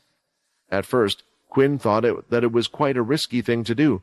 Shiro hadn't figured out everything about his ability yet, since he hadn't been using it for too long, but he did have Sill's powers at the moment, granting him access to far more MC cells than he could imagine. But what confined him was the fact that Shiro had stated it was his last request. Why would he say that, unless... It was because of this that Quinn nodded. His last request wasn't to talk to his daughter or anyone else, but to Quinn. The two of them hardly knew each other. The others knew that once Quinn had made up his mind, he would go through with it, so they sat back and just waited. At this time, Bonnie and Void were arriving in the room. From the sound of the alarm, they had known that something would be up, but instead of an attack, all they could see now was Quinn and Sill entering the glass container, with the younger boy floating in the middle of the container and touching both of them. While activating the ability on Quinn, something else could be felt by Shiro for a second, but he chose to ignore this and continued with his task. Having done it once, it was easier than before, and with Sill's power supply, it really felt like it was no trouble at all bringing along Quinn as well. In barely any time, they reached the white space, and Oscar was seen smiling as he looked at Quinn. "Young boy, thank you for fulfilling my last request," Oscar said, before turning to Quinn. "Last request? Do you really not plan to come back?" Quinn asked Oscar. "Even if we can save you? Even if the people out there need you after everything you've already done? Don't you want to watch the end of this all? You could be there when we get over that last hurdle." The tone of Quinn's voice was surprisingly aggressive. Shiro hadn't expected him to be like this, so what was the reason? "Quinn, I have done my duty ever since the first war. I'm not the first one to fall in battle, nor do I have grand hopes that I will be the last one. You can't even imagine how many of my friends, peers, and subordinates I have outlived ever since. I have done everything I could to grow stronger, to save even one more person. Every time I have fought, I have done so with my life on the line, knowing the risk and the consequences, and I ended up like so. I'm just glad that my sacrifice at the end could save my daughter as well. For me, my time is over. My fight is finished, even if that means I don't get to see the end of it. I hope that my will, and what has happened to me, will encourage others just like you to pick up my mantle and continue the fight. I know why you're upset. I looked into your past, Quinn. As a person who has grown up with no ability, your life must have been tough in the world we currently live in. I wouldn't be surprised if at some point you would have blamed me.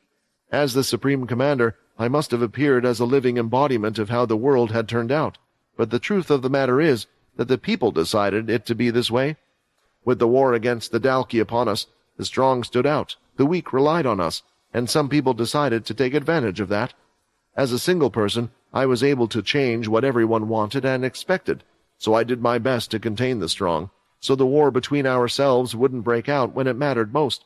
But we all know how that went when True Dream disappeared. That was the moment I realized I needed to change things to make up for what I had failed to do beforehand, and then like a shooting star, I could already see the younger generation attempting to fix the problem I was responsible for creating, and I am glad you all did a far better job than I ever could. Oscar looked deep into Quinn's eyes, as one of these new people he was referring to was him. "This is my answer, Quinn. I do not wish to be saved," Oscar explained. Having been around many different types of people, Quinn could tell that at this moment, Oscar had steeled his resolve. Much like himself, he was stubborn, and it looked like he had made his decision long ago. At the same time, Quinn was struggling with what he was trying to fight. The person at the top wasn't Oscar. Wasn't he meant to be some type of evil, controlling villain that was forcing the weak ability users to live through hell, only caring about the strong? Yet it just didn't feel that way. The end of his goal was this. "Quinn, I wanted to speak to you because you are one of the people that everyone will have to rely on in the future. As such, I wanted to inform you of a few things. Given your special position, I have naturally looked into your past, trying to find out who you really were, but I have come to the conclusion that even I was unable to unearth anything. For example, the apartment, school fees, and your allowance you received when you were younger were all actually provided to you by an anonymous donor. I only later found that some of my people had been told to tell you that we were the ones providing you this service, but that's not the case at all. Ever since you were young, someone has been looking out for you. It is said that you have no living relatives, so why would someone go that far? But I recently learned that there is one? Richard Eno, Quinn mumbled. Was it really him?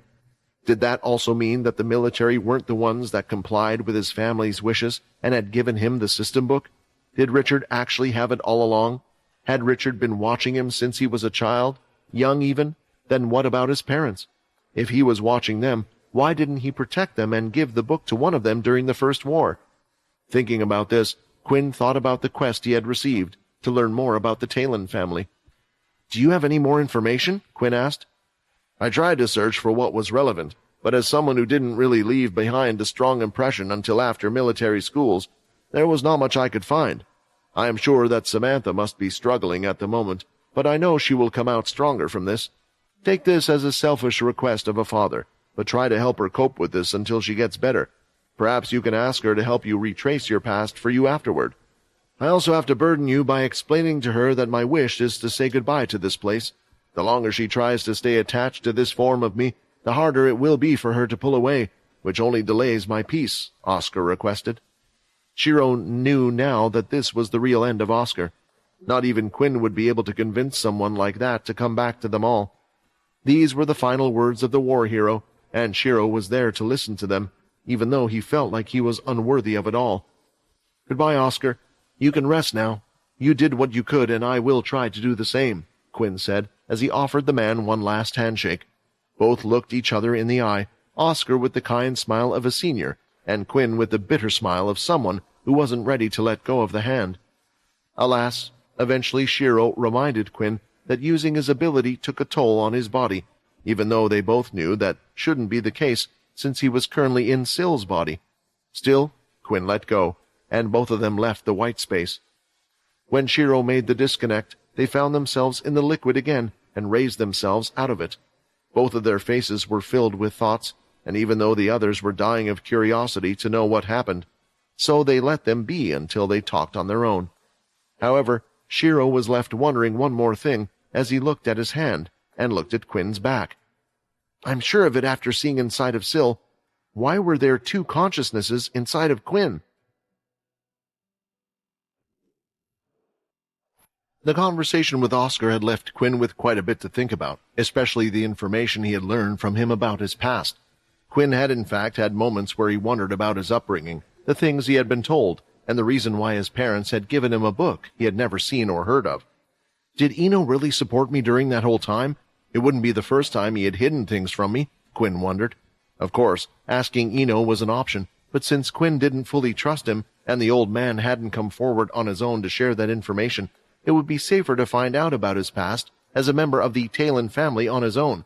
If he was unable to find anything in the end, it would mean he would have to prepare himself to confront Eno.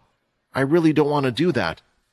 Speaking to Samantha would be the next best step, although that would have to wait until she was in a better state of mind. He didn't know how long it would take, and the need to tell her that her father had requested to be put off life support would surely not expedite the process. Unfortunately, the cursed group still had other things they needed to attend to. This short stop had turned into quite the event already.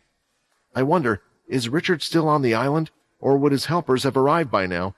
I could send someone to the island to look for him, but there is no guarantee he's still there. Mona has also returned to the place she was kept before, yet I have no idea where that is. Damn, why didn't I make sure I had a way to reach out to him? Quinn thought, conflicted that he had completely overlooked that issue up until now. He was just so overjoyed to finally get rid of him. He started to describe his conversation with Oscar as he turned to face the others who had been waiting for him to speak up until that point. He told them all about Oscar's wish, and Void filmed Quinn conveying Oscar's last words, while the remains of his body eerily floated in the background. The reactions to this were mixed. Some were able to sympathize with how Oscar felt, while others, albeit not openly, chastised him for having given up too soon. To them it felt like, as one of the world leaders, he wanted to run away from his final duty. As for Sack, he was full of tears, and he swore to himself to do everything in his power to make sure the Earthborn group would continue to fulfill their duty, even without Oscar.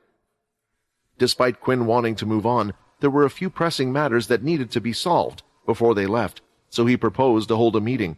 Sack and Nathan, representing the Earthborn group, both instantly agreed.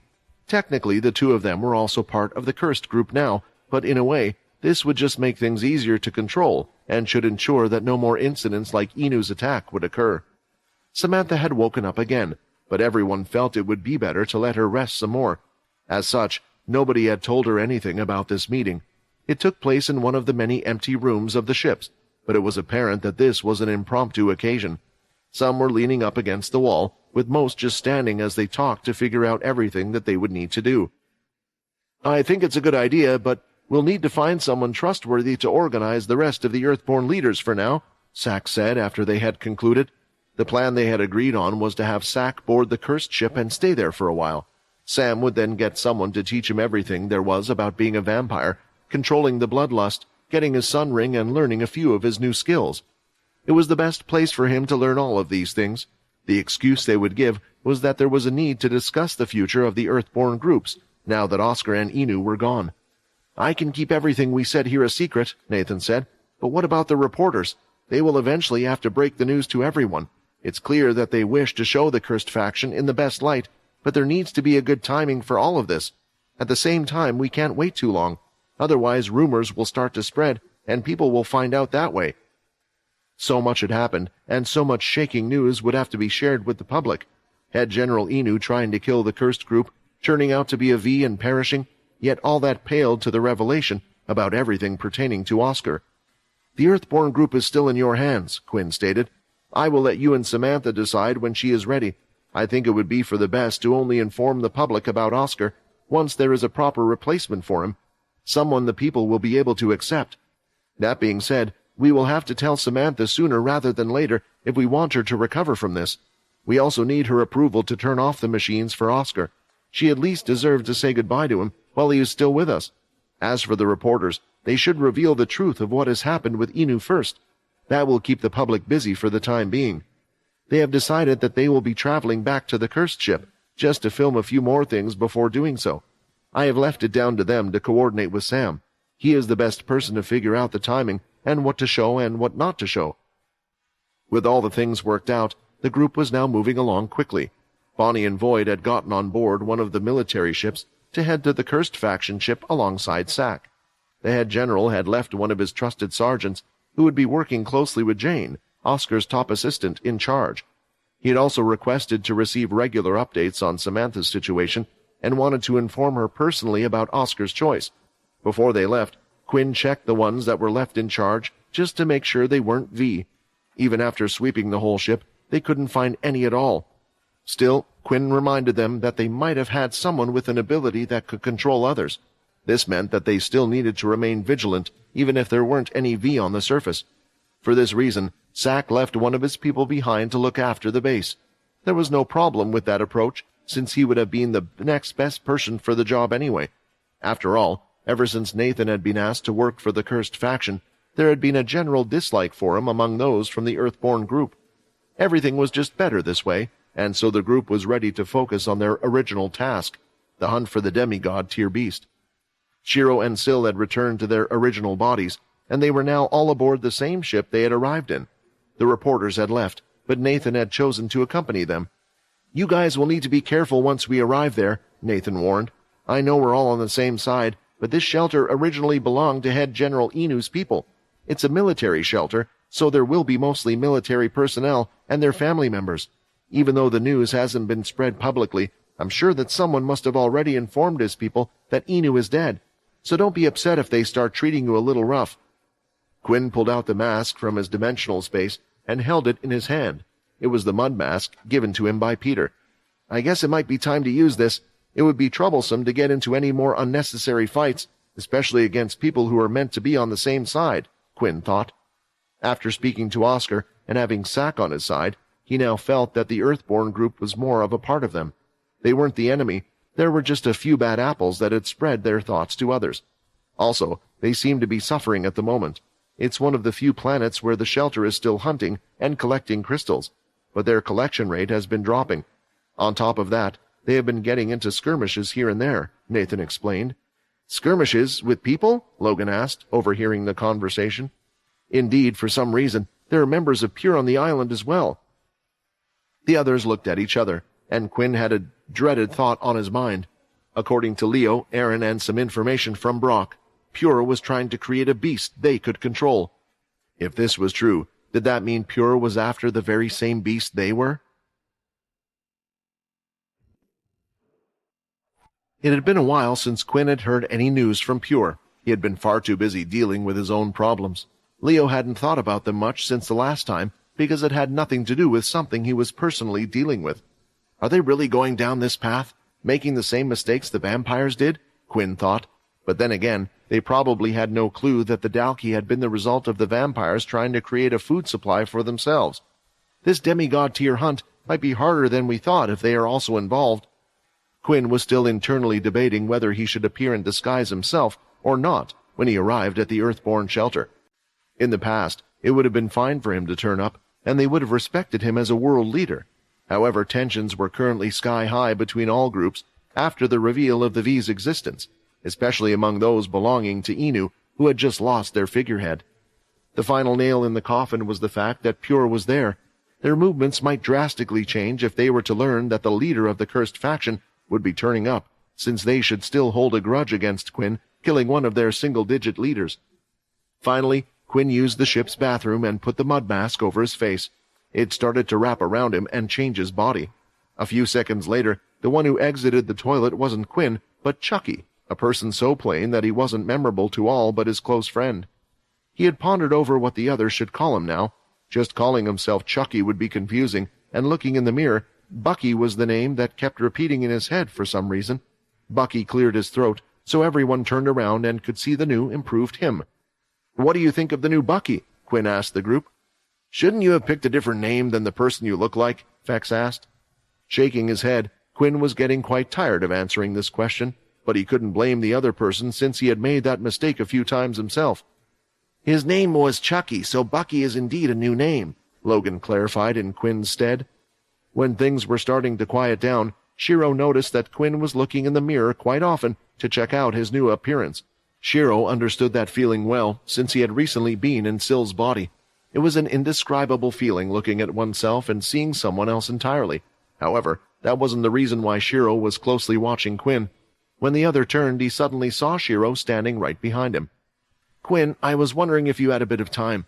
I would really like to talk about something, just the two of us," Shiro requested. Seeing the look on his face, and with them having nothing else to do, Quinn accepted. The two of them entered the eating area, which had a see-through automatic glass door. However, it was soundproof, allowing them to talk and eat if they wished in peace. "What's on your mind, Shiro? You aren't usually the secretive type, so it must be important," Quinn honestly asked the other. "Back when I helped you speak to Oscar, I had to use my ability on you as well. I felt something strange inside of you. It felt like there were two minds in you. It was similar to Sill's, but since I was busy connecting you to Oscar, I didn't really get a good look at the situation. Do you mind if I check again?" Shiro requested. This had come as somewhat of a surprise to Quinn, but not a complete one. The way Shiro had explained it, he already had a couple of ideas of what the boy might have seen. "Do you think that the other mind he saw was me?" Vincent asked, who sounded far more shocked than Quinn. The old man knew that it couldn't be the Bone Claw. Familiars didn't occupy their partner's mind, but left behind a permanent summoning seal on the body of Noise they had made a contract with. "I mean, it's either you or the system, but I have a feeling it's more likely to be you," Quinn replied. In a way, it made some sense to Vincent. These were the two possibilities, but either one would work. Either Vincent was part of the system, or the system itself had already bonded with Quinn. It worked using his mind, so it wouldn't be too surprising if it had formed a pseudo-consciousness, which was what Shiro had seen. Alternatively, Vincent came with the system when Quinn had obtained it, coming together but not really being a part of each other. The logic here stemmed from the time the vampire lost Vincent for a brief period of time. Back then, his ancestor had remained in the tombs below, while Quinn still had the system in full use. If it was the latter case, then there was a higher chance that Vincent could be removed from the system without Quinn suffering any side effects. This was one of Vincent's other concerns when Quinn offered to help him gain a body of his own using Shiro's ability. He had never really brought it up in the meantime because he had honestly thought it would be impossible. Now that the truth was getting closer and closer, it felt unreal. "Shiro, thanks for telling me that, but that won't be necessary, at least not now," Quinn replied. "You're no longer in Syl's body, so it will just tire you out, and we will need you at full power soon.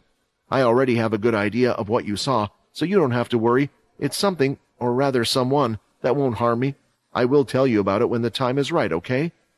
Shiro felt relieved after hearing this. He had been worried that it might have been something Quinn might have been unaware of. The boy had theorized that it could be something that all vampires had, another darker side hidden deep down. Perhaps it could have been the mysterious ability of their enemy, who apparently could implant orders into others. It would have been disastrous if whoever it was somehow managed to implant a time bomb into Quinn. Fortunately, it appeared that all his worries had stemmed from an overactive imagination. When the two of them exited the lunchroom, they could see that they had almost reached their destination. Planet Humding was a dark brown planet that had hills of mud and long plots of land with a little greenery in the area. It was a harsh planet where one could sink into their footing at any moment in certain places, but if one did, they wouldn't suffocate. Instead, they would fall beneath the planet's surface, where vast tunnels and beasts lived and worked. In one of these tunnels was a group of people. One man had an eye patch over his right eye and a scar beneath it. He also had another scar that went from his chin to his lip. He was dressed in a large black overcoat, but his chest was showing his chiseled abs clearly. The clothing and his style suited his long, blessed torso, with his long spiked hair that would always stick up. "Have we still not been able to capture the humanoid beast?" the man with the scars asked one of his subordinates, as he impatiently tapped his right index finger against his thigh. "Sir, we have located the beast's trail once more, 12 hours ago. Unfortunately, every time we come close to cornering it, the Earthborn group gets in our way, making us lose sight of it," the subordinate explained. "In other words, we failed again. Is this what our group is known for failing time and time again?" The eye patch man was questioned, and in the blink of an eye, he appeared before the one who had given the report, towering over him as he looked down. "If the Earthborn group keeps getting in our way, then we will just have to finish them off," the man declared as he turned around. The subordinate looked at his superior's black overcoat with the big number 2 stitched on it, and breathed a sigh of relief. A medium-sized ship approached the shelter on planet Humding. Usually shelters would be built on flat ground in a square shape with walls on all sides. Soldiers, mechs, or travelers would be stationed on top of them to protect those inside. On the other hand, this planet shelter had been built on top of a large hill, or more accurately, the main base was located there. Several large tubes had vehicles passing through them. These would descend down the hill into different areas that had small bases of buildings and people around them. Shockingly, there were no walls surrounding them like the main shelter at the top of the hill. Instead, people were protecting the entrance to these large tubes. Humding is a little unique for more reasons than one, Nathan explained as everyone was staring out of the window, looking at the unique architecture. Although there are beasts on the surface you have to watch out for, the greater danger comes from the countless sinking spots all over. The tubes you can see down there lead to some sinking spots the main base has discovered and deemed relatively safe since they are being cleared regularly to use them as entry points. Humding is rich in crystals, making it a very important place for the military. Unfortunately, the majority of beasts are also subterranean and don't like it when the military tries to mine those crystals. Quinn remembered seeing places that were filled with natural blue crystals, but there was one planet where he saw them more than ever, the vampire planet. It was even more reason to keep it a secret from the humans, especially since they were running low on resources. Flying past, they could see many things being transported through the tubes, vehicles carrying such crystals and more. The other common thing they saw were mechs. There seemed to be more here than the standard. It looked like the machines themselves were used to mine for crystals at a faster rate than human hands could. "Are those robots fun to pilot?" Vex asked. "It would be cool if we could try one out." "If you want to try it out, we have some back on the cursed ship," Logan replied. "However, for someone like you, it won't be much help. They are mainly given to those who have weak abilities and show no promise in battle, or to fulfill menial tasks such as you are seeing them do right now. If Sam hadn't joined the cursed faction, he might have been given one of these machines." Quinn had a wry smile on his face when he thought about it. It wouldn't have just been Sam. He, Shiro, and Peter.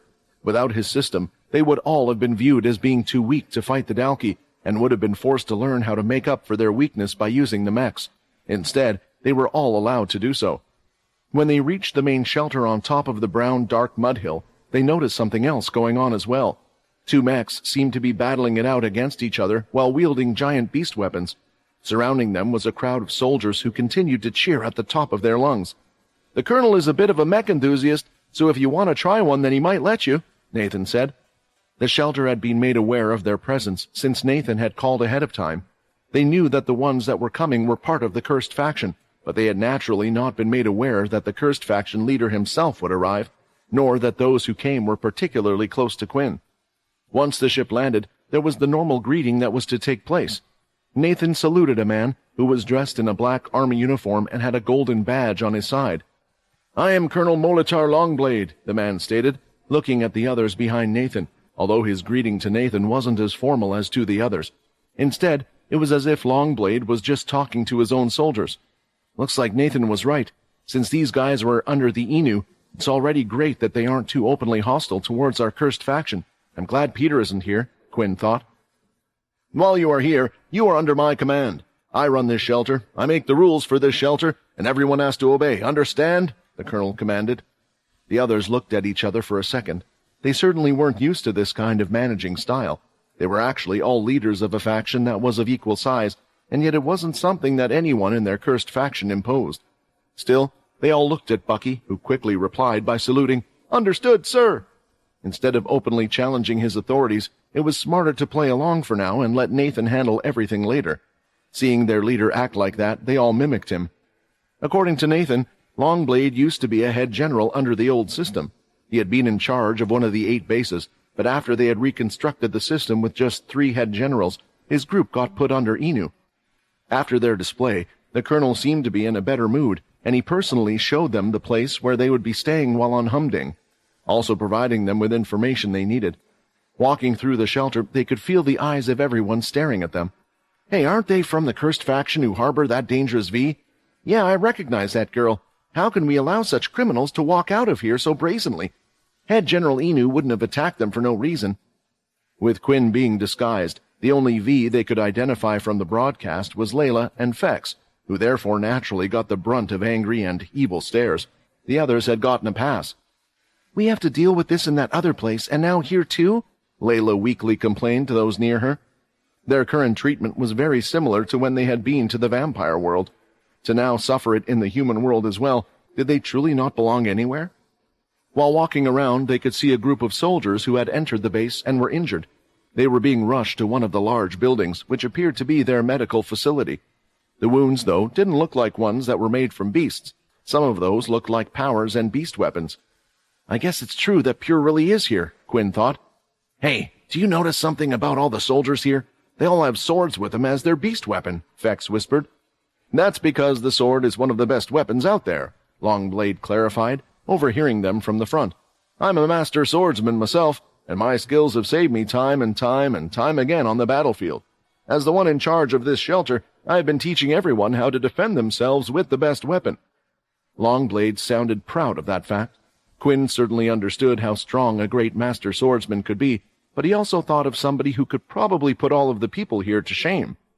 "On an individual basis, or preference, that's fine, but don't you think that's a bit stupid for a battle or war?" Logan, in his usually charming manner, questioned him. "It helps to have a variety of beast weapon users. What happens if your opponent can fly and attack from the sky? What about support from your ranged users, and protection from each other when fighting in a group? There's a reason why there are multiple weapons in the first place." Suddenly, Longblade stopped and turned around. "Oh, really? Then what beast weapon does someone so scrawny as you use? Talk is cheap, so any of you can challenge me to a battle of the swords. I would be happy to demonstrate which weapon is better." Out of the current members of the cursed group, none were sword users or had beast weapons in the same style as those used here. "Say, Molitor, could you give us some more information on this humanoid beast that has been spotted? How did you come to find it, and why haven't you been able to defeat or capture it?" Nathan asked, trying to break the just-created tension. "Have you ever hunted underground? It's a completely different terrain, and the beast is smart enough to be able to use it to its advantage. It's easy enough to track it at any time we wish, though, It leaves behind a certain trail, Longblade answered. Wherever it goes, it leaves behind dead beasts, and all of them have one thing in common. The humanoid beast has killed them in one strike by targeting where their beast crystals were. The others were in shock. Was the colonel claiming that a beast was killing other beasts and taking just their crystals? It doesn't seem to care that this makes it easy to find. Although it has confronted us, it also doesn't seem to be too afraid of us. We have already made a plan to capture it by using that arrogance. Quinn, did you know that there are some beasts that can evolve? Vincent asked. It's only natural for beasts to kill those who enter their territory, but they usually don't consume the crystals. Beasts seem to know about their own limits in evolution. However, if this one actually hunts other beasts for their crystals, it can only mean that it's capable of evolving further and going up in tier. Are you telling me the humanoid demigod tier beast is killing other beasts because it's trying to evolve into a demon tier beast? If that was true, the simple task was getting more complicated. Colonel Longblade continued to inform them about the annoyance the humanoid demigod beast posed. Although it wouldn't outright confront them, every so often when they tried to mine, it would come and stop their mining process by destroying the mechs. It was apparently utilizing guerrilla tactics, and would disappear as soon as it had finished its tasks. Because of this, Longblade had taken an interest in taking down this demigod beast, and it was what led to the discovery of the dead beast bodies. Following its trails had eventually led them to certain previously unexplored areas in the tunnels, where they had found a mountain of dead bodies, all at different stages of decay, but none of which had a beast crystal. Making things even worse for the military was the fact that members of Pure had recently gotten involved. It had devolved into a battle between three fronts, which had made capturing the beast nearly impossible. Whenever they had gotten close, Pure would foil their plan, although the same had happened and vice versa too. After listening to everything, they arrived outside the main base building, which was placed towards the back of the camp. It was a dull-looking rectangular building that was focused entirely on pragmatism over aesthetics. The shelter was very much like a military base compared to others, which felt more like cities with an army presence. There was a lot of open ground and vehicles moving, and it was well organized. Turning around, the colonel looked over his reinforcement. He checked each one up and down, analyzing their equipment. In Bucky's case, he spent only a fraction of a second. He concluded that it would be a waste of his breath to even say anything to them. It looked like the cursed faction had mostly sent over some peons. Perhaps as some kind of stunt to influence public opinion, they had sent two people who were known as V, but they didn't seem too strong either. Due to everything I have told you so far, that is why our group is suffering from a crystal crisis. We are unable to mine for crystals because the demigod tier keeps attacking us when we do. We are unable to hunt for beasts because 4 out of 5 we do find are already dead. The key to solving this problem is simple. We need to eliminate the demigod tier beast. Unfortunately, we can't do that because Pure keeps on getting involved. I called for help from headquarters to get someone to occupy them long enough to capture it. I just didn't expect them to call it the cursed faction. Longblade looked at Nathan as if this was all his fault. The truth was that Logan already had access to most of their files, so once the report had been made, the cursed faction had been made aware of the existence of a humanoid demigod tier beast. Nathan should know where the living barracks are. The bases are set up similarly, and most of the people here already recognize him. Make yourself at home as much as you can for now. We will move out and inform you when the demigod tier beast has been found, Longblade said, and he was already walking into the building. Originally, Longblade was meant to show them where they would be staying, but instead, he had brushed this off seemingly to Nathan. Huh, so they aren't just going to let us go out and explore this place on our own? Vex complained. I thought we were going to go into those tunnels and explore underground or something, searching for the beast. Damn it, would they still treat us like this if, Quinn was here? I'm afraid so. Actually, their treatment would very likely be even worse, Nathan answered. The good news is that the colonel doesn't think you guys will be able to be of any help, so he hasn't imposed any restrictions on you. If he thought you were too strong or good, then maybe he wouldn't want you to solve the problem. It would look bad on them after all. Although those living in the shelter idolized the late head General Inu, the same can't be said about the other generals. Although he shouldn't know about Oscar yet, Longblade surely knows about Inu and must be hoping to rack up accomplishments to rise up the ladder. What about you? Logan asked. Aren't you a high-ranking member as well? I have no right to be a leader, Nathan smiled bitterly, looking at Quinn. Just take a look at my history. Back at second base, I was in charge of the first-year students. I knew something was up, but I had no idea that everyone was being treated that badly. Even though I couldn't stand up to Duke for what he was doing, I had been hoping to rely on Paul until a certain individual came and defeated him. I couldn't do a good job back then, so how could I accept to do a better job in an even higher position with even more responsibility? I tell you now, Bucky, I don't envy your position, not at all. Heading to the sleeping barracks, Nathan was to show them where they would be staying, so they could then all go off and do their own thing. The others didn't mind that much because they were sure that there was a chance that Quinn was going to act behind the scenes anyway, and that was what was currently on his mind as well. Vincent, if you're correct, then we need to act sooner rather than later. If it evolves, who knows just how powerful it can get.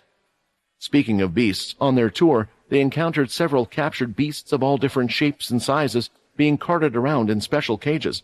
Some of them had been asleep, most likely drugged, while others were banging against them, trying to escape, and they were all heading to a certain place. A facility where a few men were standing outside in lab coats inspecting the beast, with special tools and such. "What is that for?" Layla asked.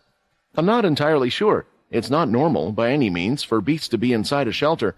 This is usually considered a large risk," Nathan replied. With it getting late, it was time for the others to get some sleep. When they entered the barracks, they realized it was just a large hangar with several beds lying on the floor. Soldiers were sleeping together side by side, and it was obvious that they weren't being treated as important guests at all. From the right, suddenly, Fex started to sniff the air. He immediately turned his head to see where the smell was coming from. "Is someone hurt?" he thought, but instead all he could see was a person who was a couple of rows over from where they were with a blade in his hand. He had cut the palm of his hand with a beast weapon and was smiling at them. "Did you see that? He could tell straight away. I guess it's true. They really are sensitive to blood. And we're meant to sleep with these people.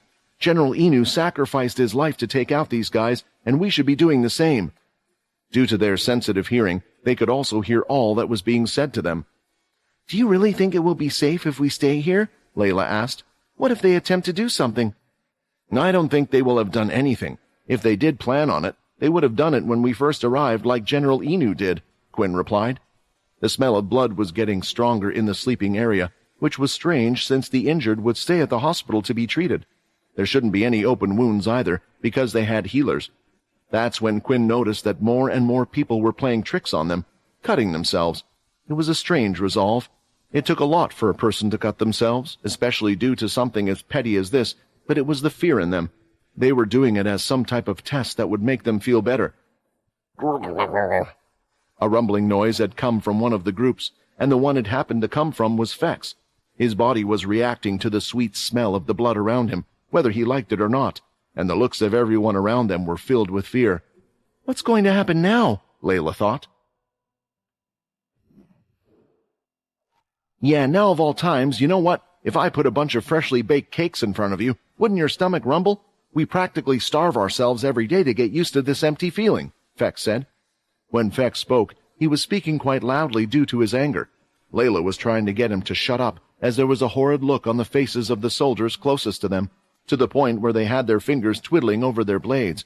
"Hey, just leave some cake for the others, okay?" Quinn said, smiling at Fex. If they were going to be scared anyway, they might as well have a little fun with it.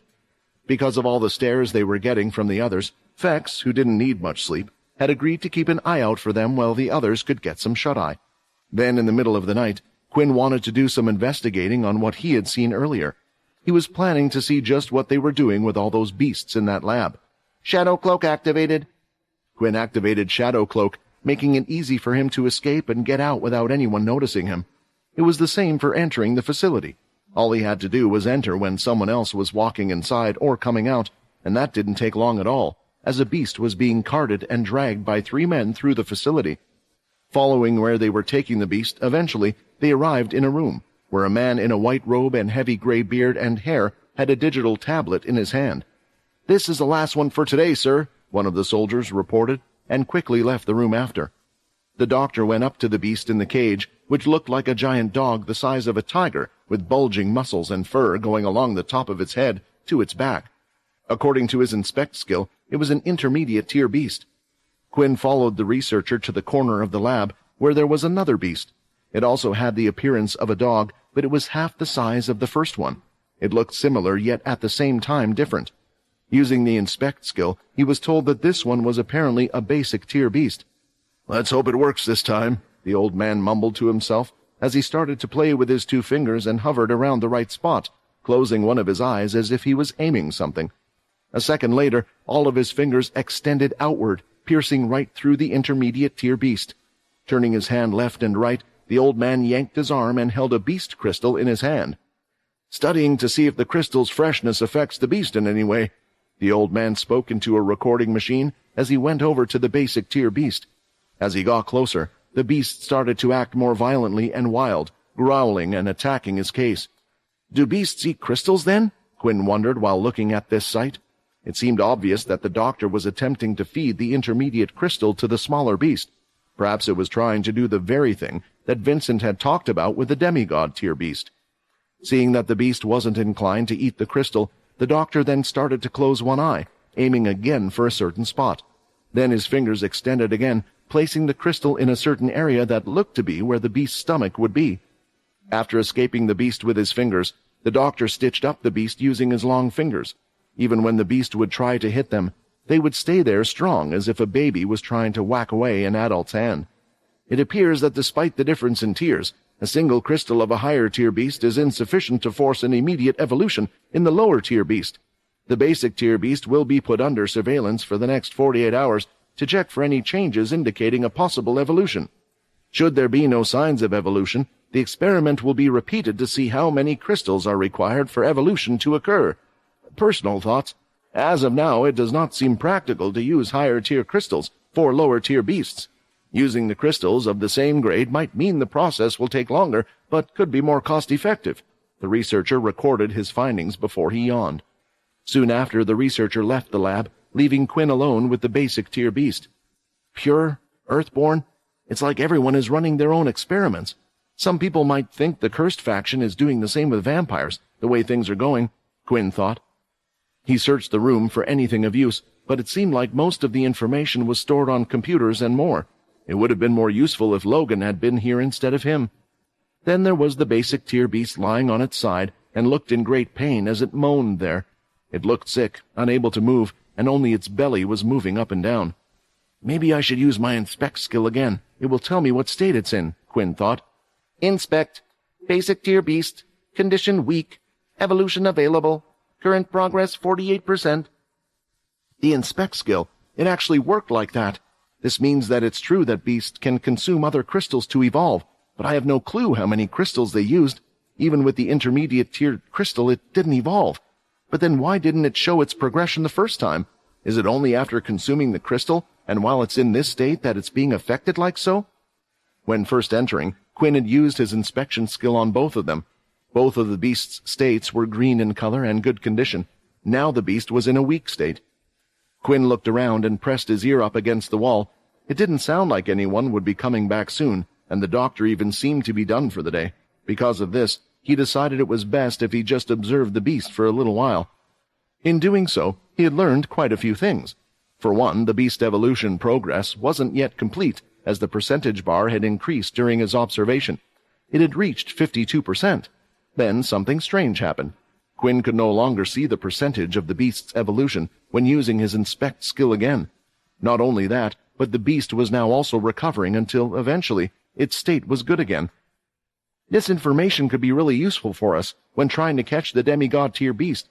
If it really is trying to evolve, then it also means it's not consuming the crystal immediately, because during the evolution process, the beast appears to go into a weak state, but Longblade must already know this. Is this what he meant when he said he had a plan to trap the beast? It seemed like this lab of sorts was filled with vital information. It wasn't something that they had suddenly started to do overnight. Now he really wishes that he had brought Logan along, because there could have been heaps of information they could have learned from this. Still trying to search for something, anything, he came across something else. Eventually he saw a familiar device. It was circular, with 3 buttons on the side, and another recording device. Pressing one of the buttons, Quinn played back the latest message that had been recorded. "Why do you keep on killing us? This is not your planet. If you carry on, this entire planet will cease to exist. Go back, or I will make you stop." Quinn heard the voice, but it didn't sound exactly human. Just to make sure he had heard correctly, Quinn played the recording back a couple of times. The voice was distinct, deep, dark, and a bit heavy. It was as if the one speaking wasn't quite used to the act. In a way, it sounded similar to the way the Dalki would speak, yet this voice had a different tone to it. Is this a recording of the demigod tier beast? Quinn wondered. It was the only thing he could guess, since he was still unable to access files or any information on the terminals, nor did he have much experience with the higher tier beasts. After all, it wasn't that long ago that he became able to defeat them, and that kind of information should only be spread among those that have already reached such a level. Still, he had once heard about a demon-tier humanoid beast that had been capable of speaking the human language. Quinn might not have believed such a thing if the one who had told him wouldn't have been Oscar. If a humanoid demon-tier beast is able to communicate, then it might be safe to assume that an evolving demigod-tier beast can do the same. Quinn justified the recording. But what about that message? It sounds like we are the bad guys here.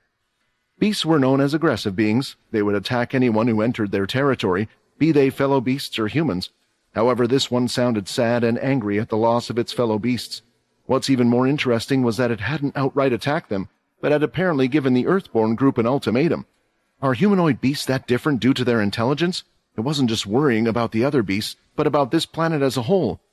Thinking back at what Colonel Longblade had said, he mentioned that the demigod-tier beast would come and go, destroying the mechs and equipment. It didn't outright kill humans, and even the beasts it hunted had been killed in one fell swoop. Could it be that it was its version of kindness? It was certainly something for Quinn to think about. He then spent some time watching the basic tier go through its evolution process before Quinn decided it was finally time to leave the place. He was sure today wouldn't be the last time he would come visit this lab either. Only next time he might bring Logan along. Getting out of the building was no problem at all thanks to shadow travel. The ability allowed him to pass through walls. He had followed the beast in the cage to find out where exactly it was going in the first place. Once out of the building with his shadow cloak, he could go back to the sleeping quarters without them ever realizing he was gone. Was there any trouble? Quinn asked as he appeared behind Fex. Damn it, who? Fex was about to shout as he jumped up from his position, but Quinn had barely covered the other's mouth. He only removed it once his friend had seemingly calmed down, realizing who he was. Did you have to sneak up on me like that? Fex angrily asked. I was sure you would have sensed me coming, Quinn explained, since even some humans could detect him when using shadow cloak, much less a vampire of Fex's caliber. Yeah, well, I'm tired. The air here is horrible, and our roommates aren't much better. There were a couple of guys who kept on coming over, pretending to have some business here. In the end, I got pissed and used my influence skills to make them stop. Don't worry, it doesn't seem like they've noticed anything, but unless we teach them a lesson or two, more will come to bother us. Are you sure we can't just give one of them a crude beating and set it as an example to not mess with us? That's how a vampire would do it, Fex suggested. That might be the vampire way, but we aren't in the vampire world now, are we? I don't want to rule these people through fear. The people are divided because we dropped a bomb on them. It might be inconvenient for us, but we need to earn their trust again, and beating up some random nobodies won't really help us with that, Quinn disagreed. Fex didn't look quite convinced, but at least Quinn was sure the other vampire wouldn't look for trouble either. The next morning the sun rose, and the first thing the soldiers did once they woke up was to check their necks. Each one was loudly announcing that they were safe. What's more, they even did a head count to check if any of them had gone missing. Of course, this was all due to the new visitors there. When they looked over at them, Fex, who had already been annoyed, couldn't help but shout, I might be hungry, but I still have standards. This resulted in some strong gazes, but ultimately nothing else came of it. They started to leave the area and do their own thing, while the cursed group could do nothing but wait. Quinn informed Logan about the lab and told him that he should come along, but the best time would be at nightfall again.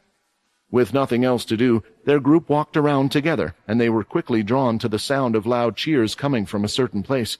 Loud bangs followed, and something heavy was heard crashing to the floor. Breaking off from the group, Fex was the first to run around the corner, searching for the origin, and the next moment he stood there with his eyes lighting up and shining stars. Hey, here's a freaking giant robot fight happening here, come on! Fex enthusiastically shouted. There were just some things that a vampire couldn't experience in the vampire world, and this was one of them. When the group caught up on Fex, they could see it as well. It was a repeat of what they had seen from above the ship. However, now that they were closer, they could see things that they hadn't been able to before. There were makeshift stands where the soldiers stood and cheered for the fighters. It looked like it had been made via the Earth's ability, but then in the center, there was terrain unlike anything on the planet itself. A large square field the same size as a soccer field was present, yet there was a strange forest in place there. That was the arena for the fight. They would use the trees for cover while firing at each other, dashing and running through. Then, when they were within close range, all the mechs seemed to be equipped with a giant sword. Wait, what's with those capsules at the end? Don't they look like the VR capsules? Layla pointed out. At either end of the giant battle, there were 2 pods stationed, and they looked exactly like the ones Quinn would often use to play power fighters. That's because they are, Logan clarified. What you're looking at right now is an augmented reality field. The terrain they are fighting on, the mechs themselves, it's all generated by holograms. Even the sounds and the vibration you are feeling are simulated. There are 2 people in the VR capsules who are controlling the mechs. It also allows them to train and practice in as many different terrains as they wish. How do you know all of this? Fex asked. Because my company is the one that sells these products, and I was the one who helped develop them. It's expensive to use actual mechs in combat. Could you imagine how much that would cost? This is the perfect way for them to experience all the different types of terrain outside of a live situation. The added benefit is that not every person has to be in the VR capsule to watch or experience what is going on. They can all watch, coach, and give each other tips on the go. It's too expensive for consumer use, so it's no wonder we haven't seen one until now, Logan explained. The cursed group was interested in getting a closer look as they entered the crowd. They were allowed through, and as they walked through the stands, it didn't come as a surprise when people started to notice them. The cheering turned to stares and grunts as they whispered, hoping that they wouldn't choose a seat next to theirs. Let's just stand by the railing, Quinn suggested as they went to the seats that were closest to the area where the show was going on and was able to just stand and watch. As they were watching, Fex started to imitate the robots as he imagined polishing one of the things, and the others around found it quite hilarious as they giggled. He's like a child. Has he never piloted one of those things before? I doubt the V have such advanced technology as mechs, and the cursed probably don't train there now and things like this, another said. Although Fex chose to ignore it and started to root for one of the other members. What are you doing? You should dodge to the left and then slice the other one in half. Fex's comments were starting to annoy some of the nearby soldiers, as it sounded like he could have done a better job, and in the end, the one Fex was rooting for, along with many others in the crowd, had lost. What the hell was that guy doing? Fex complained, with his hands held over his head. Shut your mouth, you brat, one of the soldiers shouted. I don't think you have any idea how to even pilot one of those things. You would lose to any one of us, so unless you want to put your words into actions, then zip it. Quinn didn't like the way this person was speaking to one of his friends. His anger was boiling at this moment, but Fex's reaction was unexpected. You mean you'll really let me pilot one of these? Fex asked with a giant grin. They didn't know how, but somehow Fex got pushed to the front of the waiting participants and was ready to head into the VR capsule to have his first match. Do you think he'll be okay? Layla asked. I have no idea. Quinn shrugged his shoulders. The ones in the crowd were cheering as they recognized the person standing next to the other VR capsule. It was Avian Bond, the best mech pilot they had. That kid is in for a world of hurt. The 2 of them entered the VR capsules, and soon Fex watched a digital version of himself being created in the same field. As he turned around, he could see the VR capsule behind him, his opponent standing on the opposite side of the field, and everyone in the crowd, including Quinn and the others. It was as if a digital version of his body had gone outside.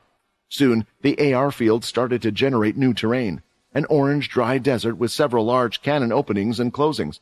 Then, finally, the large mechs had been generated. Fex's design had a slight red armor, while his opponents were in blue. Fex excitedly leaped to the cockpit with no trouble and entered immediately. Did he just casually jump that high? It doesn't even look like he's wearing much beast gear. The soldiers were wondering whether they were seeing things. It was a grim reminder that Fex wasn't exactly human. Although Fex wore some beast gear at times, more often than not he would follow vampire tradition and forego using it. It seemed to be ingrained in their mentality that the strongest weapon would be their own body. Using his powers would allow him to advance his blood control and skills without relying on equipment. Then, if there was ever truly a need to use beast gear, he would be even stronger than at his best. Compared to Fex, Avion used the mech's legs to climb up to the cockpit that was located in mech's chest area. Once inside, there was room for one to fully move their body. The mechs that the VR machine were simulating were both tops of the line. In the past, one would have to learn multiple controls and the ins and outs of each button, but these days the interface was a lot easier to use. As long as one put on a certain set of gloves and boots, they would be able to control it similarly to their own bodies. On the gloves themselves, there were several buttons one could press, and each one did something different. This was one thing every mech user would have to learn, so Fex naturally had no clue what they did at all. "Fex will struggle," Logan stated as he stood on the outside observing. "At least at the beginning stages, he will have to get used to this new experience. Not only does he need to figure out what the controls exactly do, but he will have to familiarize himself with the mech's response time. Every mech has a delay between one's movements and the machine itself. The soldiers train to the point where this delay doesn't really matter to them. A skilled mech user is someone who can predict the other's movements in battle and can react accordingly. Not only will Fex struggle with it, but as a vampire, his reaction speed is superior to a human's. The normal delay should feel like an entirety to him." For once, it sounded like being a vampire was actually a disadvantage rather than an advantage. With both fighters having entered their respective mechs, a holographic countdown started at 10. "All right, let's do this," Fex shouted. When the countdown finished, the first thing Fex did was press one of the buttons on his left glove. An energy blast left the palm of his hand, hitting the ground. "Okay, that's what that one does." Pressing the next button, Fex's mech suddenly had a blade in its hand, and now in the cockpit there was a holographic blade as well. "So cool! This is why we need to keep humans alive," Fex giggled to himself as he swung the sword about, moving his hands at great speed, and that's when he noticed it. The mech was moving far slower than he had expected. Inside the cockpit, Fex had moved at his vampire natural speed. He had even finished his set of movements, and then the mech emulated them later. "Oh, crap!" While Fex was still trying to figure out the mech, Avion was already on the move. He was no longer at his starting position. Seeing that Fex had moved the giant machine to a position where he would find cover, standing behind one of the large orange walls. "Damn it! I can only hear what the giant robot hears, so I can't locate where he is." After years of fighting with his super senses, it was hard to break the habit. Taking a peek around the corner, Fex could see his opponent firing his way for a split second. He pulled back his head, but naturally, he hadn't accounted for the delay yet, so the energy blast sent his giant robot flying through the air. Moments later, he could see the blue mech jump towards him with a blade in his hand. Lifting his hands up, Fex tried to blast his opponent in the air. He was sure that the other would be unable to move in midair, but using a thrust, Avion was easily able to avoid it all. "Poor kid, I forgot that your enthusiasm stemmed from being confident. Here I was looking forward to you showing me a good time, but I guess not," Avion shouted as he thrust his sword down. Knowing what was going to happen, Fex had already pulled out his blade and swiped. He was slowly getting used to the delay, or so he had thought. His sword swung to the side, but the only thing it hit was air. The next moment, Avion fell down and his sword pierced the center of the cockpit. The fight was over. The VR capsules opened up, and a disappointed Fex left. "Ha ha! See, boy, it's not so easy, is it? You didn't even get a single hit on him," one of the soldiers shouted in glee. "If all the people in the cursed faction are this useless, maybe we don't have to worry about the V after all." However, Avion didn't share that opinion. His thoughts were still on the last move of their fight. "He would have hit me if he had reacted a moment later. Was this a coincidence, or did he know what he was doing?" The crowd's laughter and mocking continued at Fex's expense as the vampire made his way back to his friends and colleagues. Since he didn't react, some of the rowdier soldiers started chucking items at him. However, Fex just moved his head slightly to avoid the water bottle. Soon a few more came, but he avoided them all. No matter what or how many items were thrown at him, Fex didn't even break into a sweat, but eventually he grabbed one of them midair. "I may be useless in the giant robot, but I could beat you all in a fight any day," Fex shouted back, clenching the water bottle and bursting it into pieces. At that moment, the VR machine had activated again, creating a new field. This time it was the same forest that they had seen before.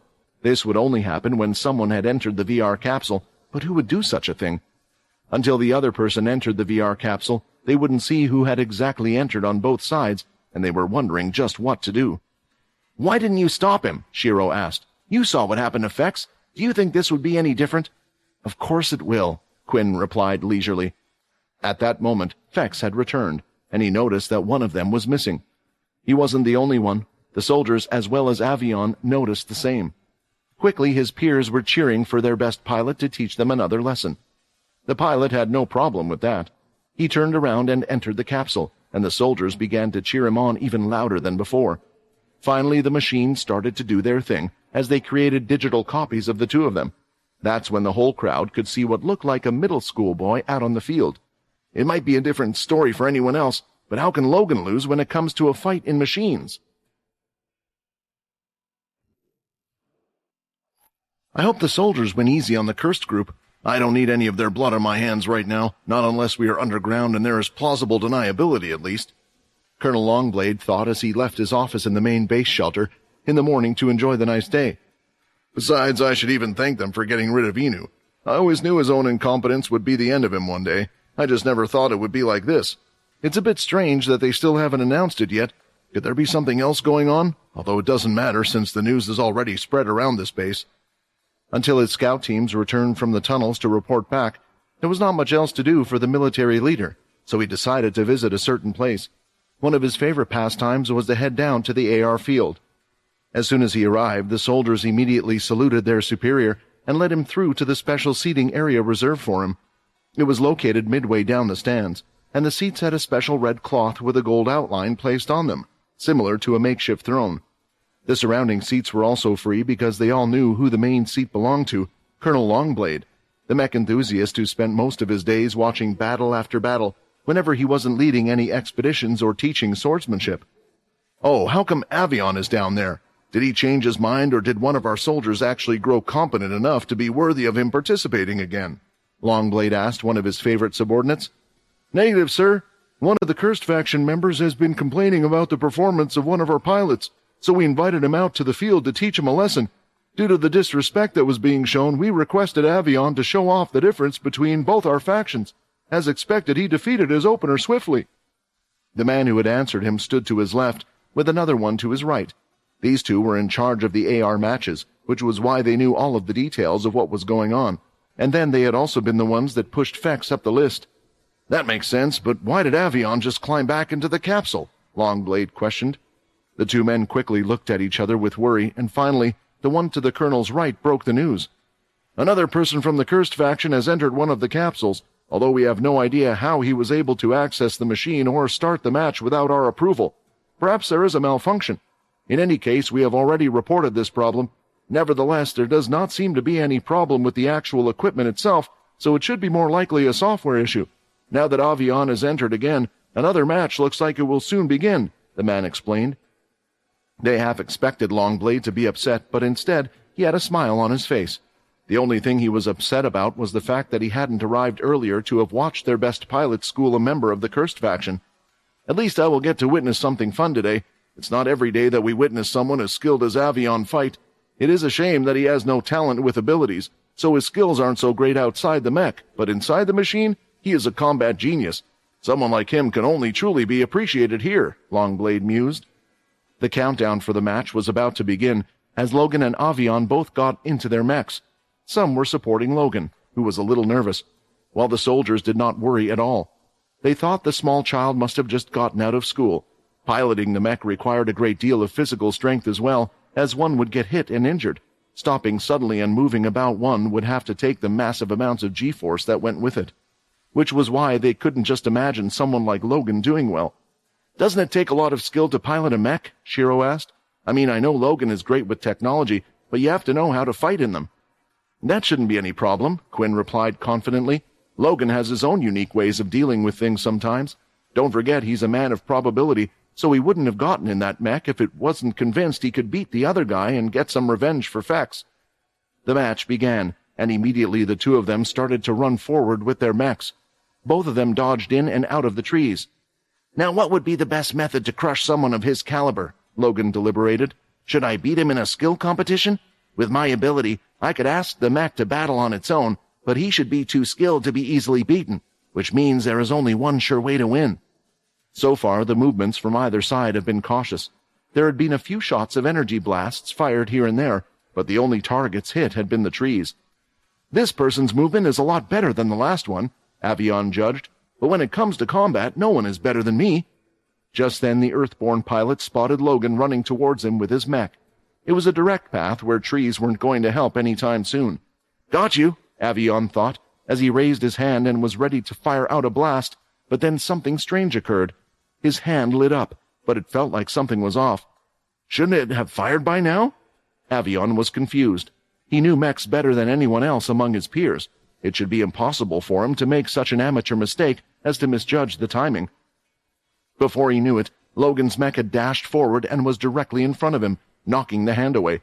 So the resulting blast fired off, hitting just a branch in one of the trees. Next, a leg was coming to kick its body, but Avion was prepared for this.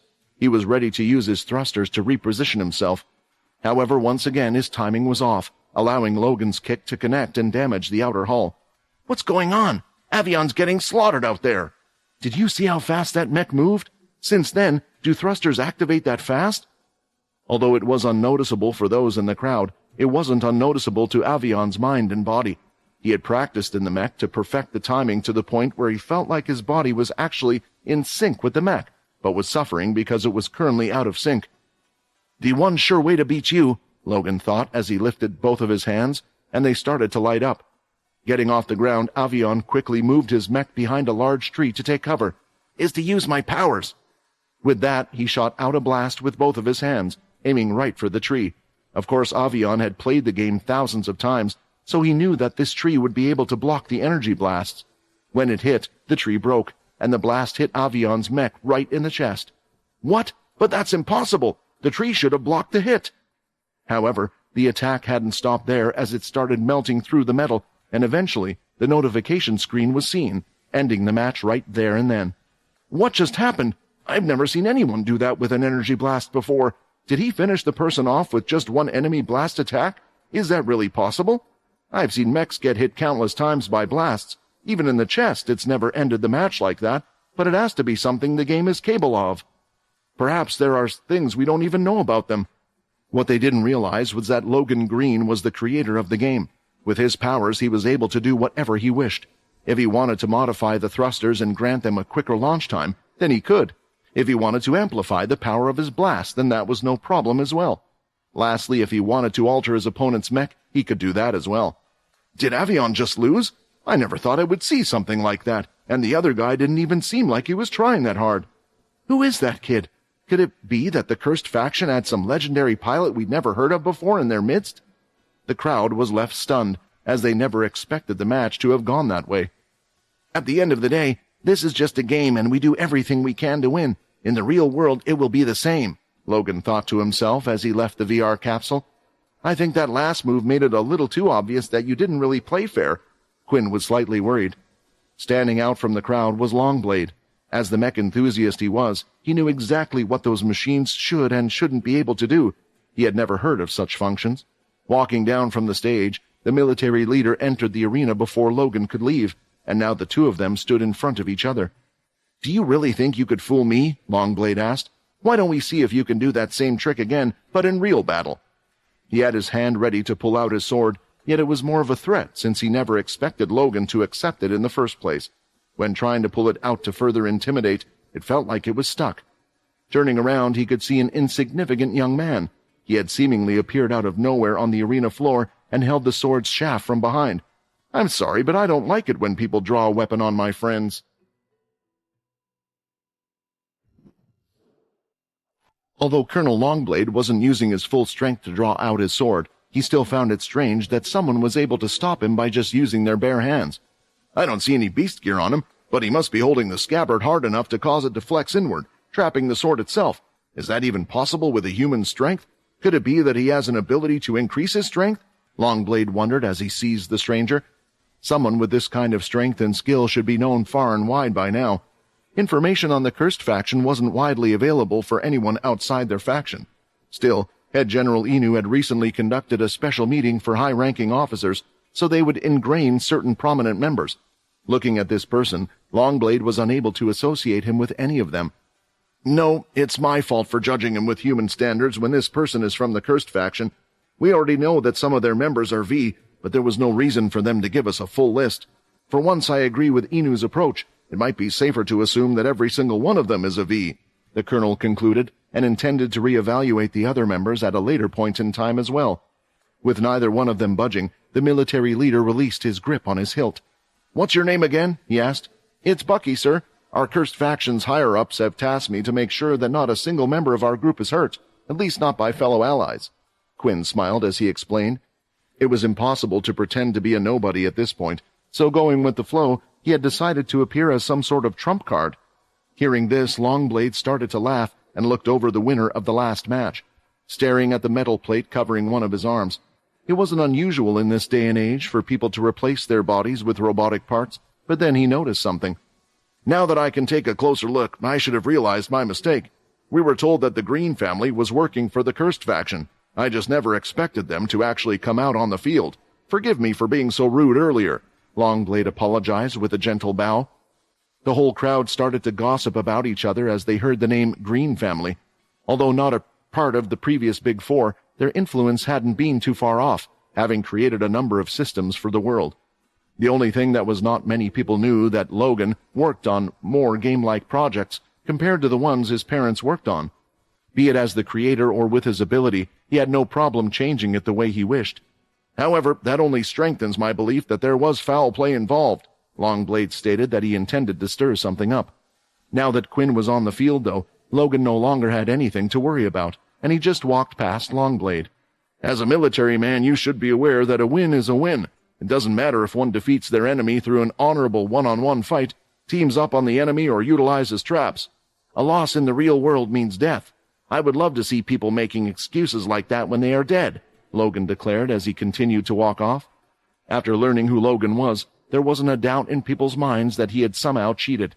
Avion had already felt that something was off, but with this knowledge, he was certain that he had been cheated. I want a rematch, Avion demanded. Let's use real mechs and fight again. I have practically dedicated my life to these machines, so I can't misjudge the timing if you hadn't messed with it. Stand down, Longblade ordered the pilot. Do you really think there will be much of a difference in a real match? If he can alter the game system, he must be able to alter any system. It might hurt your pride, but I won't permit you to risk your life in such a stupid way. We still need you for the war against the Dalki. He has a point. In a real fight, if your mech's sensors got scrambled and something like this was to happen, who would you complain to? Which is why I suggest something else. I'm sure you know that the game can be used in other ways. Not only can it simulate a field for mechs to fight in, but also one of our users to fight in. Similar to the game Power Fighters. If you are up for it, we can fight again.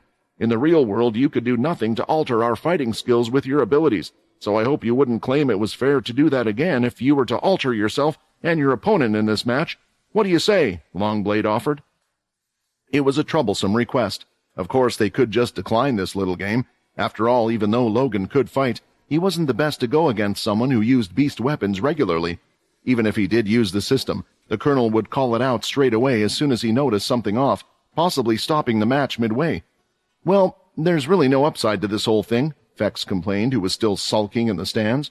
Logan already beat that Avion guy, so there's no need for us to play a match by their rules. I do agree, but I think Bucky might have other ideas. I'll take you up on that offer, Quinn agreed. We don't want you to accuse Logan of cheating again, so he won't participate. How about I give it a shot?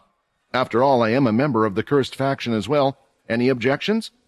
Longblade didn't like the fact that this enigma had so willingly excluded Logan. He also didn't like the fact that Bucky was this confident, but he had met many foolish young people in his life and hoped he was just one of them. That sounds great. What better way to bring our two factions closer together than through the art of combat and coalition? Before you accept, though, there are a few rules. Longblade nodded as he continued to smile, not showing his concern. Master Green here is to stay in the stands far away from any of the machinery. Before your fight is to take place, we shall have a test run, and the game we shall play won't exactly be the same as Power Fighters either. As you have already noticed, every one of my soldiers uses a bladed weapon. The most common one is a sword to do battle. To make it a little more fun, we have altered the gaming system. Each combatant starts off with 100 points of health. Each blow takes off points, up to a maximum of 10 if you hit a lethal spot. For a regular hit 5.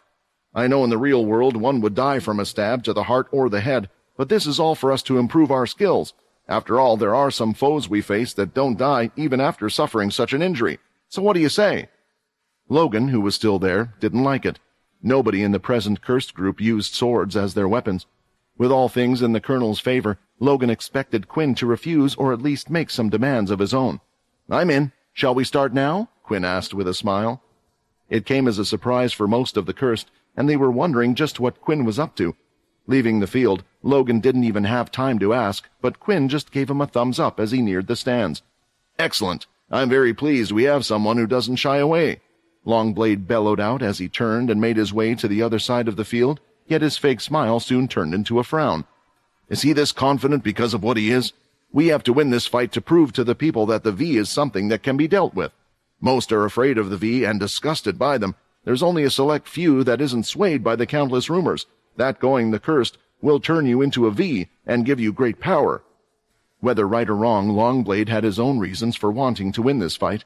As stipulated, they witnessed a fight between two other soldiers take place before the main one.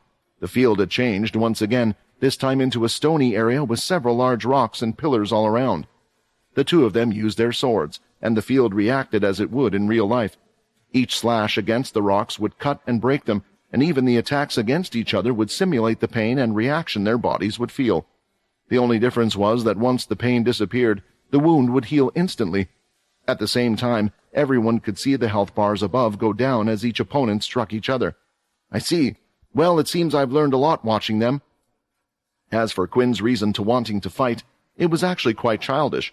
Similar to Fex's dream of piloting a mech, when Quinn first entered the military academy and joined the beast weapons class, he originally wanted to use a sword to do battle. The main reason he hadn't selected that weapon was due to the system informing him it wouldn't have supported his blood swipe and other blood powers compared to the gauntlets. Now that he had extreme strength, speed, reflexes, and experience under his belt, Quinn wanted to see how exactly he would fare with the weapon he had once neglected. With the match over, Quinn's and the Colonel's match was about to begin. "Come on, Bucky, kick his arse!" Fex shouted, and cheered as loud as he could. Since the whole arena was now chanting the name of Longblade, it was quite overwhelming as the loud sound was drowning out everything, and Fex even had to cover his sensitive ears. "Quinn, good luck," Layla thought. "What a surprise to stumble upon an ex-agent of Pure in this place," a voice whispered behind her. Layla only noticed that someone had snuck up on her when that person whispered in her ear, and the contents of those words had made a shiver run down her spine. Since only a select few were aware of her past, even those who did and had good intentions would not approach her in this way. She was unsure what to do. Should she turn around at that moment, call for help from her fellow colleagues? Judging by the way Fex was swinging his head and covering his ears, it didn't seem like he had exactly noticed what was going on, and the others also seemed completely focused on spectating the match before Quinn's. Can I get their attention somehow? With my ability, maybe I can grab something and hit Fex or Syl, she thought. Don't worry. If I wanted to harm you, I would have done so already. I just couldn't help my curiosity. Now why would the daughter of one of Pure's founders be working for the person who had caused her death? The person asked. Layla could tell that the voice belonged to a male. Unfortunately, there were far too many agents in Pure for her to figure out which one was behind her with just the voice alone. Although to be this confident, it had to be a high-ranking one, at least a numbered agent like herself in the past. For now, she was looking at her surroundings as she tried to come up with a plan in case that mysterious man changed his mind. Aren't you the least bit ashamed of yourself? Your poor mother would be rolling around in her grave if she knew. She created Pure for a reason, but I guess by the fact that you are part of a faction of monsters, you either don't know about any of that, or you simply don't care. The words struck a chord inside Layla. You know nothing about my mother, Layla whispered back in anger, hoping to get the attention of someone, even if it was just one of the Earthborn groups. Something had been pressed against her back since the beginning of their conversation, which was why she didn't dare to agitate the person behind her too much. She had to defend herself after hearing these accusations, even though they weren't entirely false. That is something we can agree on. I wasn't particularly close with your mother, so I didn't know her. However, I know of somebody who was close to her. Agent 2 is on this planet. If you want to know more, why don't you follow me and ask him? I'm sure he would be happy to welcome back an ex-agent, especially one with a close connection to our organization as you. The voice suggested, and the next moment, Layla could no longer feel the pressure that was on her back. She naturally turned around, hoping to look at the man and catch a glimpse of what he looked like, but he was nowhere in her vicinity. If he wasn't lying and Pure really sent out such a high-ranking single-numbered agent, then that means they are putting far more importance into capturing this demigod-tier beast than we realized. Should I take his word for it? Can I just go off to find out more about my mother? Agent 2 should be one of the first members of Pure, so he should surely know Mom created Pure in the first place. Can I really go when all of this points to a trap? Or would he somehow hurt me because my mother is no longer there, and she won't have the power to protect me anymore? Not that she ever did in the first place. Layla was conflicted. Just then she saw a hooded man exit the area. He put up one hand and slowly put down a finger, one by one. Layla recognized this as a warning from him that he was about to leave, whether with her or without her. However, by following him, she would leave Quinn and the others. Should she ask them to come along? It might be a big trap, and if anything happens to me, it will just cause more trouble for Quinn. But if Pure is planning to do something to me, he could have just attacked me there. Is there something that my mother still has a play in? Did she ask someone to maybe still look out for me? She thought. As the man started to leave, Layla had no choice but to move, still undecided. I'll contact Quinn through the mask once his match is over, and he can come over then. If I'm there, maybe I can find out more information about the demigod tier beast from Pure, without the need for fighting between the two groups. I know Quinn is strong, but he isn't the only one Pure is fighting against, and I don't want anyone to get hurt if I can stop it. This was how Layla justified her action to herself, but in reality, she just wanted to know more about her late mother, and Quinn didn't need to be a part of that life. He had done enough for her already. She was concerned that her dependence on him would make her seem frail. She didn't need looking after, and she didn't want Quinn to always babysit her actions. However, there was one person who had noticed her leave the scene, and that was Logan, who had little interest in the exhibition match. Layla, why don't you ask for help? I know what it feels like to want to do things on your own, but if you go without telling anyone, it will just worry Quinn all the more. It's dangerous to go alone, especially on an unknown planet. Following behind Layla, Logan was sure that something would happen, so he decided to keep up and close. Only unlike her, who had been pressed for time, he left behind a little spider. Finally, as the match started, the cheers started to die down and Fex could hear freely again. Damn, man, who knew a bunch of grown men could scream so high-pitched? Fex mumbled, looking around, and all he could see was aboard Syl and Shiro, who were by his side looking at the field. Hey, where the hell did the other two go? Fex asked. He then noticed a small spider on the railing jumping up and down. Seeing this, he knew Logan must have left it behind and placed it on his mask. Logan, where the hell did you and Layla go? Fex asked. Worried about what could be so important, they couldn't stay to watch Quinn's match. Layla seems to be following someone at the moment. I'm just tagging along for backup. I've left one of my spiders with you. Once Quinn is finished beating the colonel, just follow the spider to our location, Logan informed him. Well, just you two alone. Don't you need my help? What if there's someone really tough the two of you can't handle? Do you expect me to just stay here? Fex started to shout at the railing. The ones close by were looking at him as if he had gone mad, since they were unable to see the spider. Even if they could, they would have thought he had gone crazy. Regardless, his words had gone unheard, for Logan had already ended the call. Should I go anyway? I mean, I know Quinn will be able to handle himself, and others can cheer him on, Fex thought. Looking to his left and right, he could see Shiro and Syl just casually talking to each other. Syl was an unstable person who could probably destroy the whole shelter if someone got on his bad side, and Shiro, if others knew of his ability, would try to target him. That's when Fex realized it. Did they just leave me with babysitter duty? There was no need for Logan to completely change into his speed suit, as Layla wasn't as fast as the other vampires. Changing into another form now would just frighten those she ran past. Right now, she was using ki on her feet to allow her to run faster to catch up to that mysterious man. Not wanting to fall behind, Logan created a pair of speed boots for himself out of the spiders. He was keeping up with the girl with relative ease, and soon enough he saw who it was that she was running after. For Layla to be chasing after someone like so, he could only assume it had something to do with Pure. Eventually the man disappeared between two large buildings and into a dark alleyway. For a second Layla waited outside of it. She might be desperate for information, but she wasn't foolish enough to just run in. I know this is a trap, but I need to know why. Why did Mom treat me like a tool for her whole life? It was always for the greater good or for the sake of Pure that. So then why did she give it all up in the end? The childhood I never had. Everything was because of Pure, yet I don't even know the reason why she started it, Layla thought. She had struggled with herself over what to do, but soon felt her legs walking. As she cautiously entered the alleyway, afraid the man would just run away. For a brief moment she wouldn't even mind getting captured by Pure, as long as she could find out the truth. Contrary to her fear, the man had stayed there. He was leaning up against the wall in plain sight, as if he had expected her to always come. In fact, he had turned around, revealing a full set of beast gear and a sword by his side.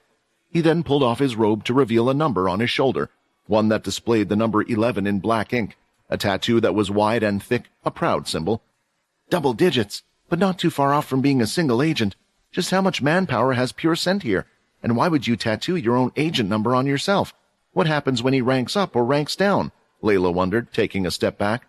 The man had a mask on, one of a clown which was fully white with a large red nose. It covered his face, but where the mouth was located, one could see his mouth and tongue. He started to laugh out hysterically like a madman, echoing through the alleyway. "I've heard about her having an incompetent daughter, but how much of an idiot can you actually be to follow me into a place like this? Are you just trying to cause trouble for your new group, or do your mommy issues really affect you that much?" Number 11 pulled out his sword, which had a red hilt on the bottom, and suddenly flames started to flicker as it was activated. "You know, I hated your mother for the longest time. She was always so uptight. Thought that her way was the only right way. She got in the way of not just Agent 2, but nearly all the other leaders time and time again. There were so many things that we wanted to do, but she just had to get involved. For some reason, Zero had a soft spot for her, so we had to be careful. In the end, we didn't even have to use our plan to get rid of her, but seeing how her daughter is still very much alive, I just had to act. Do you have any idea how many times that bitch punished me to correct my behavior, claiming I went too far? Well, now she's gone, so I'll at least have fun with her daughter. And you know the best part of it? After I have had my fun with you, I can bring back your corpse and will be hailed a hero for getting rid of a traitor." This was new news to Layla. Whenever she was at the Pure Base, everyone seemed to respect her decisions. Even the other single agents listened to what she had to say. She never knew that her mother was always seen as the enemy in Pure. How could that be? How did it even end up being that way? Layla thought. Powered by her strong emotions, Layla had enough. She quickly placed an arrow into her bow and fired it out. Agent 11 lifted up his sword, still laughing as he activated his key to block it. This will be an easy fight. She was never even ranked above 50, despite her being that woman's daughter. When the arrows collided, neither one was giving in. The arrow was stuck midair against his sword. Even after activating the flames, it seemed like they were unable to reach the arrows for some reason. Eventually, Agent 11 got pushed back since the force of the two arrows was stronger than his. "Using my ability with my key has gotten a lot better. I can increase the force even now," Layla thought. "What? When did a lowly double agent like you learn how to use key? It was your bitch of a mother, wasn't it? Ha! Just wait until I tell the others. For being so uptight about rules and order, she actually taught it to you, even though she was the one who had insisted that we only teach it to high-ranking agents." No longer trying to block the arrow, Agent 11 moved to the side, allowing it to continue going forward. Thanks to Layla's ability to control their respective trajectories, one of them was moving in the direction of his back, and the other was moving in the direction of his face. "He's too overconfident because I was a low-level agent, and I can use that to my advantage. I've got him," Layla thought. At that moment, though, the arrows fell to the ground, as two more men came out, slashing at the wooden part of the arrow and stopping the attack. Then two more appeared behind her. "What a silly fool! You will die the way you were made!" Agent 11 laughed as he charged forward with his sword. Seeing how they were now too close, Layla had no choice but to transform. Sadly, the process took some time, so she needed to find a way to buy it against their group. Smashing down one of the agents, Logan had arrived and lifted his metal-plated arm to block the sword attack from Agent 11. Two more robotic arms had come out from Logan's side by his ribs and fired energy blasts, hitting the other two. "Logan!" Layla shouted, but she didn't have time to worry as she turned around to face the two agents behind her and fired out two shadow chains, locking them both in place. Now she had time to transform into her second form. Horns grew from her head, her body grew slightly taller, and placing the bow away, she now drew the sword by her side. In her second form, Layla had the strength of a vampire, which could even exceed that if fueled by negative emotions, and right now the girl was pissed, intending to make sure to at least find out what Agent 11 meant by stating she would be killed the same way she had been born. As he watched the girl change in front of his eyes, the man could only think that she was a monster. He also didn't understand how a regular person managed to block his key-filled attack with just a metallic arm. Soon enough he got an answer as the casing from the arm fell off, damaged from the sword strike. "I knew your faction housed monsters, but I didn't know you even housed Dalkey," Agent 11 shouted in horror as he looked at the two monsters in front of him. Entering the field, Quinn grasped the sword that was in his hands and made a few practice swings in the air. He looked around, taking everything in, as it all felt so real. It was different from playing the VR game, Power Fighters. He wasn't sure if it was due to the mix of VR and AR that had created something extremely special, or if it was something else. "Logan, it looks like you've improved something yet again." He looked to the side of the arena expecting to see him there, but that's when Quinn noticed that not only was he missing, but so was Layla. Did they both have to go to the toilet at the same time? Judging by Fex's exaggerated expression, I don't think they went to the toilet, Quinn thought. Sound from the outside was emulated into the machine, so Quinn was able to hear the cheers from everyone around, but the specific things that they were saying weren't heard at all. I might have to try and finish this quickly, Quinn thought, as he looked at Longblade on the other side. The field had finished generating. This time it was an open field, with long grass and nothing else. It looks like I'm in luck. This is one of my favorite maps to fight on. There's nowhere to hide, and only our skills will decide the outcome of the fight, Longblade thought, as he pulled out his blade, which was long like a katana. Going by his weapon's choice, he had the feeling that the Colonel and Leo would surely hit it off. The fight began, and Longblade dashed forward, running with his sword down by his side. When he was within range, he struck upwards from below. Pulling back, Quinn was able to avoid the blow that almost grazed his chin. This person is good. No wonder he was one of the head generals in the past, Quinn thought. Everyone else expected the fight to have been easy. After the first connection, Longblade would start to deliver the remaining finishing blows, but that wasn't the case at all. The simulation allowed them to use their beast gear and the stats that were powered within it. However, Bucky wasn't wearing any beast gear. If he did, he would have been able to use the speed of his set to his advantage and could finish the fight in seconds. Quinn had intended to beat him fair and square, hopefully earning the cursed faction a good reputation during their stay. Of course, if he had known that Layla and Logan would have gone off, he wouldn't have cared for that. He had earned his equipment, so Longblade wouldn't have been able to criticize him for it. Still, his natural body as a vampire lord was fast enough even without it. After the first strike from Longblade, a few more came after, and Quinn blocked each one with his sword. Unlike his opponent, he was using a standard longsword. Someone would usually have to wield such a large blade with two hands, but Quinn was able to with just one. He blocked the swords, moving them in place whenever he could see Longblade striking and being pushed back a bit. "You're just relying on your body's natural reactions, I can tell," Longblade pointed it out, "but you are inexperienced when it comes to holding the sword." It was true. Quinn didn't know how to properly parry or do anything of the sort, but his strength and speed allowed him to deflect all those attacks aimed at his vitals. Exchanging blows with him, Quinn could tell that Longblade's swordsmanship was impressive.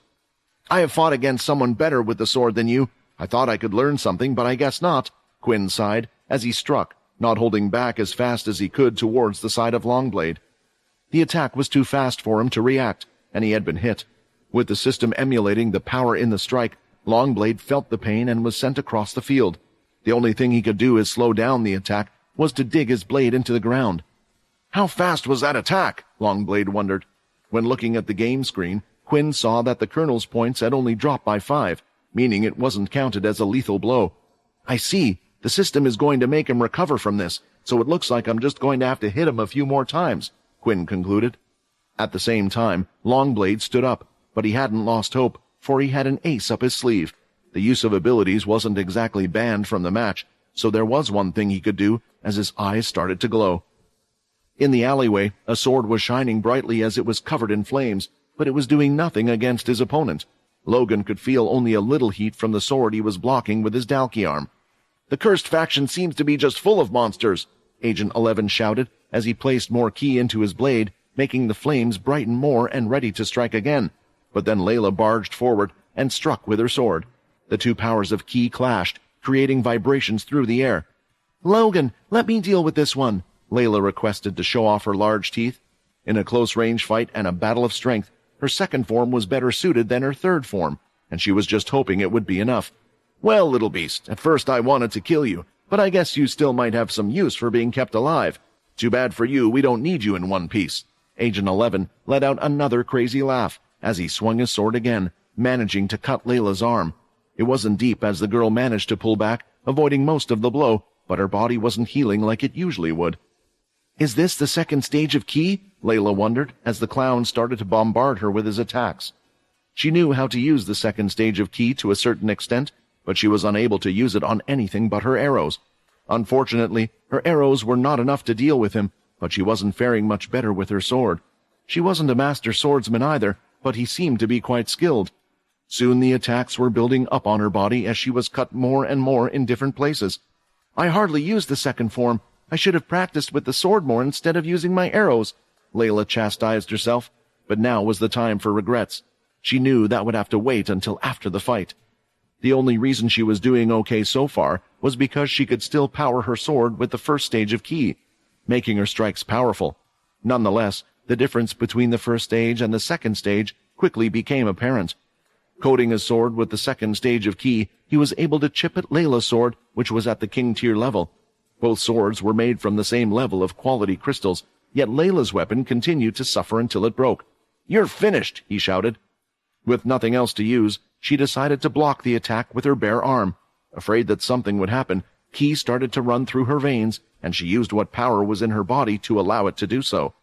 Striking forward, Agent 11 was going for a clean cut, but instead, his sword was left there stuck in place. What is going on? Is the ki in her body really this strong? Strong enough to even block my second stage, and when using a weapon. Layla didn't know how her bones and flesh were able to withstand the sword, but the sword was slipping deeper and deeper into her by the second, and something had to be done. Jumping back, Layla pulled out an arrow from behind. She held on to two of them like a spear. In the desperate situation, she threw both of them towards Agent 11, who was confident enough to dive right in. He went to strike and block the blows, but the power of the ki was more than he had expected, getting pushed back before he could further injure it. How is that possible? I hate to admit it, but somehow her ki is actually stronger than mine. I've only had the advantage because I know the second stage, but she can actually use it in her arrows to some extent. Changing the shape of his ki, he was able to redirect the arrows, but when he was ready to, he felt something slice the back of his ankles, causing him to fall to the floor. In the next second, pain shot from the front of both his feet. Looking down, he noticed that she had been using the broken blade to attack the back of his foot while he was preoccupied. She had then lifted the two broken halves into the air and slammed them onto his foot, piercing the front as well. But how? I'm wearing beast gear and have the power of ki running through my body. The next second, Agent 11 was constricted by the body of a serpent as it wrapped around him. His body was getting crushed by muscles stronger than he had felt before, and on the tail end of it, he could see a beautiful woman. This ki, it's as powerful as the first digits, and that attack just now. Did she infuse the blade with the second stage as well? Is that how she hurt? Before he could finish his thought, Agent 11 had passed out, and Layla left him on the ground. Having exhausted a lot of her strength, the girl turned back into her usual self, but she could barely stand as she knelt up against the wall. I did it. I was able to beat a single high-ranking double-digit agent that was able to use ki by using my own ki. I have improved. Shit, Logan. Layla suddenly remembered that she wasn't alone. Turning around, she observed that Logan was dealing with the other agents with little difficulty. As their leader was now subdued on the ground, the agents decided that leaving the area was preferable to continuing to fight Logan. We already have the highest-ranking one, and I'm sure there are other pure members out there. It's better to fall back, Logan decided. The spiders started to form and collect over his Dalki arm once more. They started to fix the damaged pieces in place and cover them again after removing them from the floor. Then the spiders soon moved to the agent, who was left passed out on the floor, and they started to cover his legs in place and surround his body as well. He's an agent of Pure, I'm assuming. I can only imagine that group causing you to act so recklessly. Logan was about to give Layla a lecture about her stupid act, but he decided to postpone it. She had done well in the fight, and she was obviously exhausted. Let's take him back to Quinn. With his powers, he's the best person to interrogate him, Logan said. If we hurry, we might be able to make it in time to see him humiliate Longblade. Before entering the VR capsule, both parties had been told the official rules by the organizers, and both had agreed to them. They were allowed to wear whatever beast equipment they wished. The only beast weapon they were to use had to be a blade of some type. Both of the blades that would be used would be of the same tier. Since it was VR, Quinn was able to select a suitable weapon for himself, but just chose to go for a standard longsword. However, the rules had never mentioned anything about abilities, and this was because Longblade had one that would give him a huge advantage in this type of match. Since his skills with a sword were usually enough to win over his enemy, he didn't really abuse them, but this fight was one he just had to win. Did that Logan Green do something to increase his avatar speed's output? Tamper with his strength? At least it doesn't seem like I am suffering from anything like Avion. I didn't want to do this, but I need to even the playing field somehow, Longblade reasoned as he activated his ability. His eyes began to glow just a little, and the outline of his pupils turned blue. He could now see a sign that his ability had been activated. Strangely, Longblade initially believed his ability wouldn't work while playing the game. However, it turned out that his ability was enabled by his ability to see his opponent in front of him. Now let's see what exactly you plan to do. Around this time, Logan and Layla returned, only there was a suspiciously large box shaped like a coffin on the boy's back. Making it stand out even more was the fact that it was easily twice Logan's height. It looked quite heavy, but ultimately the ones doing the heavy lifting were the additional robotic arms. When they finally met up with Fex and the others, Logan put the box down upright by the group's side. Finally, you guys returned. What exactly happened? Fex asked, as he turned around to see the strange appearance. What the hell is in the box? A person, Logan stated this without blinking an eye. We don't want this one to escape, so we had to restrain him. Don't worry, he's still alive and has enough air to last for a while. I just thought this would be the best appearance to cover it up. It should deter others from opening it, as they might think there is a V inside. Fex wanted to say something, but judging by how extremely tired Layla looked and the cuts on her arm that were healing slowly, while part of her body was badly bruised, he understood that it couldn't have been an easy fight. On the other hand, Logan looked completely fine, with no wounds whatsoever on him, at least from what they could see on the outside. It made the vampire question if he had actually provided backup or had just let the girl do all the work. Logan had been able to stop most attacks with his giant Dalki arm, but there was something he had realized during the fight. Although the pure members that had fled didn't seem too powerful, they were able to use ki. They hadn't been too proficient with it, either that or they had a low reserve of ki, but it had been enough for Logan to still receive a cut on his arm. When he was cut and blood was drawn, he noticed the color was green, and something strange happened. An energy had entered his body, and he had felt himself becoming angrier. Because of this, he had ended up fighting more cautiously after, and it was also the real reason he didn't want to chase after those that had run away. I guess I might need to run a few tests on myself.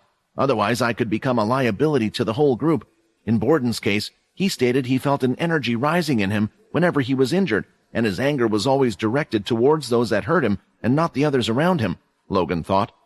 He wasn't too worried right now, but it was always better to be safe than sorry. Back in the arena now that Longblade had been sent across the field, Quinn had time to look at the others, and there he could see that Layla and Logan had returned. It was a relief for him that he didn't have to go on some grand journey to save them once again. He had done that enough already. Now that he knew they were safe, he could relax and have some fun just as he had intended in the first place. Quinn gripped the sword and waited for Longblade to make his next move, but for some reason he hadn't moved at all. Instead, his face was twitching as if he was angered by something that he didn't quite understand. This doesn't make sense. With my ability, I can see the outcome of the next 5 seconds, based on my movements. So why? Why is the future telling me that no matter where I attack, I will be the one getting hurt no matter what I do? Longblade was getting frustrated. His own ability was simply telling him that no matter what he was going to do next, this Bucky guy who he had first heard of today would be able to react and counter him. However, there was one ray of hope, as Longblade found a way through. He charged in like before, unfearful and more confident, because his ability told him that this would work. Seeing this, Quinn thought it was the same set of moves as last time, but he could tell something was up. I might need to use my full strength and speed for this one. I was hoping to win with a clean score, Quinn smiled to himself. This was what he wanted, to see a swordsman at work, one that showed everything they had. When Longblade finally reached Quinn, he swung his sword once again, striking from down below. Seeing this, Quinn went to block as he always had, just moving his sword in the right place. I'll strike after this block and keep doing so, ending this match, Quinn thought. But then something strange happened, as the sword was in the right place to block his opponent. It seemingly phased right through the colonel's sword, disappearing and then reappearing like Quinn's sword was never there. It sped up significantly, and a clean strike was made right through Quinn's head, cutting through the chin. A large pain went through him, but the gaming system allowed him to recover quickly, and he jumped a few steps back. Looking at the scoreboard, it counted as a lethal blow, meaning Quinn had taken 10 points of damage. Whoa, that's Colonel Longblade for you, the best swordsman in the game. I was getting worried for a second when his opponent was blocking all the attacks. Quinn stood there for a few seconds in disbelief. He had been taking it easy so far, but just now he had used everything he had in an attempt to block the sword, and at that moment he had no clue what happened. Of course, if Quinn had been using his beast gear, blood powers, and shadow powers, it might have been different. Then Colonel Longblade wouldn't have been a match for him, but it was still apparent that if the two were fighting sword to sword, Quinn would have lost his life. Not wanting to waste any time, Longblade decided that he would go for the same move again. After all, it was the only one that his abilities told him would work. It's not really the way I wanted to win, but as the green kid said, a win is a win, he thought. Then, for the first time, Quinn entered into a stance. He bent his knees slightly and placed his sword in his scabbard.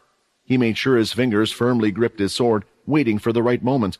A stance? But that stance doesn't match the sword. Longblade was unsure whether Bucky was doing something crazy or was just an amateur who attempted something he didn't understand wouldn't work. Erring on the side of caution, Longblade activated his ability once again, and he could see it. The next move was beautiful. It was fast and would slice him in half. Regardless, Longblade had already started the first steps for the Phantom Blade Strike. The only thing he could do was try to cancel it mid-strike to survive. When Quinn saw his foot was in range, he unleashed his hand as fast as he could and attempted a quick draw slash. I don't know if this will work, because all I'm doing is imitating what Leo did at one point, Quinn thought as he pulled out his blade. Seeing this, it was exactly a repeat of what Longblade's ability had shown him. The colonel canceled the attack and tried to move out of the way. It looked successful until he felt a sharp pain hit him in his right thigh. If this wasn't a game, his leg would have been chopped right off. At that moment, 5 HP points had been lost by Longblade, and the two of them were now at 90 HP points each. The match was intense, and after seeing that move, the crowd thought differently about Quinn. A young man had just pulled off an impressive move. Who would be the winner now? No one knew. That move! Where have I seen it before? Longblade thought. A few seconds later, a notification screen appeared in front of them both. The match has been forcefully cancelled. Sir, I apologize for interrupting your match, but an urgent report just came in. The demigod tier has been spotted.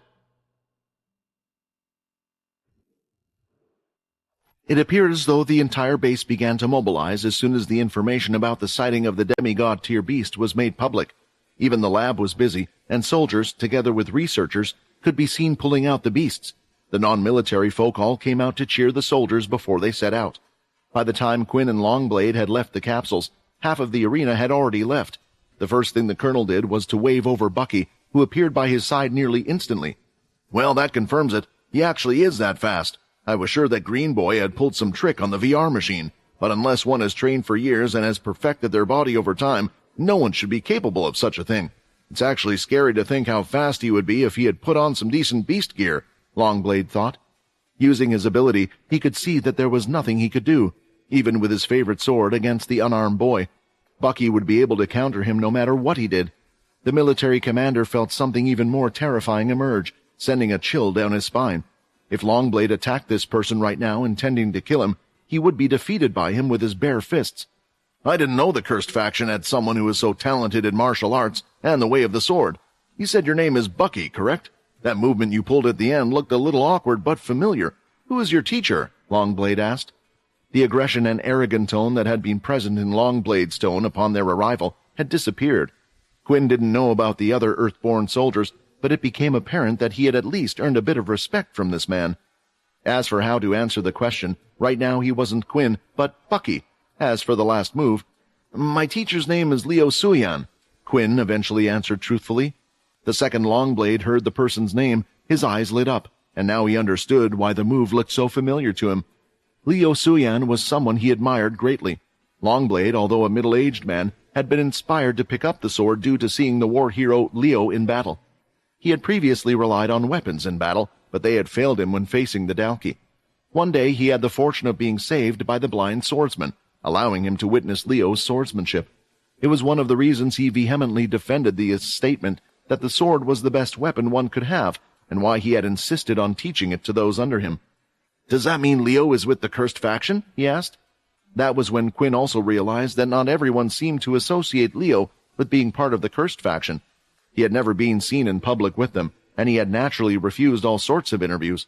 Of course, that also meant that the world was still unaware that their war hero was now one of the few they feared. He is someone with close ties to the cursed faction, but he freely does as he wishes, Quinn answered, because that's how he honestly felt about Leo. Regardless if he was his vampire knight or not, to Quinn, he was his first teacher, and someone he still had a lot to learn from. I see. In that case, I'm even more sorry for the disrespect I have caused his students so far. You are a strong person, Bucky, and I wish you could introduce me to your teacher someday. I would like to personally thank him for what he did in the past. Looking over, Longblade saw his men already waiting for him. If they had found the trail of the beast, it was safe to assume that Pure did as well. The cursed faction is welcome to come along with me personally as we look for the demigod tier beast. Please meet us outside the main shelter's headquarters. I will be waiting for you there and will be speaking to Nathan," Longblade said before he went off to coordinate the plan they had put in place. It looked like his fun little game had worked out for the best for all of them. Perhaps Longblade had never intended to put many woes into the cursed faction, but now it seemed like his opinion of them had changed. Since the field was not empty of soldiers, Quinn quickly went over to where his friends were, and he could tell immediately that Layla was suffering with sweat running down her face and that she was exhausted. "What happened?" Quinn asked, as it was fairly obvious the two hadn't just gone off to the toilet at the same time. Logan filled him in about how one of Pure's members had been present in the crowd, and they had eventually tracked him down, and that they had captured him in the hopes he might reveal some intel. Quinn decided to take a look at Layla based on her injuries and immediately recognized the issue. The amount of ki in her body was still too much for her body to handle. Quinn had the body of a vampire lord, and even then, using ki would put a lot of strain on himself. For Layla, it was more beneficial for her to use the second stage of ki, or perhaps the third stage, since the ki would leave the body rather than reinforce it. If Layla continued to use the first stage to power herself, it would only harm her body, doing more damage than good in the long run, especially with the large quantity she had inherited from her mother. "Layla, you need to use less ki on your body. When you shoot it from your arrows, it's okay since it's not affecting your body so much, but if you use it too much, you might damage your body. Imagine if Logan wasn't there at the time.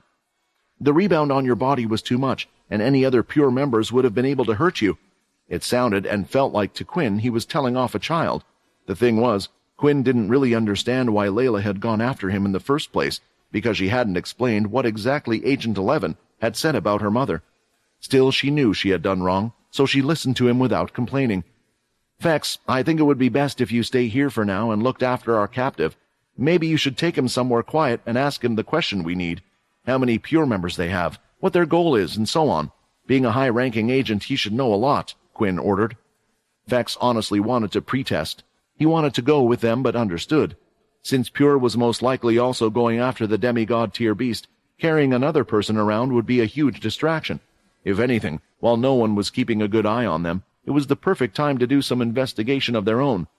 "Logan, it sounds like the army seems to be making movements. My best guess is that they'll try to lure the demigod tier beast with some of the captured beasts. The stronger one should have left the shelter or will be protecting the outside walls. If you can, I think this would be the perfect time to head inside, and maybe you can find more information. There are some interesting things there. Lastly, me, Syl, Shiro, and Layla will head off with Longblade and his group. Hopefully when we come back, we'll have good news for you all," Quinn replied with a smile. With everyone knowing what they needed to do, it was time for them to move out. "Vorden, Rayton, it won't be long until I can see you again," Syl thought. Outside of the main base, Quinn was waiting with Syl, Shiro, and Layla. Using a bit of his own ki abilities, Quinn was able to settle the wild ki that was affecting her body, allowing Layla's natural ki to fuse with her injured cells, allowing her to start healing. With the foreign ki expelled, she was soon enough good as new. At least physically speaking, mentally was a different story. Honestly, Quinn didn't really want to take Layla in her current state. He was deeply concerned, since it was clear there was something that she hadn't told them, and he knew well that she had a history with Pure, who were also out on the hunt for the demigod tier beast. The reason why he allowed her to come along was because he was worried that she would just go off on her own once more if she was left behind. There was no guarantee there would be Logan or someone else rescuing her next. It was far better off being next to him than away. While waiting, Quinn observed everything that was happening. Mechs were being escorted out of the large tube tunnels and then taken to a factory. They were coming out partially destroyed. It looked brutal as more and more were being dragged out. Quinn noticed another strange little thing. The captured beasts were actually being sent down a different tube, meaning they were heading to a different pit in the landscape underground, not where the damaged mechs were coming from. Are they trying to trick the humanoid beast somehow? If the same thing happens to the demigod tier beast as the basic one, then it means after it harvests the crystal, it should enter a weakened state. Do they intend to attack it while in the middle of its partial evolution? Are they trying to use this information to their advantage? If they send it down the same tube, then maybe it will be too obvious. While sending it to one next to it, perhaps after the beast is done destroying the mechs, it will move to hunt for beasts again. Of course, Quinn was just guessing, but other than that, he didn't really understand what they were trying to do. Perhaps Logan would have been able to shed some light once he had obtained more information. Still, if we can, it would be nice to capture this beast in one go, and hopefully we can use its body straight away. There will be the matter to discuss with the Earthborn group, but if by then a new Supreme Commander has been selected, we can maybe use Sack to order them to stand down. Finally, it looked like Longblade was done with his meeting, as he came out with a strong team of 5 men, each one armed to the max in high-tier beast gear. Nathan was an additional 6th person who had come with them, who had listened in on the meeting as their representative. I'll explain what has been discussed on the way to the demigod tier beast. These 5, including Nathan, are really the only ones capable and strong enough to go against such a beast. The soldiers are evacuating the underground area at the moment, so we might have to use a special traveling tube to go in and out of areas, Longblade explained. He then looked at who was coming from the Cursed faction and noticed that the Green Boy and one of the V had been left behind. I assume it's because Green isn't really much of a fighter. Bucky and the V-girl are here. Could it be that not all of them are as strong as him? Or did they just leave the other one behind as a guard? Longblade wondered, but after having experienced the strength of Leo's student, he was glad that he came along. Here, take this, the colonel said, as he held out what looked like a type of katana blade of some kind. I know in the VR game you used a sword, but you should follow in your teacher's footsteps. That sword there is a legendary tier sword. It's the old weapon I used to have, but I found one with an active skill that's more suited to my needs. Think of it as your reward for winning that fight earlier, Longblade said. For a second, Quinn didn't even know what to do. Should he just accept the weapon, or was this some kind of trap? Quinn had grown too used to people from the Earthborn group trying to get revenge, attack them, or even more, but Longblade wasn't doing any of that. Using the inspect skill, Quinn was worried that maybe there was some type of curse put on the weapon, but he was just even more amazed at what he could see. He had also forgotten for a moment that the one receiving the gift wasn't him, but Bucky. Although the weapon had no active skill, it had one very special trait. The weapon was indestructible. It was unable to break. Can this be real? Can a weapon really have this as a skill? Just what type of beast had to be killed to create something like this? The stats that came with it weren't even close to his gauntlets. Even though he was no expert swordsman, he thought that learning how to use a sword would be useful in these kinds of circumstances. I thank you for your generous gift. Quinn bowed down and took the katana-like sword that was shining a bright silver color and placed it on his side. He wanted to put it in his dimensional space, as he was afraid it would give away who he was. It seems like hiding who I really am was the right move, and it proves that not everyone in the Cursed faction is a group of bad people. Before leaving, Syl had touched Colonel Longblade, taking a part of his power. He looked at the kid, and by now most people were aware of who he was, based on the description, so the colonel didn't say anything and allowed for it to happen. Finally, the group was off. Meanwhile, Logan was attempting to complete his own mission that had been assigned to him. Standing outside the lab, he could see that they were in a rush to get the beast transported down to one of the special tubes. Using this brief moment of opportunity, Logan was able to take advantage of the situation. His spiders were able to locate and enter the inside of the facility, watching their every move while sending information back to Logan. I haven't done this stuff in a while, Logan thought, as he walked rushing into the facility, just acting as every other soldier did. It was easy to enter the base, and he understood once inside why they were a bit lax on the outside. Every door seemed to be made out of glathrium and had a passcode machine by its side. Although there were those like Quinn who could bypass those, not many people could. As for Logan, the machine that could keep him out would have to be created first. Are all the doors reinforced because of what's inside? Logan wondered, remembering what Quinn had told him about his nightly escapade. He walked around looking for the specific door that Quinn had entered last time. He wanted to explore every avenue while he was here, but he reasoned that if time was of the essence, it would be best to start with the most crucial matter. He eventually arrived at the location where the beast was supposed to be. Using his spiders, they were able to squeeze through the small gap in the bottom. He looked inside for any signs of scientists or other people, but it appeared that there were only a few beasts. After placing his hand on the access code, he had to wait a short while before being admitted. Logan left a few of his spiders in the hallway, acting as sentries to warn him if anyone wanted to enter. Once inside, Logan quickly found the basic tier beast that was being experimented on, telling him that he was indeed in the right room. Let's see just what sort of things you've been doing here, Logan mumbled, as he placed his hands on the terminal, and the information flooded into his brain. A couple of minutes later, and all the information he found useful was inputted into him. It seems like there are more labs like this one with different beasts, and they only store the information of each beast in a certain lab. It doesn't seem like they have been monitoring this one for long, but there is one thing that interests me in one of the files. Logan found a map of every lab where the same experiments on the beasts were being conducted while going through all the data, but the one that had caught the most attention was labeled Humanoid Legendary Tier Beast. Are they trying to make another demigod tier beast, or do they plan to go even beyond that? Looking at the files, Logan was checking through all of the information. The main problem was that it was pretty lacking. It seems the military was quite careful about not linking systems, so if there was a breach, a single person wasn't able to access all the files. This might be due to people who have abilities like me. In this case, not even my back doors work out for this type of stuff. With no more information being gathered from the current room he was in, Logan decided that it would be best if he headed off to the place where the legendary tier humanoid beast was meant to be located. Before leaving himself, with his spider still down the hallway, he allowed them to locate where the room was first. Now having access to the map of the facility, it was easier to navigate, and eventually his spiders had reached the room. Once they entered, Logan was filled with confusion at what he could see.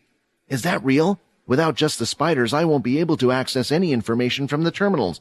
I will need to enter the room for myself, but what could have happened there? Trying not to waste time, Logan sent out his spiders on a different task. They were to head to each room where a beast was meant to be held captive. It looked like a lot of the beasts they captured were going to be used for bait. However, the others, the ones being experimented on, were in a different area, which was good news for him since he was currently on the second floor with the experiments, and there weren't many people out and about on this floor. Each room had a beast present. There was even one room that contained a king-tier humanoid beast as well, which was interesting. Suppose all else failed, as long as the intelligence was still there, and Shiro could move human minds into them. Despite what tier it was at, they could use the humanoid beast to place Vorden or Rayton inside. Of course, half of Quinn's idea to use demigod tier beast or higher was the fact that they would still have strong power. Being a beast, they would no longer have the powers they once had. What Quinn never considered was the fact that the beasts can evolve, Logan thought as he stood outside the door where the legendary tier beast was meant to be. Getting inside was as easy as the last door, and now he could see the place with his own eyes. So what the spider sent me was real.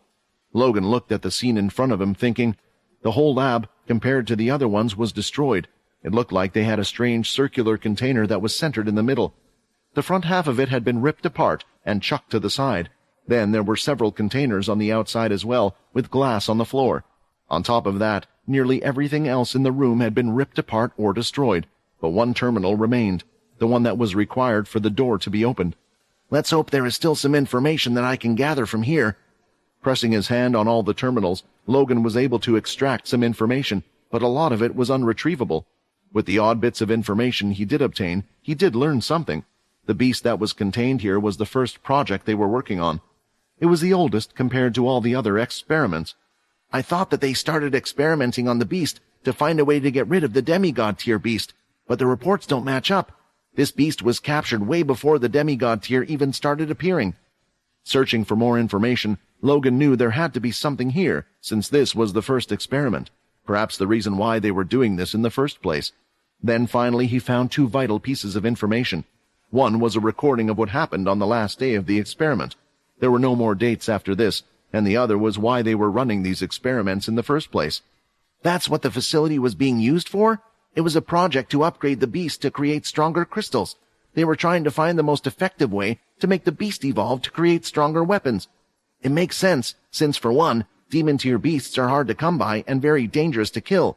Even if they couldn't make a beast evolve to the demon-tier level, it is still an improvement for the army to have anything legendary tier and above.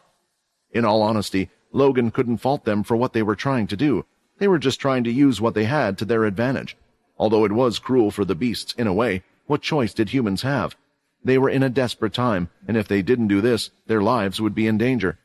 Next was to play the video, and now, having found this out and put the pieces together, Logan had a pretty good idea of what happened that day. The video started to play, and it was an exact replica of the room Logan was in, only that everything hadn't been destroyed yet. In the center of the room was a machine with a circle inside where the beast could be seen. It was hard to make out precisely what it looked like due to where the cameras were positioned. On the outside of where the beast was, there were several glass displays with crystals floating about inside. A tube above it all redirected to the beast in the center. Suddenly, all the crystals on the outside started to light up simultaneously. One of the doctors standing in the middle had a smile on his face. When the lights from the crystals disappeared, the beast in the pod started to light up brightly, shining so hard that all of them had to cover themselves. "Finally, we did it! We managed to evolve a legendary tier humanoid beast into a demigod tier beast," the man dressed in white said. A few seconds later, there was a rumbling that came from within the center container. Several loud bangs were heard after, and a look of panic appeared on the scientists' faces as they took a step back. The next second, the door was ripped off and thrown all the way to the side. When Logan looked at where the door had landed, he could also see that the door was still in the same place. Unfortunately, from that moment onwards, the video footage was corrupted, and Logan was unable to see more. "The date on this video, it's only been a month since this happened. It was so soon. Is that why the room still hasn't been repaired yet? And if my guess is right, the humanoid demigod tier beast that the scientists and Pure are after is the demigod tier beast from this facility." Exiting the room, it was quite the revelation that Logan had found out, but it didn't really change anything. They still needed to get the demigod tier beast for themselves. However, Logan wasn't ready to leave the facility yet. Not all beasts could evolve, and it looked like they had found a way to determine which beasts could evolve. Perhaps this information could be used to help Borden, Rayton, and Vorden. After getting all of the information, Logan realized that there was one thing he needed more to figure everything out. He needed to take a subject back with him. This was why right now he had moved from the destroyed room where the demigod tier beast was kept, and was currently in the room where a king tier humanoid beast could be seen. The beast could be behind a large glass wall. When Logan entered the room, its eyes locked on him, following his every move. "Is it acting this way because it's never seen me before?" Logan thought. The beast had a humanoid figure but was covered in black fur. Its eyes were piercing red without any white areas. On top of that, it had several tails coming out of its behind that were large and fluffy. They could be seen extending to the top of its head. "It will take too much time to look for another demigod tier beast. I can use this one to research how to know which beasts can evolve and which can't. At the same time, we can just evolve this one," Logan thought, as he went to the terminal and placed his hand down. Here he had access to many different options, one of which allowed for a special type of gas to enter the glass room the beast was in. The gas was pink in color and filled the room until the beast itself couldn't be seen. When the glass finally disappeared, the beast was seen on the floor, lying down. "Now just need to take this somewhere safe. I think it might be best to go back and hand it to Fex. We can try to wrap the beast up. With his strings and my equipment, we should be able to hold it." Activating another button, the glass door started to rise, walking over to the beast. Before he knew it, its red eyes shot open and stared right at Logan. "Thank you for letting me out," the beast said. The journey was set for Quinn and the others. At the moment, they were walking towards one of the temporary stations built around the shelter. All these stations had soldiers guarding the outside of them. This was because they were where the special tubes were used to transport mechs and more, taking them to the sink spot locations. What impressed Quinn the most was just how organized and well-controlled the army was. The only person he could thank for this had to be Longblade. It seemed like everyone had great respect for him, even though it couldn't have been long since he ran the place. Most of these men weren't even originally his. A lot of them actually belonged to General Inu. "I must say you run a great place here," Quinn said, wondering just how he did so. "Of course, these people know why we do what we need to do," Longblade replied. "We are the support group for the main Earthborn group. Without us, there are no crystals for the war. In a way, we are the fuel that powers the engine. I make sure everyone knows the importance of their tasks. If we fail to produce, then it's even worse for the others." Hearing this made Quinn realize that the people worked so well because they all believed they were working towards the same goal. Defeating the Dalki was essential for the whole of the human race. Still, it was also crucial to make sure that everyone knew precisely their part and how it would contribute to the overall goal. "Our group is the same Q, Bucky," Shiro corrected himself before he said the wrong name. "From what I have seen, many of those in the Cursed had nowhere to go or felt like they had no purpose, but they are given a purpose when they are taken in.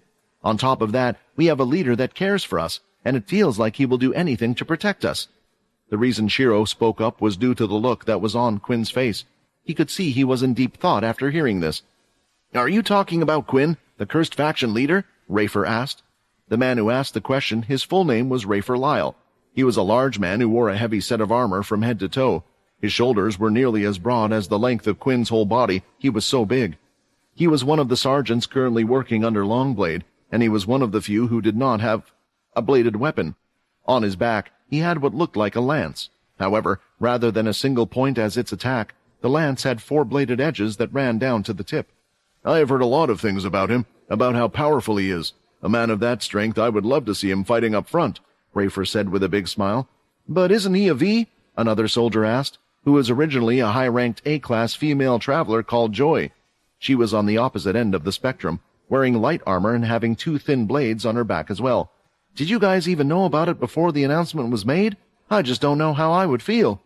While saying this, Joy also looked towards Layla, as she was also one of those reviled on the broadcast. Longblade also looked at Bucky, as he was sure he was a V as well. Some of us knew about it for a long time, Syl answered, surprisingly. It hasn't changed anything in the group. It's really annoying how your people look at us as well. Frankly, nearly everyone was getting tired of how the others looked at them. Even now, when they were walking with Longblade, they would get stares. He's right, Rafer replied. It shouldn't matter, and I think if we can work on this together, it will prove that the cursed faction are nothing to worry about. Finally, they reached the station, where a strange vehicle was waiting for them. It was mostly clear on the outside and shaped like an old-fashioned car. Longblade was the first to get on, and the 5 men followed behind him. Then Nathan did along with the rest. The vehicle itself had seats for them to sit on and looked large enough to fit around 100 people, so there was plenty of room for them all. Then the vehicle started to move all on its own down the long tube. Now they were traveling down a large hill, exiting from the shelter where it was placed on a hill, heading straight for the one of the sinking spots. Okay, I guess it's time for me to explain what is going on, Longblade said in a loud voice as he stood in the middle. The demigod tier has been found in one of our mining areas as usual. We have cleared all of the destroyed mechs as well as all of them that were mining there. The sinking spots have their own natural tunnels below, as well as the large areas we have excavated. But other than that, there is nowhere for the beast to run. After clearing out a mining area, it seems like the beast goes out to eat in one of the other areas. We have planned a trap, so we have put various beasts in different sinking areas near the mining area where it was located. These tubes with these vehicles are the quickest way we can travel to each area. Currently, combat mech teams have been sent to the other areas, while we are going to the original area where the beast was spotted. We will attempt to follow its tracks, and if we get a report of the beast being spotted in another area, we are to head to these tubes and travel to its location. Quinn understood why they were planning to do this. They were using the information they had already received from the lab, that the beast would be in a weakened state after consuming the crystals, which was why they weren't in so much of a rush to actually send the current team to where the beast would be. It's almost as if they wanted the beast to eat the crystals. This has been our plan for a while now, and we have been able to trap it on a couple of occasions. However, at the same time, Pure has gotten in our way just as we are about to battle with the beast, allowing it to escape. Before, we were initially going to be the ones to deal with the beast while allowing the cursed faction to fight with Pure. However, I think you guys are quite dependable, so I will let you choose which one you would like. When Longblade asked this question, he didn't look at Nathan like he had before. Instead, he turned to Quinn. When the question was asked, Layla had tugged at Quinn's sleeve as if she wanted to say something. Feel free to discuss it with your group first, Longblade said. He could tell something was up and headed back to the others. What's wrong? Quinn asked. I wanted to tell you earlier, but I wanted to talk to you about Pure, Layla said. When she spoke, it sounded a bit painful. When I went off to meet with the Pure agent, it was because he said he could tell me something about my mother. I know you might not quite understand, but I want to know more about her. Why did she create Pure? What was her reason for doing all the things she did? What Layla didn't realize was that Quinn understood quite a bit. For now, even he wanted to know more about the Talon family and why exactly the stone tablet had talked to him only. Curiosity was a strange thing, and sometimes one would go to great lengths to satisfy it, especially if it had family ties. You, Logan, I know you're both right, but it's still strange to ask you guys to get involved with my personal business when it has nothing to do with you guys. How could I ask you guys to fight for me, protect me just because I wanted to know more about my mother? That's why I decided to go off on my own. I know you would have done the same to Quinn, but what's the difference between you and me? She spoke after a brief pause. She recognized the distinction. The strength was different. However, Quinn repeatedly risked his life, and she was prepared to do the same to learn the answers. It would be selfish of her to ask the cursed faction to do the same. I just wanted you to tell me these things for a reason. My mother was one of the founders of Pure, and to get my answers, those who are high-ranking in Pure will know. The guy I fought against was called Agent 11, and he said that Agent 2 is currently here as well. Quinn knew from battling with Layla's mother that Lucy and the single-digit agents were strong. Layla claimed that her mother's position was not a result of her strength, but rather the fact that she was a founding member of the company. The fact that the leaders knew all 3 key stages while Quinn still only knew 2 was one of the differences between them and the others. So you're saying you want us to face Pure instead of going for the demigod tier beast? Or are you worried that maybe the Colonel can't handle Pure if we leave it to them? Perhaps you want us to capture Agent 2? Layla remained silent. She really didn't know what to do. This might be the only chance they could capture a humanoid demigod tier beast. At the same time, when would they meet single-ranking agents of Pure? They soon started coming up to the sinkhole, and Longblade stood up, expecting an answer. It was time for Quinn to make a decision. However, it wasn't quite as black and white as some people thought it might be. As he looked over at Syl, he could see a smile on his face as he swung his legs like a little kid. Ever since being on this mission, his mood had brightened up. Now that he was so close to achieving the goal, if they failed or it got delayed any longer, then perhaps Syl would snap. Although Quinn would control him and face him somewhat, it wasn't something he wanted to do. Syl had waited long enough already. On top of that, the military would most likely just kill the beast instead of capturing it unless Quinn made a request. Now that our relationship has improved with Longblade, maybe if we ask he will agree. Still, his #1 property has to be get rid of it, Quinn thought. Looking at Layla and everyone there, the worried deep frown on her face, he knew what the right decision was to be. You don't have to worry, Layla. Remember, both groups will be together. They just have different tasks, Quinn replied. It's not like we're splitting up or anything. Well, try to do both. At that moment, Quinn wanted to comfort her. His hands reached out for hers, but before even touching, a strange feeling had come over him. Again? But before we could touch just fine, but now it feels like that stupid connection thing is coming up again. Why does it only activate sometimes? Quinn thought. Standing up, Quinn walked over to where Longblade was and was ready with his answer. We will take care of the Pure group. However, I would like to make some requests, Quinn said. I know your group has already done a lot for us, even allowing us to come along, but the cursed faction needs the demigod tier beast. We need it alive. Hearing this, Joy thought this Bucky person was crazy. Why would they agree to capture the beast alive? Not just that, there was a double meaning to this request. If they were asking this, it also meant they wanted to keep the demigod tier beast as well, since the military had no use for it apart from its crystal. I would like to put Syl on your team. I'm sure you know about his powers, Quinn said. He will be strong enough to allow your group to subdue the demigod tier beast alive. In return, whatever you need from the cursed faction, we will comply. Although Syl was unstable at times, Quinn could rely on one thing, and that was his power.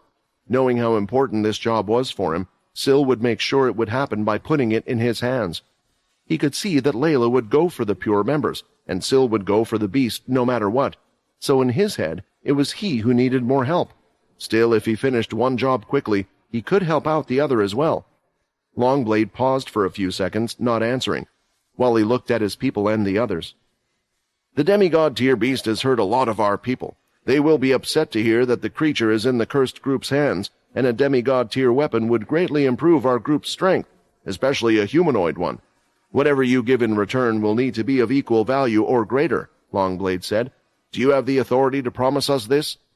Without hesitating at all, Quinn replied, Yes, I do. The largest grin had appeared on Longblade's face after hearing the answer. Then we agree, but I will not force my people to keep the beast alive.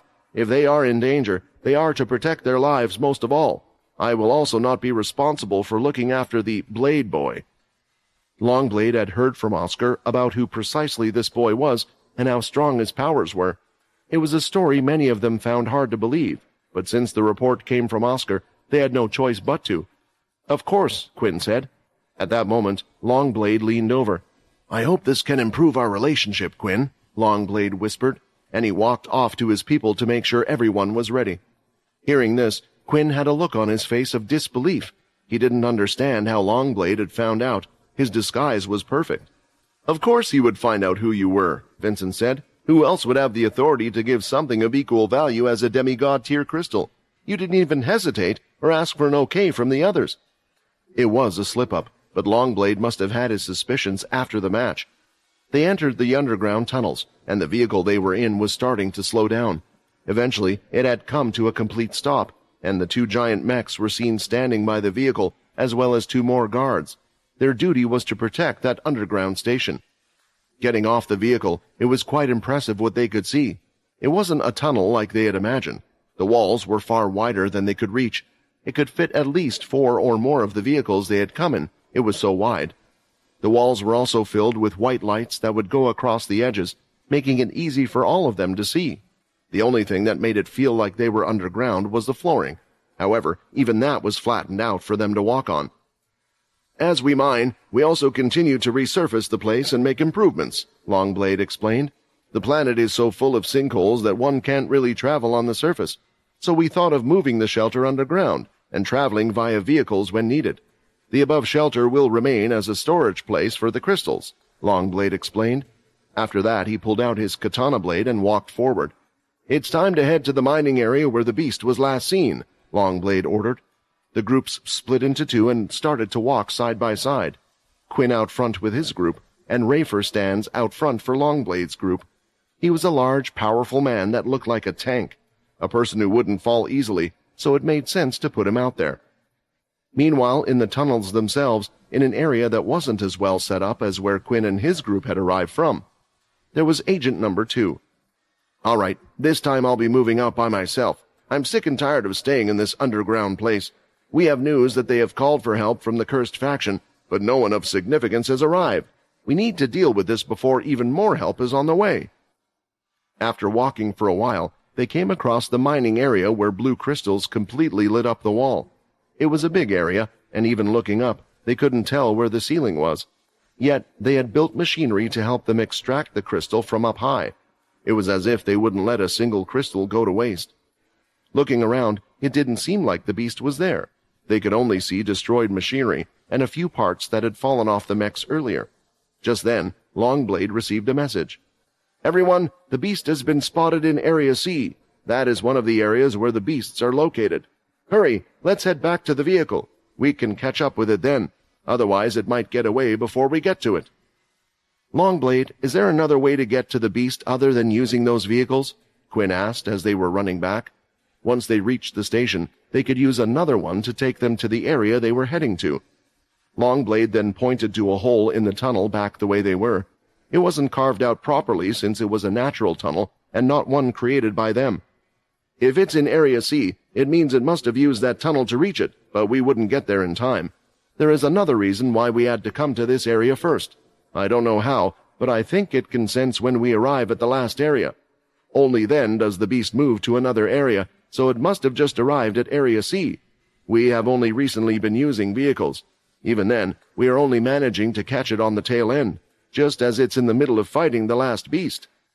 Hearing all of this, Quinn knew what he needed to do, a way for him to solve both of the problems from earlier. All he had to do was capture the demigod-tier beast before Pure arrived. "You guys go ahead, I'll meet you there," Quinn shouted, turning back around and running the opposite way. Longblade wanted to ask what he was doing, but there was no time to waste. If they didn't get to the vehicle now, they might miss the beast, or worse, Pure would arrive before them. So far, they had been arriving at the exact same time. It was a race. When everyone finally left, Quinn activated the shadow, putting on the beast gear set that shined a great silver with blue. "Armor skill set activate. Nitro accelerate." It seemed as if everyone was off challenging new threats and going on exciting adventures. Yet there was one member of the cursed group that didn't feel this way at all, and that was Fex. The vampire was currently on the roof of the shelter's tallest building, the main military base. It would be hard for anyone to find him up there, as only the soldiers and mechs guarding the shelter wall would even be able to look that high. However, the distance was so great that they would have had to have the sight of the vampire to see anything but a black dot. Not that they had any reason to look for him in the first place.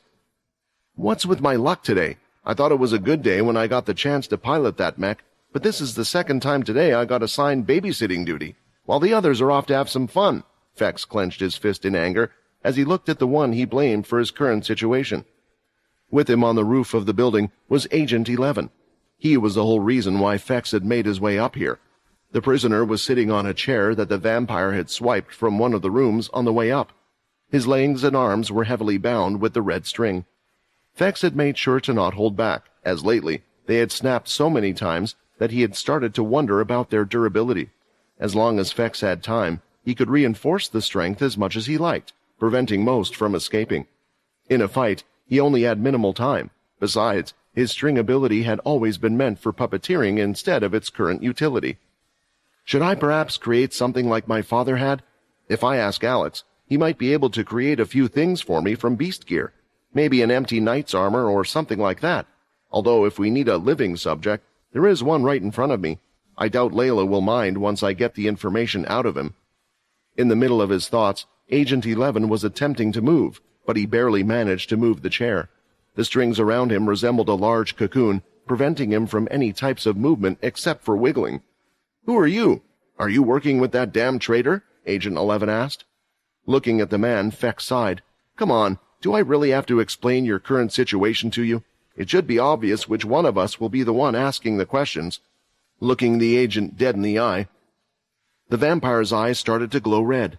He then pulled out a sheet of paper with the list of questions he needed to ask him. "How many members of Pure are currently present on this planet?" Fex asked, as he was ready to scribble in an answer. However, contrary to his belief, the Pure agent didn't give him an answer. As Fex looked up, he could see that the other's eyes didn't have the typical look of someone under a vampire's control. As a member of Pure, he had been trained to protect his mind from mental-type abilities, which was delaying the influence skill Fex was using. Still, it felt like it would soon win out and take over. "Those red eyes, so he's one of those V. Is this the mind control that they warned us about? I can't use my key to break out of these strings, but I can still do this." Controlling his key, Agent 11 was able to use the second stage to form something akin to a barrier around his brain. Then, using the first stage, he was able to power up his brain even more, dispelling whatever was trying to force him to answer the question. When he no longer felt any power inside him, he looked up at Fex and smiled. "Nice try. Go on, ask me as many questions as you like. I have all the time in the world, buddy." "What the hell? Nobody told me my influence skill doesn't work on those Pure guys." Fex was shocked, shaking his head. "Shit, I have to do something. What kind of embarrassment would it be if I can't even complete such a small task by the time the others come back?" The vampire pondered what he should do now that his go-to method had failed. He could resort to torture, but the front man seemed like the type that wouldn't respond to it. In the first place, torture ran the risk of only receiving the type of answer the torturer wanted to hear, with no way of verifying it. Under the influence skill, the victim couldn't lie, which made it the far better choice. "Did you already run out of questions? How about I help you? Why don't you ask me some things I would just love to share with you?" Agent 11 offered with a self-satisfied grin. "You're with that bitch's bastard daughter, who is just dying to find out more about Mommy Dearest, and since I'm feeling generous, let me tell you some things. Now those might just have been rumors about her birth, but if that was all they were, there would have been no reason for Zero to forbid anyone from ever talk." In the next second, Fex had already wrapped the man's mouth. He was tired of his cocky nature, and he had no desire to listen to him badmouth Layla. The vampire walked up to the bound prisoner, lifted up his hand, and before the Pure member could blink, he already felt the sting from the other's slap. The whole chair fell to the side from the force behind it, and Agent 11's cheek grazed across the ground. "You're so annoying. What the hell do I care about her past?" Fex questioned him, not expecting any answer. "She helped my arse back then, so I'm just trying to help her out as well." "How strong of a slap was that to have knocked a few of my teeth loose? I was using ki to protect my body from torture, yet he managed to overwhelm my defense that easily. Damn it! We knew about the cursed faction coming to reinforce them, but who knew they were this strong? I have to somehow find a way to warn Agent 2 that we have completely underestimated them." Standing on the edge, Fex looked down on the busy mass of people. Out of curiosity, he placed his hand around his ears to have an easier time hearing what they were saying. "The sergeant has told us to get the mechs ready and to move them to Area A where the beasts are located." "But doesn't that mean we will have to fight the beasts off? What are they thinking?" "It's in case the demigod beast decides to change areas and hunt more beasts. The idea is not to kill the beasts, but just to hold them off with the machines. We just need to wait for the higher-ups to arrive and then make our way out to not get in the way." "All right, I'll meet you in the hangar and we can get our team ready then," Avion explained. What an interesting conversation. So they send mechs down in the underground tunnels where the others are. Well, there's not much I can do with that guy, so I might as well make myself useful. Logan should be fine on his own, since he's just getting information from the lab, Fex reasoned. But there was just one problem he had to deal with. He couldn't leave the guy up here on his own. Carrying Agent 11 under his arm, Fex had a goal. He quickly traveled to the hangar, where the mechs were located. He used his hearing to locate a soldier away from others, and quickly found one who was about to board a mech. Fex quickly pulled him down and activated his influence skill once more. "I need you to tell me your name, your rank, pretty much everything so nobody gets suspicious about me piloting your mech," Fex ordered. Fortunately, there was no problem with his influence skill this time. After getting the answers he needed, he tied up the soldier and hid him behind a bunch of crates where he wouldn't be found any time soon. "Soldier Kane, why are you slacking behind?" Avion shouted through the mech's terminal, as the other pilots had already started to leave the hangar. Quickly jumping in and throwing Agent 11 in the cockpit, cramping him up against the wall, Fex activated the mech and trotted behind the rest. "This is going to be great," Fex thought with the biggest smile on his face. Fortunately, Logan hadn't gotten too close to the beast before it had opened its eyes. "Why did I trust the amount the scientist stated?" Logan blamed himself for this grave miscalculation. When going through the terminal via his ability, he had read the report about how much of the pink gas had to be used to subdue the beast. As such, that was also the amount he had used, yet the beast before him showed no sign of being sleepy or even drowsy. Was it smart enough to fool them, waiting for an opportunity such as this all along? It's even been able to imitate our speech to a degree where I can understand it, so it's undeniably intelligent. To have learned so much by just observing humans during its captivity. No, if this one is already this crafty, doesn't that mean that Quinn and the others might be in danger? "I've never seen you before. You seem younger than the others." The black beast spoke as it sniffed the air.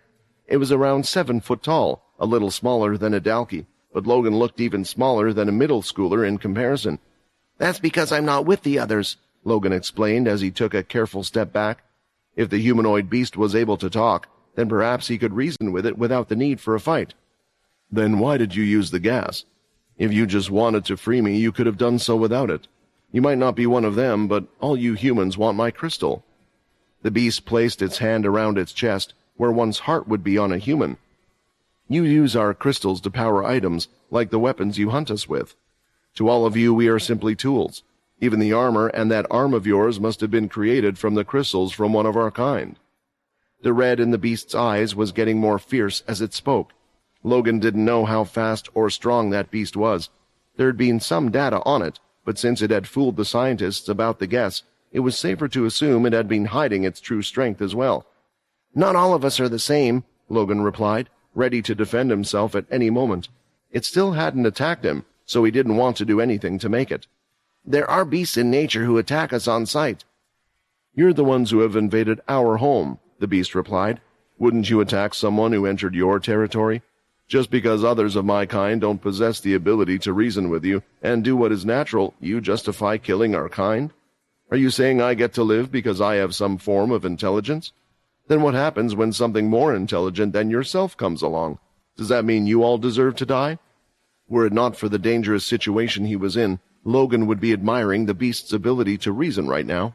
It was the first time for him to come across a humanoid beast. He had never realized just how human they were.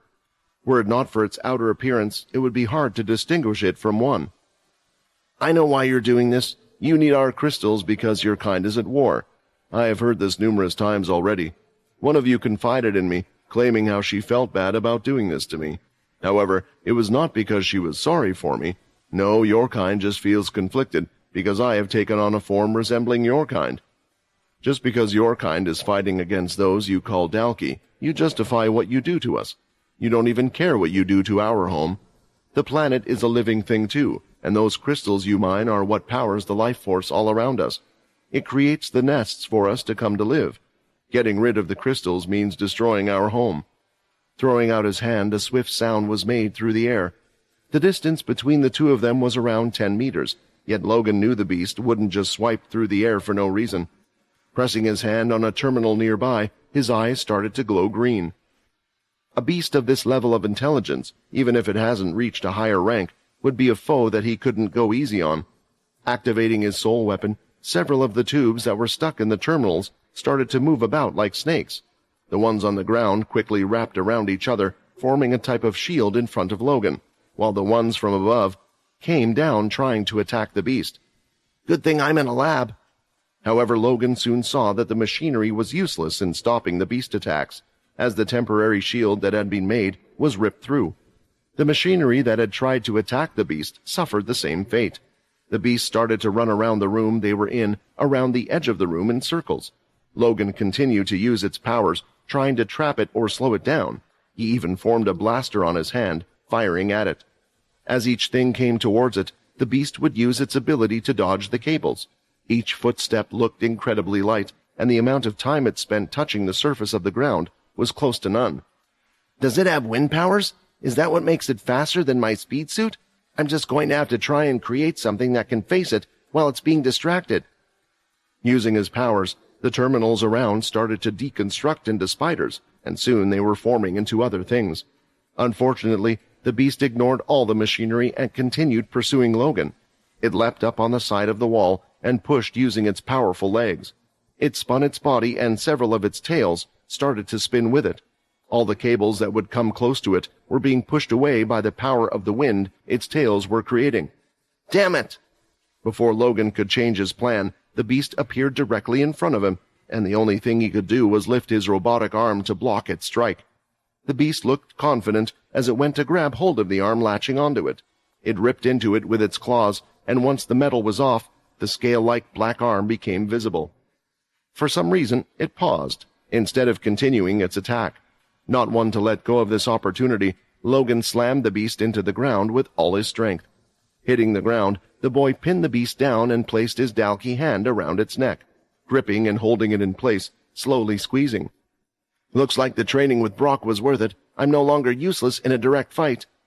You are a beast as well? The beast managed to let out, as it lifted its arms and grabbed Logan's wrist, slowly pushing it away. Why? Why are you with the ones that are trying to kill us, then? The beast was clearly angry, but Logan's Dalky arm was far more powerful than it had expected. Even using all its strength, it was hard for it to push Logan off, so it resorted to the only thing it could do at the time. It opened its mouth, revealing its sharp teeth, and bit down on Logan's hand. At that moment, green blood started to ooze from the wound and flowed into the beast's mouth. However, that was a mistake. This only increased the energy inside of Logan's body, giving him more force, pushing the beast back down. Your blood! It's not red! If you're no human, there is no reason to fight, the beast exclaimed in surprise. If I knew it would be this easy, I would have let it bite my arm from the start. Now what should I do before it realizes its mistake? It seems to be willing to listen now, so we should get out before anybody comes here. Convincing them to join us might pose a problem, though. That's what I said. Logan softened his grip. I'm not with them. Come with me if you want to get out. The next second, the door opened up. Their fight had created a lot of noise and had attracted 2 scientists dressed in white robes, accompanied by around 20 armed soldiers. Isn't that the kid from the Cursed faction? One of the soldiers pointed out. But look at his arm! Another screamed out, pointing at it. That's a Dalky arm! Maybe it's just a beast transformation skill, a third soldier reasoned. Who cares who or what the kid is? The older-looking scientist shouted. He has broken into this facility and wanted to kidnap our test subject. Kill the boy and capture the beast alive. Seeing how bad the situation had just turned out, there was only one thing Logan could do. He completely let go of the beast and moved to the side. The 2 of them gazed at each other and nodded as if they had come to an understanding. If they were going to get out of this one, the 2 of them would have to work together.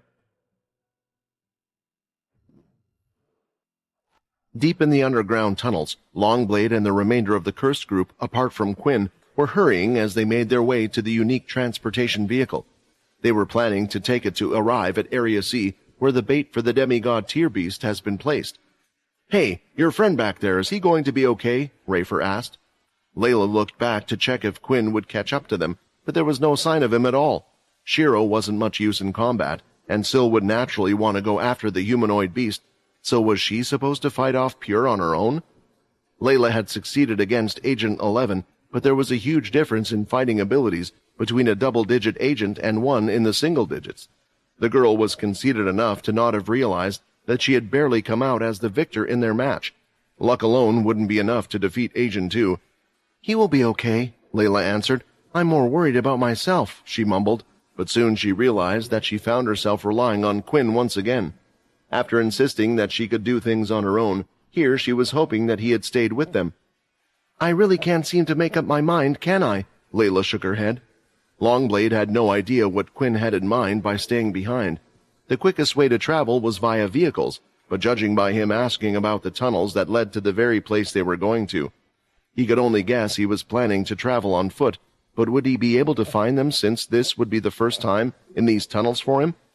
"There's no humanly possible way he can reach the area before us," Longblade thought as he smiled. "But he isn't exactly human now, is he?" They eventually arrived at the station and quickly entered the vehicle. Everything had already been prepared for them by those guarding the vehicle. The next second they started moving, traveling so fast through the tunnels that they could hardly see anything. Finally, the vehicle stopped, allowing them to get off. They ended up in an area that looked almost identical to the one they had just come from. The shapes of the tunnels were slightly different, but it was hardly noticeable, especially for those unaccustomed to this. However, the soldiers who were protecting the station were nervous as they stood guarding the place, afraid that the beast could come for them at any second. "Has the beast ever attacked the stations?" Shiro asked, looking at how nervous the guards were as they walked through the tunnels quickly but cautiously. "So far it hasn't," Longblade answered. "It seems to be scared. We thought that it might attempt to head to the surface, perhaps attack the shelter, but it has remained down here doing its own thing, biding its time." Although Longblade didn't mention it, he did have an idea of what the beast was trying to do. Perhaps it was waiting and gathering crystals down below, where beasts were plentiful, in the hopes of evolving. Then, when it was a demon tier with great power, it would come back with a vengeance. Eventually they could see the tunnel opening up ahead, and this was where the apparent beasts would be. If the beast was in the middle of fighting the others, then they could take advantage of the situation. Still, at the same time, they would have to be careful that the other beasts didn't turn and try to attack them. When Longblade and the others entered, the first thing they did was check the area. They all stopped for a second at the entrance, as they didn't quite know what to do until Longblade had given them an order. "Check to see if anything is still alive and moving." Hearing these words, they all started to move, fanning out into two groups. Because of the current situation, Syl had decided to come along with Layla, something she very much appreciated. The scene before their eyes appeared to have come from a nightmare. The room was filled with dead beasts. More than 20 beasts of various tiers that the military had sent down were there, yet not a single one of them was moving. "The beast could be hiding inside here still, so everyone be careful," Joy warned them as they poked and prodded the beasts. What they did notice was that all of the beasts had a hole in one particular area. Only the higher-tier beasts had more than one wound. "All of them. They all have their beast crystal taken out," Shiro said. Longblade and the others heard this information and grinned as they turned to face one another. It meant that their plan had worked, and they had created a perfect opportunity to capture the beast. According to their research, the beast should be using it as fuel to evolve, causing it to enter a weakened state. At that moment, Longblade pressed his hand against his ear as he got the report. "All right, everyone, we need to move out again," Longblade informed them. "The beast has been spotted in Area A. Avion and his team of combat mechs are there. They should be able to hold it there long enough for us to arrive. It will be the perfect time to strike. Due to how far it is from here, we should reach there before Pure does as well. Most likely, they will have been heading in this direction." The group was moving again after informing them of this, but the others had been concerned. Shiro, Syl, and Layla were all looking for any signs of Quinn. They had an idea of what he was trying to attempt. With his speed, he was going to try and outrun the vehicle to get here before anyone else, yet he wasn't here. Now, with the location changing, it would make things more complicated. Layla put on her mask, intending to inform him, but when she tried to connect, there was no answer on his end. A short while ago, Quinn had activated his armor's special set skill, the Nitro Accelerator, which increased his speed significantly. Using this, he ran through the tunnels, and everything became a blur. Things weren't as confusing as he thought they would be, since there was only one direction he could head in. "I guess this isn't the time to hide exactly who I am," Quinn thought, as he used shadow equipment while running. His hands were now also covered in the 2 new gauntlets he had obtained. The main goal was to defeat the demigod tier beast as quickly as possible. With the white gauntlet, I can hopefully drain its energy just enough so we can capture it. Quinn had a plan, but there was a slight hiccup. While traveling, Quinn heard the sound of voices ahead of him, and he was heading right on course for a collision with a group of men. He had no choice but to slow down, but it was hard at the speed he was traveling. The vampire lord couldn't instantly stop the muscles in his legs, as he still wasn't used to running this fast. "What's that sound?" someone asked. It sounded like a drill going off in the tunnel, but it was just the sound of Quinn's feet hitting the ground at great speed. Stepping in front of his men, the man with a large number 2 on his back held out his hand for a few seconds. Then, for a split second, they could see what had come around the corner. Seeing the group of people, Quinn leaped into the air to try and avoid them and felt his body slam against something that felt like an invisible war. Agent 2's face squinted as he quickly took down what he had put up, and Quinn was seen skidding across the floor. He soon got up and could see the large number 2 on the person's back. "Pure!" Quinn shouted out. Seeing the large 2 on the agent's back, Quinn knew he was in for a world of trouble. He had never expected to be so unlucky as to actually run into Pure. Quinn had known that they would be after the humanoid demigod tier beast as well, but to use the very tunnel he was using right now... Wait, isn't this a perfect opportunity? This should be the majority of them, if not all. As long as I keep them occupied, the others can focus on the beast alone. I just have to trust them to be able to subdue it. No, with Syl there, he will surely do whatever is necessary to reunite with Vorden and Rayton. Making use of the Pure member's confusion, Quinn quickly threw out his hand, releasing a blood swipe aimed directly at Agent 2. If he can take him out, the rest should be a cinch. Agent 2 saw the strike coming his way and just lifted up his weapon. It was similar to a sword in that it had a hilt and a sword guard, but rather than being sharp and thin, it was just a thick, large, blunt object, like a pole. Swinging it, he whacked away the blood swipe without any trouble whatsoever. Of course, it would have been too easy if that had worked. I guess even with my new blood skills, the simplest of my attacks won't quite work on him. Quinn was no longer as fast as he was when rushing over here. Having used the armor skill set to arrive here, it was now on cooldown, meaning all of the normal stats the armor would additionally give was now useless. He covered his body in shadow to switch to a piece of different equipment until the cooldown had elapsed. In the middle of his transformation, 2 Pure members came rushing forward, intending to disrupt whatever he was doing. Fortunately, shadow equipment took less than a second, so there was nothing for him to worry about. What he didn't expect was for a couple of arrows to be fired off from the back. Raising his shadow, Quinn planned to block this, but midway in their flight, they suddenly sped up, and when they touched the shadow, it went directly through it. They went through my shadow? So far, Lucy was the only one able to go through my shadow. Quinn was starting to take things more seriously. He grabbed both of the arrows with his bare hands, and felt the strong ki coming from them. In terms of ki, he wasn't a slacker in that department either, and with his own strength, he was able to stop them easily. Shadow powers? Did the cursed teach it to more of their people? Agent 2 wondered, looking at the person in front of him. His hand rested on the shoulders of 2 men who were about to fire more arrows at Quinn. In the cramped space, there wasn't much room for the cursed faction leader to maneuver. I might be unable to use my shadow to block attacks, but I can certainly use it in other ways, Quinn reasoned as the shadow that hovered around his back fell to the floor and started to spread across the whole area, enveloping the tunnel ceiling and the sides of the walls far and wide on the ground. Why does he seem so confident in facing us? He is alone, and we have him surrounded. No. Crap, did the cursed faction leader really come down here personally? Agent 2 inferred. Everyone be careful, he shouted. The next second, Quinn sank into the shadow, only to emerge from the side of the wall. Coming from such an unexpected angle, he grabbed the head of the closest Pure member and slammed it into the wall. Holding out the palm of his hand, Quinn activated his blood spray, and the agent next to the incapacitated one got chucked back several meters into the other side of the wall. Huh? The vampire lord was surprised for a short second, mentally preparing for his enemies to either dodge out of the way or stand up any second now. However, his vampire senses made him aware that the two had passed out cold. I guess I've grown too used to fighting strong beasts and Dalki.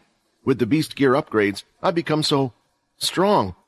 Quinn couldn't help but glee in his own power, but the next moment he kicked the leg of another Pure member who swung a sword down. The kick connected even before the weapon was near Quinn's body, shattering their legs. Even their ki was unable to protect them from Quinn's power. "Everyone get back! You're no match for him!" Agent 2 ordered. The archers continued firing arrows, but with their paths so straight, Quinn could easily avoid them all. Is this truly supposed to be the strength of someone who barely defeated Lucy? What sort of sick joke is that? I have to deal with him now, or we can forget about getting our hands on the demigod-tier beast. Slamming his strange weapon into the floor, a wave of ki dispersed, clearing out the area. It pushed back the shadow, preventing the cursed faction leader from using it to hop around the place. It was so powerful that even Quinn's ki was reacting to it, his body almost shivering. "New quest received. Defeat one of the pure leaders." "Now you come up and warn me. This power, though, it feels like Chris," Quinn thought. That man's ki had been the strongest he had ever felt, yet it looked like this Agent 2 wasn't too far off. Using the other set of armor Quinn had, his stats weren't the same as the legendary tier gear. He was unable to use his shadow to its full extent, which left him with his natural powers and blood powers. The next second, though, Quinn could see a great power lighting up from the pure agent's chest. Wait a second, isn't this a soul weapon? Aren't pure agents forbidden from having abilities? How can someone like him have a soul weapon? Quinn wanted to step closer to try and stop it, but even with the second stage of ki covering his body, the energy coming off from Agent 2 was making it so his second stage was practically non-existent. If Quinn couldn't get close, then he would use his blood powers instead. He was a distance away, so he held out his finger and fired out the blood bullet. As it got incredibly close to Agent 2, the bullet just vanished as if it had met something hot that turned it to ashes. "Minus 20 HP. The pure leader's whole body had changed to a bright red color, and it had even reached the outside of his weapon. Despite its blunt appearance, he made a stabbing motion. A loud bang resounded and shocked the whole room. Quinn was unable to see the attack, but a notification screen appeared. "Minus 20 HP. Looking at his shoulder, there was now a large gaping hole, and one could see directly through it. What was worse, the attack had been coated with ki. His natural healing abilities wouldn't cut it, and neither would the blood bank. Quinn would have to get rid of the foreign ki first, but that was a luxury he couldn't afford in this fight. Why does everyone I fight have to have the trump card I've never seen before? I can't use my shadow as a defensive measure. The armor's cooldown needs too long, and his ki blocks my healing powers. Even if I use Shadow Overload, it won't be much help here." Quinn considered his limited options and concluded that there was one thing he could do. In fact, it was the only thing he could try, a direct brawl. The hole in his left shoulder had weakened him, so he had to enter into melee range before he suffered even more. "I guess the Curse Leader faction isn't as strong as the Router said he would be. Have I counted all your moves with just this?" Agent 2 shouted, as he stabbed the air again, firing off several bullets. They all went through Quinn's body, hitting him in the stomach, the legs, and all over his body. Agent 2 was letting out a chilling laugh until the injured body turned into nothing but shadows. He could then sense that the real Quinn was nearly upon him. He couldn't see him, but his instinct made him swing his weapon in a certain direction. The weapon connected, hitting Quinn hard on his side. "I just needed to use the shadow cloak and clone to get close to you." Now he could feel that this man was several times stronger than he was before. He had a similar strength to the Vampire Lord, but Quinn had also used blood hardening on his gauntlet to get one punch in. Ignoring the injury he sustained in exchange, he delivered an uppercut to Agent 2, lifting the leader's body slightly in the air and also using the blood spray to further enhance the punch. "I have to get rid of him now." Arrows continued to rain down on him, but he chose to focus on the more dangerous target, allowing them to hit him in the legs. 24 of 100 HP. Still, Agent 2 smiled as if the attack didn't even hurt him. The strange red skin seemed to make him immune to pain as he swung the strange sword again. "I need a stronger attack." Quinn started to panic. "I don't have time to perform any of the hammer series, so I can only do this." Throwing out his leg, Quinn twisted his hips to perform the kick he had practiced so often, mixed with the blood crescent kick. The strange sword and the shin of Quinn's leg both collided, and the powers were great, shaking the tunnel even more violently. The red aura quickly disappeared, and the walls started to fall and cave in. The power of both attacks seemed equal at that moment, but there was a clear difference. Agent 2's ki control was better. He fine-tuned his strange sword, making his ki sharper than any sword imaginable, and Quinn could feel it going through his beast armor and slicing through his very bone. He tried his best to cover it with blood, but it looked like it wasn't going to work. Pulling his leg away, Agent 2's attack continued hitting the ground, causing it to be chucked into the air, The whole place began to crumble. 6 of 100 HP. Activating emergency blood bank. Emergency blood bank is only able to do limited healing. 26 of 100 HP. The HP from using the blood bullet was restored, but as expected, it was unable to heal the wounds dealt with using the key. I won't let you get the last laugh.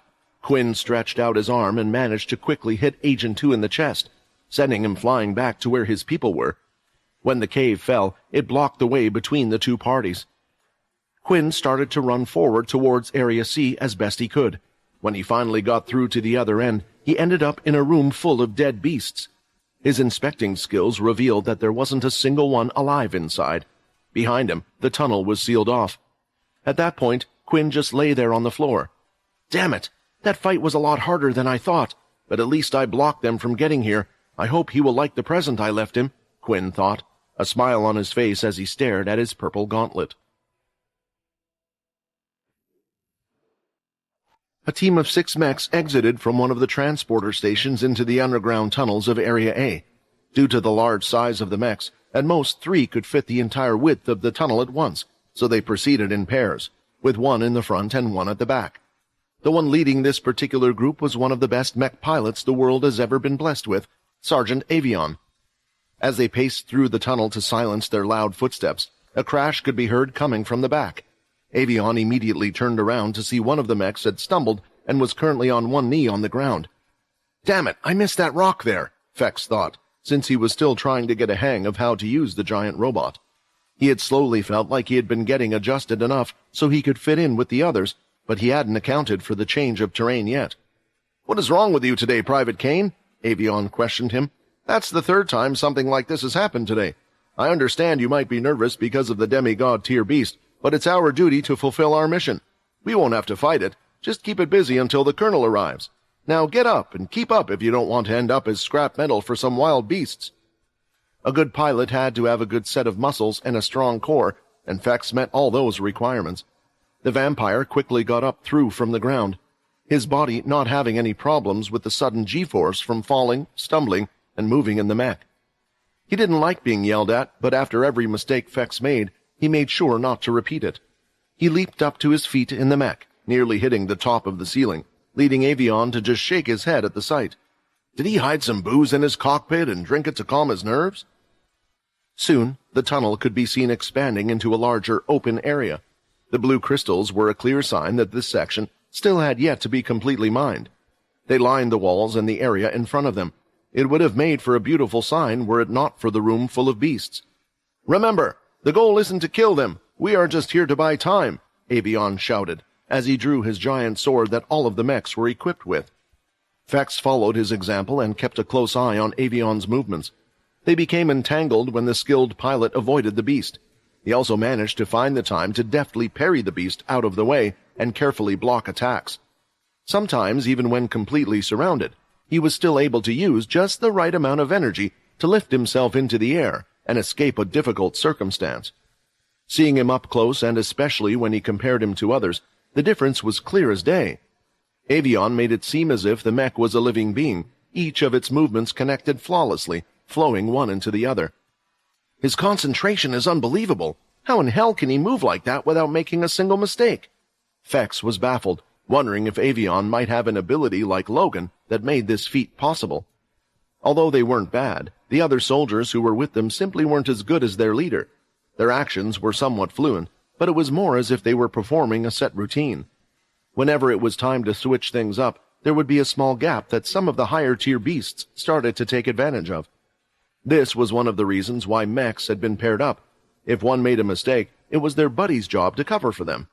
Fex had to do the same with Kane's assigned partner. The next second, he got a chance. Fex saw a slug-like creature drop from the ceiling. Running forward, Fex slashed the area above his fellow teammate with his giant sword. Dissecting the beast, half of its body fell on its teammate's head, spilling back blood over it. "God damn it, Kane!" Avion shouted again.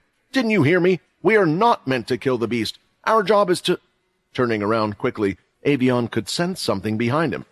Not because he had any ability that would allow him to do that, but because the beast's behavior had changed. All of a sudden, they had stopped attacking and turned looking towards an area of the room. Even some of the beasts that had been fighting each other had stopped. They were not focusing on the mechs. When they all turned around, they could see the humanoid figure. The color of its skin was dark brown, with hints of blue reflecting from the crystals behind it. What stood out was the two green-shaped, square-looking eyes. As for the body itself, it was strange. Parts of it were hardened, while others looked soft. It also wasn't perfectly symmetrical. One of its shoulders was obviously larger than the other.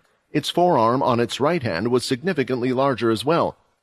"You've come again," the beast spoke with its unnatural voice. "When will you ever learn?" It sounded like something was constantly in its mouth as it spoke, clearly struggling to perfectly imitate speech. At that moment the beasts seemed to be quite coordinated, as they had surrounded the entrance where the group had come from. Some of them had stopped fighting, and it appeared that the nearby beasts were now aiming their attacks at them. "It's the humanoid demigod beast!" Avion exclaimed. "It has to be the one ordering them." The beast was a distance away. They were in one half of the room while it was in the other. Avion had no choice but to open the palm of his hand and started to fire his blaster towards the demigod-tier beast. It stood there still and raised its large arms, which started to transform on the spot, creating a large shield. The blast hit the shield, not even leaving behind a scratch on the beast. Soon the shield had formed back into the arm once again. Seeing that the blasters didn't work, Avion started to run forward, but a group of the beasts blocked his path. Leaping up into the air, his mech had its sword ready to slash the humanoid beast down. "You're not so scary," Avion shouted, trying to convince himself. However, the beast transformed its arms once more, this time changing them into two large blades. Avion's blade was knocked away with a single hand from the beast's, despite it being half the size of the mech. Then, with its another arm free, it thrust and slashed towards the mech's knees. One of the open areas was hard to cover. Luckily, Avion had somewhat predicted this and decided to fire his blasters towards the walls, pushing him back a little bit to avoid the strike. "It knows about our weaknesses. Good thing we already knew about this from analyzing all the other destroyed mechs." Avion felt somewhat relieved, but there was one more troublesome thought in his head. Why didn't the beast aim for the cockpit? Surely it would be the easiest way to get rid of him, so why had it prioritized destroying the robot over killing them? Behind Avion, the rest of the team was busy fending off the beasts, but it was far harder now that they seemed more coordinated. The remaining 5 had gotten into a circle formation and were firing off blasts at the beasts, no longer caring about their no-kill order. Avion had done the bulk of the work, and his fighting prowess had been equivalent to having 4 more mechs with them. Without them, they were finding it incredibly difficult to hold them back, and worst of all, they had already been fighting for a while. The users inside the cockpits would soon be running out of stamina. Trying to catch his breath, one of the soldiers controlling the mech placed his sword on the ground. He was huffing and panting inside. At that moment, a large dog-like beast leaped up, aiming for the cockpit. Although the mech's exteriors were robust, they made every effort to prevent the cockpit from deteriorating. If this component were lost, they would be vulnerable to attacks that could cost them their lives. Before the beast could reach, another sword came slashing down, cutting off the beast's head. He looked up and saw the number 3 on the mech. "Thanks, Kane, I owe you one," the soldier thanked him. The fighting continued on, and beasts started to enter from the tunnels around them. Avion didn't seem like he was making any progress, and the soldiers were getting exhausted the more they had to fight. It was nearly the breaking point for them after fighting for nearly 15 minutes non-stop. Their heart was beating as if they were in a sprint. The only one that didn't seem affected was Kane. Did Kane always have this much stamina? Then something strange happened. The cockpit of mech number 3 started to open, and a person leaped out from inside. When they landed on the ground, the pilots saw that it was actually 2 people, but not anybody they recognized. The beast leaped towards these 2 people, and soon they found themselves being wrapped in string and flung to the ground. The newcomer leaped over another one and punched the beast in the head, killing it in an instant. What was strange about the other person was how they had a black needle sticking out of their back. Soon the man they could see started to move at quite a speed, and the 2 of them were dealing with the beasts easier than when they were in the mechs, and strange lines of red aura could be seen once in a while. Piloting a mech is fun and all, but this seems to be the only true way of fighting, Fex thought, as he continued to wreak havoc with his unwilling impromptu puppet. Lying on the floor, Quinn's body felt a little strange. It was the first time he was experiencing something like this. He carefully pushed his body up and used the nearby wall as support. His leg was still bleeding, but the far bigger problem was the wound on his shoulder that was still present. Quinn gathered up the ki in his body to try and deal with it. Since he had learned the second stage, he was able to move it around freely. Having helped Owen and Layla recently also made for quite a good experience in expelling foreign energy. The weirdest thing about it, though, was the feeling he had. Quinn could tell that all the energy in his body was activating. It was constantly trying to heal him, yet the strong, powerful ki inside him was stopping that process. It was as if both types of energies were clashing against each other. This wasn't the first time he had been injured by a ki attack, but none had been so powerful to cause such a change in his body. It was a good thing one of his arms was still in good condition. Even though he didn't need them to use his ki, it helped him visualize the healing. Hovering his hand over his shoulder, he began the process and started to reflect on the fight that had just taken place. I should have been more prepared.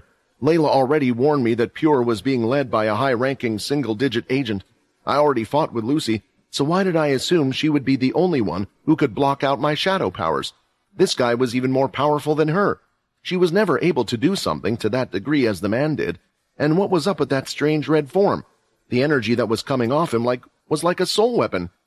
My blood attacks weren't strong enough, and ki really is a vampire's worst nightmare other than the sun. I might have been royally screwed without my ki. My blood powers were useless against him, and somehow he managed to overpower me in a physical fight. After removing the foreign ki from his body, he consumed blood from his blood bank, and the healing took place as it should have. Thinking about what happened earlier, Quinn looked towards his silver gauntlet. Maybe I can use this thing more. It might help me out and power my ranged attacks. Getting close to someone like him seems suicidal without my shadow powers. Quinn thought as he looked at the damage that was done to his leg, and soon got to work on that as well. As he stood there with shaky knees, Quinn decided to use his inspect skill for a second time.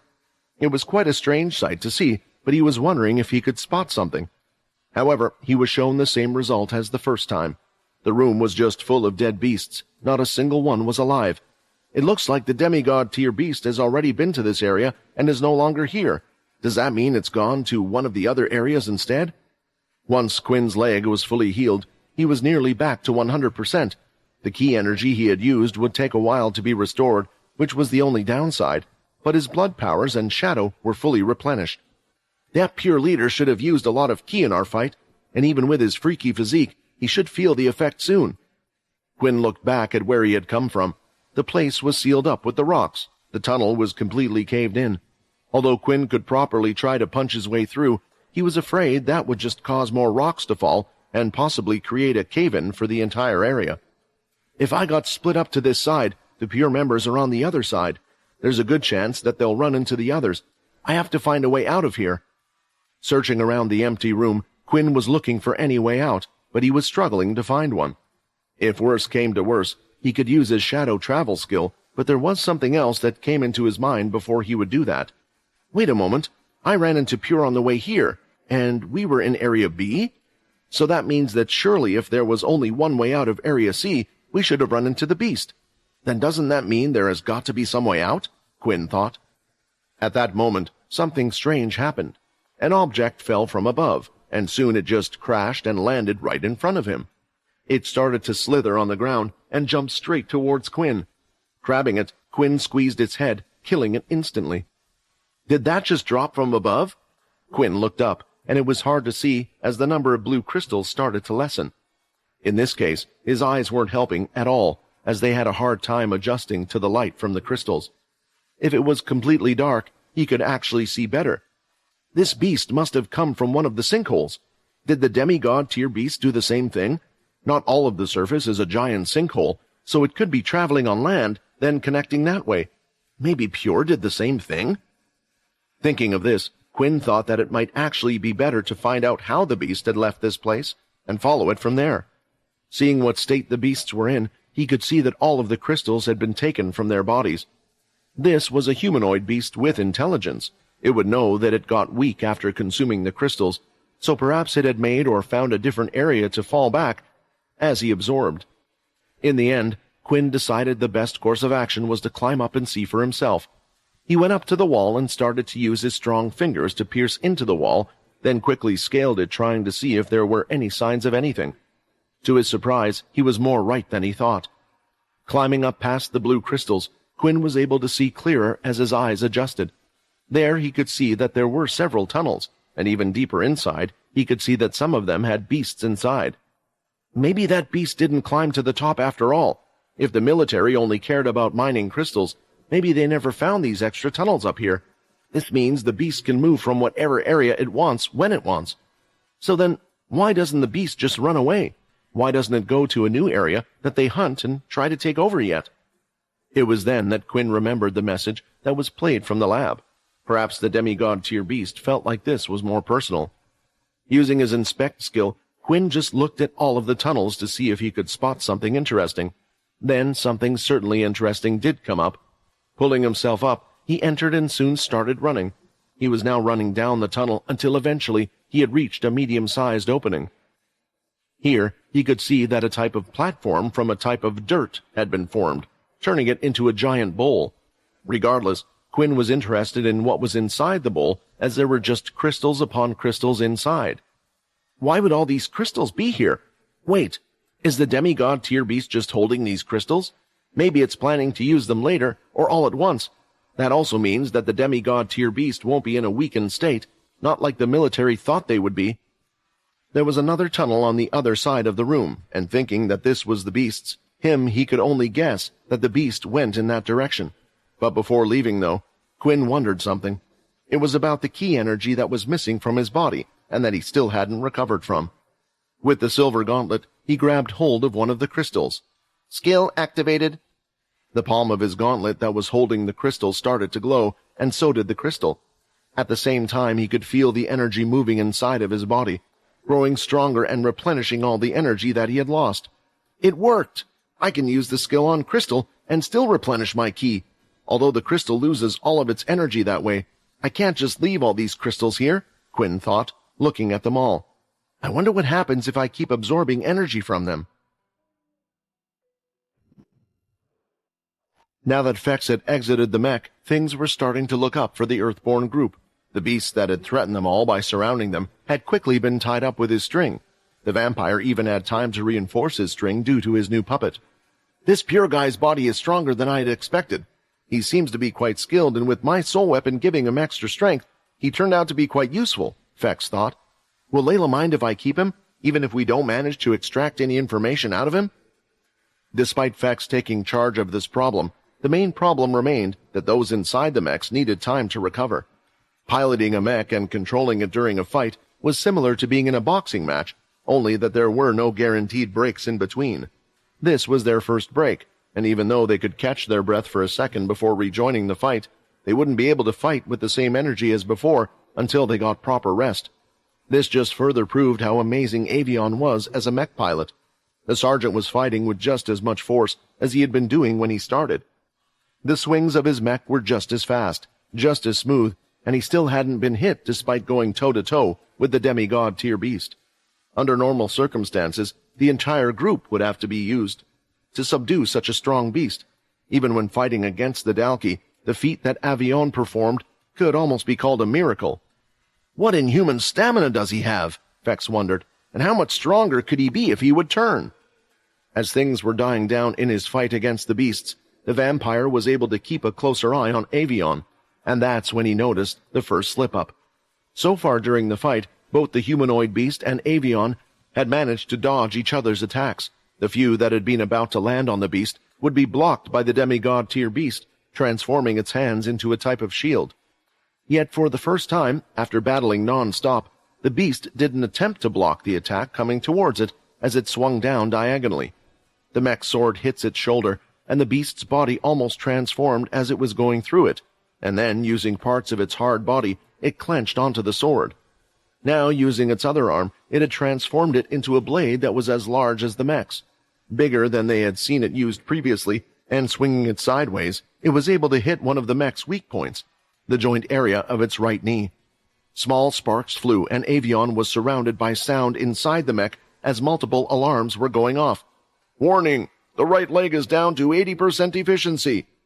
Deploy thrusters in reverse. Avion shouted at the machine as he grabbed onto the sword with 2 hands.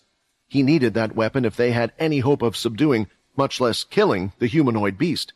Finally pulling it out, a piece of dirt came with it, and the smallest amount of black blood could be seen oozing from the beast's shoulder. Soon, though, the body started to reshape, and the blood flow stopped as well. From the looks of it, it had returned to peak condition. It can heal? This is going to be a problem. Flying back through the air, Avion thought he was safe from the beast, at least for a few seconds, while he recovered and thought up his next actions. But the beast's legs started to change again. The thigh muscles started to grow, and it was the same as the bulkiness of its calves. Its legs were now nearly twice as large as before. Kicking off the ground with its legs, the humanoid beast shot like a spring and transformed both of its arms and its shoulder into something resembling a giant arrowhead. If that thing hits me, then I will be dead for sure. Crap, I let my guard down since it had avoided going for me directly. Seeing the beast come at him, the pilot's life almost flashed before his eyes. Instead, a large object had been thrown in front of him. The beast's arrow pierced through the large object, sending bits and pieces of scrap metal flying in all sorts of directions. Although the beast's attack had slowed down for a little, it was still coming his way. For a short second, Avion had seen hope. The only thing he wasn't going to do was shy away from his death. He would keep his eyes open till the very last second, and in those moments he could see someone standing there in front of him. The person had a strange black needle sticking out from their back. They were crouched down with their knees slightly bent. Who is that, and why is he standing there? He needs to move, or we're just both going to die. Avion wanted to cry out as he appreciated the sentiment, but didn't want to be responsible for such a useless sacrifice. Screw you guys for breaking my strings all the time. Let's see you break this. Strings started to rise around Fex and move towards the palm of his hand. Using blood control, he was able to have finer control of all the strings and was able to create more at a quick rate, creating something. Then, when the beast was close enough, he threw out his hand, a net of red strings flying at it. It surrounded the entire beast, but the strings hadn't broken and were still attached to Fex's hand. If one was to look closely as well, these strings didn't look like Fex's normal blood-red strings. Rather than the normal shining light-colored red, they looked more to be encased, twice the thickness with a dark red overcoat. Eventually, the beast's pointed arrowhead hit Fex's hand, but controlling the strings now with his blood control, the vampire was able to wrap them completely around the beast, stopping its attack. It worked! Fex was gleeful as the beast stayed in place mid-air. Combining the blood ornament with the red blood strings and blood control was tricky, especially since Fex still wasn't so great at using blood control to use these two things at the same time. What allowed him to use such a skill was his special soul weapon, which was actually more like a blood weapon. After making sure the others were okay from the oncoming beasts, Fex tied up Agent 11 one more time and took the black needle back out from him. In doing so, when inserting the black needle into himself, it gave him the boost and power he needed to fight. And there was an added bonus of not feeling bad about where the blood had exactly come from.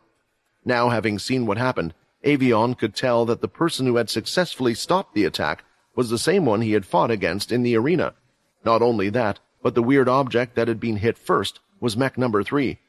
"Did you see that? That person lifted up the mech and threw it over there," one of the soldiers asked the others to make sure his eyes hadn't been playing tricks on him.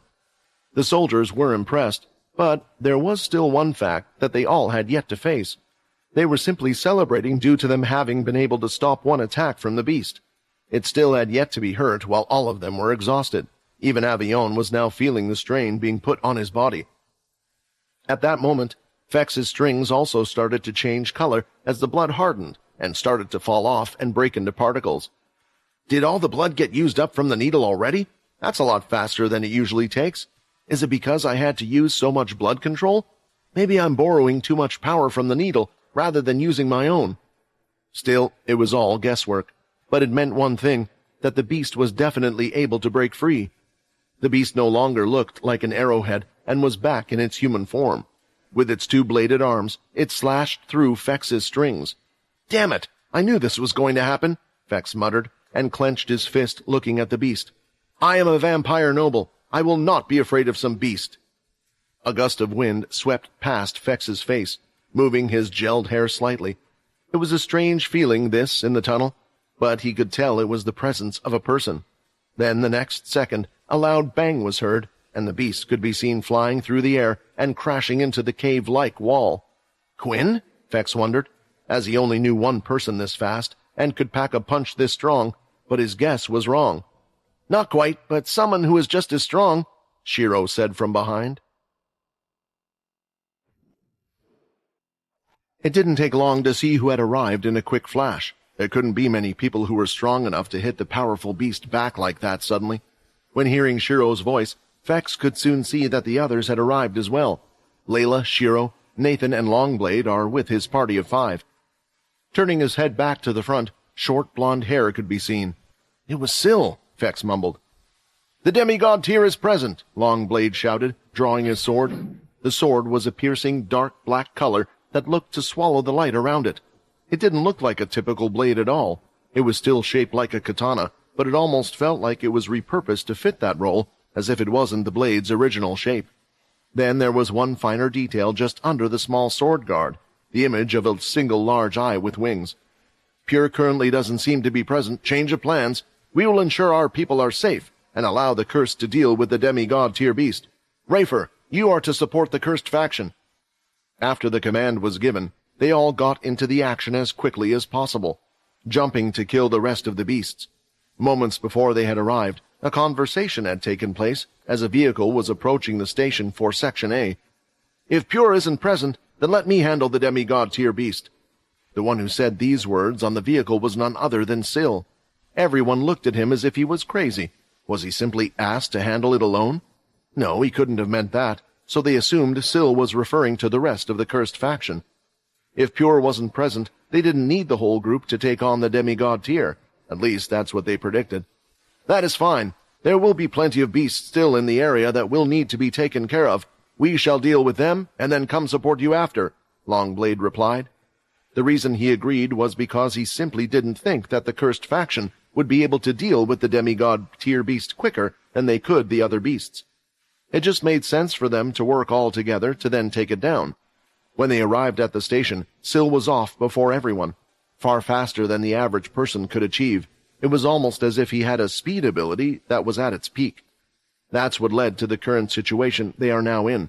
Syl stood there looking towards the wall where the beast was chucked into. It soon appeared from the wall with parts of its body falling to the ground. Then, oddly, the parts that fell started to be replaced, forming back to its original shape. Its left hand hadn't formed into the large shield, and its right hand had turned into a blade. It's a transformation skill, Fex shouted, trying to give as much information as needed. It can form its arms, legs, and any part of itself into whatever it wants. I also think what we're seeing isn't its real body, but its power. There was no time to explain further, but having seen Avion make the beast bleed, he could only assume there was a smaller body inside of all of that dirt that it was covered in. It wasn't quite like an earth power, since it looked as if only a certain amount could be controlled, which was on its body. Still, it looked like Syl wasn't even listening. Soon he went in at an incredible speed. He threw out his fist, going for a punch, and the beast raised its shield. The fist collided with the shield, and although it didn't break, it was pushed back, skidding across the floor. It soon swung its sword, but Syl was nowhere to be seen, and had already punched the beast from behind, pushing it forward again with great power. Annoying! Can't you just leave this planet alone? The beast shouted, now no longer using the shield, but turning the objects into 2 types of whips. Swinging its arms widely, the whips were going all over the place. Somehow Syl was able to avoid every single one, as he moved quickly to different areas, avoiding all the strikes. They would miss his face, duck down, go over his head, and hit inches away from his foot. Once again, when he got close, he punched the beast in the stomach once more, sending him off and away. What is going on? How is that kid so strong? Do we even need to be here? Rafer said it in awe. To their surprise, there weren't as many beasts as they initially thought. Fex and the soldiers in the mechs had dealt with most of them, and now they were all standing along the edge of the wall away from the fight, including Avion. They thought that it would be necessary to step in and help Syl, but it looked like Syl was completely overpowering the beast. Syl, he's so strong, Shiro said, as everyone watched. It felt like if they tried to get involved, they would just get hurt. He told me that if he was going to go against a humanoid beast that was strong, than he would need to make his body superhuman. So he gathered the strongest abilities he could find that would reinforce his body. A speed ability, a strength ability, hardening powers, and then a few high-level ones to boost his MC cells. Last of all, he even touched Longblade, Shiro explained. Now they understood. With Sill's powers, he combined the MC cells to have a speed equal to Quinn, a strength equal to key users, and a prediction that far surpassed Avion. Because if Longblade was able to see 5 seconds ahead of what was about to happen, then with Sill's powers, who knew how far into the future he could see? Still, there seemed to be a slight problem, but Shiro and Sill had already planned for this. After knocking away the demigod tier beast again, Sill quickly rushed to Shiro's side. "Are you ready, Shiro?" Shiro nodded. "Everyone, we might be away for a little while, but this is the only thing we can do," Shiro explained. "Protect us for as long as possible." Sill had one problem. He had to hold back on using his powers in the fight because the goal was to capture the beast alive, not kill it. However, with its strong regenerative abilities, it almost seemed impossible, which was why they had a plan. Soon Shiro walked along with Sill, and the two of them started to run forward. The beast had changed his small whip into a large one and swung it, covering the whole length of the room. It looked like a colossal battle rope was coming toward them. Using his hardening skill, focusing it on the side of his body and his strength, Sill slammed against it with his shoulder first and made sure he protected Shiro. The two then continued to move towards the beast. With the future sight ability, Sill could prepare for anything coming towards them and stop anything from hurting Shiro. Finally, when they had reached the beast, Sill pushed its 2 hands away to the side. Its legs were now enlarged, as if it was ready to take off, but before it could, Sill slammed the shoulders of the beast, forcing his knees to bend and tumble. "I'm getting them back!" Sill shouted. Now Shiro got between the two of them and placed his hands on both of their heads. Seconds later, the beast's hands dropped to its side, and so did Sill's. The fighting had been put to a halt. "What happened?" Longblade asked, confused about the situation. Why were 3 people just standing towards the back of the room? Was the fight over? Was it some ability they were using to capture it? "They're going to do it here?" Layla figured it out. They had planned to do the mind transfer here and now, but it didn't seem like it would be as straightforward as they thought. "Just don't disturb them for now, please," Layla pleaded, not really wanting to explain what they were doing. If Earthborn knew, maybe they wouldn't allow such a thing and would have another fight on their hands. Longblade looked at them all, but he was just happy that it seemed like they had captured the beast. It had been a while, and the whole task was a lot easier than he had predicted, thanks to them. They waited a few moments, and Layla expected them to be done by now, but something was clearly happening if all 3 of them stood still. The most important thing would be for one to touch the 3 of them while the transfer was happening. Just what is happening in there, she wondered. "Everyone, someone's coming!" Feck shouted, alerting the others. He could hear before the others the sound of footsteps. Coming out from the tunnel to their right, they could see a man who wore a large black overcoat, with around 8 of his men.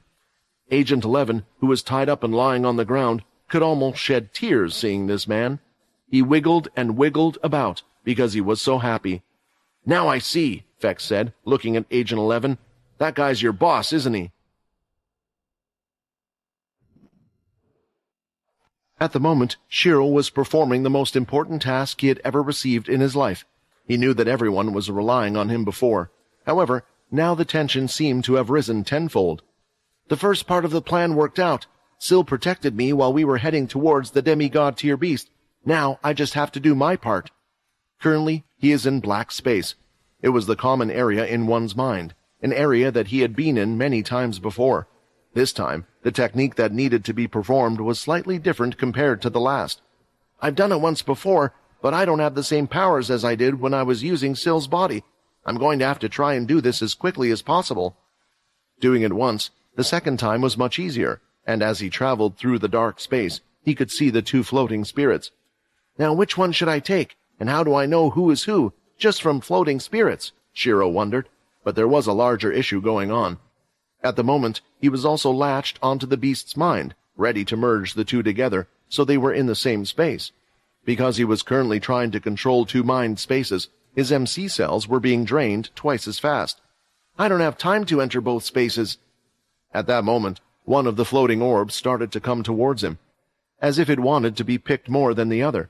From the description of both of their personalities and having met Vorden last time, Shiro only hoped it was Vorden.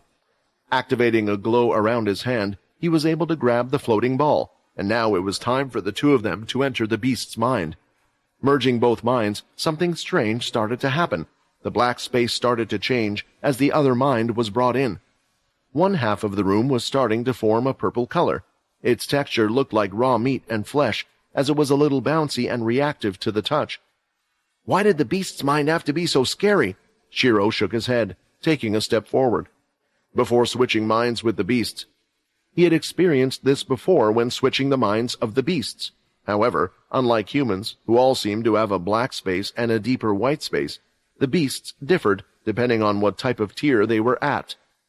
While the human mind seemed like one could wander in the dark space forever, a beast's mind was limited to the lower tier. Shiro had a theory that it might have something to do with its capacity to learn. Judging by the size of the mind he could see now, there was plenty of space to put another human mind into it. Walking in the purple area, the floating spirit in his hand started to shine brighter. The further he walked into the other mind, the glow grew stronger until eventually it felt like it could no longer be continued. Shiro felt like it was a grenade ready to go off at any second. Placing it on the ground, he stepped away. The light was so bright he looked away, covering his eyes. When the flash had disappeared and he turned to look around, he could hear someone. "I'm finally back, bitches!" the person screamed. Vor! He was trying to make a guess, or more hoping this was the person he had met before. "Please, do you think that wimp would have come forward when seeing the opportunity in front of him? If there were 100 of us in Sill's mind, he would be the last person to have come forward," Rayton explained. "For a shrimp, you sure have amazing power. Now come on, bring me back. This mind kinda looks disgusting." Rayton lifted his feet, and a purple slime followed his feet, soon snapping off. "But it will do. Why does it look like this anyway?" Shiro had been told Rayton was a problematic character, but Shiro thought he would at least be thankful to him and would be able to communicate with him easier than others had expected, but it didn't seem to be the case. What Shiro didn't know was Rayton was being relatively tame because of this very reason. In the end, Shiro explained what he was here to do and what exactly they had planned to do with his mind. "That's great. So I get to experience being a beast and can hit anyone I like while using my beast form as an excuse," Rayton smiled. "All right, just go and leave me here then. You can go back, and I'll take over his mind." Shiro didn't move, and that's when Rayton noticed that there must have been a second part to this that hadn't been said yet. "The thing is, when we entered his mind, I felt it.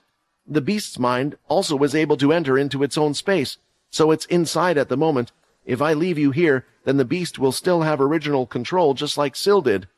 "Then what the heck do we do, you little brat?" Rayton said, raising a fist as if he was about to punch him, but soon controlled himself and put it back down by his side. In all honesty, Shiro really didn't want to bring a person like this back. How could Still be friends with someone like this? I can't imagine the two of them ever talking. "I don't know 100%, but there are two things I can think of. At the moment, we have nowhere to put the beast. We can put it into Sill's mind, but that might cause a disturbance. So my suggestion would be we either talk to the beast and ask it to use its Are you really that dumb? The beast just fought for its life against us. You think if we ask nicely with sprinkles on top, the beast is just going to let us use its body? Then it could take over at any point in time and just attack the others, even if it said yes. Nope. Dumb. Move over to the next option."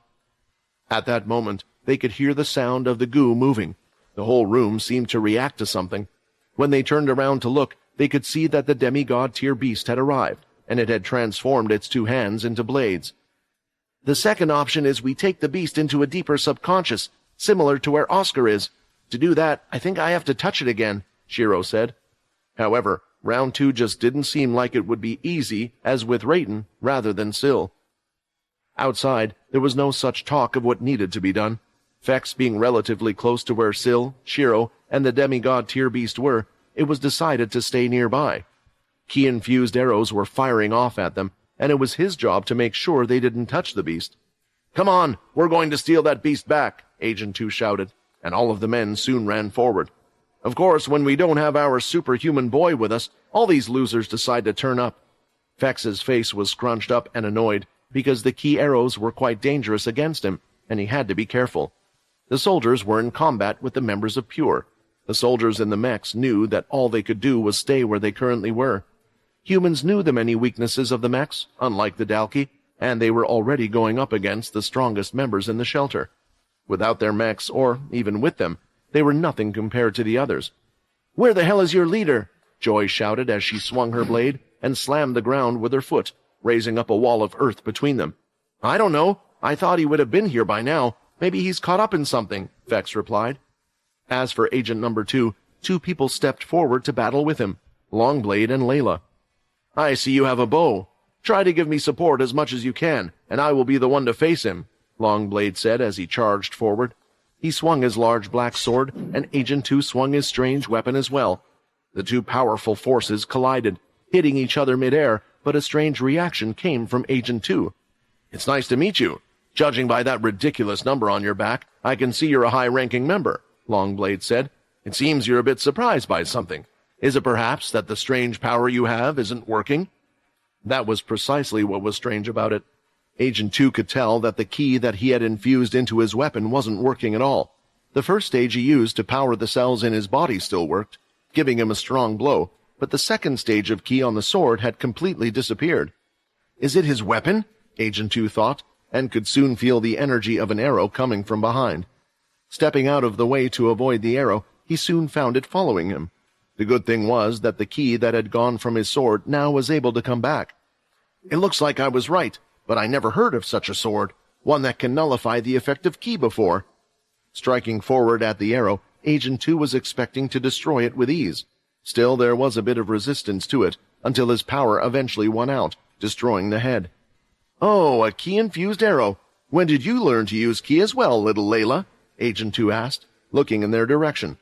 Originally, with him here, he thought it would be an easy fight.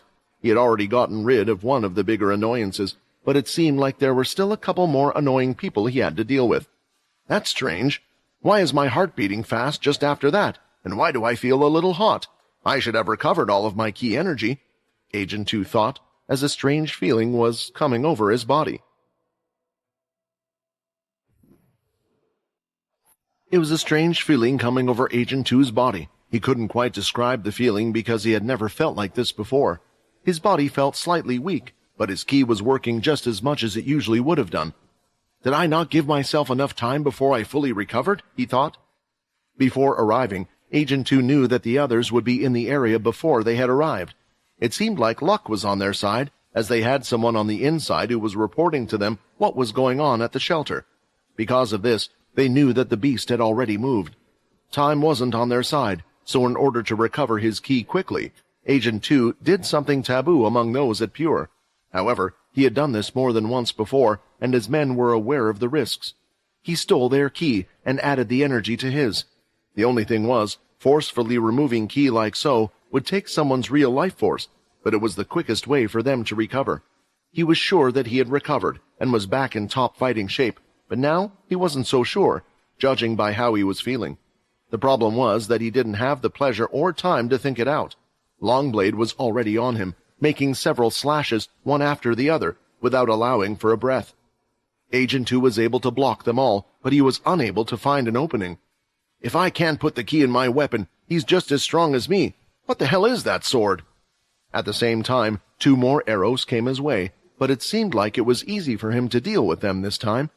He opened the palm of one of his hands, and a strange energy was sent out towards them. The second the invisible energy hit the arrows, they immediately fell to the ground. "He can take care of my arrows that easily. I could change into my second form, but I don't think that would be much help with my shabby sword skills." Then there was no choice. She had to go to the 3rd floor. She soon found her body transforming as it grew larger, her bottom half changing into a serpent while her top half remained the same. Now, out of her mouth, the first thing she did was spit out a blue flame, placing it on the tip of her arrow. After she fired this, she made sure that it stayed behind Longblade. "Let it hit you!" she shouted. Hearing this, Longblade allowed for the blue flame to hit his back, and he felt a surge of energy compared to before. Swinging his blade now when it collided against Agent 2, his hand was swung to the side further than before. What is this? After being hit by that girl, he suddenly got a post, And what is she right now? He thought. A blue flame had a buff effect, creating one's strength by 5%. Now trying to improve their situation, Layla started to fire out arrows, hitting all her fellow teammates, giving them the extra energy they needed. On top of this, for those that were injured, she would change to a green flame, giving them a new set of power. Things aren't looking so good. I need to get rid of her. She might prove to be a bigger annoyance than the others, Agent 2 started to realize. Layla was playing the supporting role, but she wasn't just supporting Longblade.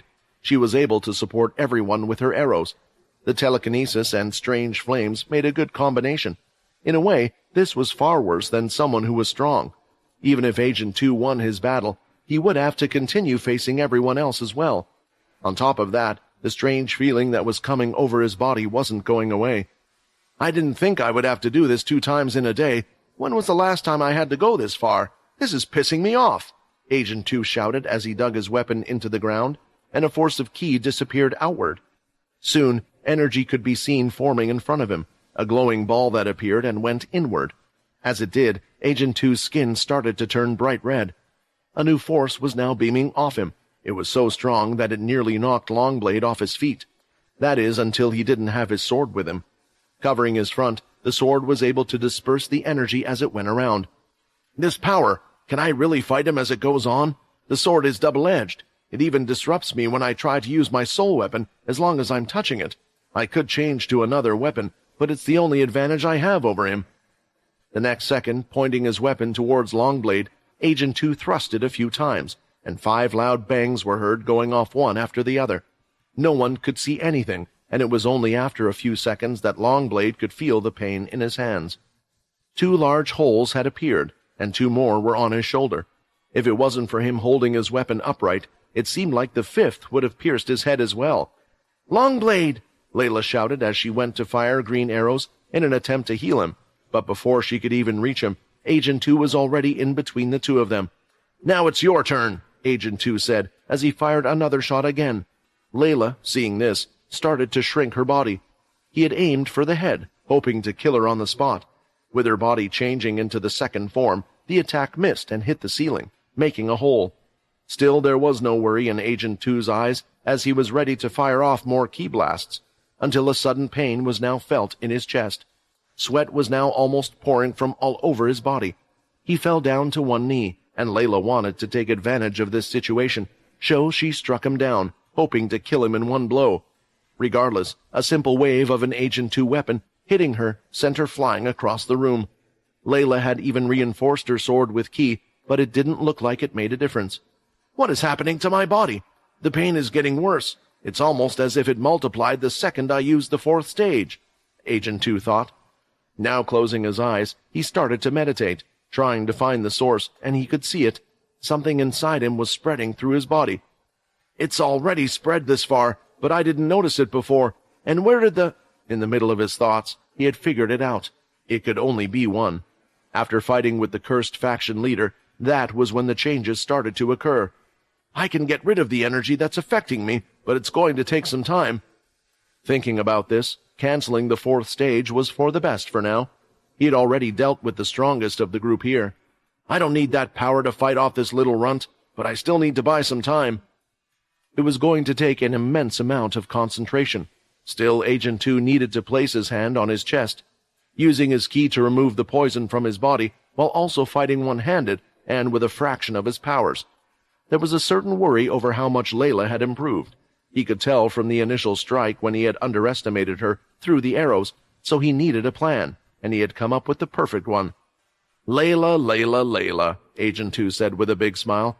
"I never did like you or your mother, but for you, I feel a little sad. After all, you were someone she never wanted, and every time she looked at you, she would treat you with disgust." Hearing this, Layla was filled with anger. She didn't understand what he was talking about, and tried to come charging in again. When the 2 swords collided this time, there seemed to be equal power between the 2. "What's wrong, Layla?" Agent 2 continued to deflect the attacks. His plan of making her the aggressor had worked. All he needed to do was defend and heal himself. "Didn't your mother ever tell you the truth? I bet you have always wondered. Why did she treat me this way? Aren't I her daughter? Tell me, who's your father, Layla? Have you ever met him before?" Did she tell you the lie that she would come up with, that he was a fantasy novel writer? Lie, she thought. What did he mean? Hearing this, she was losing the will to attack, because she wanted to know the truth, but how could she trust the person who was attempting to kill her? However, who else would know about her father, who was a fantasy writer according to her mother? I guess I was bang on. You know it was only a rumor, but the story got passed around between the high-ranking agents, and one day I saw the reaction on her face as it had been overheard. Now that I see it, it all makes sense. Layla, you were an accident, but not an accident as if you were planned. Oh no, it's much worse than that, you see. Agent 5 has always had a deep hatred for ability users, because using the powers they possess forced her to have a child. I'm sure you are old enough to know what I mean by this. And imagine being your mother, having to look at you every day, and being reminded of that day, reminded of why she hated ability users and why she decided to create Pure, Agent 2 shouted, and at the same time, he had finally pulled out the strange purple energy from himself. Chucking it on the ground, his body could almost feel instant relief.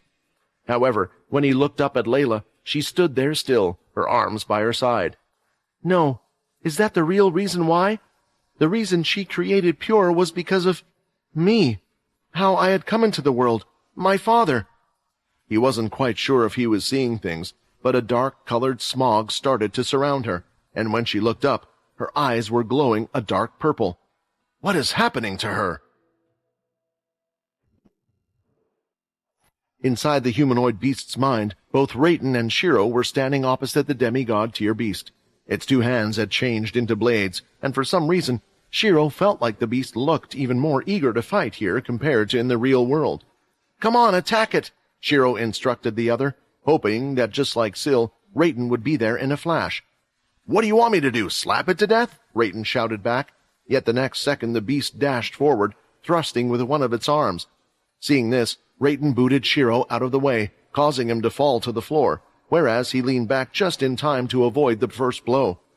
His reaction times were quick, and his face was scrunched up as he was frustrated at the situation. You damn beast, Rayton cursed, as he went to punch its arm, only for a dagger to appear in his hand, slicing at the beast. Seconds before the dagger could reach the beast's forearm, it transformed its hand into a shield, blocking the blow. The beast then used its shield to bash Rayton in the face, sending him a few feet into the air. What's wrong? Why isn't he using his abilities here? Shiro wondered. But then again, the one that was in this mind space right now was Rayton instead of Syl. However, he could see something in Rayton's hands. Two daggers that weren't there before. Think this is a mind space, and the daggers appeared when he went for the attack. Shiro scratched his head, trying to come up with how the minds worked. Despite losing out in this first exchange, it didn't take long for Rayton to get up again and charge right in. He himself hadn't even noticed the sudden appearance of the daggers, too focused on his desire to pay the beast for what it had done to him. One dagger was thrown at the beast, yet it was simply blocked with the still present shield arm. It then swung its bladed arm, but Rayton slid underneath the beast's legs and was now behind it. The next second he buried the dagger deep inside the humanoid beast's back, near its neck. Then he dragged it down halfway before the beast moved again. Stepping away, Rayton now had nothing in his hands. Wow, it looks like he's good in close combat. His fighting style is completely different from Syl's. Even though they look the same right now, I guess they really are two different people, Shiro analyzed. But then how did he get those daggers in the first place? I don't remember seeing them on him. Tell me how the heck do I use my powers here? Rayton shouted at Syl. They had appeared when he wanted them, but now that he was out, he didn't know how to get more. This here isn't the real world. The two of us are currently inside the beast's mind. You've already done it twice. Just use your imagination or something. Shiro explained he was not completely sure about the rule. Think of what weapon or what powers you want to use.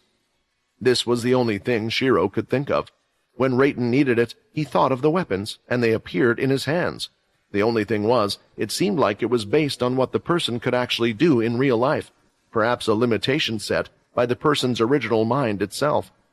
Otherwise, the demigod tier beast could probably do something similar to its original form, and Rayton could properly make anything come to mind. It was at that moment that lighting started to appear in his hands. So I can use any power that I can imagine, is that right? Rayton smiled. I may not be as strong as Syl, but with that sort of power, I should still be able to beat this. Two more daggers appeared in his hands, slightly larger than the last ones and with a more curved edge. Sparks started to lighten up, most likely from a lightning ability, and Raiden ran towards the beast unafraid. Shiro was just glad that things were working out for him at the moment. The two were in a tough battle, as the demigod Tyr was faster than Raiden, but for some reason, he chose to try and fight toe-to-toe with the beast. During their fight, Shiro noticed something, that the beast seemed to avoid going to vital areas. It used shallow cuts or bashes with the shield. Its strikes were more aimed at areas to incapacitate Raiden, but not in a lethal way. Why is it doing this? He wondered.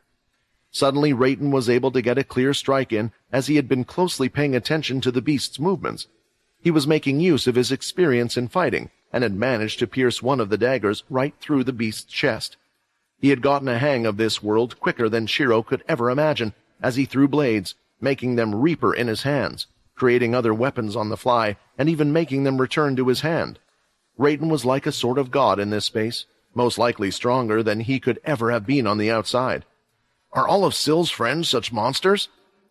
With the lightning dagger inside its body, Raiden let out its powers inside the beast.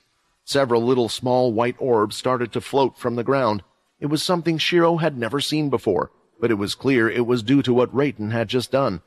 What are these things? Shiro thought, as he reached out his hand. It looked harmless, and in some way he could tell that it wouldn't do any harm to him, as he touched it. The second he touched it, his head felt heavy as images started to flash through his head.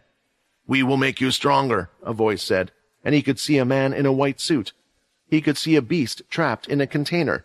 It wasn't the demigod tier beast, but it had some resemblance to the one currently fighting Raiden. Are these memories? Shiro theorized.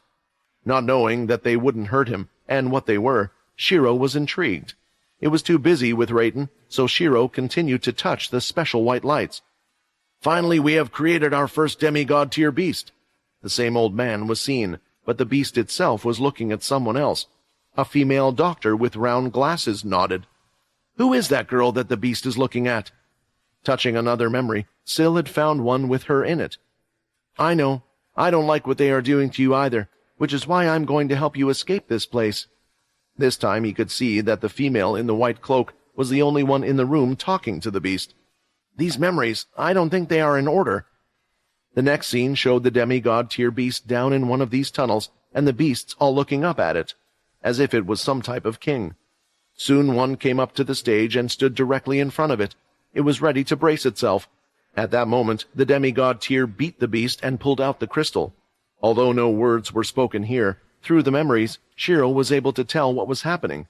The beasts sacrificed themselves for the sake of the demigod tier beast. They wanted to help it get rid of the humans. Looking through more and more memories, slowly Shiro was getting a clear picture of the events that had transpired, and now he understood everything that was happening, at least so far. The beast was originally a humanoid from this planet and had been captured by the military. They had run experiments trying to make it stronger. During that time, the beast got close to a scientist who disagreed with their methods and wished to help it. When the beast finally evolved, she created a situation that allowed the demigod tier beast to escape.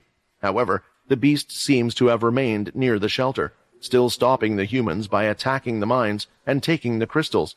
In doing so, the other beasts were willing to sacrifice their lives and crystals for them to evolve once again.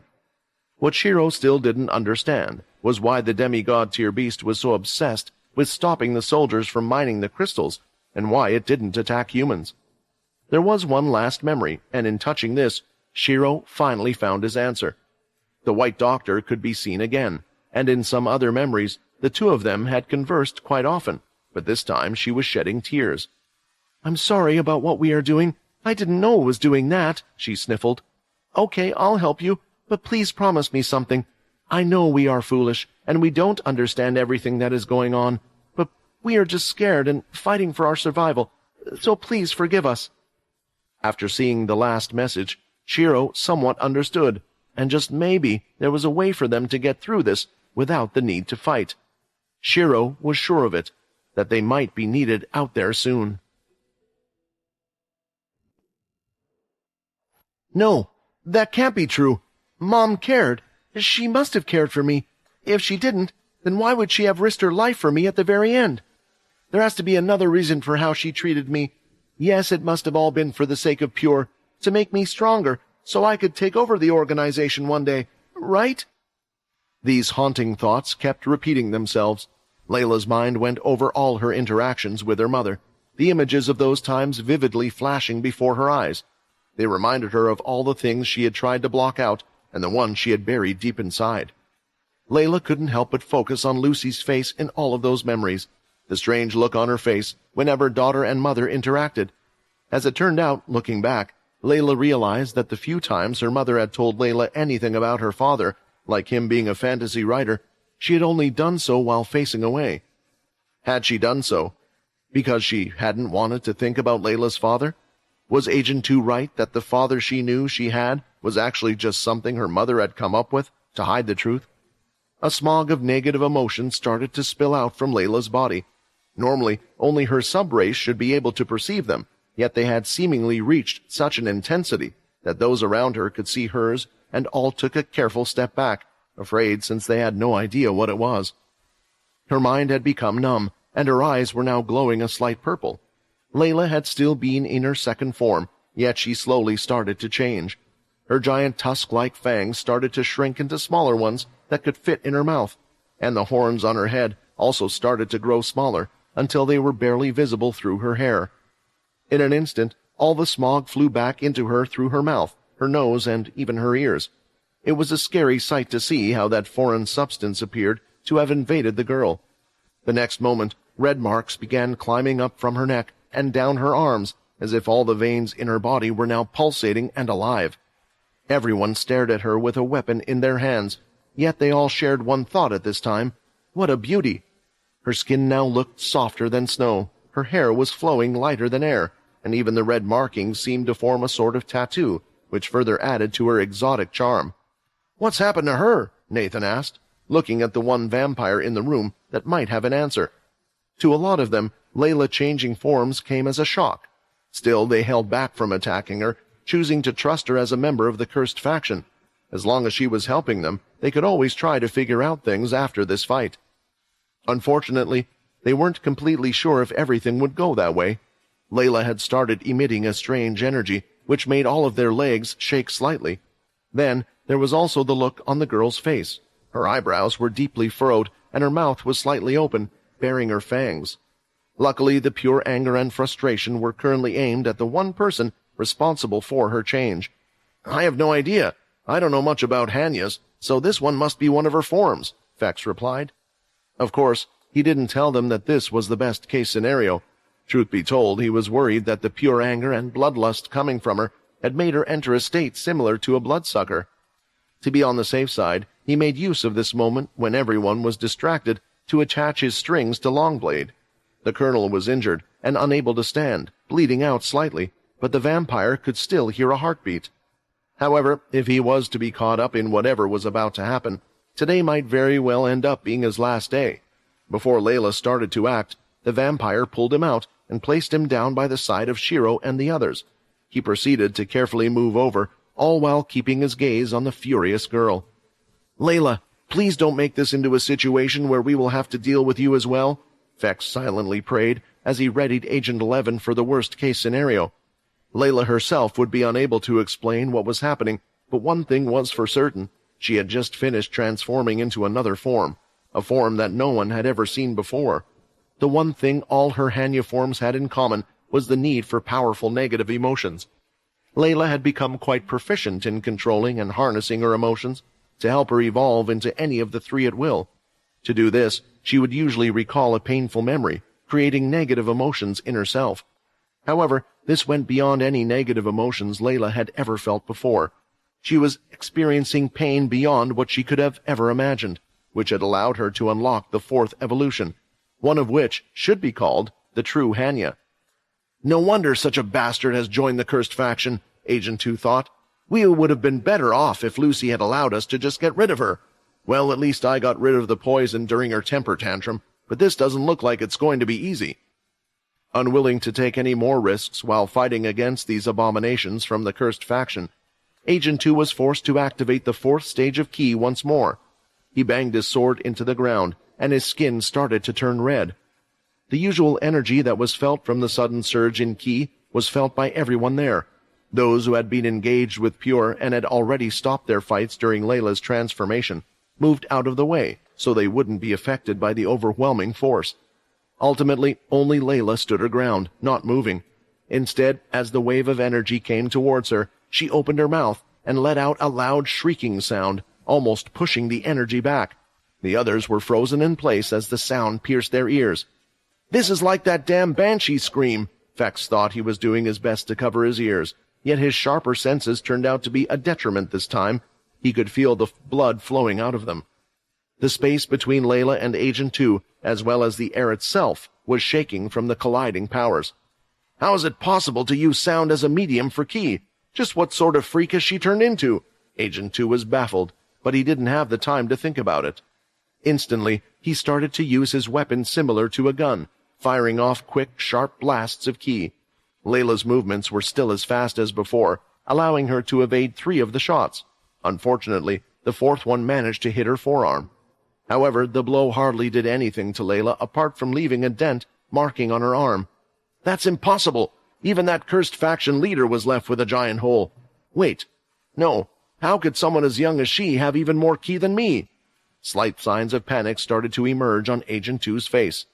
Not giving him any time to rest, Layla retaliated with several black balls before she too dashed forward. The Pure Leader had no clue what these black balls would do if he came into contact, but whatever it was, it couldn't be good. The 4th stage of ki reinforced his whole body, allowing him to move at the same speed as the girl. The only thing he didn't account for was that Layla still had access to her normal ability, so despite all of the balls missing, she changed the direction of the closest one, making it connect. The second it touched Agent 2, chains started to form from the ball and burrow into the ground. These were the spiritual chains she was able to use as a Naminari Hanya. The Pure Leader tried to break free with his strength, but these were no normal chains. Each of them was reinforced with the extra power of ki. Damn this! I can't move my hands or weapon! Layla was already upon him and swung her sword vertically, aiming to slash his head off in a single strike. The sword touched the outer layer of his skin, but was unable to pierce through. Agent 2 had focused most of his ki there to prevent the otherwise fatal injury. I don't know what type of deal you must have made to become this type of monster. The Pure Agent suddenly smiled. And I don't know how you were able to obtain this level of ki at your age, but it looks like your strength is still nowhere near the level of mine. The chain started to weaken and disappear, which would allow Agent 2 to continue his own attack. However, Layla didn't distance herself from him. On the contrary, her free hand grabbed onto his shoulder, and she opened her jaw wider than would be humanly possible, making the girl resemble a snake about to devour its prey. In the next second, fiery flames came out of her mouth, scorching Agent 2 from point-blank range. The flames were strong and lit up the whole area of the cave, melting part of the area behind the Pure Leader. Despite this, a kick suddenly came forward aimed at her stomach, which sent her flying back. The flames soon died down and revealed Agent 2, his hair burnt off, and several burn marks on his face, contorted into an expression of immense pain. He had concentrated most of his ki to prevent the sword from cutting off his head, leaving him with far less to block the sudden and unexpected flame attack against his face. You bitch! I planned to kill you, but that would be letting you off easily. You only deserve to be tortured for the rest of your miserable life, and I shall make sure to make you crave the sweet embrace of death. Fex was impressed with Layla's capacity so far. She wasn't as fast as a vampire leader in this form, and her strikes didn't seem as powerful as his father's or Bryce's, but her versatile skills made her a foe he would never wish to face himself. From what he had seen, her current form appeared to be a mixture of the other 3 she had displayed before. She was still able to use her spiritual chains, but also keep her second form's speed and power, and now he had also seen Layla use the fire breath from her third form. Without an inspect skill, Fex didn't realize that she was in fact even stronger than that. All of the ki inside her body was currently running wild. Just as Quinn had stated, her body was unable to handle the large amounts of ki that her mother had left her with, but the same wasn't true for this form. Every one of her attacks had been amplified with a massive amount of ki. Nevertheless, Fex was very concerned about the look in her eyes. Her now purple eyes didn't seem alive. They were merely focused on one thing, getting revenge. However, would defeating Agent 2 be enough to quell her anger? Layla had quickly recovered, but there was a visible wound around her stomach. Noticing this, her right arm started to spew a green flame, which she pressed against the hole. It healed at a speed that the onlookers could follow with the naked eye. The next second, she charged back in. Not backing down and now filled with anger, Agent 2 came at her. Suddenly, another scream filled the area. However, this one wasn't human. Suddenly, the onlookers saw a third figure heading towards the center of the area where Layla and Agent 2 were charging.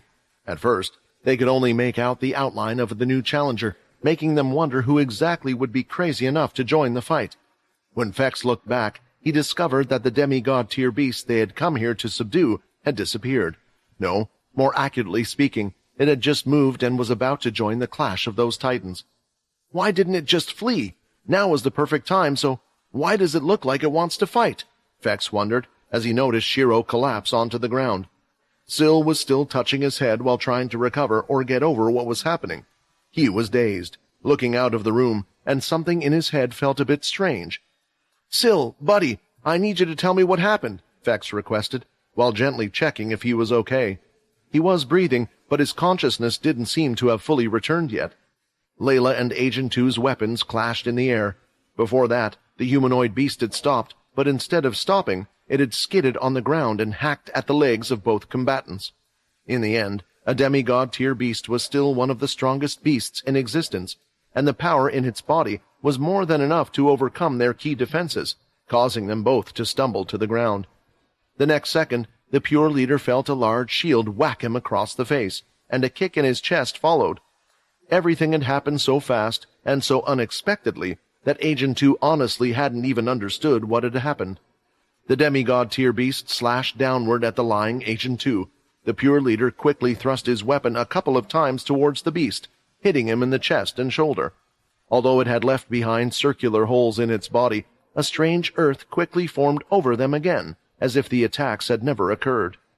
Meanwhile, the demigod-tier beast pierced Agent 2's shoulder and was cutting through his flesh, drawing blood, but the sound of someone else approaching made it turn around its head.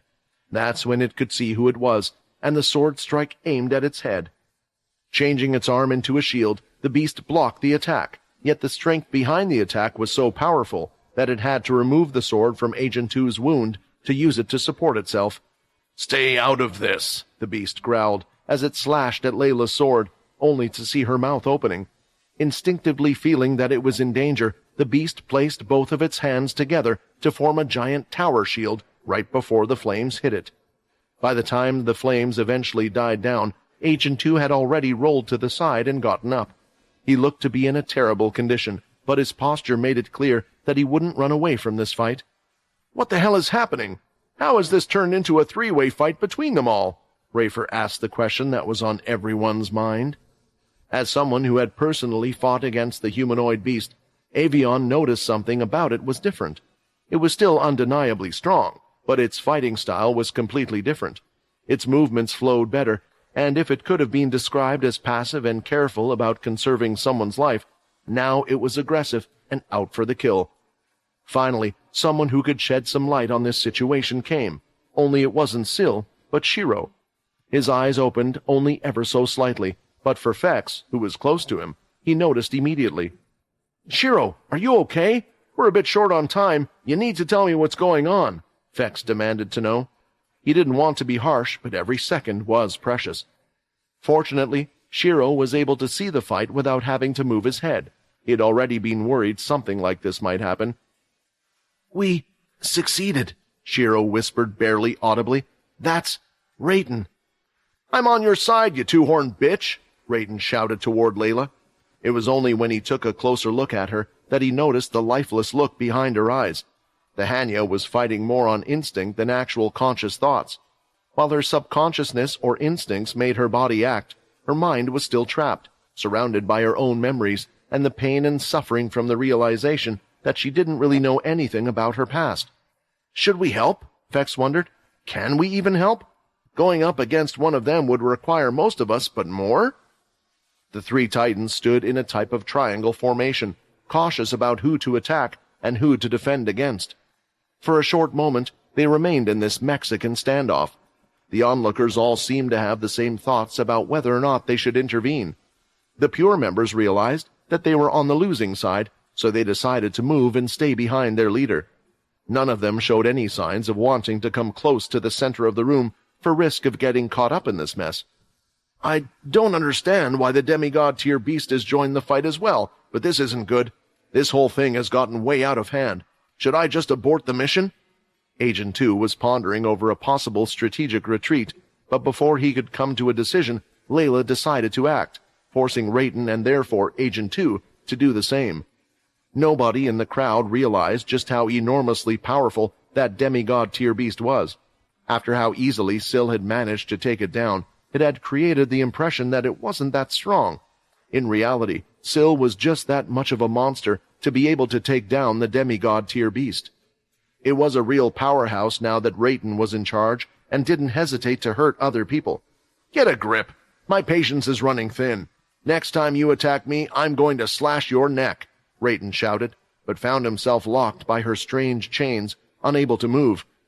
Seeing this, Agent 2 decided to go in for the attack, but soon had to jump back, as more of the black floating balls flew his way. It was unclear whether Layla had perceived his threat, or had just remembered that there was someone else who deserved her wrath more, but she changed her attention towards the Pure leader. Finally, Syl was coming to as well. The pain in his head had stopped. He immediately looked over at the others fighting and could see such skillful fighting skills coming from Rayton. "He's finally back! He's finally back!" Syl mumbled, smiling more than anything, seemingly unaware of the dangerous situation they were currently in. "Syl, you need to stop them! Now!" Fex shouted at him, grabbing him by the shoulders. The worst-case scenario was one of them dying. If Rayton ended up killing Layla or vice versa, the vampire would be unable to explain things to Quinn. Their entire operation to help Syl would have failed. Fex didn't even dare to imagine what Quinn would do if one of his friends perished here. "Rayton won't hurt Layla," Syl stated calmly, without a hint of doubt. "And now that Rayton is back, I won't ever hurt him ever again." "We don't have time for this crap," Fex thought angrily, looking at Syl, who continued to have a goofy smile on his face. It was then that he realized that Syl was an unusual person, someone who was truly selfish and only cared for certain people. Unfortunately, Layla wasn't one of them. Fex was convinced that if it had been Shiro, Borden, Vorden, Quinn, or Rayton, Syl would have acted in a heartbeat. But now that Rayton was back, it was clear he didn't care what happened to the girl. "Fine, get rid of Agent 2 then," Fex screamed at him. Shiro turned to look at Syl because he still did not understand the situation, but his friend had overused his talent. He had barely been able to speak, and right now he couldn't even lift a finger. "If it's like this, will I have to get involved?" Fex contemplated. He might be strong, but against these monsters, he was certain he wouldn't be able to make it out unscathed, and he was sure how severe his injuries would be. All three of them seemed to be preparing for an almighty attack to decide the outcome, no longer wanting to play around. Layla had conjured a total of 8 black spheres that were now surrounding her, yet for the moment they remained unmoving. She was concentrating on her ability, trying to move them with one hand at the same time. Rayton had put both of his hands together and was forming a large weapon, seemingly a scythe. Lastly, Agent 2 was putting more and more ki into his weapon, to the point that it started to become redder than his own body. All three started to run into each other in the center of the room. The onlookers could care less about who would win this power struggle. They were all too afraid of the consequence. It would be impossible for the area to not cave in, yet it was too late to stop them. "I'm sorry, but all of you need to calm down," a person who had appeared out of nowhere shouted. Throwing out his arms and kicking in front of him, he pushed all three back, their attacks dissipating mid-flight. The entire area rumbled as they got buried into the wall. Fortunately, after a few seconds, it stopped without any cave-in, making everyone let out a sigh of relief. Surprisingly, there was one clear winner in this major battle, and it was none other than the person left standing alone in the middle. "Quinn, you made it!" Feck shouted. However, something was different about him. How'd he get so strong he was able to do that to all of them? Layla felt a shooting pain from the back of her head after her whole body had crashed through the wall. When the girl opened her eyes, she could see the person who was standing in the center, and for a brief moment her mind went blank. All of the unpleasant feelings and memories she had of her mother were replaced by those of the person standing in the center of the space. Her first encounter with Quinn as part of the same testing group for military school, the time he had sucked her blood in the library, the time that the two of them had hugged after finding out Sia was a part of Pure, the moment she openly expressed her feelings for Quinn, and when he attempted to cheer her up after Sia's passing. It was a welcome distraction from the horrible situation of her own past as a member of Pure. The memories of what she had done as a true Hanya were quickly coming back to her, yet the purple glow started to dim from her eyes, and her physical form returned to her regular human self. Layla looked down on herself to check for any injuries. Her own barrier key had shattered from Quinn's attack, even before she had hit the wall, yet she still felt fine, making her wonder how exactly he had achieved such a feat. At the same time, Rayton smashed his way out of the wall, with chunks of dirt falling to the ground. When nearly all of it had fallen off, the demigod tier beast's true form was visible underneath the dirt, and it was much more human than the others would have thought. Its original body was a dark brown, with parts of its flesh having parts of earth sticking out from them. The earth still remained on the beast, was more of a white color compared to the mud it was covered in. With a closer look, it appears the parts were stones. When looking at the head of the beast, this too was all white stone in color. They were clumped together, giving the beast the appearance that it had white spikes for hair. Damn that kid! How long have I been out of it for him to have grown this strong? This new body is stronger than anything I've ever felt. So how did he just take away my powers? Rayton wondered, displeasure on his face. He had ended up close to where Fex and the others were. Syl was the first to approach his beast-like form and just smiled at him like a kid seeing the dog his parents had bought him for Christmas. The Earthborn soldiers didn't understand what was going on and were ready for another battle to break out at any moment between the beast and the monstrous body from the Blade family, but instead they saw Syl bawling. "I'm sorry. I'm so sorry. Because of me, everything that happened to you for so long, it's all my fault." Syl apologized in between sobs, his face covered in tears that just wouldn't stop falling. "Damn it, shut up!" Rayton berated him as he raised his hand, intending to flick the other's forehead, but then, seemingly recalling the power of this body, he slowly put it down again. "This might not be a human body, but this whole beast thing is pretty cool. I'm just glad I don't have to share with you or that loser anymore, so don't worry about it."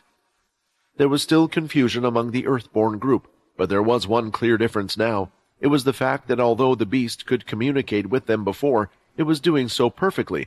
Rayton still had slight trouble with certain words, since his throat wasn't really designed to produce those sounds, making it seem as if he had an accent. With Syl's current state, he wouldn't be able to fight any time soon. Rayton looked ahead and thought that there was no longer a need for him to get involved. Since Quinn had been able to deal with 3 of them at once, he had everything under control. A few seconds later, Layla had also returned to the group, her gaze pointed downward, trying to find the right words to apologize for what had happened. Her body wasn't as sore as when she had fought against Agent 11 earlier. However, Layla's energy was at an all-time low. Her vampire powers were still somewhat active, but she had trouble feeling any ki whatsoever. "I liked your other look more," Rayton commented sheepishly. It was somewhat awkward for all of them to have a demigod-tier beast so close to them, and to listen to it make quips, as if it was part of the group, but it was just something they had to get used to. Layla ignored Rayton's remark and made her way to Longblade. Her eyes were still open. The colonel had even the power left to lift his head, and he had eagerly spectated the wild battle. "You did a great job," the military man praised her with a hint of a smile on his face. Layla blushed at this sudden compliment, but focused on treating Longblade's wounds. Fex had done some work on him by wrapping up certain parts with his string to stop the blood flow, and had also applied pressure to the wound, but it wouldn't be enough.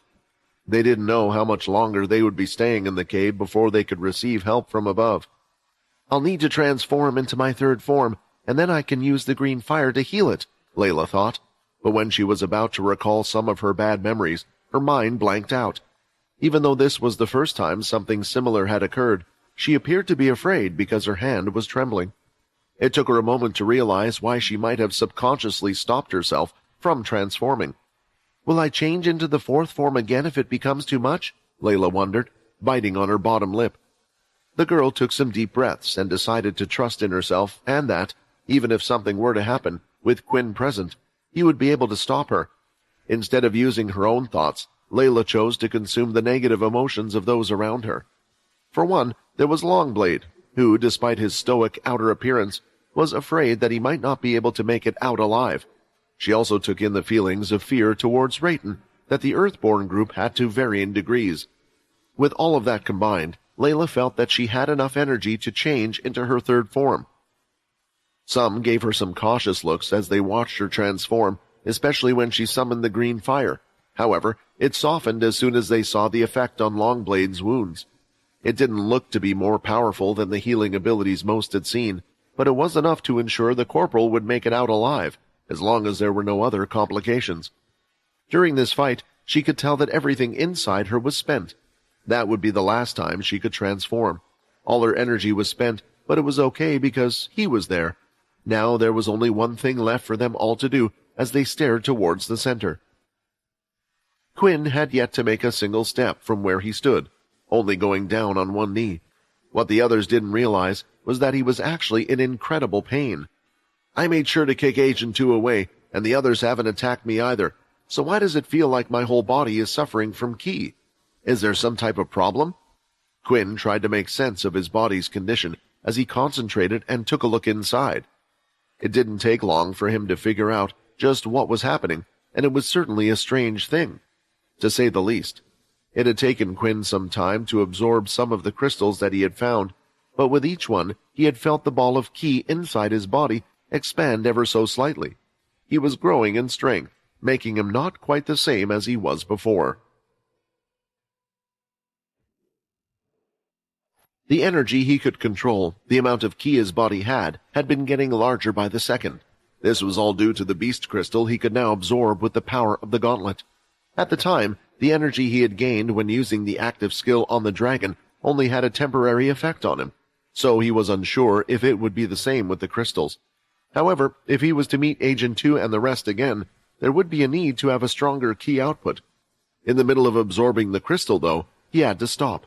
The only reason he had stopped was that his bond had made him aware that something had happened to Layla. Placing the rest of the crystal in his system, he rushed off towards the battle. Quinn had arrived just before the three had gone all out. Aware that he had to stop their suicidal charge, he had appeared in the middle and given them a taste of his improved ki. Of course, he had paid attention to not overdoing it for Layla and the humanoid beast, not really caring about Agent 2's fate. The power was far greater than he had imagined. Just using the first and second stages, it acted more like a powerful third stage of ki, hitting their bodies so strongly. He had never expected it to work so great, but that was where the problem was. Quinn hadn't really considered the consequences of his actions and had created an imbalance. His body's ki was overflowing with power, but unfortunately, this had started to affect the red vampire energy inside of him. Before, he had been able to use the ki to enhance his vampire powers, but now one was far stronger than the other, and it seemed to be trying to either expel or absorb the other type. I need to lower my ki output. Around 70% should be fine, without affecting my body too much, but then that also means I won't be able to make use of my power without experiencing this live torture. I need to find a way to fix this problem in the future. Vincent, is there a way to increase my vampire energy in a short period of time? Although I understand your train of thought, Quinn, a body can only hold so much power. I'm afraid if you intend to recklessly consume beast crystals and increase your vampire powers, your own body will tear apart, Vincent cautioned. You might be a vampire lord, but that makes you powerful, not invincible. Even you should have limits. If you push them too hard, your current pain might just end up being a joke in comparison. Quinn could follow Vincent's logic, but he hadn't forgotten the system's quest. There appeared to be something beyond a vampire lord, and at least his system was convinced Quinn had a way to become whatever that was. Maybe that new form could hold the creator's body, or maybe pushing his body was the way to that next evolution. Agent 2 had been unable to get up on his own. The other pure agents had to pull him out. Their leader's skin was no longer red, as the fourth stage of ki seemed to have come to an end. Looking in front of him at the one who had appeared out of nowhere, he recognized the cursed faction leader. Agent 2's anger only grew at this. He touched his face, which was still hurting from the burns he had suffered. The one responsible for such an injury that would likely never heal was sitting in the distance peacefully, apparently helping Longblade recover. "So, Pure is the only one to suffer a loss here?" Agent 2 asked nobody in particular, as he placed his hand on one of his subordinates who had helped him out. The poor man held on to his superior's hand and begged the single-digit agent to let go. He could feel his energy being sucked out. He began visibly aging. His skin and muscles were losing their vitality, and his hair was whitening, until he eventually fell to the floor, his body lifeless, like a dried-out corpse. Before any of the Pure agents could flee, Agent 2 grabbed onto the next one. "You want me to win, right? Then this is the sacrifice we must make. Pure thanks you for your service. I shall make sure that you will be hailed as heroes back at the base," Agent 2 solemnly promised. Not everyone seemed too willing, but with each one consumed, their leader finished the process in a faster time. With the key of all of them, Agent 2 felt stronger than he had ever done before. If he were to make an estimate, his strength had at least doubled from his peak performance. It was a strange phenomenon, but with each heartbeat of Agent 2, everyone could feel the wave of energy leave him. "This energy level is beyond Chris, but what is going on?" Quinn thought. Agent 2's look of triumph had just as quickly changed to one of horror. Quinn was still in the middle of trying to balance his energy, as he dispelled some of the excess ki that had spilled from his ki center, and was now trying to allow the vampire energy to balance itself off like before. He was just about to finish, but he was now faced with this. Then something strange started to happen. Agent 2's eyes started to bulge, getting bigger by the second. His muscles started to go out of place, with his right arm becoming twice the size of his left.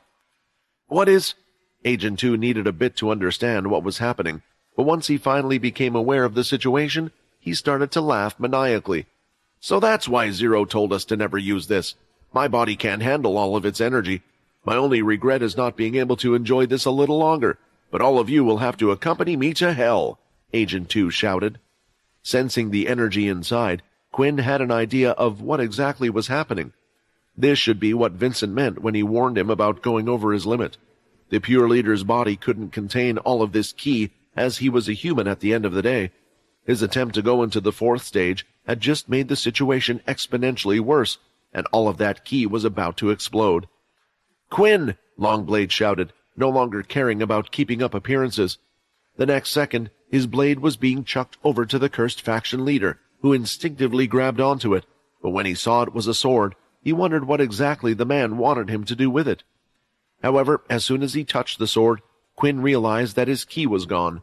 Quinn didn't feel as though the sword was draining his energy. Instead, no ki could be produced there, as if he had never been able to use the sword in the first place. "Use it!" Longblade screamed. Agent 2 had already ballooned up to almost twice his size. It was obvious that an explosion was imminent, so Quinn had to act fast. His shadows alone couldn't contain a blast at this magnitude. Using the shadow, he changed the armor on his body to the wolf set. Fortunately, the cooldown period was over. "Activate skill. Nitro accelerate." With all his stats focusing on speed, there was no need to focus on skill. Quinn rushed forward and drew the blade. Using his speed and power, the weapon sliced through the balloon man like a knife through hot butter, and in doing so, the ki was being negated, yet it seemed to only affect the places the sword itself cut.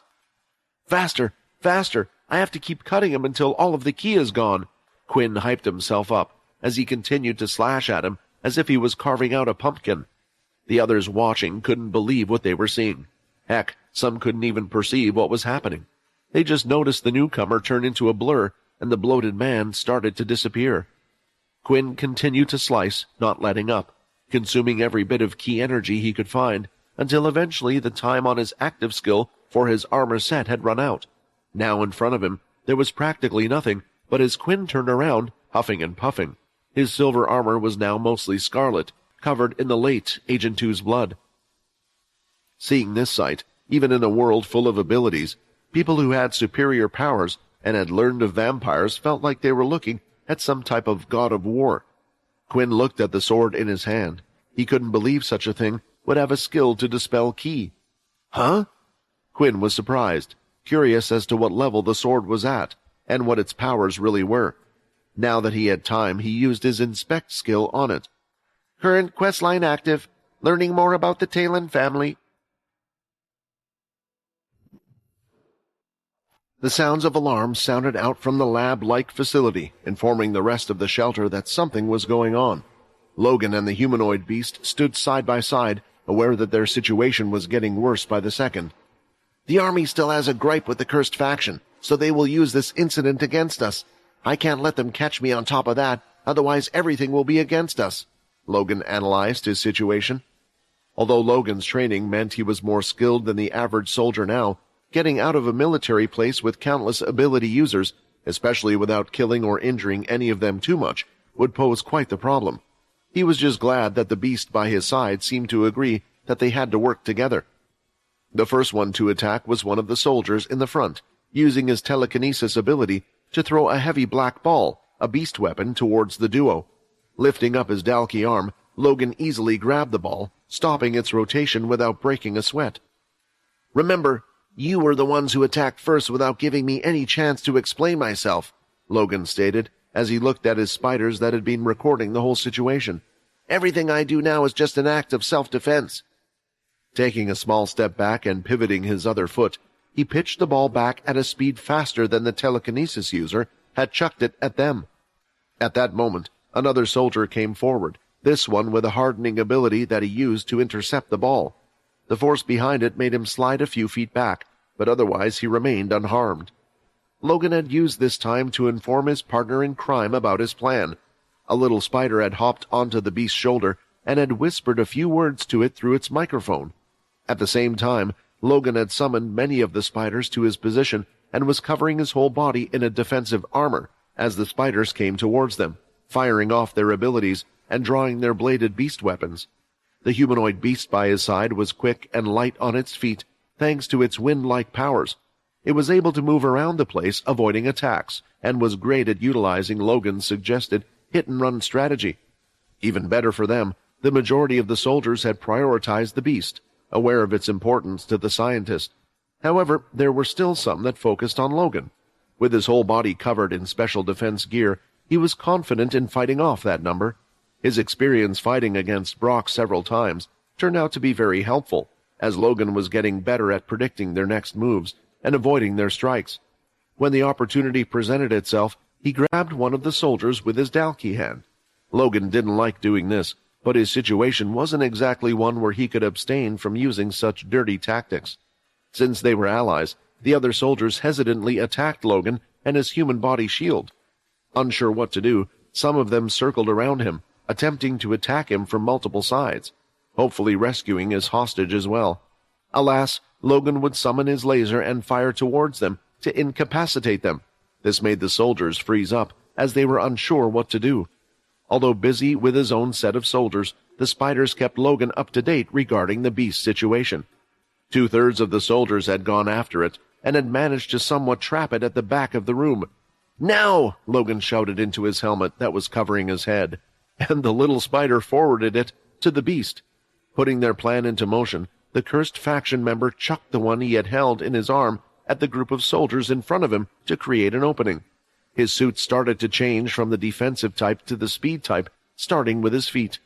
Running ahead, Logan had a little surprise for them all. Using his soul weapon, he turned some of the terminals into little mech soldiers of his own to hold them back. At the same time, the giant tubes and machines from above were attacking them all. It came as a complete shock, and they were unaware if people were piloting these little mechs. Using this moment of confusion, the beast used its wind powers to propel itself onto the side of the wall again. Using its strong, powerful legs, it pushed itself off the wall and started to spin. Both the beast and Logan were headed off in the same direction, towards the exit.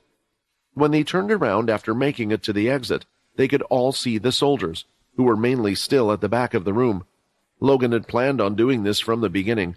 They might have been able to hold off the soldiers for a while if they had used their skills, but fighting so many of them at once would have been futile, and they were also not wise to run around the facility. Placing his hand on the terminal, the door started to close. A few soldiers with speed abilities ran around the small mechs that Logan had built, but the king-tier humanoid beast dealt with them by firing off strikes of air. On a closer look, it looked to be a little different from just a person having a wind ability.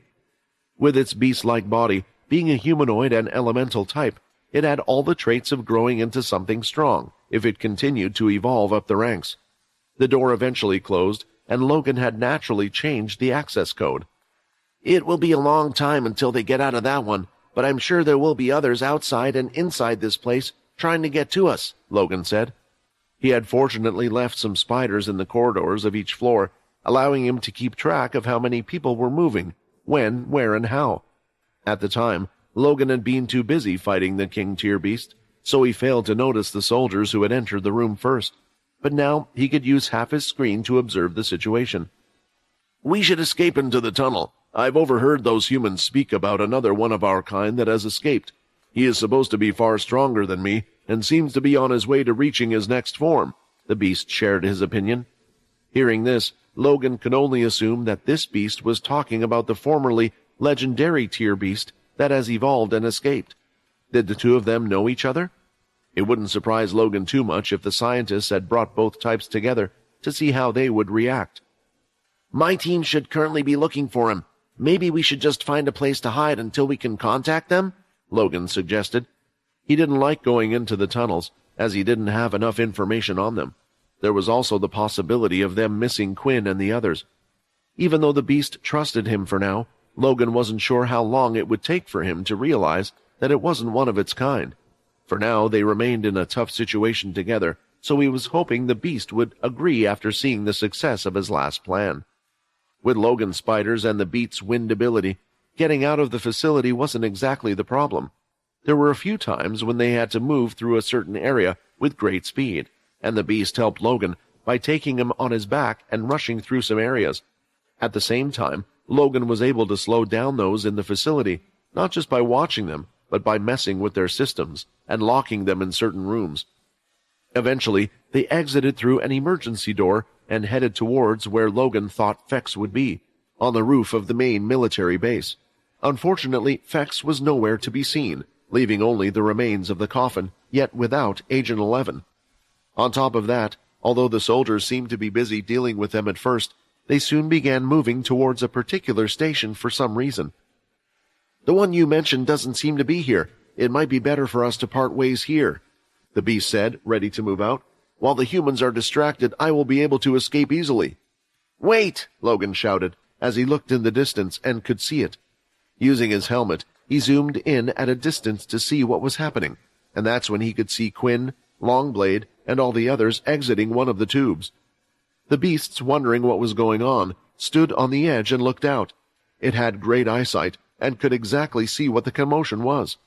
Then the next thing that happened shocked them both, for after the two of them had come out, a mud-like humanoid figure came out after all of them. Seeing this, the humanoid king-tier beast realized that he would have to change its plans, while Logan was smiling on the inside. It looked like they had succeeded. Quinn and the others had arrived at the transportation area. They were in the first vehicle, while at the back, the mechs were following them, being transported on some type of rail system. As long as the robots' feet weren't injured, they could attach themselves to the rails and travel upward as well. Seeing the vehicle and, through the glass, who was in it, all the soldiers started to cheer, thinking that they had successfully captured the beast. For the time being, Fex had tied up the beast with his string, so the Earthborn group would believe they had captured the beast. Letting Rayton accompany them without it would just be a recipe for disaster. Exiting the place, the people cheered, yet Longblade was quickly taken away to be treated. Just as they were about to take Longblade away, he gestured for Quinn to come over. "We will have a meeting about your request, and what you plan to do with the demigod-tier beast when I am back up and running. It shouldn't be too long, but in the meantime, Rafer will look after you." When their group stepped off from the transportation vehicle, though, all of a sudden a group of soldiers surrounded them. The sergeant, who had been left in command, drew his weapons towards the cursed faction. "What is this crap?" Rayton grumbled in dissatisfaction. "What's the point of tying me up if they were going to attack us anyway?" "Sergeant Till, what is the meaning of this?" Rafer asked. "Did you not hear what Colonel Longblade just said? I am the one in charge of them until he gets better. Put your weapons down and explain yourself at once." "No one can do it, sir," Till refused to comply. Not until we figure out why one of their own broke into our research facility and freed that special beast we had left. Worst of all, we have reports claiming that the one responsible displayed traits similar to a Dalki. We already know the V and the Dalki are working together, so this case seems no different. They are the ones who killed Head General Inu. They could be doing the same to us right after helping complete this task. From the sounds of it, everyone could tell that the person that had been described could only be Logan. They were wondering what exactly had happened while they were away. "Don't point your swords at my brother. You will regret it," Syl shouted at the men who were coming in close. This comment only worsened an already hostile situation. Quinn had been looking forward to catching a break after having nearly been blown to bits. Who could have imagined that he would have to sort out such a situation before he could even take a single step on the surface? Rafer could actually see the fear in his fellow soldiers' eyes. However, Longblade had entrusted him with the cursed faction's safety while in their base. No one had expected Pure to value the humanoid demigod-tier beast, to the point they had sent out their second strongest fighter. Without the cursed faction's help, Longblade and all of them would have perished, instead of only sustaining a few injuries. "I understand all your worries, but Colonel Longblade is still the highest-ranked soldier and leader of this base. The injuries he received were not from anyone of the cursed faction.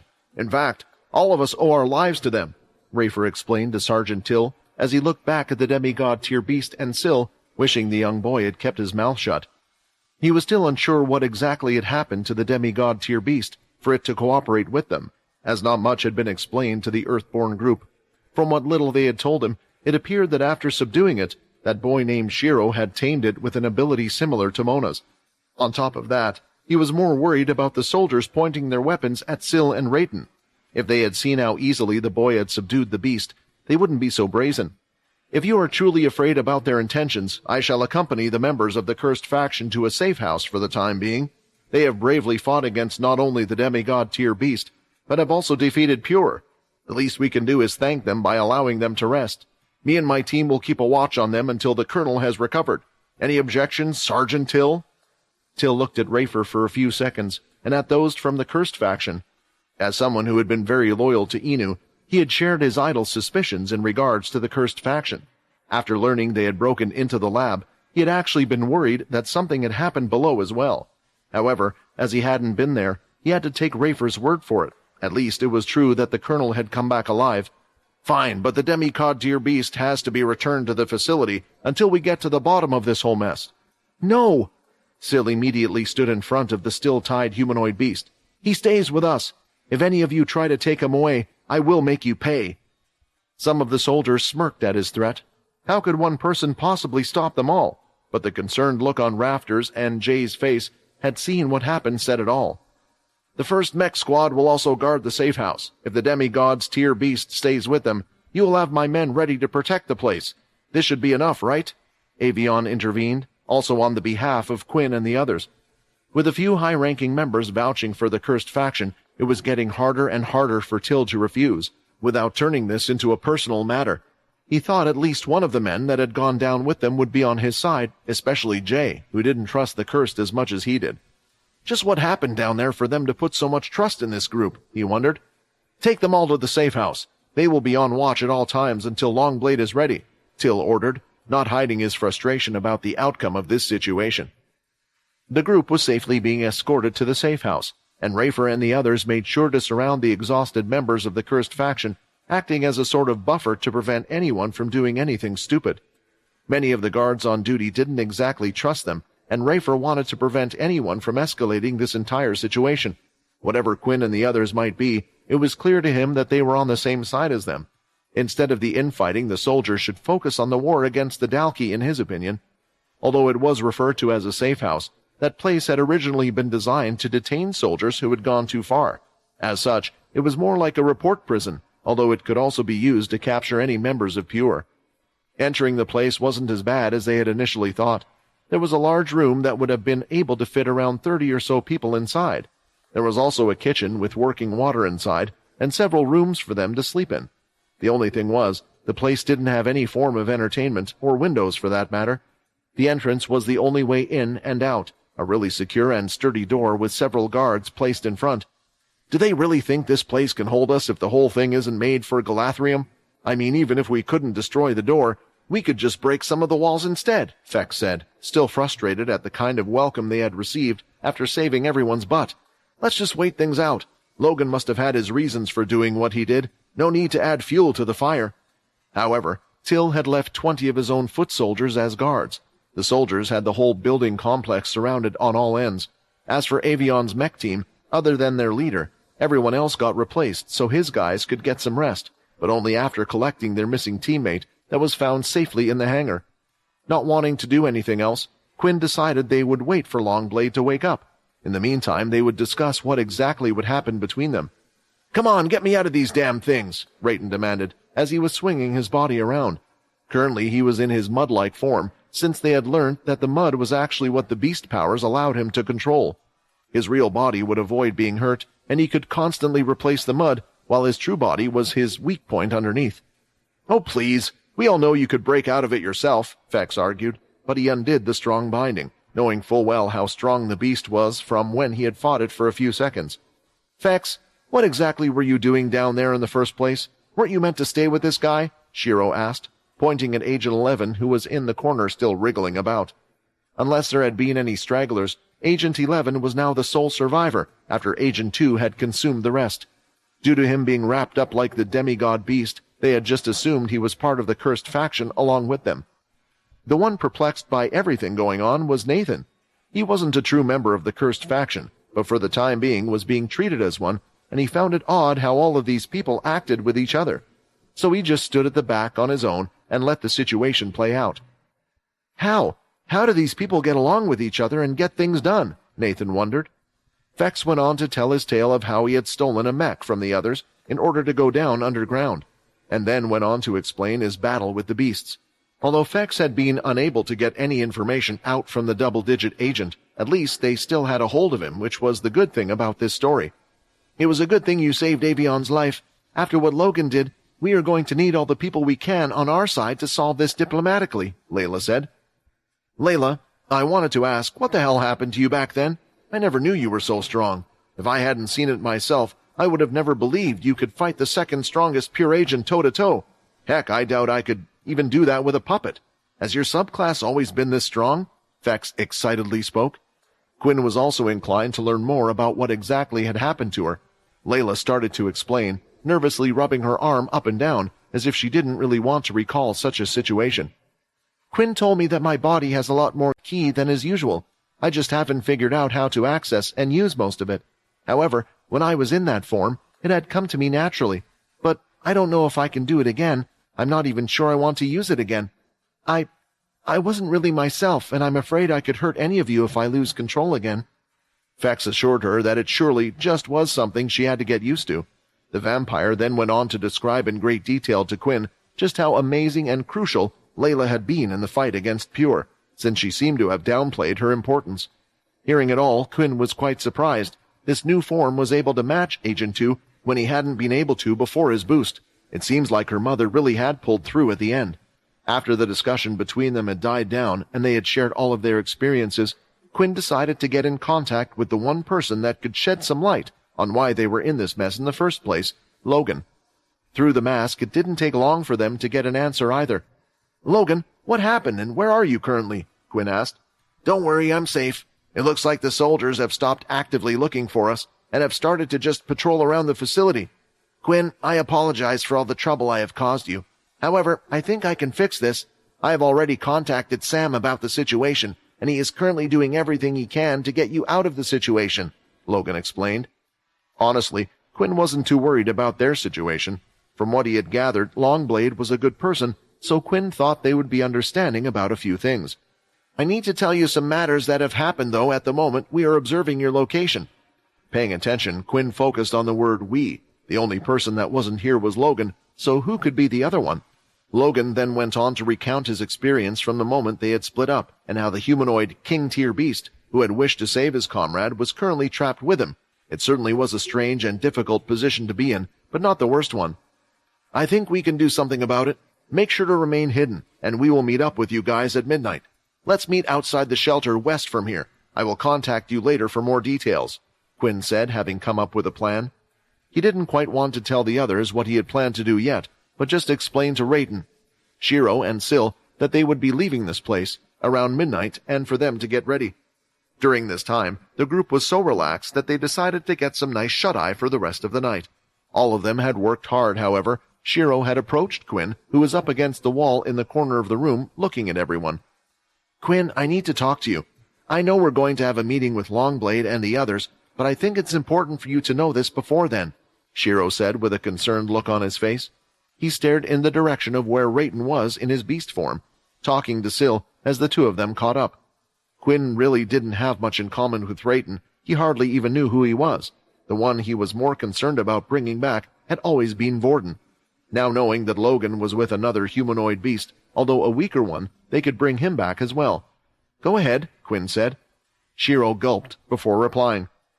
"Reitan isn't alone in the body. The situation is similar to how it had been with Sil, only that the beast is still active in its body right now. It can take over Reitan whenever it wants to.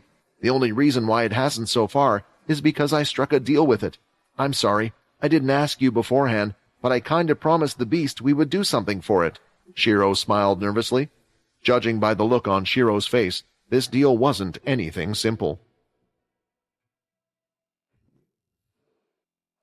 After listening to the content of the deal Shiro and the demigod tier beast had made, Quinn didn't consider it to be as bad as the other had made it out to be.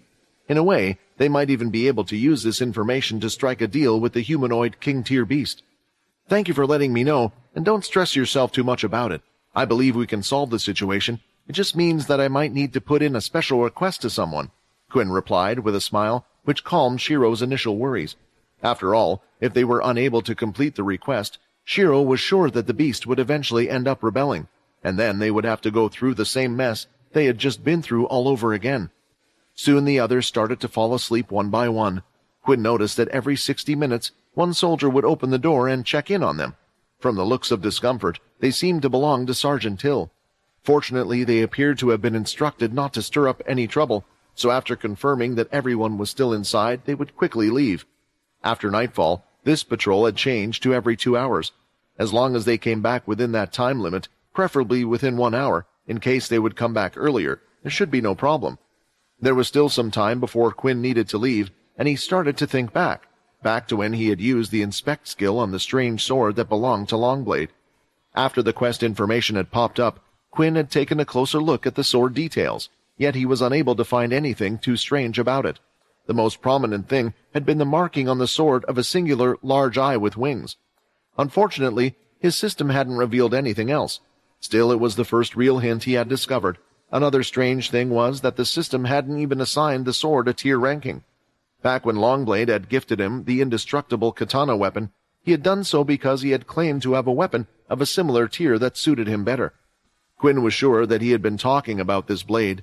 Based on its strength and strong passive skill, Longblade must have assumed it to be of at least that tier. Its sharpness was definitely not worse than the indestructible katana. "I wonder if something would happen if I took the sword to that tablet. That is where I got the quest in the first place. Maybe the voice could give me some information on the sword.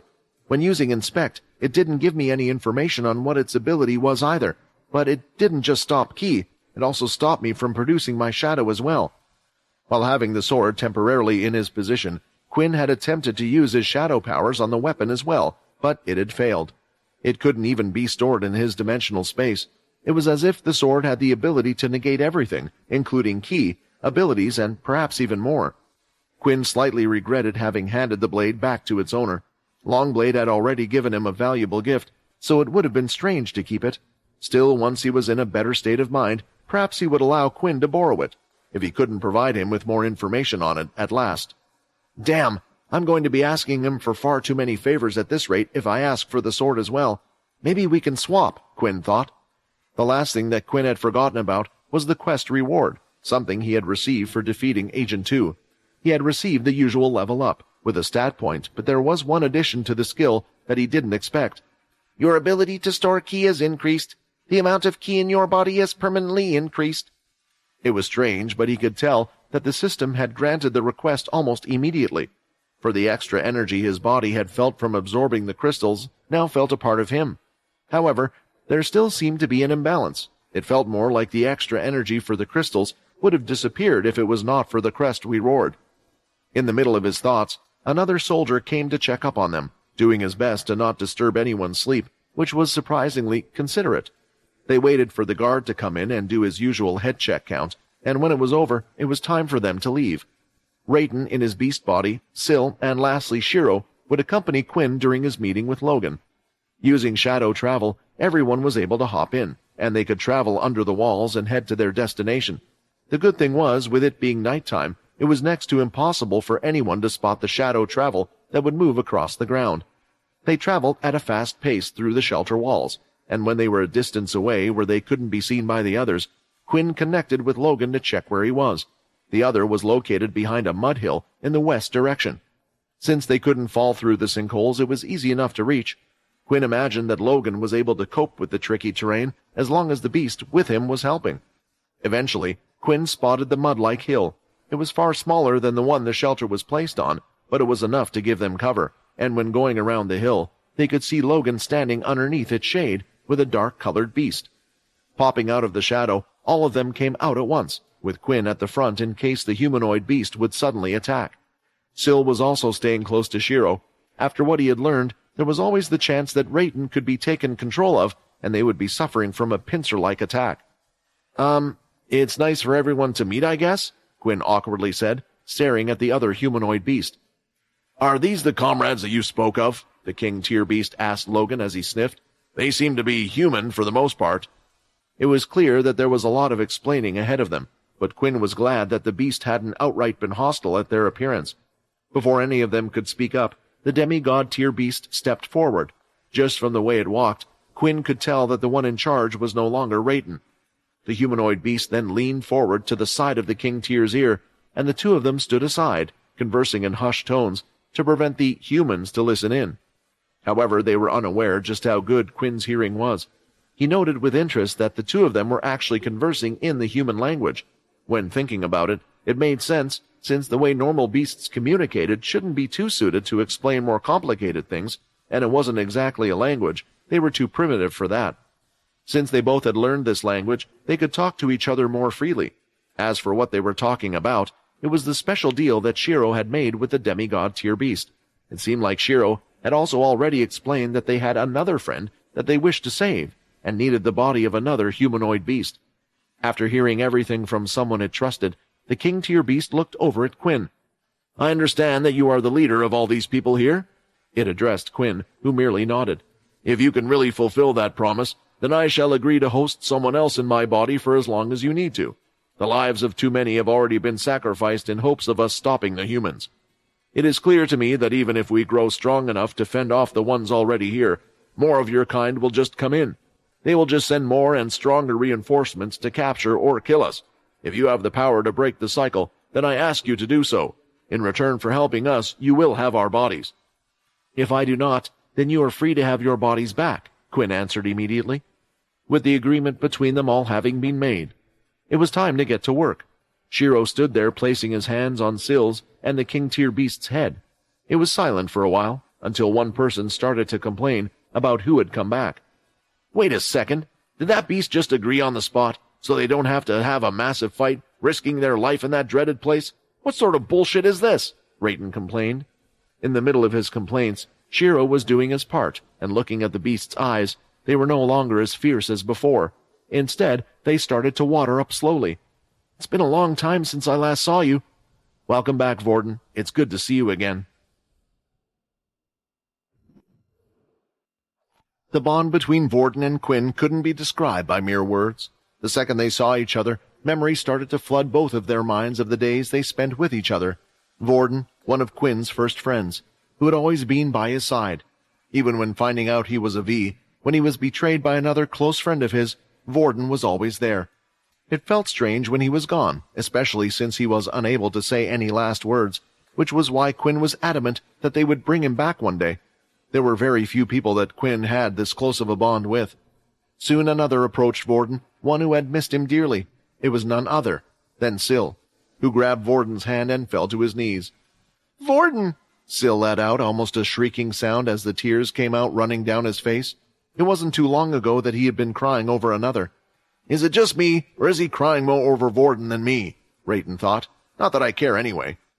There was one person who felt a little left out, and that was Shiro. Sure, he was happy that Syl and Quinn had gotten their long-lost friends back, but he couldn't feel the same happiness as they did. Thank you, Quinn said to Shiro, while Syl and Vorden had their own little catch-up. Without you, none of this would have been possible. Remember that you brought us all back together. You have helped out the cursed faction so much in the little time you have been here. Shiro wanted to hide his expression from Quinn, looking at the ground, his face full of smiles. He had finally returned the favor back to both of them for saving him from the cruel life he had experienced at school. Once all of the initial emotions were out of the way, the group sat down as there was quite a bit of catching up. Even Shiro was interested, and since Shiro had already helped them out so much, Quinn wasn't shy about revealing specific details to him about the vampire world out there. Despite any time being able to refuse to help or run away from the situation, Shiro had helped every single time. There was a bond of trust that had been built up between them all. It was interesting to Shiro to know that Quinn was a leader of not just the human world, but also the vampire world. It was expected with how powerful a person he was, but learning that there was a whole planet filled with a different hierarchy system and society was quite amazing. Some things simply went over his head, but he was trying his best to follow. When Quinn started to talk about Blade Island, Hilston and the others, both Rayton and Vorden, were listening intensely. They even clenched fists in anger when learning of the part where Hilston had attacked them all. Finally, when the tales of everything that had happened were over, the two boys looked over at Syl. "You actually did that much, you little runt," Rayton said. "I think what Rayton is trying to say is, it seems like you have grown, and you did a lot to help others even without us," Vorden replied. It was strange for both of them. They had talked to Syl so much inside of his mind, and for them to be able to communicate with each other in the open like so was just strange. "What's the plan for now?" Logan asked, noting that they had already used up almost an hour of the time they had left. Vorden started to attempt to use his body to some type of degree, as he wasn't quite used to it, but one thing was clear, that he and Rayton no longer had the ability to copy other abilities. Even the beast powers were a little strange for them to use. "Will you be able to eventually learn?" Quinn asked. "My beast says that he will be happy to guide me on how to use the body," Vorden said. "The beast seems like a cool guy, my style." Rayton didn't say anything, but they had seen he had adapted quite well to his beast, already knowing how to use its body, perhaps even better than the beast could. The next thing they wondered was whether Syl could still use and store up to 6 abilities. It had been a while since he had touched ability users, so most of his abilities had now disappeared. "I think it should be okay. When Rayton left my mind, my powers seemed to be all there, so I can still move the dragon if need be," Syl mentioned, knowing that was one of the requests that had been made. It was the thought that Quinn had put off for a while now. Still, he did eventually want to go back to the island, for more reasons than one, even to look at how his little demon-tier seedling was doing. "For now, I think it's safer if the two of you stay outside and just stay out of trouble. Resolving the issue is one thing, but they might ask for a few of their own requests. So if we just say the king-tier beast has escaped and there is nothing we can do about it, it would be better for us. There is one thing I want to check, though," Quinn said, as he first looked towards Rayton. "Inspect. Demigod-tier humanoid beast. Evolution possible. Current evolution at 9%. Judging from the beast I saw in the lab, it means that Rayton is currently 9% of the way there, into evolving into a demon-tier beast. I wonder how many crystals he would need to get to the next stage," Quinn thought. "Inspect. King-tier humanoid beast. Evolution possible. Current evolution at 76%. 76%? Vorden's tier level is a few steps below even Rayton's tier, so perhaps it doesn't need as many crystals. "Vorden, would you be up for trying something?" Quinn suggested. Opening up his system, soon crystals started to fall from his hand on the ground, a large many crystals, all different tier levels. "My crystals!" Rayton shouted out, but they soon realized that it was the beast talking and not Rayton. "I'm sorry, but while traveling through the tunnels, I got lost and came across them. I couldn't just leave them there.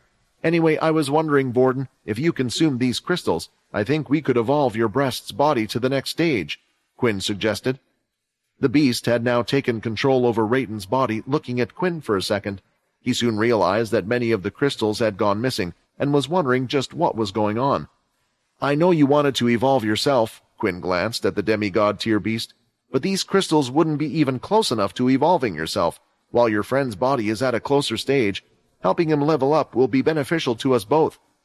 Vorden then picked up the crystals and looked at them, wondering just what he would do with them to help him level up.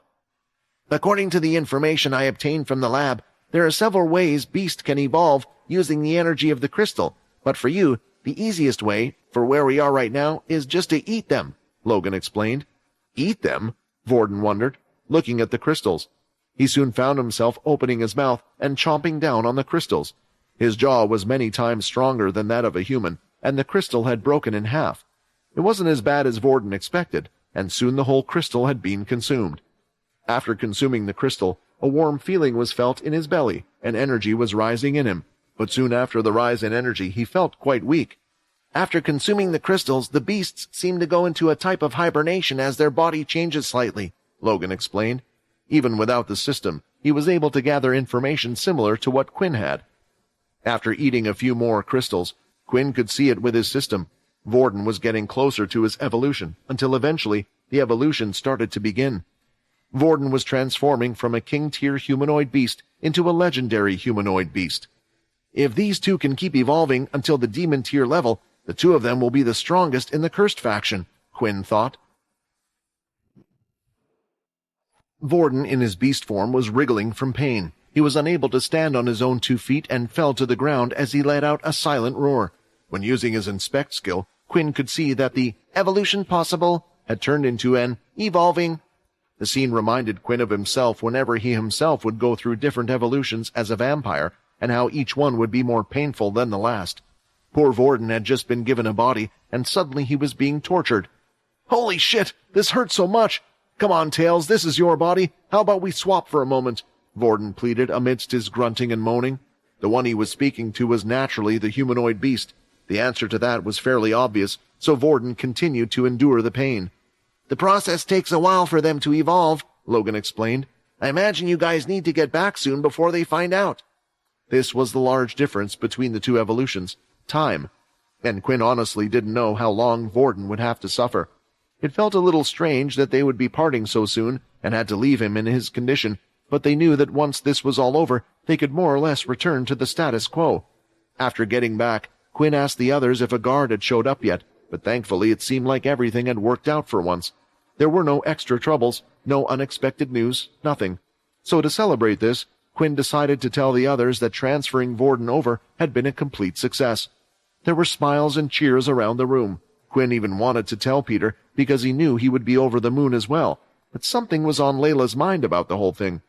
Quinn, I know it's beneficial for them to be strong humanoid beasts at the moment, but do you plan to keep them in them forever?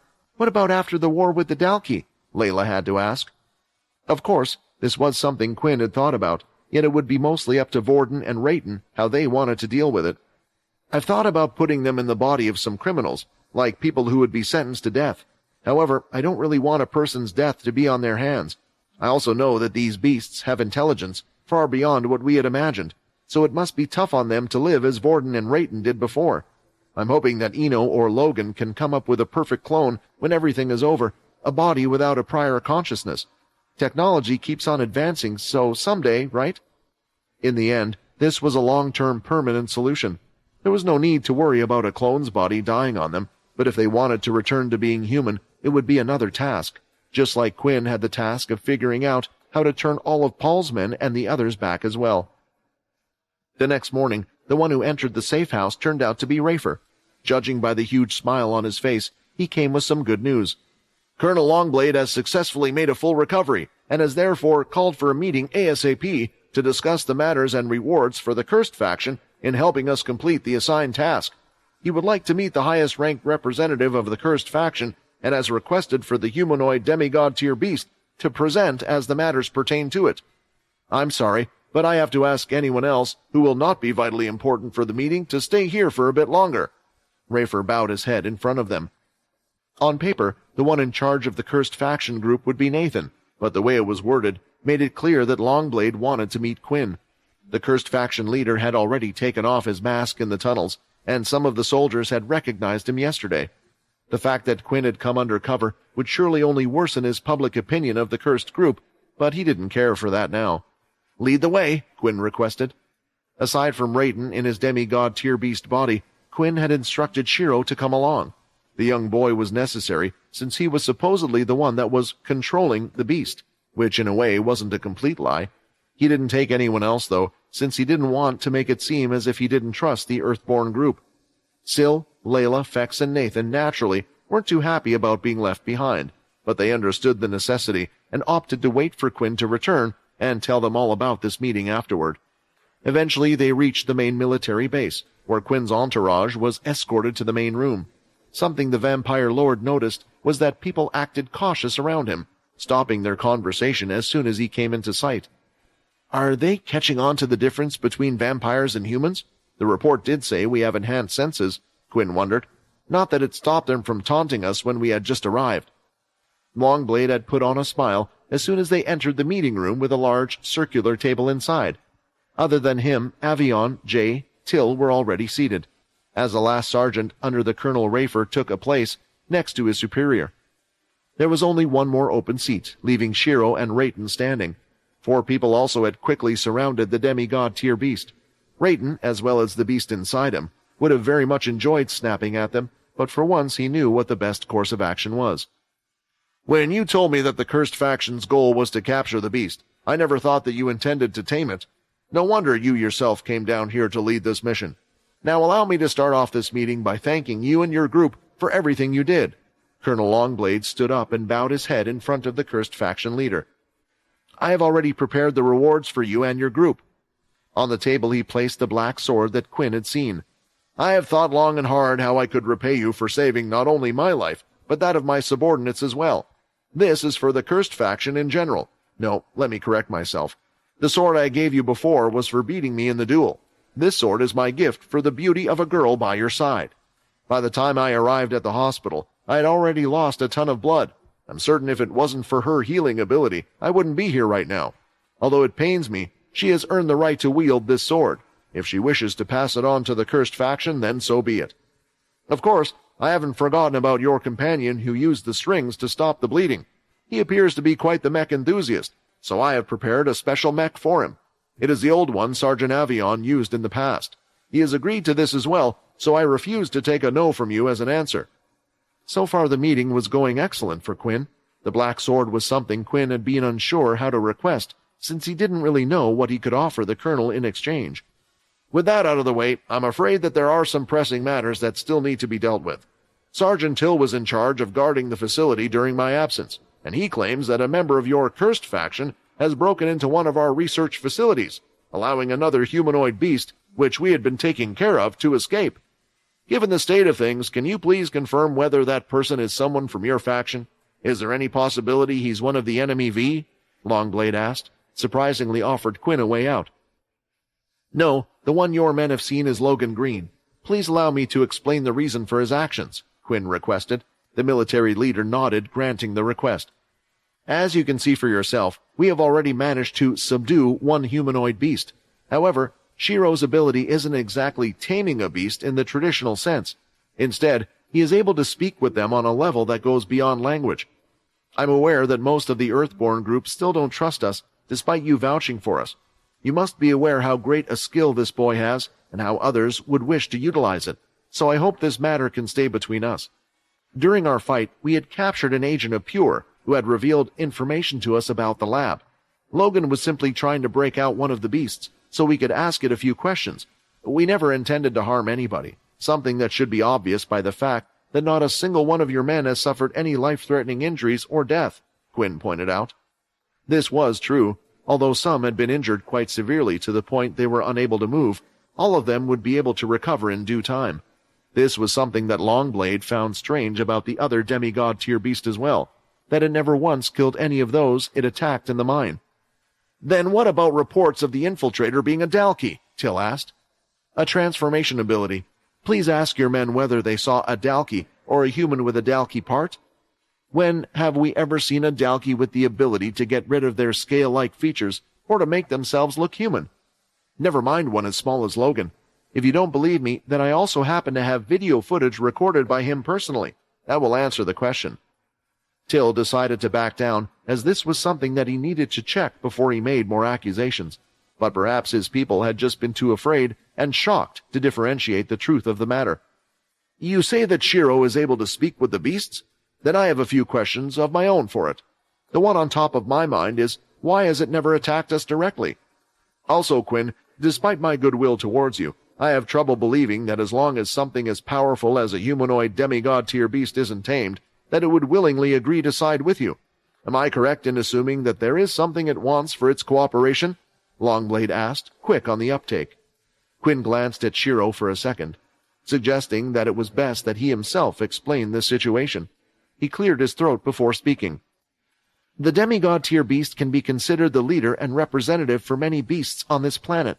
Its request was for the Colonel and his people to cease all mining operations effective immediately, as well as for this planet to remain human-free. Shiro spoke out loud, as if reading out an announcement. The sergeants looked at each other before turning to Longblade, who seemed just as troubled. This was a request that they were unlikely to comply with. The reaction on the table was as expected. The sergeants and Longblade had seemingly forgotten about Quinn being in the room with them and had started to discuss how to tackle this request. Sergeant Till had naturally instantly wanted to refuse it, while the others had insisted to think this through. It was apparent that they were not too enthusiastic about just leaving. Quinn wasn't too surprised given their reaction. He too had initially been shocked when Shiro had told him about the promise as well as the memories he had experienced inside the demigod-tier beast's head. It was commendable how much the beast cared for its home planet, to the point it was willing to give away its body. In some ways, it was similar to humanity's attachment to Earth. Despite being able to live on shelters on relatively safe planets, none would decline if given the chance to live on that one planet. As long as they were able to fulfill the wishes of the humanoid beasts, Quinn didn't doubt they would keep their promise. Back in the lab, the scientists had pleaded the beast to forgive them before freeing it. After regaining its freedom, it could have easily taken revenge against those humans who had taken it prisoner and tortured it. And yet, it had repaid her kindness by not killing any humans, trying to make them leave in that non-lethal way. In some ways, those beasts are more honorable than humans, Quinn thought. I'm sorry, Quinn, but that is not something I can do for you, Longblade stated, after the military leaders had come to a conclusion in their discussion. This planet is one of the major mining points that supplies the entirety of the Earthborn group with beast crystals. Especially in the current times, we can't just give up such a strategic point. Planet Humding seemed to have more natural beast crystals inside it compared to any other, and on top of that, they also had the facility that was used to experiment on the beasts as well. Quinn had already been prepared that things wouldn't be that easy, yet he still remained calm. The demigod-tier beast was now looking his way, its eyes formed to slits. It was clear Rayton wasn't in control, and he wanted answers. The soldiers surrounding the humanoid-tier beast became nervous and were ready to act if it became violent. Colonel Longblade, do you know what would happen to this planet if you continue mining those crystals? Quinn questioned. Ever since beasts were discovered, scientists have wondered how they are created. They lack reproductive organs like other mammals have them. According to my friend here, I now know the answer. The beasts originally stem from the beast crystals that are produced by the planet, the ones we mine. You take all of the beast crystals, then will it also mean you are taking the beast lives? With all the crystals gone, there will be no more beasts and the planet will die. Quinn shared what he had learned. According to the humanoid beast, each planet had a special type of crystal he called a nest that would produce those beasts, letting them grow. That nest could survive in any type of environment. Surprisingly, the military never seemed to have found those nests, which made Quinn wonder if they were hard to come by, or that might be information only someone like Oscar would have known. That's touching and all, but in case you've forgotten, we still have a war to fight, Till challenged Quinn's point. You wear beast gear yourself, don't you? Doesn't the cursed faction kill beasts as well, to create stronger tools? What's the difference between killing beasts and destroying the planet they live on? Well, he isn't exactly human, Joy mumbled, a little afraid to say it out loud. He agreed with Till to some degree. Although he understood there was a huge difference between killing beasts and destroying a planet, they needed the resources if they were to stand a chance against the Dalki. If it meant ruining a planet, well, that was a small price to pay for the future of humanity. I'm not here to argue about whether your group in particular, or any of the other groups mining for crystals in general, are right or wrong, Quinn stated. This was the agreement that we made with the humanoid demigod-tier beast in order for him to work with us, and I do intend to keep this promise. Till chuckled at this fact. Making promises to beasts without caring about humanity as a whole? What else should one expect from someone who is a V? In case you've forgotten, this planet isn't under your jurisdiction." Although Longblade didn't like the way his sergeant was talking to his savior, he wasn't wrong. "I apologize for the rudeness of Sergeant Till, but he has a point. You might be one of the world leaders, but each one of you is only responsible for your own planets. Only someone with higher authority than Head General Inu or himself could order us to leave." Quinn just smiled politely, still calm. "Well, why don't we ask someone like that then?" The cursed faction leader placed a strange circular device in the middle of the table. Logan had handed it over before they left him at night. It had a large green surface on the top, with a few touch buttons around the edge. When placed on the table, Quinn pressed a couple of buttons, and it started to glow for a while, until it eventually displayed a holographic figure. Recognizing the person, the military men immediately stood up. "Head General Sack, I hope you're doing well," Longblade saluted his superior. "At ease," Sack replied. When seeing who had called him, Sack made sure that he would answer it, but he didn't expect to be called in the current situation they were in at the moment. "What do you need help with, Quinn? I can't imagine you called me here in front of others for no reason," Sack asked.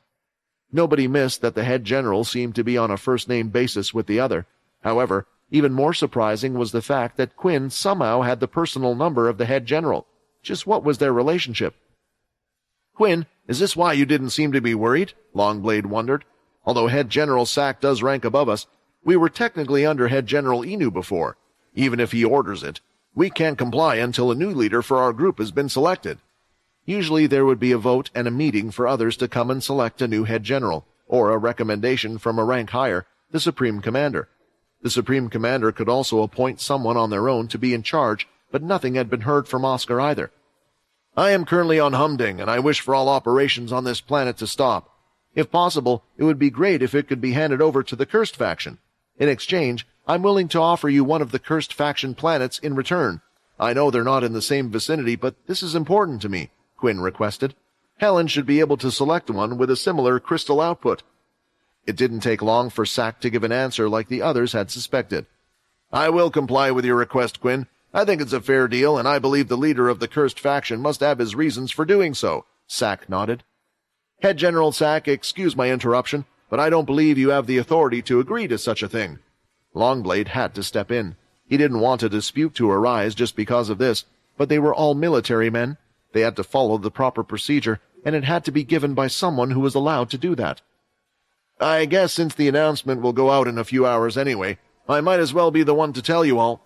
There was a majority vote from the 50 seats. I, Sack, have been voted in as the new Supreme Commander. So yes, Colonel, I believe I do have the authority," Sack stated with a large smile. The others were wondering if they might have misheard or possibly they were dreaming. They didn't understand why there was even a vote in the first place for a new Supreme Commander. "What is going on? Is this really Head General Sack?" Till asked. Sack just gave out a sigh, prepared that they might not believe him. "If you wish to wait, you should soon get a confirmation. Quinn, there will also be a few other announcements. One of them will be about what Head General Inu had attempted to do to you." There were a series of events that led up to Sack becoming the next Supreme Commander, one of them on the Bertha ship with Oscar's remains. The parts of his body floated about in the container, and standing outside was none other than Samantha. "Is it true, Father, that there really is no chance of bringing you back?" Samantha asked, seemingly hoping for an answer. The girl was aware of the futility of this action, as this wasn't the first time she had done so after recovering. Although recovered seemed too generous of a term. The head general was awake, and was eating without anyone else forcing her to, but the bags under her eyes were heavy and dark, telling tales of her struggles to get some rest. Jane, Oscar's top assistant, had informed Sack as soon as Samantha had woken up again, who in turn had explained everything that had happened during the Cursed Faction's visit. "Why was it that you wanted to speak with Quinn in your final moments? Why not me, your own daughter? How can you just leave everything in the hands of us? Us, who can't even come together when the sake of the world depends on it." Walking up to the glass, she banged on the container. It was a weak hit, one with hardly any power. It was the only thing she could do to relieve some of her frustration, unable to understand what her father had been thinking. What's worse, it was up to her to pull the plug. How could a parent ask that of their own child? Yet at the same time, it felt like she was the only one who should be the one to do it. Alas, the one thing Oscar didn't account for was that Samantha still hadn't given up on him. "Doctor, are you certain that you can bring him back?" Even if he might not be fully himself, you have a way to help him?" Samantha asked to reassure herself as she turned around. "Could you explain further?" The older-looking gentleman had remained at the back of the room, allowing Samantha a semblance of privacy. Despite being called a doctor, he wasn't wearing a lab uniform like others who had entered before him. "Indeed, I can do things that others can't, but it will take me some time. If you trust in me, then I will take him away. My only condition is that the world must know that Oscar, as he is currently, is no longer. As for your other question, you already know there are things out there that are no longer human. It would be similar to that," the man replied. Samantha was biting her lower lip, still struggling with herself between following her father's wishes and her own selfish desire as his daughter. The alarms inside the facility went off once more, and soldiers, guards, and doctors came running in, entering the room. When they entered, they could see several pieces of broken glass on the floor amidst some liquid. Not only that, parts of Oscar's body were also lying out on the floor, yet there was one part that was obviously missing: the head. "What happened? General Samantha, was there an intruder?" Sergeant Fay asked, as her ability had allowed her to be the first one on site. "No, there was no intruder," Samantha replied lifelessly. "It was my father's wish to no longer be kept alive, so I complied with his request.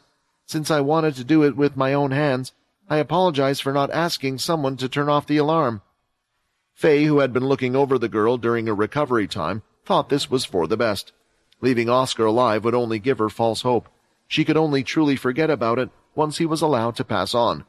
"Where the head?" the doctors cried. "I got rid of it," Samantha answered. Although those around Samantha told her that it's best to rest and take time to get over her grief, perhaps prepare a funeral for her father. She had argued that it was best for her to move on. When working, she had plenty of time to forget everything that was to happen, and wanted to know what the next set of affairs were. After reading everything, she sat in her office. "So the board has decided to cast a vote on who the next Supreme Commander should be, and they have considered me as one of the candidates. Well, that is to be expected. They must think my father raised me fit for this role." The board consisted of those in the military who had a legacy position. They were a group of 10 men whose family lines had been there since the very beginning, long before the creation of the new style of military. In the old world before the Dalki attack, these were people who had great power and influence. However, as things had started to change and the world started to care about power, positions changed. But these men who had originally sponsored the current state of power had been granted a legacy position and were placed in charge of making certain decisions. In total, there were 10, but even then they were unable to make decisions on their own. All those who belonged to the military, a total of 50 of them, would be given seats. These seats acted as votes for big decisions such as this one. As for the seats themselves, they worked similar to a local election, voted by those in the military. Unfortunately, even this system wasn't without corruption. It was an open secret that those in high positions would often use the higher-level ability books or other incentives as a way to obtain votes and rise up in the ranks. Those naturally stronger would also obtain a lot of votes, which was how Oscar, who had been hailed as one of the heroes of war, eventually got to his position as well. Soon, Samantha had made a call. "Hello there. This is Head General Samantha White speaking. I would just like to inform you that I would like you to remove me from the list of potential successors to my late father's position. Who do I think would be best suited for the role?" Even if Samantha didn't want to be Supreme Commander herself, she still had a vote as well. She knew she would have a lot of supporters, and the votes themselves were made public, so others knew who voted for them. The followers of Samantha would also choose to follow who she believed would be fit to be the next leader. Head General Sack was the one who rushed in when we were on the joint mission together. He didn't exactly listen to my advice and was too confident in his abilities, but he remained there and tried his best to help. Someone like him should be the one to lead the Earthborn group. "Yes, I have a nomination," Samantha said. Not long after, the votes were counted, with each person giving their reason why they were most suitable for being the Supreme Commander, but they understood that it was mostly for show. At this point, no words would sway the others. Everyone already cast their votes. As most had expected, the one with the most votes turned out to be Head General Sack. To most, the head generals had always been the 3 most likely candidates. With Inu having disappeared and Samantha giving up her position, there really wasn't anyone else to compete with him. There were the other generals, some even former head generals under the old system, but the votes for them were split, making it a no contest for who would get on top. Yet while all of this was happening, ironically, none of them were aware that Head General Sack was currently learning the ways of a V at the Cursed Faction ship. This was when he had received the call from Quinn, just as he said as well. Now that a new Supreme Commander had been elected, the humans and world would learn of the news to come. The emergency broadcast system was used once more, only the one on screen was none of the world leaders. What came as a surprise to all was that Bonnie, the world-famous reporter, stood there, pieces of paper in hand, as if she was a news anchor. "Greetings, everyone. It's my honor today to share with you some urgent information that the world deserves to know. This breaking news has to do with the Earthborn faction, the Cursed faction, and the V you all know of. Firstly, I would like to report that as of today, Supreme Commander Oscar has retired from his role, and his successor has already been selected." The world broadcast had ended, and it had two main messages it had delivered to everyone far and wide. The first was the fact that Oscar, who had been the Supreme Commander since the First Dalki War, had retired, giving up his position. Of course, there were only a few people who actually knew the truth. It made Quinn wonder why they chose to lie about such a thing. Perhaps they were afraid that it would demoralize the human race, knowing about Oscar's death. No, what was worse, and what they didn't want to get out to the public, was that Oscar lost.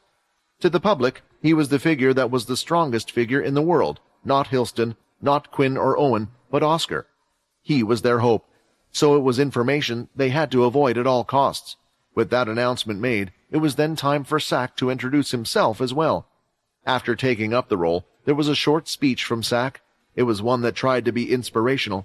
It was set up so the human race didn't have to worry that everything was going to stay the same. There was no reason for the change apart from Oscar's retirement. However, those that worked higher up knew there was something up. Even if they hadn't been told of Oscar's death, they knew there was still Samantha and wondered what had happened to her for her to give up her own nomination and vote. The world broadcast ended there, and then a separate broadcast went out to all those in the military that were part of the Earthborn group. This message was about Head General Inu's death, something impossible to hide, considering it had already spread amongst certain people. The good news was, Bonnie had done her best to show Quinn in a good light. There was footage from when they were first attacked, and showed that Bonnie and Void were both on the ship at the time. The scene at the very end showed that Inu was a V, someone addicted to blood. Despite the video being shown everywhere, a couple of people were suspicious about what Inu really was. Sack, who now already somewhat knew the truth, Samantha, and several people close to Oscar, who were now under Samantha, had suspicions about the video. Oscar and Inu were in the room when they had set up their unique trap. The pouring of the blood at the time, Inu showed no such reaction, which was why it was a little strange for them to see him show a reaction there and then to the small amount of blood. Still, this news hadn't gone out for some reason, and instead, the talk of the military focused on these 2 points. Sack was chosen. What about Samantha? She was Oscar's daughter, after all. I heard from one of the seats that Samantha wasn't an option. It appears that she decided to reject the nomination. Still, Sack should do a good job. I worked under him before, and he is skilled even without his ability. But that came as a surprise, didn't it? What, about Oscar suddenly retiring? I mean, he was a bit old, past his prime back in the day, but his abilities are still strong. Maybe he won't be Supreme Commander anymore, but we could still see him on the front line. Are you crazy? He deserves his rest. He had already done so much in the First War, but I wasn't talking about that. I was talking about Head General Inu. How about he was a V? If a head general could be a V, doesn't that mean anyone could be a V working with the Dalki? That's a scary thought to have. No wonder they decided to not broadcast it outside. I actually thought the Cursed faction had attacked him for another reason, but it was clear in that video. They were ambushed and lucky to get out of there alive. How strong do you think the Cursed leader is? Did you see that strange power he was using? No one could even get close to him. The discussions didn't stop there, but the Earthborn group couldn't stay quiet. It was a world-changing day, after all. Back on Mudding, things were moving smoothly. After learning that the role of Supreme Commander now belonged to Sack, things moved smoothly after that. An official order came through, and Longblade got to work immediately. Longblade and his team were still in the middle of leaving the planet as it was. It would take a while, as large transport ships were coming and leaving from the island, which also meant that it was time for Quinn and the others to take their leave as well. They had achieved everything that needed to be accomplished, and now the Cursed faction was to go on board the ship they had arrived in. Seeing them off personally was Colonel Longblade.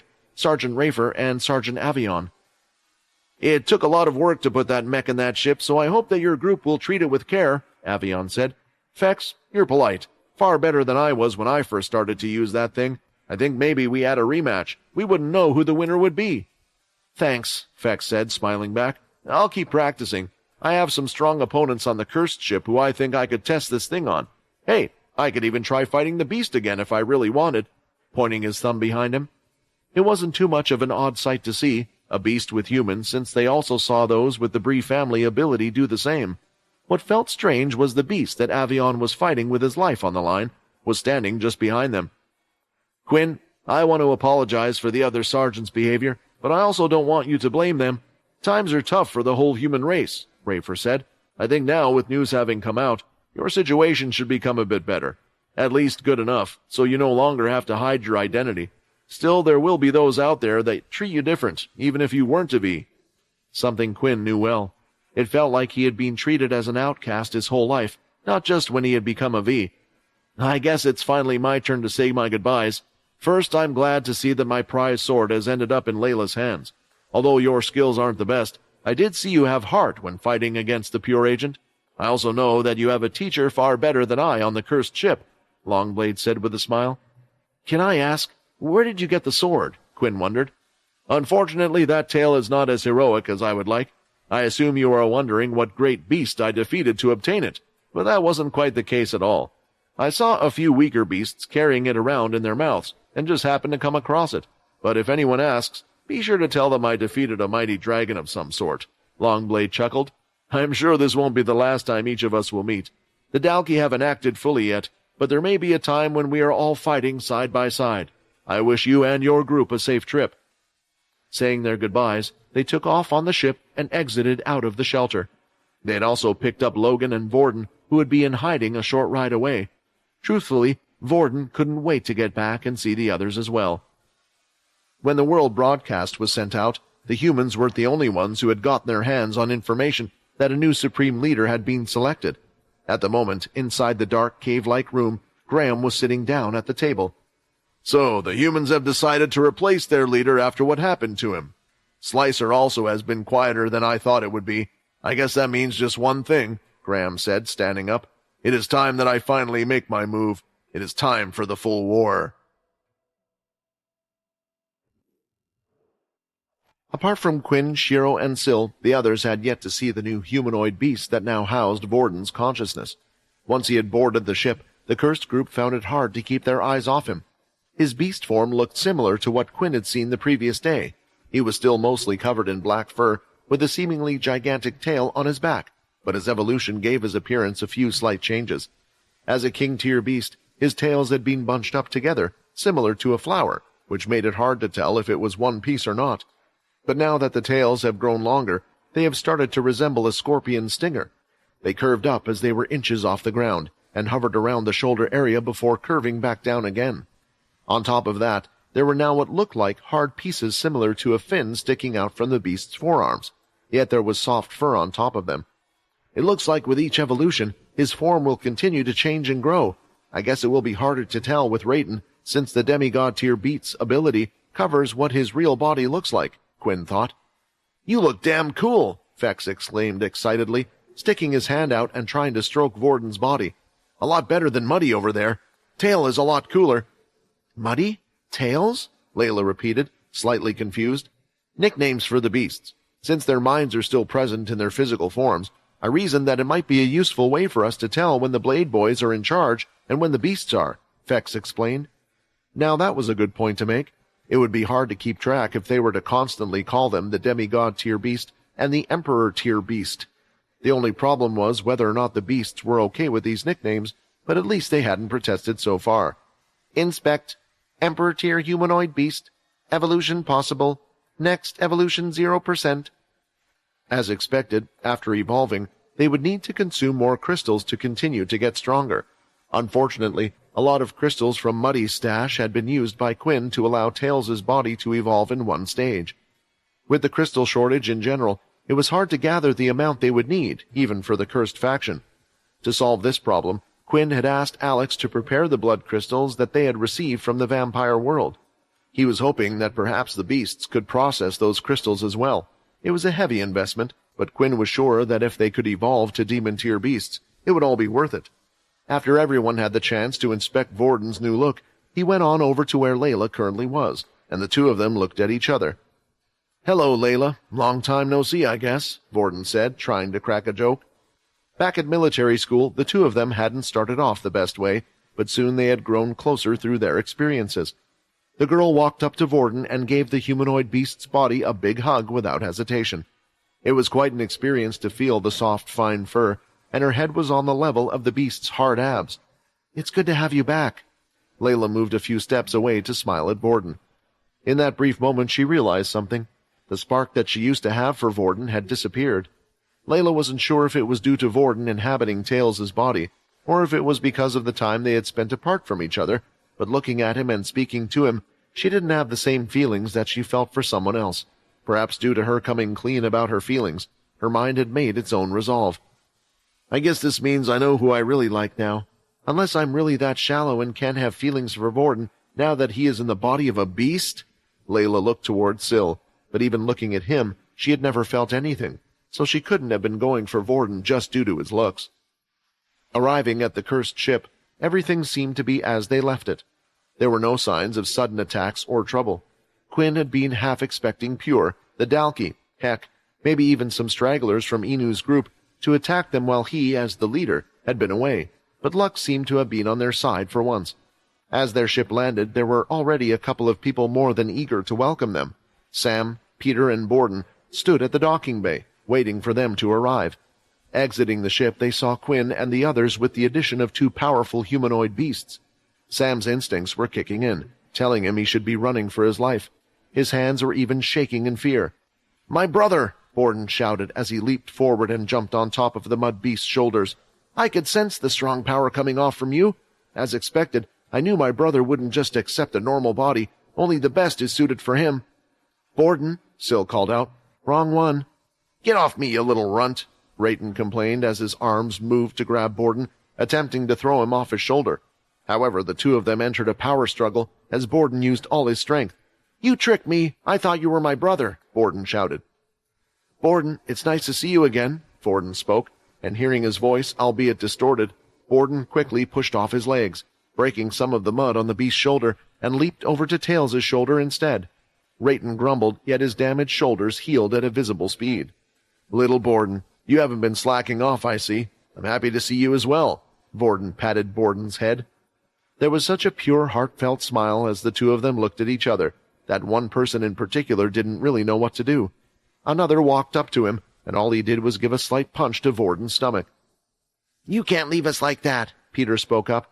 "If anyone deserves to leave this world before you do, it's me. And at the moment, I'm pretty hard to kill, so remember that. Come with us. There's something we need to show you." Hearing this, Borden seemed to smile, but Vorden had no idea what it could be about. Although he had been informed of the extent of the changes, seeing them all for oneself was a completely different experience. "It should be okay. I have informed the cursed members that we have two beasts tamed under us, so they shouldn't be too shocked. Just don't get too close to the others, please." Sam cautioned that, knowing how his own body felt, perhaps others would faint just seeing them. Soon, Peter and Borden were practically dragging Vorden with them. Rayton didn't care for whatever they wanted to show him. He was more interested in just getting some rest in. For now, he would look after the little bomb, Syl. As the two continued to drag him through the ship, Vorden twisted his head left and right at all the amazing sights he could see. When he had split from Quinn and the others, it had been so long, and he had been trapped on that island. "Quinn, you became a world leader, and you're really starting to change the world. I wish I had a goal like yours. What do I want to do?" They eventually came to a hallway, where Vorden listened to the exciting talking coming from outside. Sliding the door open, a room full of kids could be seen, but they weren't just any kids. "Do you remember them? These are all the kids from Blade Island that you wanted to save back then. We've been taking care of them ever since. I think it would be good to know that they can finally say thank you," Peter explained. Back with Sam, there was a lot to be done. Still, after such a trip, he granted the group a break period. For Quinn, the job list felt endless. He wanted to discuss a few things with Layla about Pure and her powers, check up on Nate and the faction, catch up with Sam about the cursed planets and Helen, and check up with Alex and the demon tier weapon. So what exactly do you plan to do now? It seems that Syl still has his powers, so he should be able to move the beast. Although the person on the tablet did warn you he wouldn't be strong enough for that, we still need to comply with Ino's wishes, Vincent asked. I still don't think I'm strong enough to fight that dragon. When I used the gauntlet on those crystals, now comparing the two powers I could tell. And there are still problems with those that are part of the pure group when fighting. But what I want to do more than all of that is bring the last person back. You, Vincent. It could already be considered a blessing that the cursed group managed to find not one, but two humanoid beasts on the same planet, allowing them to fulfill Syl's wish in one go. Finding 3 humanoid beasts, especially one of such a high tier, would have been too much to ask for. Of course, this was only possible because of the Earthborn group. If one hadn't escaped, forcing Longblade's group to request backup, the cursed group might have never found out about Muddy, and it was solely because of Logan stumbling around that they met Tails. After hearing Quinn confirm for the 3rd time that he wanted to bring him back, Vincent had something to say about it. Quinn, I already made it clear that if I had the chance, I would support you. After watching you fight for so long, it would be my honor to help you not just by guiding you and giving you advice, but by actively fighting by your side. That being said, I've already lived my life, Quinn. In the end, I even gave up being a vampire so it could eventually end. I was sure that everyone I cared about had already left this world, and I never imagined that there would be someone new I would care about, which is why I don't want you to waste too much effort on me. Let's just take up Ino on his offer, or see if Logan can create a clone. Quinn wanted to interrupt Vincent and argue back for many reasons. A clone was known not to have a long life, and trusting Ino with such a thing was a big mistake, especially since he should have been unaware that Vincent was still in the system. I know you don't trust him, but Ino's clones are still able to use their vampire powers. You've seen it and felt it. I would be far more helpful if I would have access to my full power, instead of having to learn to use the body of some humanoid beast. As for the 10 years, it should be enough time for me to help you win this war, achieve what you wish for, and leave you, my family line of Ino. I know you're a Talon, but you have Ino blood in you. Having experienced Vincent's life from his perspective, Quinn shared the old man's feelings at that time. His descendant knew that his ancestor wasn't going to back down on this. He'd already made his decision. Fine, but we'll ask Logan about this first. If he is unable to create such a body, I will attempt to request one from Ino the next time I meet him. Hopefully without him finding out about everything, Quinn reluctantly agreed. After finishing this tough conversation, Quinn was ready to just get the rest of the worst parts over and done with. He decided to find Layla next. On their flight back, Quinn noticed that she seemed down. Given the circumstances, it had been impossible to capture Agent 2, and just like Vex, Quinn had been unable to break Agent 11's mental barrier to force him to speak up. He still didn't know the whole story of what had happened before he had arrived, but since this was a rather delicate and personal situation, he had refrained from discussing it with her on the ship. Fortunately, finding specific crew members wasn't too hard for Quinn. Layla was one of those he had personally turned, creating a bond that allowed him to sense her presence within a certain distance, after which it would weaken. As useful as this was, it had nevertheless led to another unfortunate consequence for the two of them. Quinn knocked on the door of one of the smaller personal training rooms where he knew Layla to be. After waiting for a few months, he heard a female voice allowing him entry. Inside, he saw the girl seemingly meditating. "Do you need to do that because you have a lot on your mind?" Quinn asked Layla, whose eyes were still closed. She had placed the black sword Longblade had given her in front of her. "I was actually running a few tests with this sword. I'm amazed that it can disrupt certain abilities. Just by touching it, I'm unable to gather energy in that arm, but the rest of my body is still able to use its powers. I was testing if it could be used to control my emotions so that, I won't endanger you guys if I ever take on that form again. Unfortunately, that doesn't seem to be the case. However, I can still use it to get rid of the negative smog that covers my body, so, in a way, it does help me." This information was similar to what Quinn had gathered as well. The sword only affected what it touched, so it didn't stop the vampire lord from using his abilities, but only through the sword itself, or trying to use them directly on the sword. "I think you know that this wasn't what I meant when I said you had a lot on your mind. The others told me what Agent 2 said before you changed. Do you want to talk about it?" Quinn asked, trying to find the fine line between asking as a leader, her friend, and perhaps something more than that. "So you've heard it as well?" Layla sulked and laid her head down. I don't know what I want to do, Quinn. On one hand, I want to learn the truth about my father. I want to speak to Pura's leaders to find out what really happened. However, after what Agent 2 said, I knew that she had differences with the other leaders, but for them all to hate her. Maybe he was just saying those things to rile me up, but for some reason, I can't help but feel that some part of it might be true. You might be surprised how much I can sympathize with your desire, Quinn replied, stretching out one hand to put on her shoulder, but stopping midway, afraid of the possible backlash. I just want you to know that whatever happened has already happened. I don't know what really happened, but at the end of the day, your mother had you. Lucy might not have always shown it to you, but there's one thing I'm certain about. Your mother loved you to the bitter end. Whatever the truth may end up being, you don't have to shoulder it yourself. We, your friends, will be there for you. I will be there for you. Thanks, Quinn, Layla weakly replied, her head still hidden. His sharpened senses told Quinn that she was sobbing lightly. Unsure whether his words of advice actually helped or worsened the situation, Quinn decided to leave the room for now and return to her at a later time after she had a bit of time to think about it. The next stop on Quinn's list, since it was nearby, was to head to the large training room. Here, while walking through the halls, he could hear the sound of a loud bang and the shaking of the ship. Entering the room, Quinn soon saw the reason for it. Standing at the front, Nate was demonstrating a set of moves, which the others followed. The explosion was actually everyone using ki in their attacks all at once. When the trainees soon saw the cursed faction leader enter, they quickly stopped what they were doing and bowed down to him. "Oh, boss, you've come at a perfect time. I would say I've done a pretty good job teaching them, right?" Nate had a smug smile on his face. "You gave me a task and I did everything I could to complete it. Every single one of them knows how to power ki through their bodies and their weapons. Even if they have weak abilities, they will become a force to be reckoned with." "This is good news. I guess now it's time I show you something else," Quinn nodded, as he pulled out the sword that had been given to him by Longblade. He slowly raised the sword and started to spin the sword until it was around 30 centimeters off the ground. Everyone was looking carefully at the demonstration. Looking at the floor, they could see it. Quinn had purposely moved the sword slowly so they could watch his minute actions. A scratch mark was being left on the surface of the floor, despite the blade not touching it directly. "This is the second stage of ki. I'm going to show you a few things, and I hope you can teach others as well," Quinn requested with a smile. In the past, Nate would have complained about being given such a task, but he was actually more excited than usual. Ki was perfect for someone like him who studied martial arts, and he had developed a strong interest in this strange power. While trying to teach Nate how to use ki, Quinn was thinking back to his battle against Agent 2. All of the agents were also capable of using ki.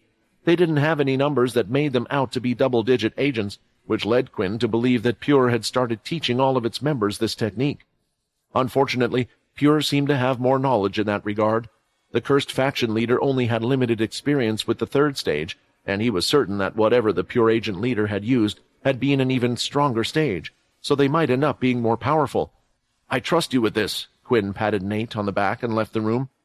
After dealing with his unofficial duties, he decided to visit Sam to check out his official ones, which would take the most time to deal with. Once he was in the command center, Quinn asked just what Sam thought would be the next best thing. "Well, I recently received an update from Alex. The good news is that they were able to complete the blood weapons for you. Unfortunately, your demon tier weapon will still require a bit more time. Once it is done, they'll return to the cursed ship. The ones who need the weapons the most are Helen and the others on the front line of the faction planets. They have scuffled a few times with the Dalki, since their attacks are starting to spread." "They fought with the Dalki?" Quinn was quite surprised since he hadn't been called or alerted. "At the moment, all of the groups are suffering from their attacks. Don't worry, they have been at a level that we have been able to deal with on our own. Don't forget, you're not the only one who can fight in the cursed faction. You will be called if needed, Quinn. Anyway, public opinion seems to be back on our side after the video of you being attacked by Head General Inu has been shared, especially amongst those within the cursed faction. I think this might be a good chance to boost morale. You would just have to visit a few planets as their leader, bringing them the weapons they need right now. They will surely remember that." Thinking about it, Quinn didn't know what else there was for him to do. He could train his shadow and blood abilities, but there wasn't a strong partner to do that with. The device Logan had picked up had yet to discover any more demon-tier beasts, and he was still waiting on the current weapon to be made. "I guess that's not a bad idea. I'll give Helen a visit and deliver the blood weapons.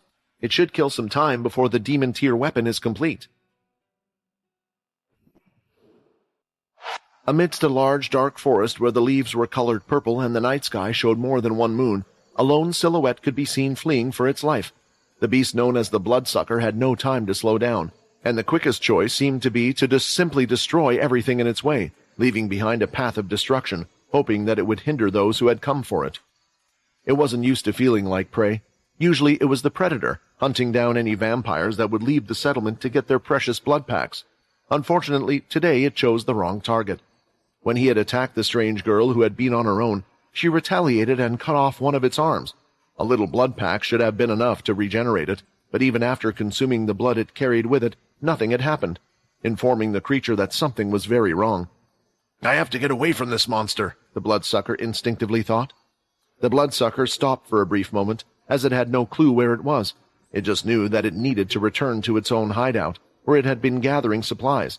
Alas, the forest was vast and easy to get lost in. On this planet, the only orientation cues were tiny landmarks. If there had been anything else, it had destroyed it in the course of its escape. The beast felt chains encircling his legs as he prepared to move forward and possibly find something. It was pulled on just then, causing it to fall to the ground. Grabbing a tree nearby, he thought perhaps he could use his superior strength to pull himself away, but instead his hands just ripped through the tree, and his body continued to get pulled across the ground. Doing whatever he could, he soon pulled against the chain that was around his foot, his veins building around his singular bicep as he tried to use his mighty strength. The yanking stopped, making him believe that he was saved for a short moment until he heard ruffling through the trees. It looked up to see that the chains led above, all the way to the girl with the scary-looking yellow eyes. They grew closer and closer until his vision faded, and he was no more. Aaron unraveled the chains from his foot and placed them around her forearms once more. She swung her sword, allowing the blood to fall to the ground before she wiped off any that remained. You're getting better at using the chains as a fighting tool, Leo commented, appearing close to her. They both looked at the Bloodsucker's body as they needed to figure out what to do with it. "Did you find his hideout?" Aaron asked. Yes, but it worked alone. This Bloodsucker was constantly luring out vampires who would leave the settlement, stealing their blood packs, and judging by the bones in its hideout, also killing some of them. You shouldn't feel much guilt for killing one of its kind, Leo answered. The real question is, did killing it help you save some bloodlust? To a degree. It feels less satisfying than killing a normal vampire. I can control myself even without the suppression chains, but they have proven useful for fighting, and are a good tool to slow down the rising urge. Your method seems to be working. I think I'm able to control it bit by bit, as you said, Aaron told her teacher. Having looked after Aaron for a while now in the vampire world, Leo had experienced a number of different things. First, they had traveled far out to get away from the settlement. This was a large planet, and while most of the vampires were concentrated in one place, there were others. Many vampires had left the settlement, and some of them had turned into bloodsuckers like the one who were roaming outside. The one thing they craved was human blood, but since there weren't any humans on the planet itself, they couldn't stray too far away from the settlement. Leo had planned to lengthen the time between each kill to satisfy her urge, waiting until the Dhampir couldn't take it any more. The problem Aaron had suffered was due to her having suppressed the urge for the longest time, meaning it had come too sudden and too strong. Previously, Aaron didn't even have time to get used to the feeling, and the suppression chains could only postpone the issue, not remove it. This was why Leo had opted for this method, and from the looks of it, it was working.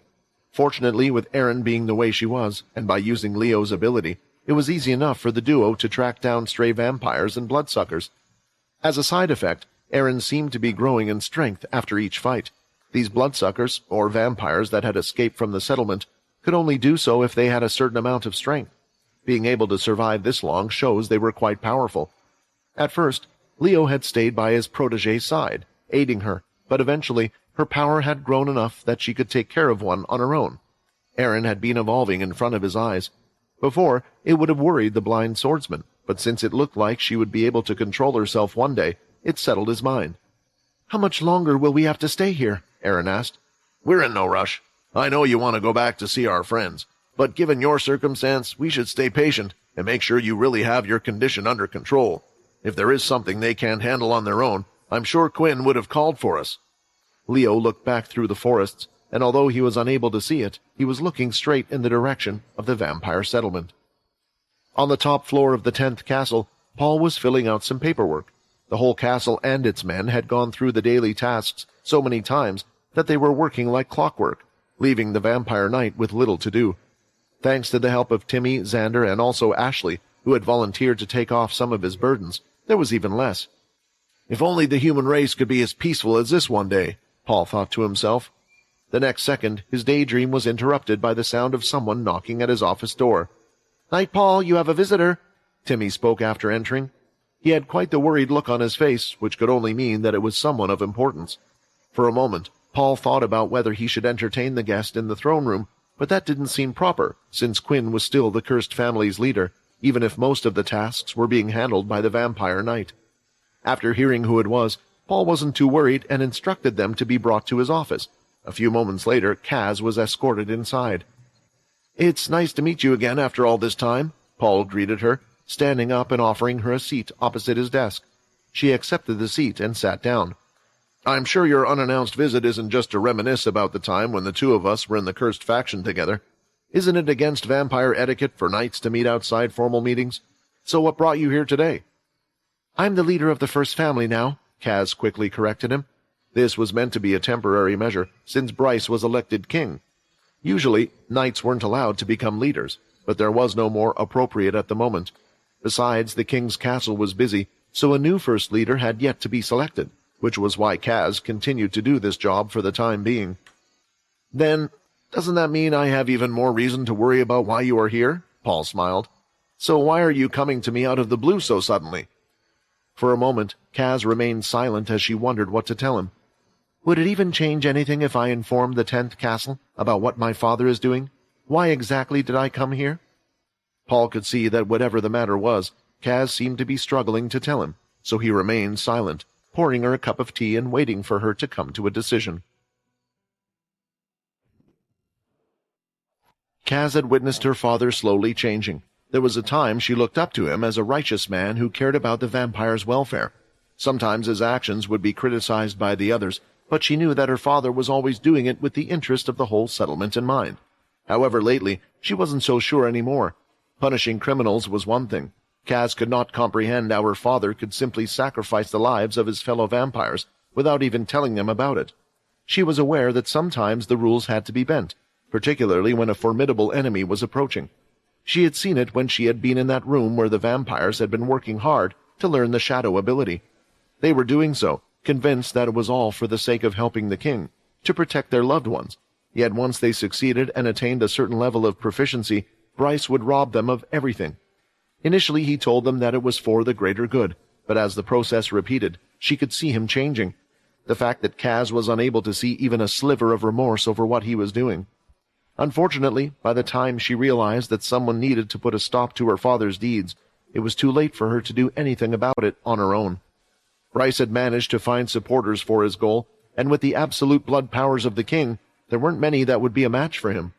Eventually, while mulling over her thoughts day by day, with no one to talk to, a certain person came into her mind, Paul.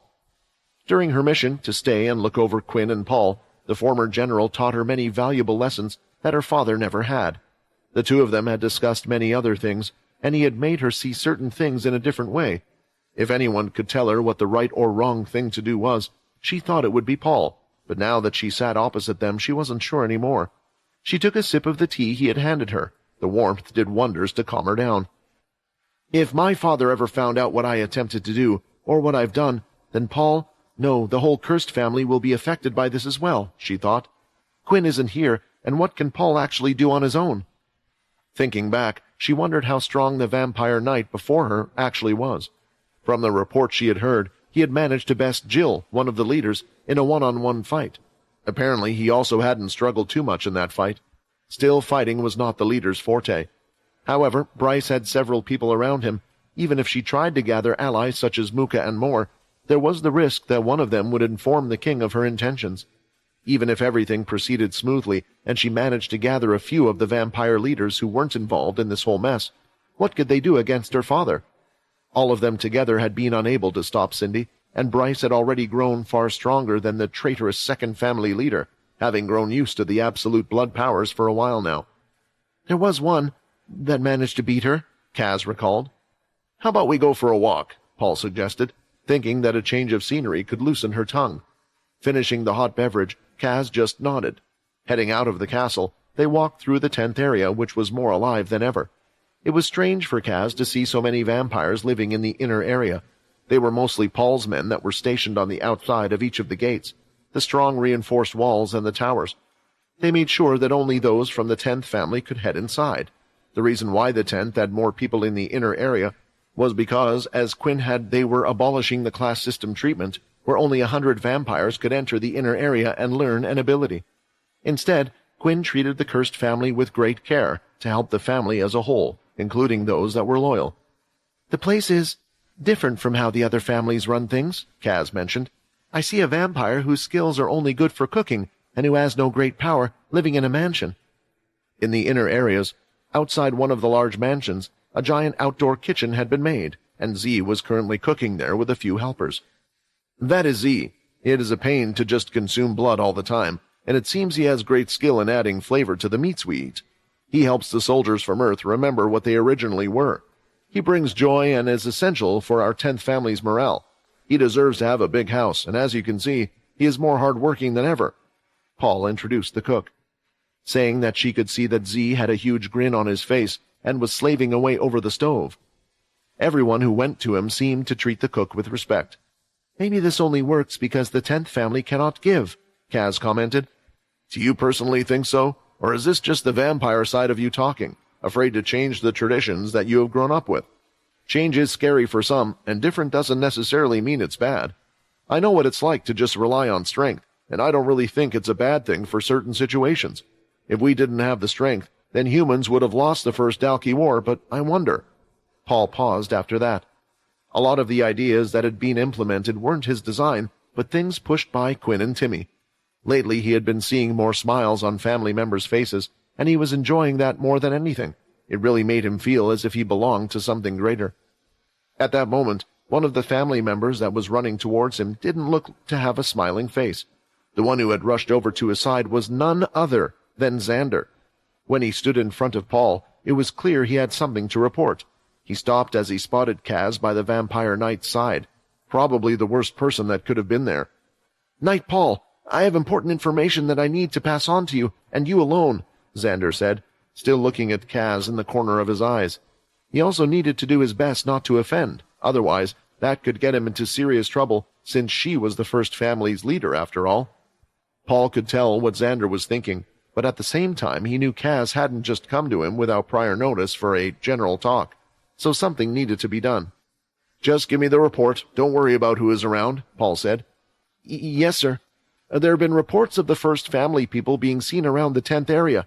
They haven't gotten too close, but when a group of ours tracked their movements, we could also see them following members of the 10th family who are not living inside the 10th area," Xander reported. Hearing this, Kaz knew exactly what those people were attempting to do.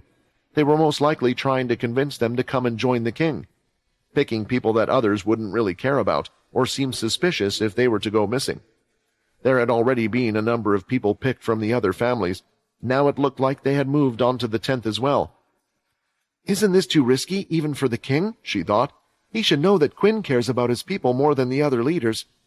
"Sir, there is worse news as well. It's not unusual for family members to get killed off, go missing, or even fall in battle, but the 10th family has not suffered from any such things during the time of our takeover, which is why I think it's odd that 4 of our family members have mysteriously vanished during this time," Xander continued. "Give me information on those who have gone missing. Even if they don't belong to the inner family group in the 10th family, they are still our responsibility. Perhaps one of the other families had gotten bold, thinking that we won't do anything to act, but I will personally investigate this matter myself," Paul ordered and started to walk towards the castle, but he felt someone grab him by the wrist. "Don't. Paul, please listen to me. If you want to live, don't go investigating those missing people," Kaz said, her face almost shedding tears.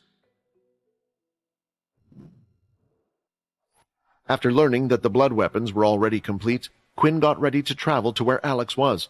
Most of those that had stayed with Alex on the planet carried the shadow ability, making it easy for Quinn to get to where he needed to be. Due to Quinn's request being complete, he messaged them beforehand, telling them to turn their shadow active skill on. Since there were multiple shadow users, any one of them would do, but there was a reason why they didn't just leave them on all the time either. Since Quinn could travel to anyone with the shadow ability at any point in time, it also meant that Arthur could do the same. Nobody wanted the original Punisher to suddenly appear in front of them. Quinn soon appeared next to Alex. There were around 200 blood weapons consisting of all types of different weapons, all laid across the floor on pieces of cloth in his foraging room, each one crafted with care. "Impressive, right? I think my right arm grew about 2 times its size making all of these," Alex declared proudly, picking up a mace and demonstrating a few swings. "And don't worry, I haven't been slacking on your demon tier weapon. Well, technically it will be a demon tier accessory. It's just that with the crystal, each process takes a long time, so during the waiting periods I managed to do all of these." Hearing this, Quinn was worried about whether Alex had even gotten a wink of sleep, but looking around, he could see that the forger had recruited a few helpers from amongst the Orbis faction. Quinn picked up one of the blood weapon swords and used his inspect skill on it. "Made with a medium-grade blood crystal, not active, plus 10 strength, plus 3 agility." Looking at a few more of the blood weapons, Quinn was wondering how much they would help with the situation the others were in. The weapons had a mixture of 3 different types of crystal, low, medium, and high. Quinn assumed that there might be higher crystal tiers, just none in the batch that had been given to him. Depending on the quality of the crystal used, the weapon would naturally have better stats, but they were still substandard when compared to beast weapons. However, as soon as Quinn poured some blood from his flask on top of one of the weapons, things changed. The strength boost it provided nearly doubled in power, and a couple even received very interesting active skills. It was an amazing effect, but unfortunately, it only lasted until the blood energy on the weapon ran out. "These weapons don't seem to be the optimal choice when hunting beasts, but they should prove useful for going up against the Dalki," Quinn concluded, putting his hand out above them all. "You could always tell them how they work. Even if they run out of blood packs, people could always start using their own blood to fight," Alex suggested. As long as Quinn explained these weapons, they might become more popular, but the cursed faction leader was worried that people might think this was some type of vampire curse he was using to trick them to get their blood. Unfortunately, he couldn't really blame them.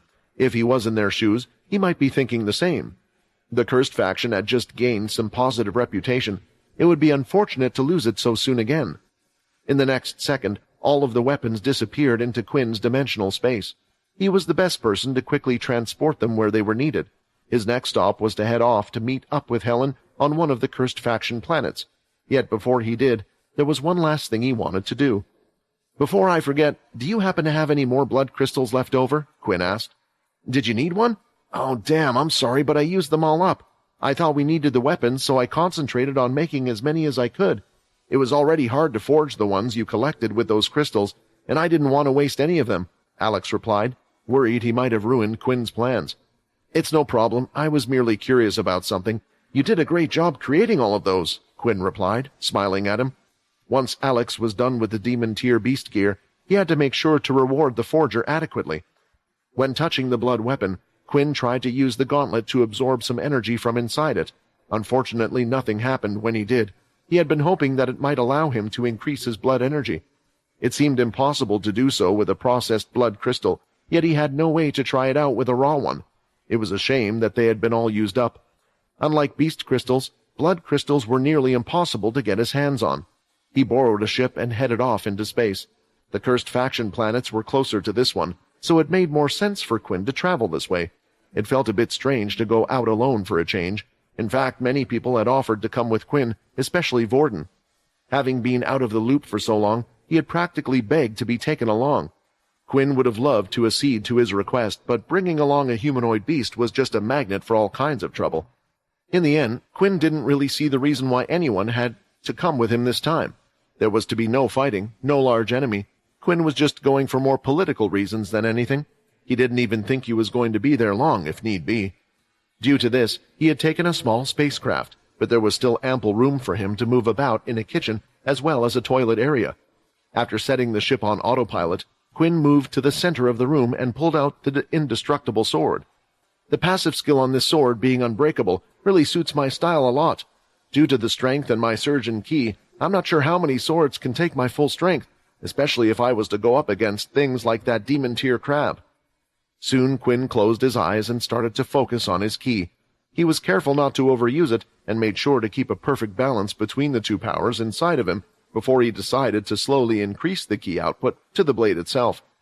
When fighting with Agent 2, I learned something. Channeling ki into a blade is probably the best choice, especially with the second stage of ki, since a person can sharpen and elongate their weapon when needed. While my gauntlets are powered by my blood abilities, hand-to-hand combat is best for this explosive power. Quinn threw out a punch while imagining it in his head. Both of these powers are useful in their own situations, and mixing them has its benefits as well. Maybe if I learned how to use the sword decently, it could improve my ki powers. At least while my ki is stronger than my blood powers, it may be something I need to look into. Quinn thought as he started to swing the sword a few times, picturing some of the moves he had seen Leo do before. He was able to imitate them quite well, but training on his own and using them in battle were two different things altogether. While thinking about improving his sword abilities, Quinn took a chance to check out how all of his current stats were doing at the moment. Level 67. With each level, Quinn was still gaining one stat, but the EXP requirement was now a number larger than Quinn could ever figure out with just one glance. It seemed like the only way to level up was through hard quests and by putting himself in dangerous situations. Strength 71, Agility 70, Stamina 73, Charm 60, Blood Control 184. These were Quinn's regular stats without the aid of equipment. Of course, when powering his body with the first stage of ki, although the number didn't change, his body would get a boost on top of this, and there was also the legendary tier set that he had. For now, Quinn was planning to upgrade his strength as much as possible.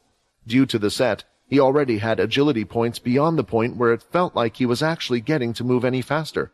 He also still had active skills. If anyone was fast enough to react or put a stop to that somehow, Quinn felt like a single stat point here or there wouldn't change the outcome. Next, Quinn looked at his blood abilities. Blood Swipe level 5, Blood Spray level 5, Crescent Kick level 4, Blood Wall level 3, Blood Bank level 3, Blood Bullet level 3. After reaching level 5 with his Blood Swipe skill, he also unlocked Blood Barrage, and it was the same with Blood Spray, which was a new move. Blood Barrage level 1, Blood Shotgun level 1. On top of this, Quinn could use blood control to the degree where he could perform moves such as the Blood Drill, and combine attacks to create a Blood Hammer Strike, and such, but these weren't skills that could level up and seemed to increase in strength, depending on Quinn's blood control level. This was also true for Blood Harding as well. Then lastly, there were Quinn's shadow abilities. Shadow Control level 4, Shadow Cloak level 4, Shadow Void level 3, Shadow Equip level 5, Shadow Eater level 1, Shadow Hop, Shadow Path level 2, Shadow On, Shadow Link, Shadow Sync, Shadow Clone. They were powerful on their own, but they were even stronger when he combined them together, such as when he was using Shadow Control and Blood Swipe to create the Shadow Scythes. He also had created the Shadow Discs, which worked great with his soul weapon Shadow Overload, and there were still skills he had yet to perfect or find the right time to use, from the tablet he had discovered at the 14th castle. After finishing looking at his stats, the last thing he wanted to do was look at his ongoing quests that were yet to be completed. Become the Vampire King. Quinn was a bit surprised the quest hadn't been marked as failed after Bryce got elected as the king. Was he supposed to wait until the next election, or did his quest want him to usurp the position? Learn about the Talon family. Quinn would love to solve this one, but so far he only had that strange symbol and the black sword. Hopefully bringing it to the tablet might reveal more. He was becoming more curious as he found out more things related to his seemingly normal family. Then there was the last ongoing quest. Discover something beyond the Vampire Lord. Were it not for the separate Vampire King quest, Quinn would have believed that to be the thing beyond a Vampire Lord. However, since he had received this one as well, there should be something else. Did the system want him to become an original, or something else entirely? Whatever the case, Quinn had no idea how to go about it, or how close he might be to achieving it. Right now, he noticed that a planet came into his view. Before Quinn was to meet with Helen, he decided to do a bit of reading on the reports that had been given to him by Sam. The reports themselves gave details of each planet that the Cursed faction owned, the crystal output for each one, and the quality of crystals from each faction. On top of this, it had a rating set for the different shelters based on the planet. All the factions that they worked with were technically allied with the Cursed faction. Looking at the holographic screen before him, Quinn was trying his best to memorize what he could. 18 planets in total, and 3 A-rank plus shelters, one of which used to belong to the Daisy faction. Quinn was trying to remember the details. I never realized how big the cursed faction was, or how much work Sam and the others have been doing. The information has even been put in a way for me so it's easy to understand. It was true. Sam had worked with Logan to sort the information so it could visualize the importance of each planet. It was set up like each planet was a game with different stats. Different shelters had higher and lower numbers of people living in them, but they were all just important. Sometimes travelers' families wouldn't live on the same planet and would opt for a safer one. At the same time, they worked on the more dangerous planets. Crystal output was greater on lower-tier planets, yet high crystal planets had a lower output but higher grades. Even with the factions themselves, the situation wasn't as simple as Quinn first thought. The planets with more dangerous tier beasts had higher shelters. Usually, only one faction worked on these and reported to Daisy, which in turn reported to the cursed faction. Still, for other planets, there would sometimes even be multiple factions. I can imagine all the arguments that they would have to deal with already, Quinn thought. What came as a surprise was that as soon as Quinn had come close to the planet, there was already a fleet of ships surrounding him. Seeing them reminded him of a bad feeling. Since the last time this had happened, they were attacked. However, this was vastly different from the time before, especially since the designs of the ships were unique, to say the least. Each one had been personalized beyond what others would usually do. All were set in bright colors that stood out, with painted pictures or stickers, whatever they were, all over the ships. Straight away, Quinn knew that these were from the Daisy faction. Soon a request was put in for Quinn to accept an incoming message. "It's nice to meet you again. I hope you can stay for a while this time, so I can give you a well and proper tour." The voice on the other end was none other than Helen. The small ship docked inside one of the larger ones that picked Quinn up, and now he was traveling in the Daisy ship. When Quinn descended from his spaceship, he was surprised to see that only one person was there to welcome him. "I didn't want you to be scared since I know what happened with the Earthborn group. Well, I think everyone knows what happened, so I thought this whole tour would go better with someone you trusted a little more," Helen said. When looking at Helen, Quinn couldn't help but stare at her for a few reasons. For one, he would often see her in some type of battle outfit, and this time was no different, but the armor allowed for one to see a bit more skin than Quinn was used to, especially in the upper department, since she was wearing tight, light corsets beast gear that pushed up a certain pair of twins in the chest department. At the same time, her pink hair was vibrant as ever, as if she had just finished having it colored. "Quinn, I would be a little careful with this one," Vincent commented. "I think she knows exactly what she's doing." "You look nice," Quinn finally said, not knowing what to really say, and two of them were soon seen walking off. When Helen met with Quinn, she expected more of a reaction from him, but something was off. She couldn't imagine what he had been through, even after seeing the videos, and they didn't show everything that was going on either. "Is it because of my reaction from last time? Is there really no way to fix this?" she wondered. It was crushing her a little inside to know this, especially since one person had an advantage over her. The fact that she could be by his side through all his struggles, that was sure to win her some brownie points. Eventually, Quinn arrived at the Daisy faction. The shelter was unique. On the outside, the walls themselves were covered in vines, and there was plenty of greenery inside, while the exterior was full of fields with different colored flowers. When Quinn arrived, Helen had already given him a schedule because it had been made clear that everyone should congregate at the center. He was thrust into the middle of things, where a stage was also busy being set up, and he had to start working right away. Quinn was waiting on the ground for the preparations to be complete, while Helen would give him a few more words of advice. "We will try our best in the next week or so to visit the other planets. I have split the time up so we can visit 4 planets a day. Also, with ample time for you to relax and get to know the shelter and people together. As a one-off, we'll also use the teleporters to get from place to place. Sam told us you have about 200 weapons with the ones you bought. We have decided that the best thing to do is for you to personally award them. We have gathered the top 11 or 12 fighters from each planet, where you can personally award them. Here's a list of their names."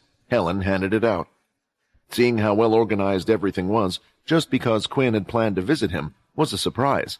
What was even more mind-boggling was that he had no part in it.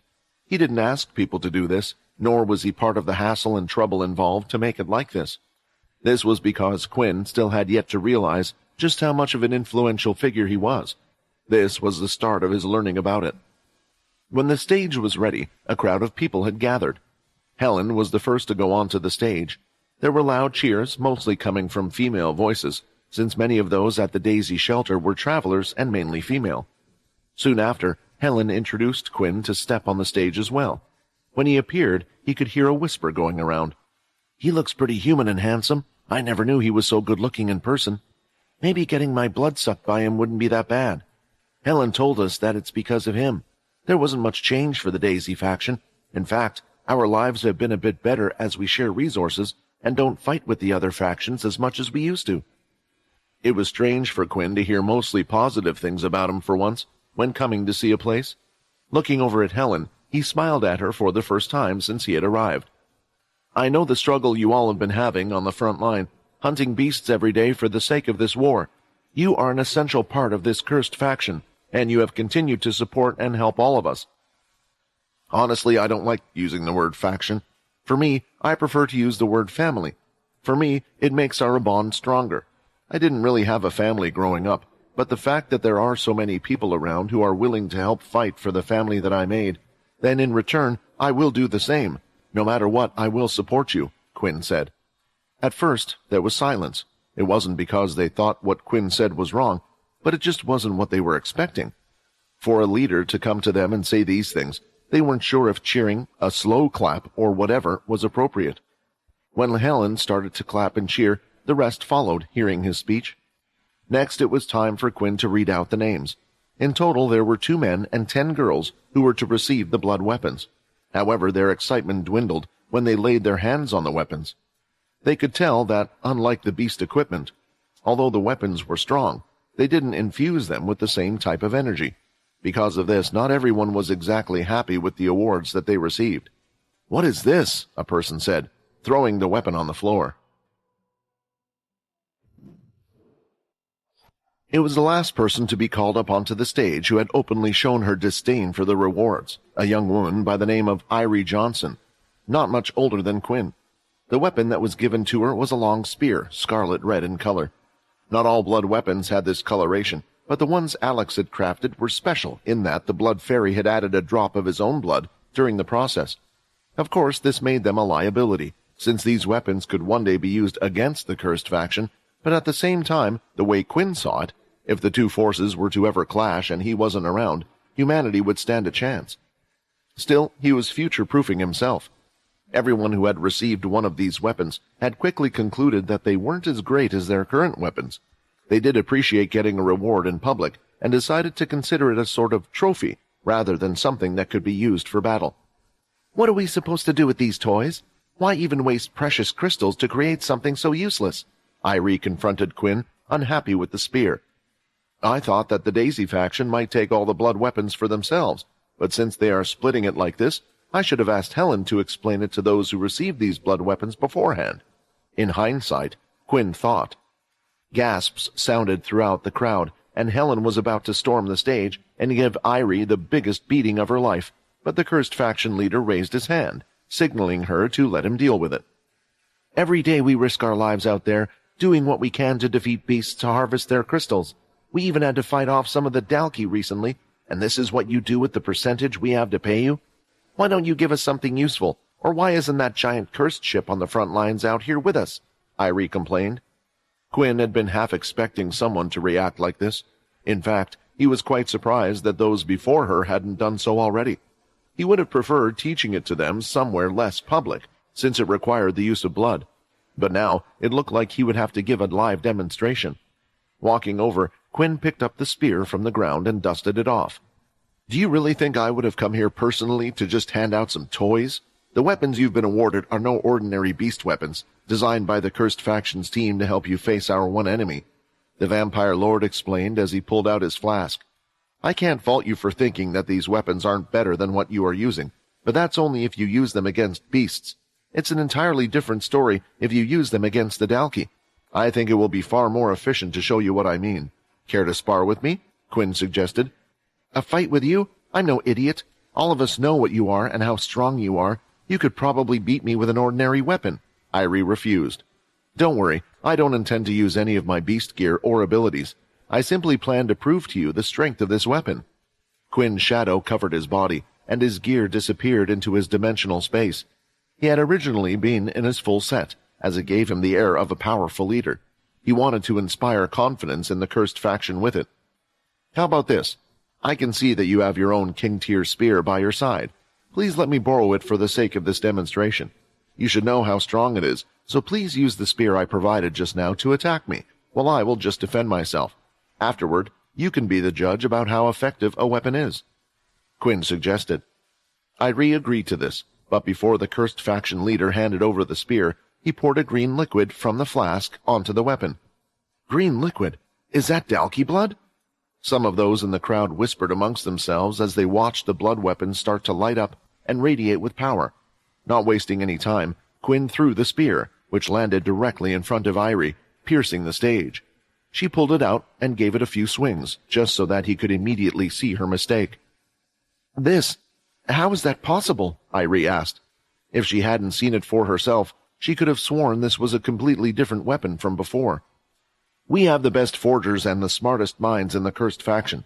They have been working day and night to create a new type of weapon that gets stronger when fighting against the Dalki. With everyone's attention on the new weapon, Quinn thought this would be the best time to explain. All of them believed him, amazed at the ingenuity of the cursed faction. The ones who had received the blood weapons suddenly tightened their grips, suddenly appreciating the gesture far more than just minutes ago. However, the liquid inside wasn't actual Dalki blood. Knowing where he was going, Logan had come up with an idea, in case such a demonstration became necessary. Blood from his arm would come out green as well, and the same for Borden, but Borden was too small. Using the same amount of blood in their body, Logan was able to create a blood-like substance that was green in color.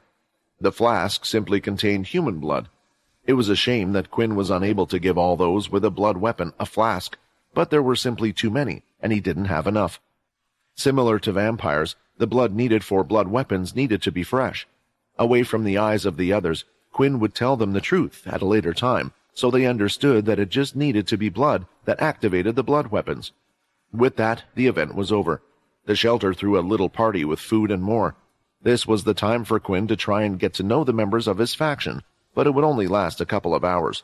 He couldn't afford to waste more time, since he would have to move to the next planet, where he would hand out more of them to the deserving. If he wasn't a vampire, this whole thing would have been quite exhausting, but Quinn felt fine, and the kind words actually improved his mood. It was reassurance that he was doing the right thing. When Quinn went to talk to the others, he found many of them thanking him for his help, talking about the help they had received from the cursed faction in many forms. Some of them talked about how their family members had struggled to get jobs, but had received one thanks to him. Unsure what they meant, Quinn asked more about it, until he figured out that it was due to the Green family's involvement. These guys, they're doing so many things to make the cursed faction such a great group. Quinn was surprised, and decided that he would have to thank them one of these days. Once time was up, Helen grabbed him, and they moved on to the next planet, where the process was repeated. The faction leader of the planet he would be on would also be a part of the group introducing him. Here he had a similar experience, where the others had given him praise, thanking him as the representative of the cursed faction for looking after their families and more. These people knew the truth more than the others from the outside. With what blood Quinn had left, he would provide a small demonstration at the end. Everyone put so much trust in me as their leader, but honestly, I never really felt like I was doing it for them, but just me. To improve my own situation and to stop others from ending up in a similar situation to my old self. I didn't realize how many people my actions would affect, Quinn thought. After the second party was over, they briefly returned to the Daisy faction, where Quinn was granted a short break before heading off to the third planet. Seeing that his mood was a lot better, Helen was proud of what she had done. Quinn, I like seeing you like this. I hope that I can see this smile on your face for the rest of your life. She was standing up, ready to go to the third planet. Going through the main base, they eventually reached the teleporter room. One of the Daisy faction members proceeded to turn on the teleporter, but there was no reaction. That's strange. Why won't the teleporter turn on? The worker wondered, scratching his head. Maybe that teleporter is faulty. Let's switch the schedules around. Please open the portal to planet Freedani instead, Ellen ordered, but the worker got the same result as he tried to open the portal. 2 teleporters not working. Doesn't that mean? No, Quinn thought, as a disastrous thought entered his mind. "Me, pick me, it's my turn next," a little blonde-haired boy around 9 years of age yelled. Adil soon found himself being lifted and placed on top of the shoulders of the dark-colored humanoid emperor-tier beast, greatly enjoying the softness of its fur as he started to rub his head against it. He wasn't the only kid on the beast's body, though, as 2 more were tightly holding onto its biceps and looked to be doing the same thing. Seeing this made the other kids who had yet to have a turn a little jealous, while the others who had already enjoyed feeling the soft fur wanted to go again. "Ready, and go!" Vorden shouted as he leaped through the air and spun his body. Using his wind powers, he was able to leap a great distance, and with the help of his tails, he could spin his body even faster. The kids' hair was thrown back, and the wind was hitting their ecstatic faces as they were screaming out in joy. Once Vorden reached one end of the training room, he used the wall to push himself off with his legs, going back in the other direction. A group of children could be seen jumping up and down, demanding to be the next ones to be allowed on the fun ride. Just seconds before the beast was about to crash into them, he stopped inches away, hitting a wall of wind he had erected. "That was awesome!" Adil exclaimed as he jumped off Tails' body. "Vorden, your new body is so much greater than your old one. This is so much more fun." The kids' honesty warmed Vorden's heart, and the smile on their faces even more so. When Peter and Sil dragged him in front of the other Blade kids, he was unsure how they would react. His original plan had been to just leave them be, letting them think of him as a scary beast that was on the ship. After all, he never believed that he was the one who had saved them. Without the help of the others, and especially Sil, they would have never succeeded in the first place. His attempt had just failed. However, that plan was ruined in seconds, as Peter and Sil quickly revealed their real identities. The last time they had seen him had been back at the temple, when Vorden had spent time with them. Rather than fear, the kids had been hugely interested in just what happened for Vorden to end up in his current body. After explaining the details, and dragging out an unwilling tale for a brief period of time, they had him surrounded. One thing led to another, and right now Vorden had become their practical play toy. "Aren't you getting tired?" Layla, who was in the room as well, asked Vorden. With Vorden's return, she wanted to talk to the original gang more often. As such, she followed behind Vorden, Peter, and Sil. There was no longer an Aaron or Sia, and the regularly cursed faction, although weren't treating her badly, were cautious of her ever since they had revealed that they were V. "I mean, you've been at it for an hour now." "Tails' body has much more stamina to spare. Besides, I actually see this as a form of training. I have to be careful with his beast powers to make sure I don't hurt any of the kids. Bit by bit, I feel like I'm increasing my speed and power and pushing myself," Vorden explained, "and all the kids seem to enjoy this experience as well." In the training room, not too far from where they were, Rayton was also surrounded by 5 of the Blade kids, each one of them with a beast weapon in their hand. Rayton had both of his hands bladed and was waiting for them to attack. Eventually, one of the kids charged in with a thrust, but Rayton was able to quickly disarm him. He parried the blow at the perfect time and used skill rather than strength. Soon the blade was heading towards the kid on the floor. Rayton expected him to do something, but just ended up flinching instead before the blade was stopped. "Don't forget, I'm a blade as well," Rayton reminded them gleefully. "I know the weakness of your powers. I've also experienced the training you all went through. There will be times when we have no powers, so we need to rely on beast weapons as well. At other times, there will be abilities that are enhanced by the beast's weapons. Take this seriously, since I'm doing this for your own good." On top of this, the training was also meant to put them in life-and-death situations, although surprisingly, it didn't seem like Rayton could quite push them like Hilston had done. In turn, their bodies would slowly unlock the natural human body powers known as the power of Ki. For the past hour, Rayton had been giving some of the kids a hand-to-hand combat lesson. He was just as skilled as he was before, if not better, now using Muddy's body. If the Blade kids got his seal of approval or were completely exhausted, then they would be granted a ride on Tails. "Is it really necessary to train the kids this much?" Layla wondered out loud, looking at their tired faces. She felt conflicted having to imagine that, given their young age, they could be made to fight, even if they were special. "Yes," Sil answered immediately. "Hilston will not give up. We have taken something precious from him. Not just me, but he will want all of us back, simply because he believes we belong to him.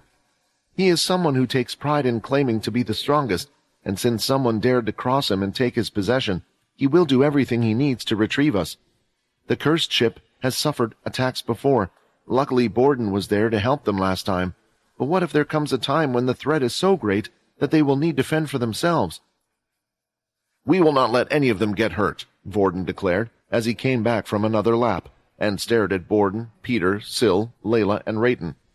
Great! Then doesn't that mean we need to train as well? Borden said, getting up and pointing to one of them in particular. The one he was pointing at was none other than Syl. Let's show everyone how much you have improved, Borden said, as he got into a fighting stance. There was one part where Syl was lacking in comparison to the others, and this was his hand-to-hand combat skills. Although Syl might have been able to hold more abilities, even without beast gear, Hilston was a monster in terms of speed and strength compared to himself. This was why he was also starting to train his body against someone who could be at least a little comparable to the monster. Seeing everyone gearing up while she was sitting around doing nothing, Layla's body was itching as well.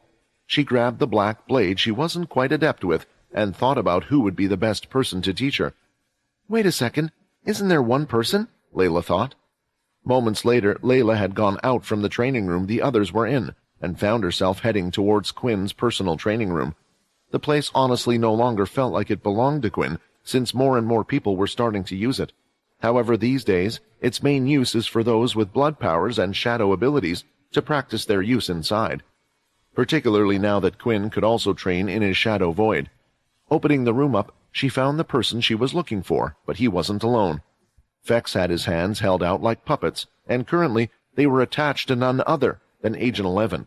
He had a sword in his hand, and Fex was practicing his skills carefully. Agent 11 had nuggets of sweat dripping from his forehead, and soon she saw a slip-up in his actions. How many times do I have to tell you not to fight the flow? You're just making it worse, Fex yelled, and it was then that he realized Layla was also present. When thinking of swordsmanship, Layla thought back to one person who had controlled Eren in the past, showing her things she was unable to do before, and just now she had seen a small glimpse of it. Fex, I want to be your puppet for a little while, Layla said. Elsewhere on the cursed ship, Sam was taking what could be called a break for him. Instead of tending to his normal duties, he was accompanying Bonnie, Void, and several drones that were filming the whole area as they walked through the building. Of course, these duties could have been handed to someone else, but Sam actually wanted to meet those who had helped their image during their tough times. Allow me to thank you for your video report. It turned out better than I thought, and the effects of it have not gone unnoticed, Sam complimented her as they walked over to the canteen to grab some food. The reporter duo had returned to the cursed ship because the public demanded a follow-up report on the cursed faction, something the two of them were happy to accede to. They had initially wanted to follow Quinn, filming him as he interacted with the cursed faction's planets, but Sam had denied their request. Officially, the reason was that they didn't want those living on the planets to think that this was just a mere publicity stunt. There was also the fact that Quinn had chosen to go out alone, so there would be nobody who could protect them in case anything were to happen. Although the two of them were war reporters, they had felt like their lives had been on the line far too many times recently, with the last one being an especially close case. Bonnie had dealt with the crazy situation they had been in a little better than Void. There were many times when he would wake in the middle of the night, seeing a pair of red eyes following him. If it wasn't that, then it would be the laugh of the crazy head general that had tried to blow the whole ship they were on to bits. In reality, Sam just didn't want the blood weapon's existence to become public just yet.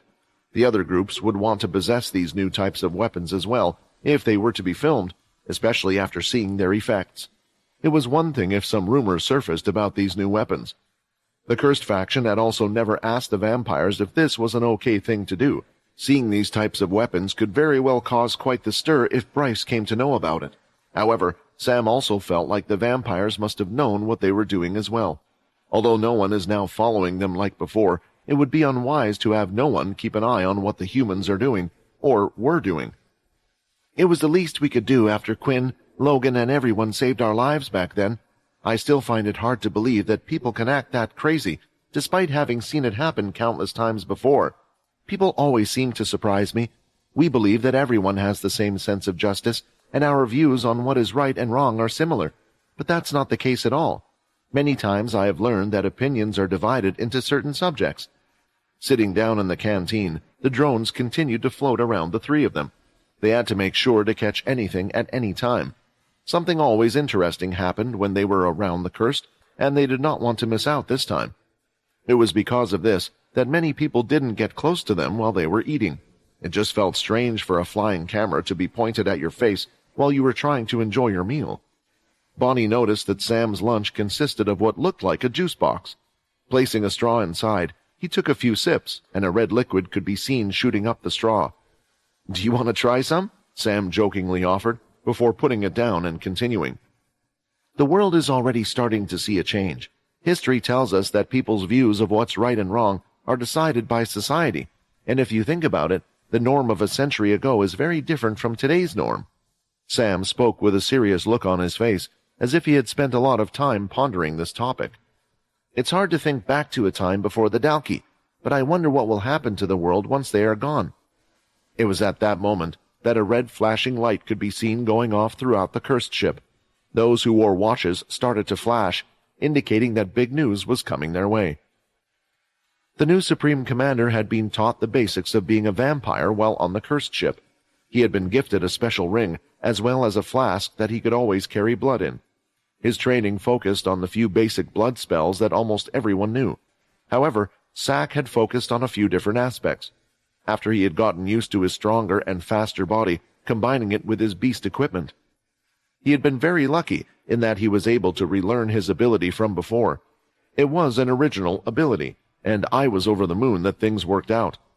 Combining this with what he had learned, his body had become quite something because of it. The only thing that I was unable to learn was how to actually use my new skills in combat. I hopped onto the Virtual Fighters game a few times, but I'm still highly out of sync.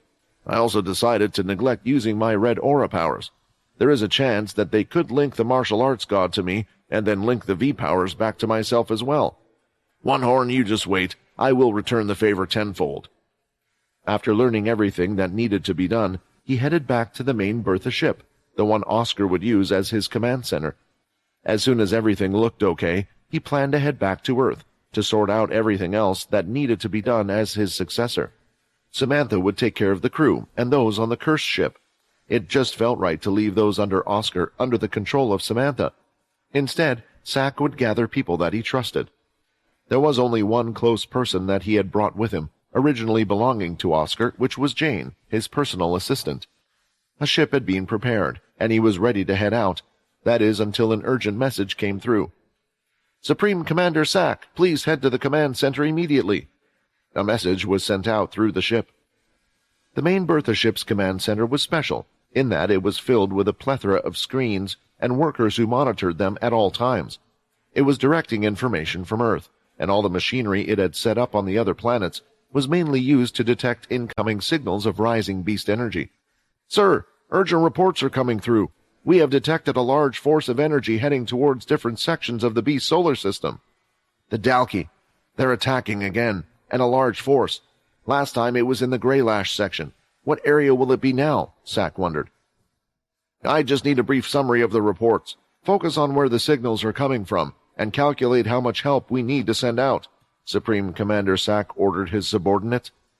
There was a brief silence before he received an answer, and on the large glass display, the report was now shown to everyone in the room. The man didn't have to say anything, because Sack could see it for himself. "This is it. They have decided to attack now. The large signals of energy. They're heading to all three sections of the beast planets. The Greylash group, the Earthborn group, and the Cursed are all under attack."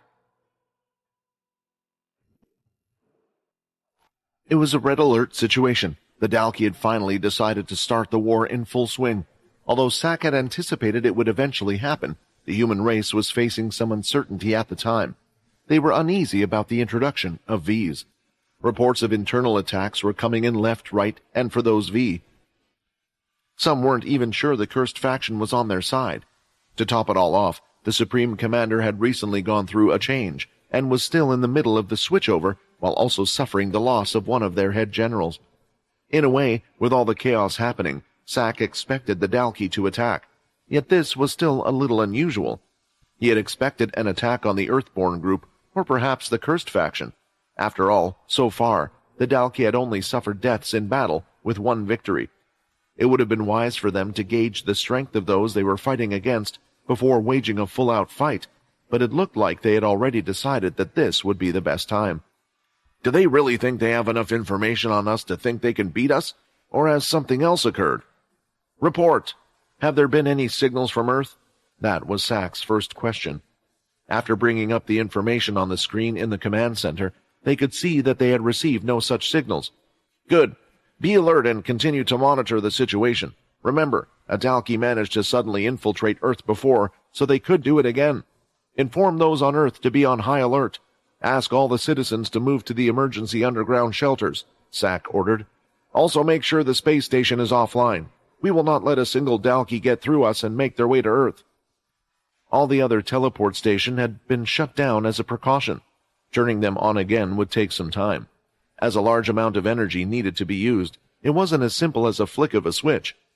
Of course, Sack knew the Dalki had to have had a way to travel to Earth due to them doing so in the First War, but one couldn't just teleport a whole fleet of ships out of thin air. There would have to be some device of some kind, or it would take some time for them to do so. The quickest way for them to send their forces would be through the Earth's teleporting station. Turning it off also meant they wouldn't be able to return or run back to Earth unless the fight was getting tough. It doesn't matter if we can't win this fight, then Earth will no longer exist, was the thought going through Sack's head. An emergency announcement was made and sent out to all of the faction leaders and the world leaders, informing them of what was to come their way. They would then pass it on to the people. Unlike the world announcement, this was done this way so there wouldn't be too much of a panic, as information could be passed on from their individual leaders. Those on the planets were preparing for battle. Their space force and their ground force were in for the fight of a lifetime. In the Grey Lash section, Owen was traveling on their large island-like ship, moving towards the center of the 20 or so planets that they owned. In his room, Owen had a hologram visual of the fleet of ships coming towards all of the planets they had. Sir, it looks like the Dalki force is far greater than last time, and they are attacking all of our planets at once. What would you like us to do? Hector asked, already sweating just from worry. Thinking about it, Owen started to look through all of the planets. He was trying to decide if he should protect them in order of importance or where he would be most needed. It was a hard choice. He could split his people to help out others, but the biggest difference in these battles that would be happening on the planets was himself. He was unable to split himself multiple times on each of the different planets. Air warfare is not the Grey Lash family's strong point. I want to minimize the losses we incur before we can land on the planets. Tell the Grey Lash members to take the jet ships and fight on the ground. Divide the troops based on which planets need the most help. I want each of them to last as long as possible before I arrive, Owen ordered. Hearing this, Hector could only imagine what Owen had planned. He simply wanted them all to stall for time. He was planning to try and save them all, winning the battles on each of the planets before moving on to the next one. He wanted to interject to say that this was madness. This wasn't a simple battle, but they were now at war, where fighting could last several months and every human needed to rest at some point. However, this was exactly why Hector had decided to follow someone like Owen. The first planet we will head to is this one, Owen pointed at. Hector's eyes lit up as he saw which one was being pointed to, for it was the same planet that Owen had done battle on before. If I'm correct, the Dalki I thought of last time will planet. Owen pointed at another one. I believe there are some from the Cursed faction as well. Make them aware of what is happening. At that moment, on the very planet that Linda, Weevil, and Alex were on, they could see everyone springing to action. Ko, the leader of the Orbis faction, had told everyone to prepare themselves, for the Dalki were coming. The Dalki are coming to this planet? Weevil was surprised, as he was following everyone else to their positions, getting ready. It's not just this planet, Eli, the Orbis faction's second-in-command, retorted. All of the Grey Lash planets are being attacked. All we can do is prepare ourselves. The Grey Lash said they would send people, but the amount they can send is limited since all of the planets are being attacked. We need to inform Sam, Linda said. They can send the Cursed faction or Quinn for help. At that moment, they could see hundreds of black pods raining down from the sky above.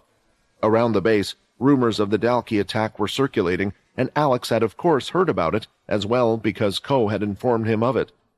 Seriously, the Dalki are coming here. What am I meant to do? Should we head back to the cursed ship?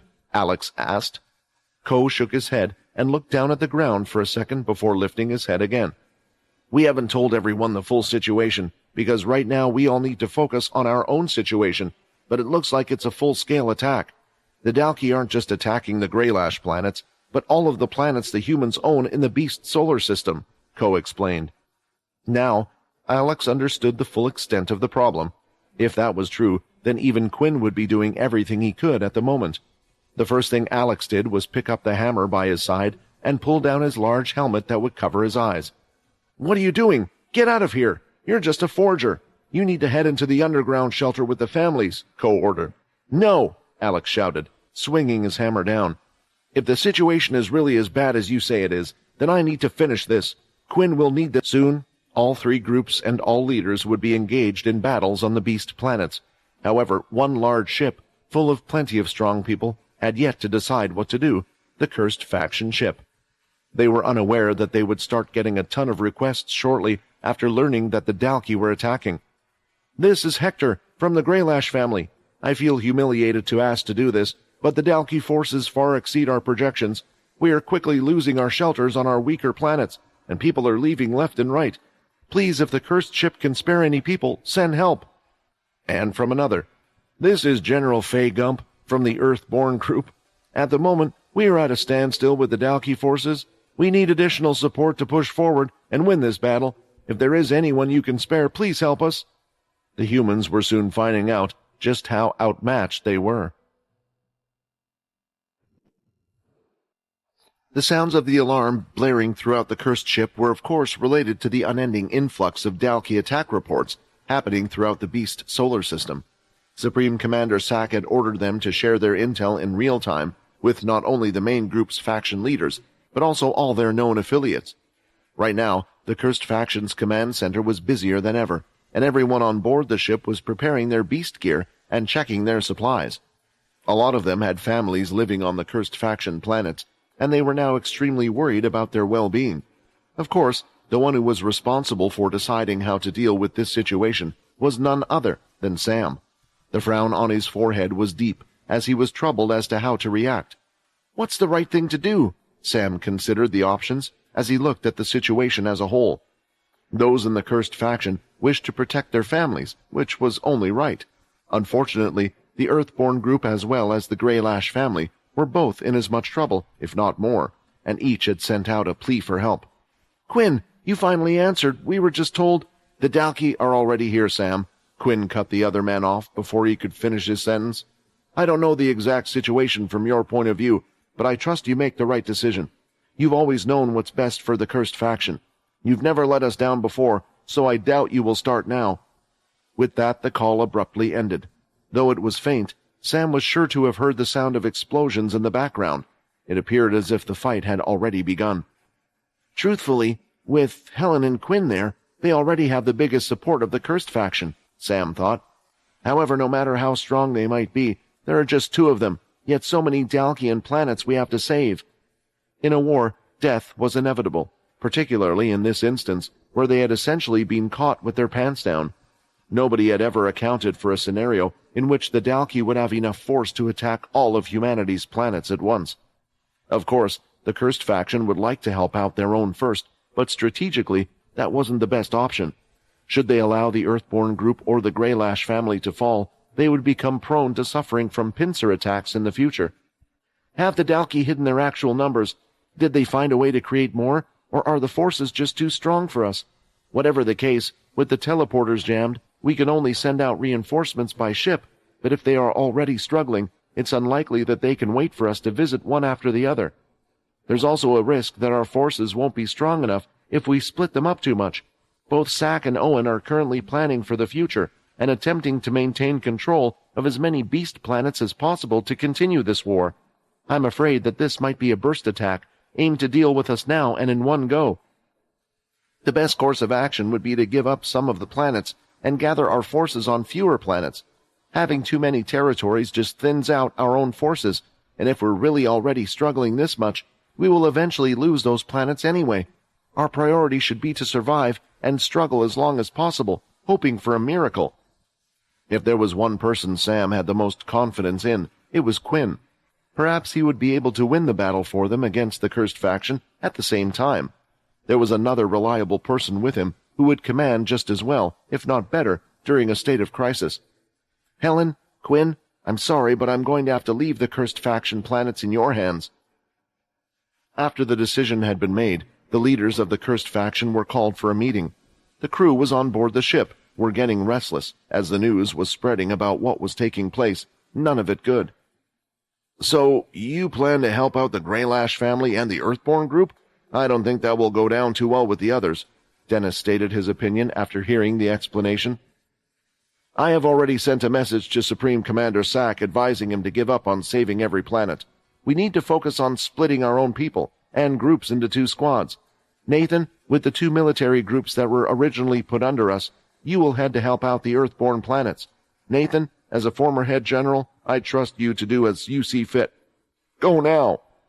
The military groups originally given to them by Oscar, combined, were nearly as large as the remaining cursed faction forces. With this, it was more of a numbers game than one of strength. The sit-in was too urgent for them to remain and listen to the rest of the meeting. The more time lapsed, the harder it would be for all of them. With the order given, Nathan was already heading out and contacting the other sergeants and groups. Soon several ships could be seen leaving the cursed ship, and those that drifted in space would go along with them towards the Earthborn group. "That still doesn't solve the original problem. If you send our people to the Greylash section, they will be unwilling to fight," Dennis argued. "It might be fine for those from the military since they never acted as a part of us. Their families never moved to the cursed planets after the groups belonged to us. But it's different for the others still here. How can one fight when they are worried about their loved ones?" "I know," Sam confessed with a sigh. The thing was, as a man who had to look at the whole picture, things like emotions, feelings, and morale were hard to take into consideration when on the battlefield. Still, he knew that they did have a great effect when one was fighting as well, but it was unpredictable. "The cursed faction people will be in good hands. Just trust in Quinn and Helen. They need to understand that if we don't help out the cursed faction, then we will—" Once again, in the command room itself, red light started to flash in the center. Soon the screen that was covering the glass window allowed them to see outside. The sensor displayed a large ship heading their way. It wasn't alone, as there were several smaller ships by its side as well. "Who is it? Have the Dalki come to attack us directly?" Megan horribly questioned. When the ship came into view on the camera, though, it didn't look like the typical black Dalki ship. No, those looked like they had a human touch. It wasn't one of the Bertha ships either, so it was hard to pinpoint just who it belonged to. "Move, I'm taking over," Logan shouted as he climbed up onto the meeting table and jumped across to the main control center. The others made way for him to place his hands on the ship. "Activate shields," Logan ordered the cursed faction ship, and crystal energy immediately created several layers of protection, just in time to absorb the shots that had been fired their way. As the shots hit the shields, the whole ship shook a few times from the great power. "What's happening? Aren't they humans? Why are they attacking us?" Shiro asked. Syl, who was standing next to him, suddenly noticed something, and his body started to shake. It was the first time Shiro had ever seen his friend like that. A large man stood in front of a hall of 100 people, his diamond-like armor shining menacingly. His audience didn't look particularly happy to see him, although it could have something to do with their own sad state. They all looked small, malnourished, unenergized, and in general, a bit lost. "Today's your lucky day. Those people took something very precious from me, and I've come to get it back. You are not to kill any blonde-haired people you see on the ship. Doing so will mean that I will make your already miserable existence even worse. However, as for the rest, they must be punished for what they have done. This is a once-in-a-lifetime opportunity for you all. Depending on your performance, I will free you from this place. You will no longer have to remain on my ship, and I promise you that our paths will never cross again. As a nice little extra bonus, whoever can subdue this son of mine will receive rewards that will allow you to live like a king for the rest of your lives." A picture of Syl was displayed in front of them. Hearing this, the eyes of the 100 or so people started to light up, hope visibly returning to them. A chance to escape this living hell where they were being treated worse than any prisoners. No matter what, they would be fighting for their freedom, or die trying. Every time the giant cursed ship would be hit by the beast lasers, different parts of the ship would rumble slightly. However, Logan was doing a great job of blocking the attacks. Although the cursed faction had plenty of crystals on board for situations such as this one, they never wanted or expected to get into a battle where it would be down to who had more crystals on board. Without knowing the enemy, that was a bad road to go down.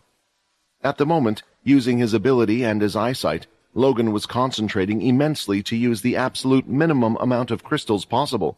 Each time an attack was about to hit a certain part, he would be sure just to activate the shield in that area.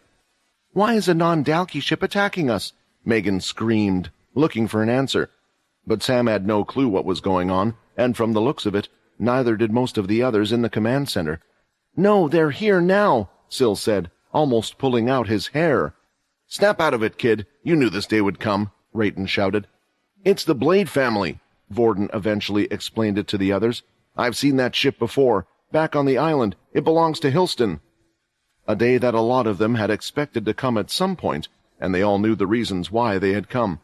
It was either to exact revenge against Quinn and Arthur, or to get Syl back. The only thing was that Quinn wasn't here to help them this time.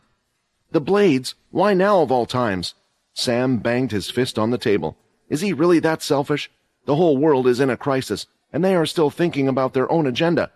Is Hilston really that arrogant that he thinks no one in the world can stop him, even after being defeated?" What was more worrying were the little battleships that were heading their way. After Quinn's last visit to their island, most of their personnel should have been dealt with, so just who are the ones currently piloting those ships? "As long as he isn't dealt with, we won't be able to send support to the other groups.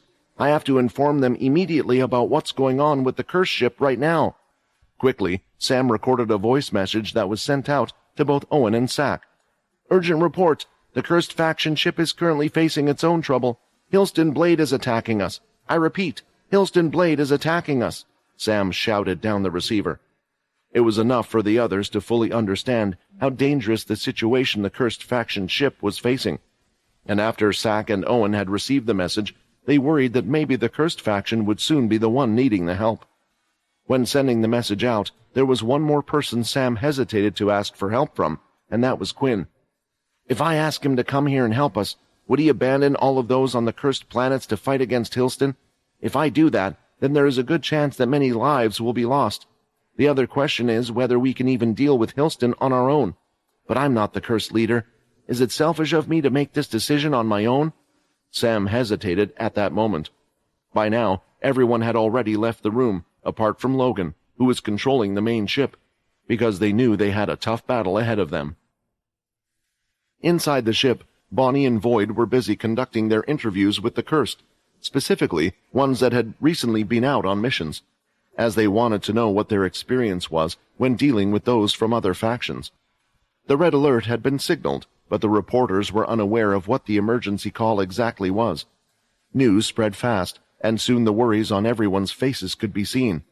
"A full-out war, and they're attacking all three groups at once. I guess since the cursed ship is constantly in orbit and doesn't have a home planet it settles on, it could technically decide to help any of the groups, although the most likely choice is to help out their own people," Bonnie thought. At the moment, she wished she was on one of the other planets, but at the same time wasn't. Perhaps it was a sign telling her that she should avoid such a confrontation if she wanted to live. Instead, all she could do was continue interviewing people and ask them what they thought of the situation, although they were unsurprisingly far less willing to waste any time right now. "Void, go live," Bonnie told her associate.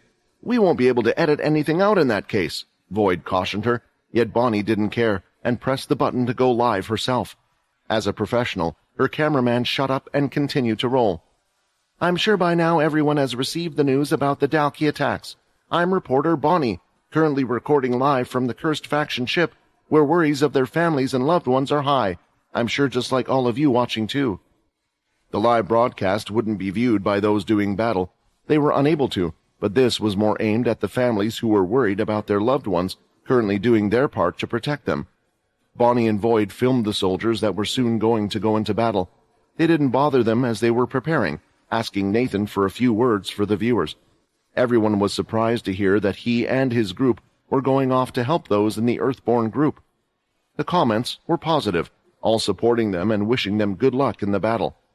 As they walked through the main hall of the cursed ship, suddenly a loud explosion came from the side. The heat could be felt on Bonnie and Void's faces. When turning around, they could see the front half of a small ship had managed to pierce the large faction ship. Its front nose was damaged and slightly bent. Nearly instantly as well, small little spiders surfaced around the damaged part of the ship, and the little robots were proceeding to repair it as quickly as possible to equalize the pressure inside the place. It looked like Logan was on top of things, using his soul weapon.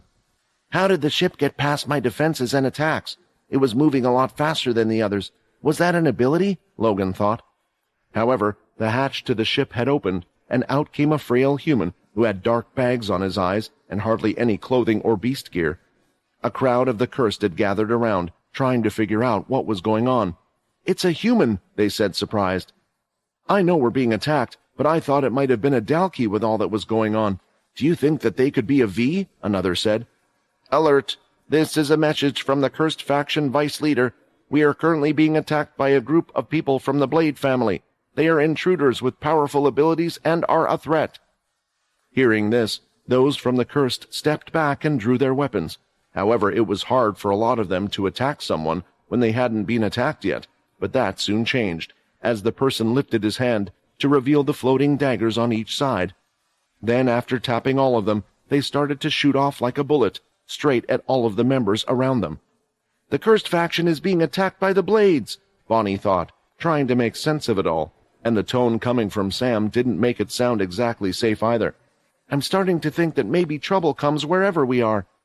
"Freedom! I will earn my freedom!" the man cried out like a maniac as he ran towards one of the cursed members that had fallen from his initial attack.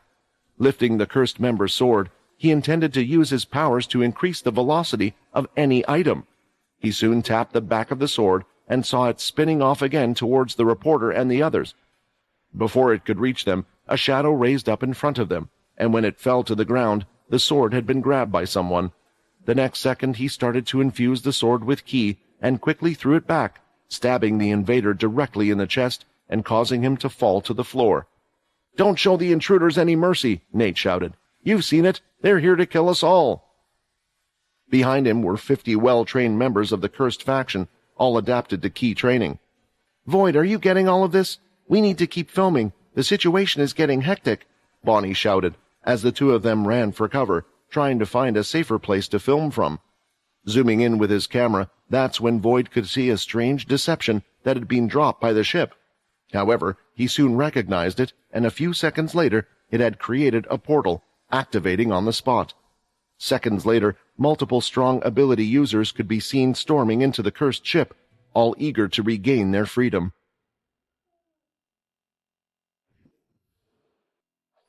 It took an immense amount of concentration for Logan to prevent the cursed faction ship from being blasted out of existence, while also keeping the small ships from boarding their ship.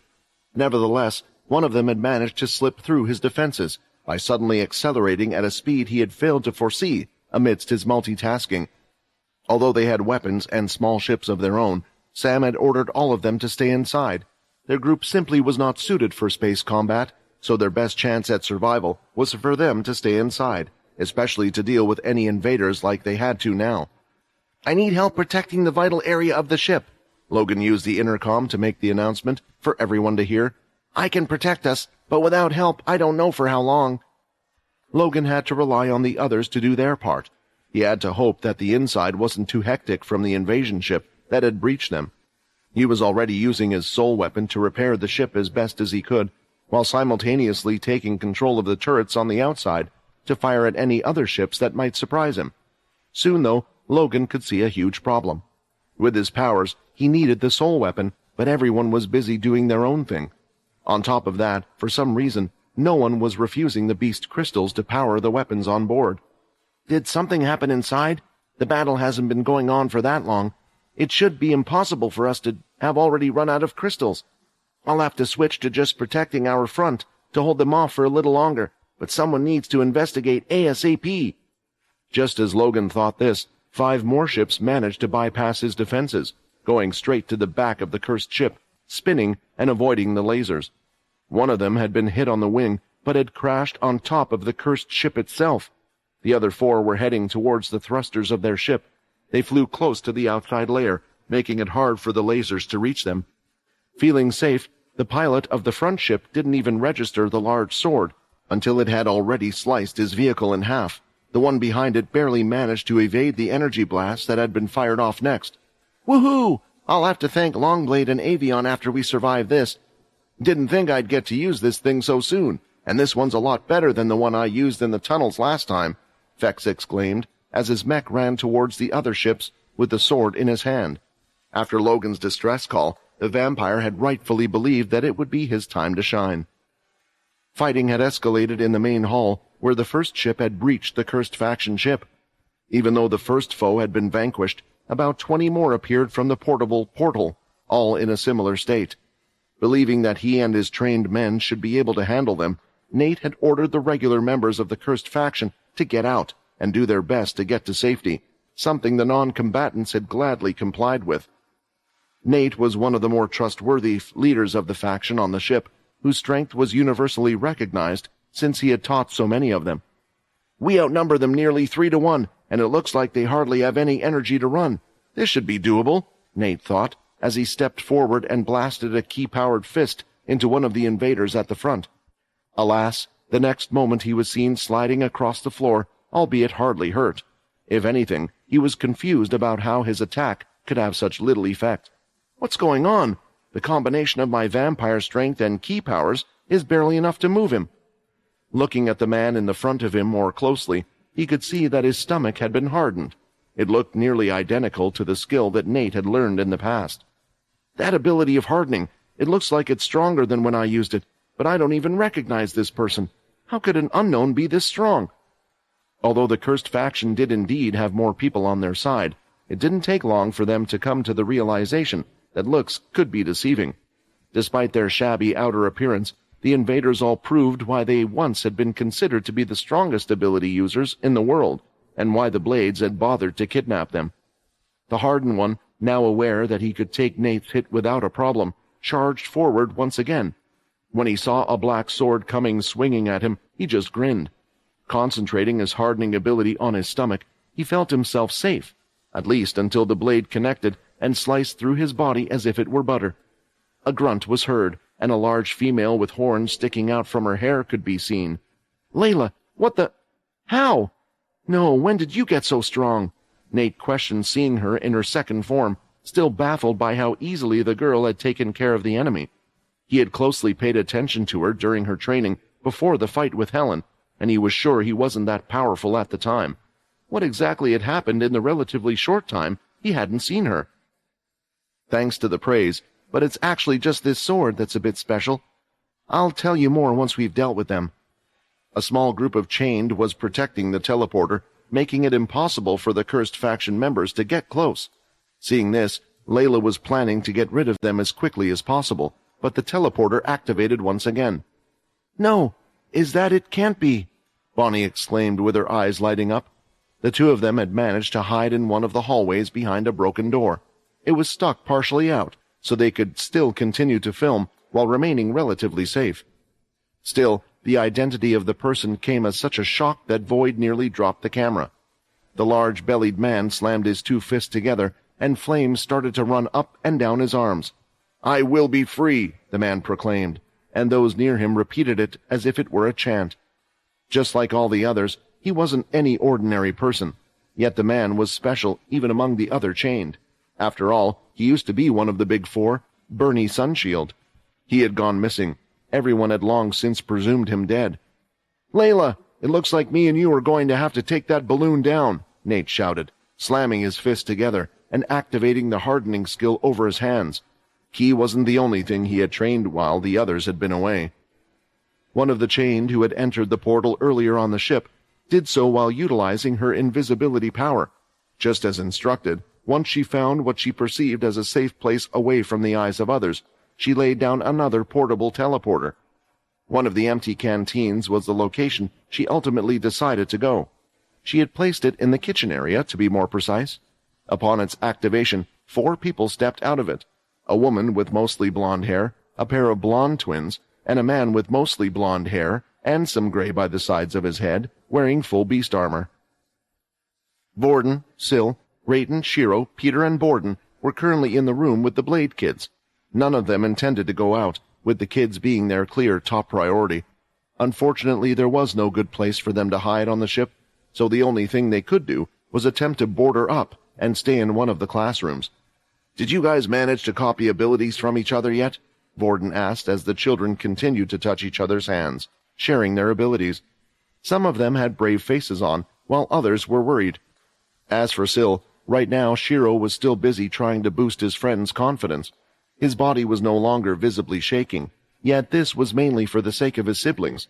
He understood that if he continued to act as he had before, then it would make them worry even more, and Syl couldn't do that to them. "Guys, do you remember how you all felt in that damn temple? Because I remember that suffocating feeling every single day. If we don't fight now, they will force us to return to that miserable life. I don't know about you, but I want none of that crap," Rayton shouted, getting his blades ready and not a moment too soon. The doors to the room were aggressively flung open, removing them from their hinges and swinging outward, but little Borden was able to jump up and grab them, making sure they didn't harm the students. "Brother Syl, you left us a nice surprise last time. I hope you can come back to us without putting up much of a struggle. We don't want to hurt you after all," Vicky said with a sadistic smile on her face, while her twin brother Pi just harumphed. "How dare you bully our little brother?" Borden asked aggressively. "Tell her, what do we do with those that try to hurt Syl?" "We pull their limbs apart," Rayton shouted. The twins were taken aback by this. Nobody had told them anything about the cursed faction having humanoid beasts. Not only that, since when could those talk, and since when was Syl related to them? "Peter, Borden, take the kids someplace else, otherwise they might get hurt. We will deal with those two," Borden ordered. "Syl, save your strength until you see him. Trust the others. They are strong enough to help you." Peter and Borden clenched their fists and threw out a punch at the classroom wall, breaking through it. Looking back, Syl was wondering if the two of them would be okay, but he had other problems to worry about. Back in the canteen, the portal flickered once more, and a large man in diamond armor stepped out. In the main hall of the ship, those that had learned Ki alongside Nate were busy fighting against the chained that had come through the portal. They were all thankful for having learned the skill, because without it, they would have been seriously hurt and out of the fight by now. The strong ability users were able to hurt them, but through the power of Ki, they had managed to reinforce their bodies, lessening the blows that they would receive, in turn using attacks of their own. Of course, on top of that, they also had their own abilities as well. The problem was the two groups had been at quite the stalemate, but that was about to change with Bernie Sunshield appearing. He had been hailed as one of the strongest fire users in existence. In almost an instant, everyone there recognized who he was. For those who don't recognize him, the one who has just come out should be Bernie Sunshield. He was one of the big four that had gone missing during the Civil War. The Sunshield family has been annihilated, and no one knew by whom, Bonnie reported. It looks like today we finally got an answer to that. Although they never had been a part of it, the Blade family had power rivaling any of the former Big Four, and the cursed faction is doing everything they can to survive. The whole world was probably confused by the situation happening at the moment. Only select families knew about the Blade family's existence, but it was not something the general populace was aware of. After what Bonnie had witnessed last time, she had known a few details, and it was her job to report accurately on everything that was going on. That's when Bonnie heard a large bang coming from another direction on the ship. It sounded far in the distance. Have they managed to infiltrate other places as well? Looking around, she could see that there was no sign of the boy they called Syl. It didn't take much to figure out that the link the Blade family and the cursed faction shared was due to this person. "How many drones do you have?" Bonnie asked her associate. "I have 4 altogether, not counting the camera I'm holding," Void answered. "Let's spread them out around the cursed ship and see if we can find out anything else that is going on. Since we're already here, it's our solemn duty to show the cursed faction's valiant struggles," Bonnie ordered, and soon the drones started to fly up higher, avoiding getting hit as they went around the ship. Bernie's arms were covered in flames that were constantly spinning like small tornadoes, and it didn't take long for him to figure out which ones would be the best to take out first. Jumping off his short, large legs, a few sparks of flames were left behind, and now coming down upon both of them, Bernie was aiming to finish them off with one hit. Swinging her sword out, Layla was ready to slash right through the flames and bring down Bernie. At the same time, Nate gathered his strength and threw out his hardened blood fist. However, that wasn't the only thing he had done. Before the flames could reach him, the shadow extended from his fist and wrapped around the flames, dwindling them. This ability, Bernie remembered that he had seen it once before. Still, from his elbows, the fire grew larger and strengthened his fist, moving it forward with great speed, and both of them slammed into the two from the cursed faction. Layla's blade had managed to get rid of the flames directly touching the sword, but she still felt them go past her hair and face slightly, burning the surface of her skin. "What are his hands made of if my blade can't cut through?" Layla was surprised, but could see that Bernie had something similar to brass knuckles on his hand. If her blade wasn't able to cut through, it meant he had to have similar strength to her. Even though the black blade had been able to negate the flames, the strength behind the punch had still sent her back quite a bit, tumbling to the floor. As she rolled to the ground, she was quick to get back up. "Third form!" The bottom half of her body changed to a serpent, and soon she spat the green fire on the burns on her face and sides. Slithering on the ground, she could get to Bernie quicker. Because Nate had managed to match Bernie's strength, he was still in the same position as before. "Ha ha! I never thought in my dreams I would get to the point where I could match the strength of one of the big four, but here I am," Nate shouted to hype himself up, both hands held out. He had used all his ki in his body and his shadow ability to lessen the speed of the flames and the flame man's punch, while the hardening of his blood protected the outside of his hands. Both of his legs had sunk deep into the ground, to the point where the flooring panels had been lifted out. The only problem was that he no longer had his shadow to use. Blocking those flames had exhausted nearly all of his MC cells. Fortunately, he wasn't fighting alone. Layla appeared behind Sunshield, sure that her flame attacks would be useless against him. She decided to swing the blade towards Bernie's back. "Your weapon seems to be able to block my flames, but it can't block them all," Bernie grunted and slammed his foot on the ground. The heat was steaming from his nostrils, and in an instant, fire shot out from his back like a rocket. From the outside, he looked like a flaming hedgehog. The only thing Layla could do was place the sword near her to block most of the flames and cover her body with ki, but still, she was sent back and rolled onto the ground once more, reverting back to her first form.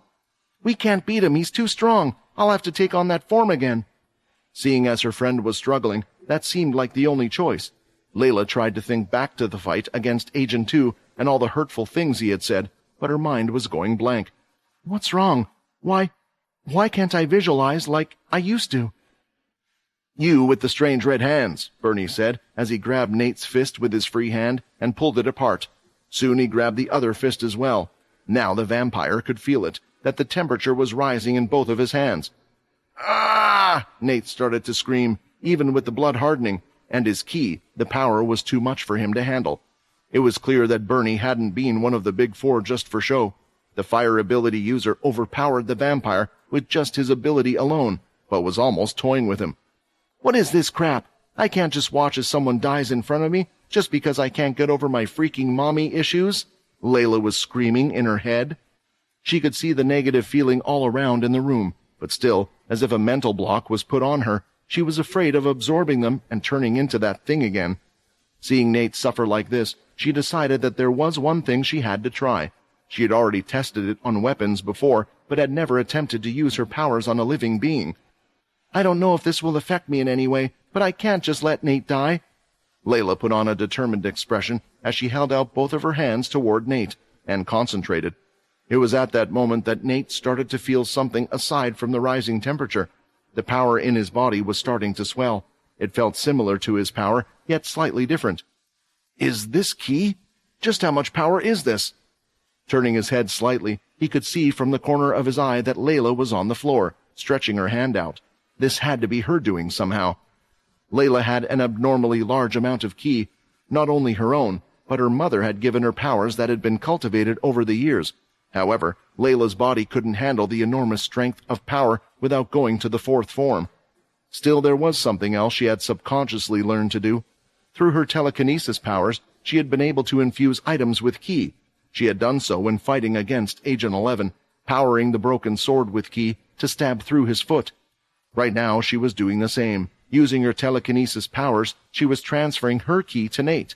Unlike her, he had a strong, trained body in martial arts and was a natural vampire rather than a subclass. Nevertheless, she was worried about the effects this would have on both of them. Agent 2 had been proof that too much could lead to disastrous effects, but she couldn't hold back too much either. Pouring the key in his hands and using the blood hardening he had learned, the pain started to lessen. "Oi, you pompous piece of flaming crap! You've always been the least favorite of the four for me. You always were too hot-headed," Nate shouted as he quickly broke free from Bernie's grip and grabbed the hands himself. The power was a little too much for Nate to handle, and his hands felt like they were going to explode if he allowed it to accumulate any more. "If all you can do is hold on to me, then this is useless," Bernie shouted back as he was ready to push forward once more until shadows rose up and covered both of Bernie's hands once more.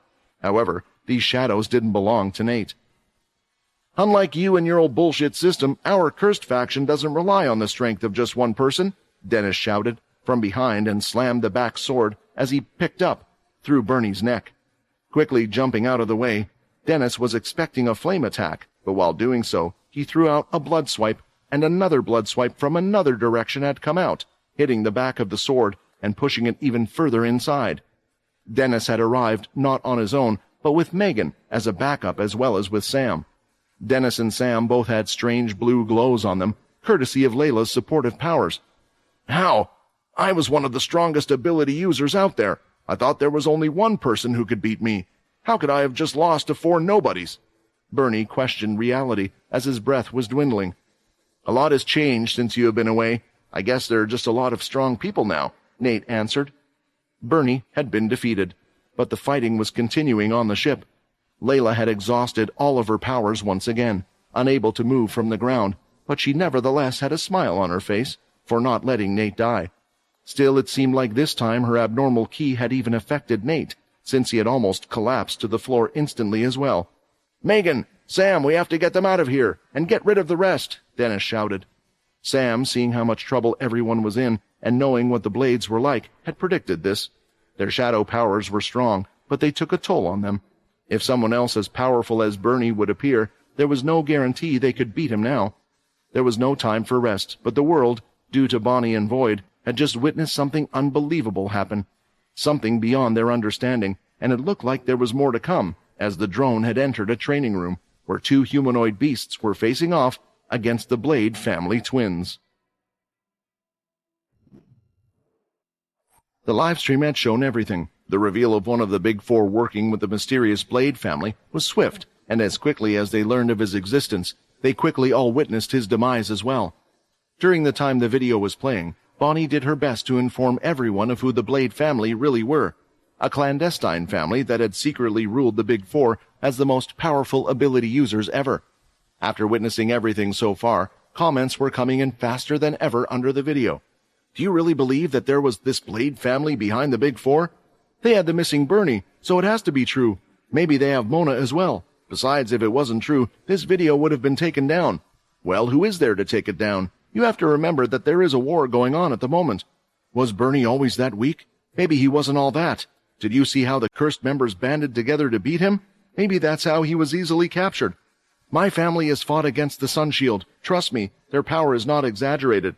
If Bernie could have, he would have been able to destroy the whole ship with his flames. But why didn't they do that? There were a couple of things that led to Bernie Sunshield's demise. One of them was the fact that he was unaware of their shadow ability and the strange black sword. Both of these were able to quell the flame's intensity, which would have otherwise instantly killed the others.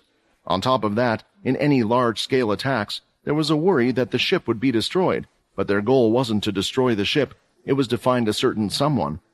Those other ability users, I recognize some of them. Isn't that Danny Wang, the famous wind user who went missing? Yeah, now that I take a closer look, I recognize a few of the others as well. They all went missing at some point in time. The reason why Sam had decided to come to the main hall to help out the others was because he had predicted this. When he saw the ships flying this way, he had been wondering just who could have been piloting them, and the only conclusion he could arrive at was the Chained. With them on board, he knew the fight was going to be tough. Now wasn't the time for him to sit back and stay in the command center. Leaving Logan in charge of everything, Sam had decided to go out and help. With his own shadow ability and vampire strength, he should be able to do something. Maybe the remaining ones weren't as strong as Bernie, but he knew that whoever the Blade family had kept around would have to have a powerful or useful ability. Those were people whose strength would only be second to the Big Four. "Quickly, Move them to the medical bay or one of the training rooms, Sam ordered the cursed members to gather nearby, while he swung a blood swipe from his hand, trying to ward off another ability user. Around him, that's when Sam noticed multiple dead bodies from the cursed faction, including those that had learned the key powers. With Nate and Layla busy keeping Bernie in check, the stalemate had been broken. Also, looking at the attacker's eyes, he could see it, the hunger, as if they were obsessed with breaking out. "Damn it, Peter, where are you? I need to call Quinn," Sam finally decided as he pulled out his mask. Unfortunately, his call didn't go through, and he could only leave a message.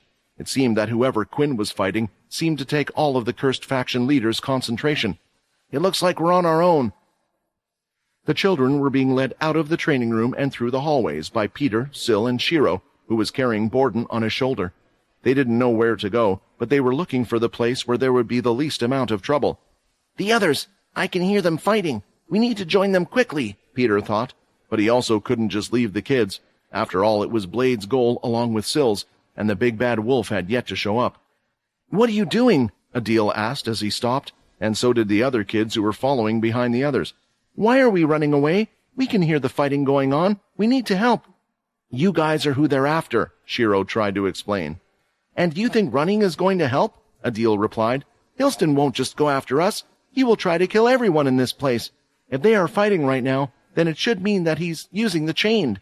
If that's the case, then it also means we're the ones most suited to fight them. We grew up learning how to use their abilities. Some of us can copy more than one ability, and we've trained to fight against them. The stronger they are, the stronger we are." Peter and the others' instincts had been kicking in, thinking that the Blade children needed to be protected and kept out of the battle because of their youth. But these weren't any ordinary kids. On top of that, they were right. Running away was just stalling for time when they could be helping fight off the invaders. "You're right, screw this, let's go," Peter shouted, turning the other way and now heading towards the sound of where the fighting was coming from. Sil wanted to say something but couldn't, so instead, he decided to follow along with the others and head towards the main hall. Borden was soon seen jumping down and grabbing something from Peter's pocket on the way down, a green syringe, and stabbing himself with it. His body soon started to revert to the normal size it once was. "Come on, let's do this," Borden shouted. "Everyone wait," a voice sounded through their communicators.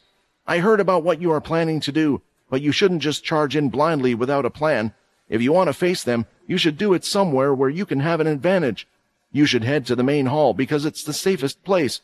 The sensors on the ship indicate that more sources had entered through another teleporter in the canteen area, and they've split up. I can't see who each one was, but two of them have stayed together, as they had been heading to the classrooms not too long ago." Hearing this, it was easy enough to guess that it was Pi and Vicky, the two Blades they had just seen. "So the strong ones came in later, which means he might be here as well," Sil mumbled. "If you follow my instructions, I can safely guide you to the hall. I was only able to check now since the attacks on the ship have stopped, but I still need to remain here to repair the ship as it gets damaged. If the attacks have stopped, I can only guess that one of those signals has to be Hilston." Even if this was the case, the other people who had entered afterward would soon join them. If it really was Hilston Blade, then that could mean death for the whole team. "Wait!" Peter said it with a big smile on his face. "The main thing we need to do is lure away the ones who are after Sil, right? Then I have a plan. Shiro, you take the kids to the main hall. Adil, I want you to beat the crap out of them all and leave the others to us." The next second, Borden felt a mud mask being placed on his face, and the whole image was starting to change. Not much needed to change, since Borden looked relatively similar to Sil in the first place. After that, Peter started to transform, so he too looked like Sil, making the cursed faction have 3 Sils altogether. Shiro had left soon after, escorting the kids based on Logan's instructions, while the other 3 needed to decide which signal they would head towards. "Are you sure this is a good idea?" Sil asked worriedly. "My mother and father are both ridiculously strong as well, and if any of you two were to meet Hilston, you might not make it out alive. I think all 3 of us should head to one signal and team up on them." "Do you feel like you stand a chance against Hilston in a fight?" Peter asked. The real Sil remained silent, but the one who was actually Borden was nodding away. "You see, we're not scared of Hilston. With the way you are now, Sil, I don't think you could beat them. Just promise me that if you see one of the others, use them as a warm-up and come save our arses later," Peter said, running off. The 3 of them split up. each heading towards the different signals around the ship. One of them had headed to the canteen, and she could now see an old blonde-haired man with white hair walking there. Another headed to the entertainment area where the games would often be, and could see a beautiful middle-aged woman. Lastly, heading towards one of the other training rooms, there was a man in a full set of diamond armor. "Oh my, I never expected for you to come to me on your own. What a reunion this seems to be," Hilston said it with a smile on his face.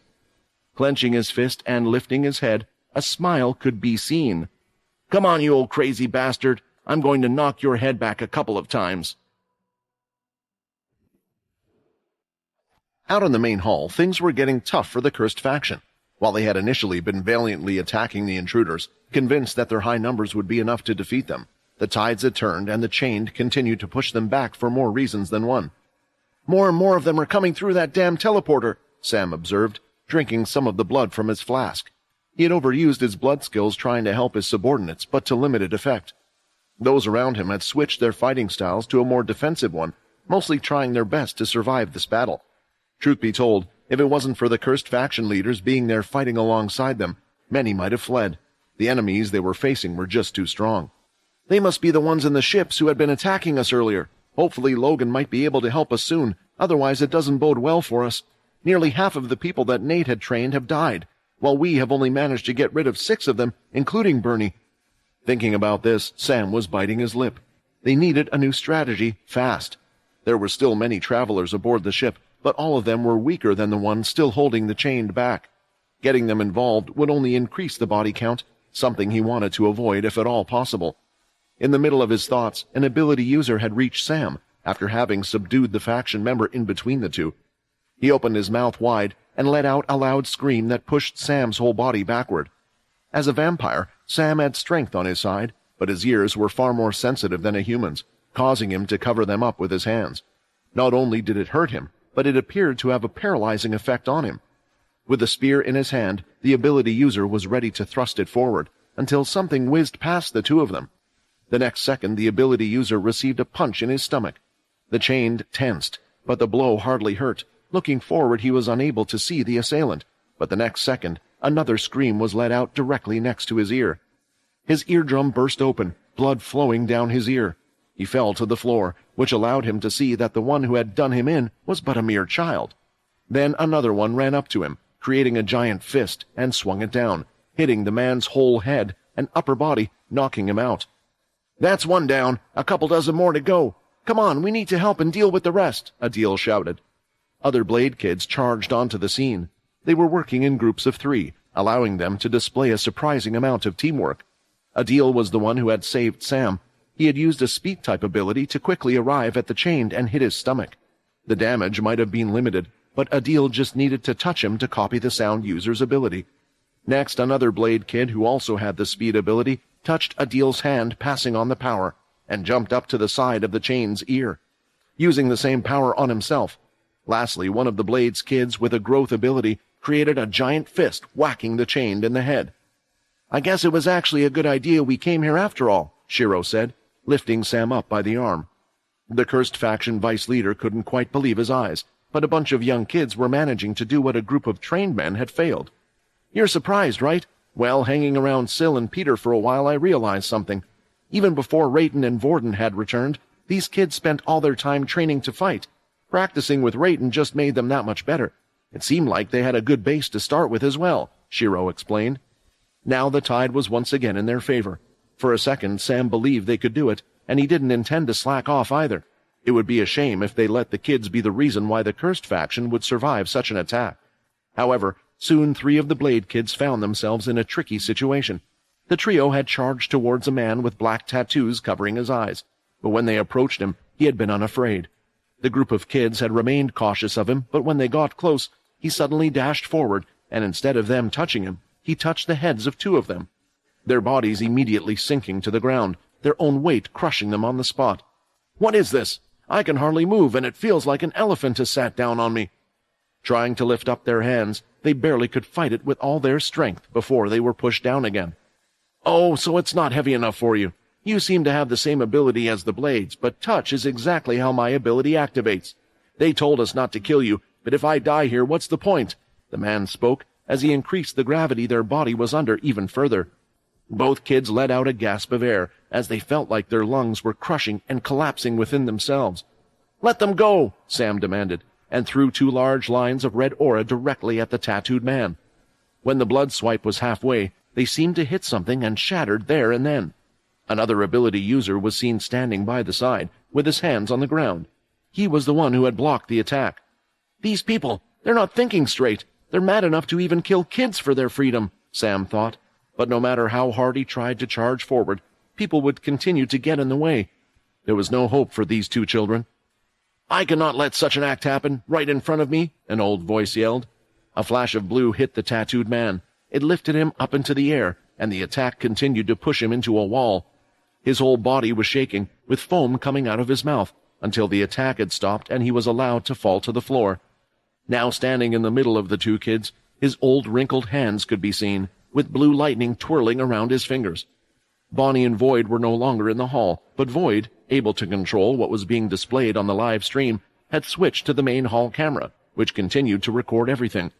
"Hey, does anyone know where I could have seen that old man before? That grandpa has a lightning ability. How many people do you know who has it?" "That's Grim Greylash, the ex-leader of the Greylash family." The comments under the live stream continued to flood in. The old man soon fired his lightning towards 2 other users who were close to hitting some of the Blade kids. "Doing such deeds is not worth our freedom. I would rather fight against our captors again than resort to harming innocent kids," the old man Grim yelled. Smiling at the situation, Sam never thought that perhaps there would be those in the chain that still had the will to fight back. In the canteen, a middle-aged man whose hair was starting to gray could be seen. He was wearing gold armor with large oval shoulders, had a great sword in his hand, making him look like a knight of old who had fought in many battles in the past. "Sil, you should understand why we're doing this. You know why we have to listen to him. No human on earth is stronger than him. You know how things will end if I fight you, son, so just come with me willingly." Clenching his fist, Sil's whole hand was shaking. "You're not the one," Sil mumbled. "You're not the one I wanted. That means someone else is fighting against him. I have to help." Not wasting any time, Sil moved in a flash so fast that his father was unable to see him. The next second he could feel a strong fist hit him from behind the back and lift him in the air. It wasn't just one, but the punches continued to rain down, hitting the armor one by one. The armor was strong, but it wasn't invincible. Using the power of 6 high-level abilities at once, and the strong ability, Sil's hands were out, damaging the armor. Blood was coming out of his father's mouth. "The damn kid, he isn't like he was before. What did he do to get so strong in the meantime?" He moved his hand slightly towards the sword, but before he could, Sil was seen above him, and using both hands he slammed down, hitting his father to the floor. The next second another kick came, hitting him again. His father could simply do nothing to stop the constant attacks coming his way. "I don't have time. They need me," Sil shouted, as he started to imitate Quinn's hammer punch. Stomping 1 foot on the ground, he pulled back and snapped his arm out, hitting his father right in the stomach and sending him flying through the doors, ripping them out as he went past. Not a single hit. Sil hadn't even been damaged in the slightest, but he didn't notice because he only had one thing on his mind. "I have to go and find Hilston before it's too late." Not being able to move and lifting his head slightly, the middle-aged blonde-haired man didn't know where he was, but he knew what had happened. "Sil, I wish you luck, because you're going to need it. Perhaps you can break free from this life that we weren't able to live. I'm tired of this act." While everyone was still busy fighting inside the cursed ship, a beeping sound could be heard coming from the command center. At first, Logan thought that their bad luck streak was continuing, but when he saw the reason behind it, a slight smile came back on his face, a ray of hope. As long as they could hold out for a little while longer, there might be a way out of this without anyone else dying. "This is one of my favorite rooms to be in. It's a shame that it's going to be trashed any second now," Sil thought inside the entertainment room. It was filled with VR machines, AR games, block, a bar, and more. Standing opposite him was a beautiful middle-aged woman in golden armor. From the looks of it, it must have been custom designed as it was form-fitting, allowing for ease of movement. "Sil, when did you get so aggressive?" she questioned him, convinced that the one before her was her son. "You should know that your little act of rebellion is utterly useless. When was Hilston ever not gotten his way? Just come back to us, my dear son." Being friends with Syl and related to Borden, one might think that he would be upset at hitting his so-called mother, but Borden knew the truth as well. Hearing her say such things was making him grind the back of his teeth. "Son, how can you say such a thing so easily when you know it's not true?" Syl shouted in protest. "When have any of you ever treated us as a family? Hilston isn't even around at the moment, yet you are still keeping up this dumb act." A bulging vein could be seen sticking out from the side of the woman's forehead. One could tell she was angry, even though the smile on her face remained. The truth was, she wasn't Syl's mother, nor was she Borden's. Borden's, Rayton's, or any of the other Blade kids, as all of them, only had one true father, and that was Hilston himself, an act that he had forced upon them all. "You make me sick," Borden shouted, ready to charge forward, but before he could take even a single step, he was hit by a large bolt of lightning. Borden had been able to feel the tingles before the attack had hit him, so he had firmly planted his feet on the floor. Bracing himself and gritting his teeth, he had allowed the bolt to hit. It continued to shock him, and the Blade Mother was now starting to worry. "He's not going down. Did he copy a hardening ability?" the Blade Mother wondered as she sent out more and more bolts. The mud mask disguise started to fall off, peeling from his face, and eventually changing the rest of his body with it, revealing Borden's real appearance. The scales ran down his arms and onto his head. The attacks were hurting him, but simultaneously they were releasing hidden energy inside of his body. After all, the more Adalki got hurt, the more power they were able to summon. He quickly fought through the pain and dashed to the side, picking up the strange block machine that was the same size as a boxing bag and hurling it at where his mother was standing. Stopping her lighting, the woman quickly created a giant fist of earth the size of an elephant and swatted it away. "You're not my son!" she shouted. The smile on her face had disappeared. Feeling like she had been played for a fool, she was ready to get serious. Following Hilston's order, she had held back, not wanting to accidentally kill the boy he was after. But given Borden's current appearance, it was impossible to recognize him as a fellow Blade kid. "Neither is Syl!" Borden shouted, punching through the giant fist, causing it to split into multiple smaller rocks. Using this to cover himself, he dashed in and threw out another, hitting her chest and sending the woman flying away through the air. However, at the same time, she had opened both of her palms, firing out a jet of water that slammed into the three spiked Dalki boys. His body crashed through several of the VR machines and block games until he had hit the bar area, breaking all the glasses and stools. "Damn it! I hope they aren't going to make me pay for all this." The woman's abilities were strong, but it seemed like that was really all the Blade Mother had to go for her. If that was the case, then the fight would be easier than Borden had imagined. Perhaps he thought this too soon. He could see the Blade's mother getting up from the ground. Adalki's punch was no joke, breaking multiple bones even under the armor. A small bit of blood could be seen coming from her mouth, but in the next second, the golden armor started to glow brightly. By the time the light dimmed, she looked to be uninjured. Even the armor itself was back in pristine condition. The active skill had healed all of her wounds instantly. "That's not fair! Why doesn't beast gear work for me?" Borden was complaining, but that was when his Dalki senses told him that something was up. He could feel a terrifying presence that had arrived. At the same time, Pi and Vicky Blade were fighting against two humanoid beasts. One of the abilities that nearly all of the Blades had decided to take before invading the cursed faction ship was the lightning ability.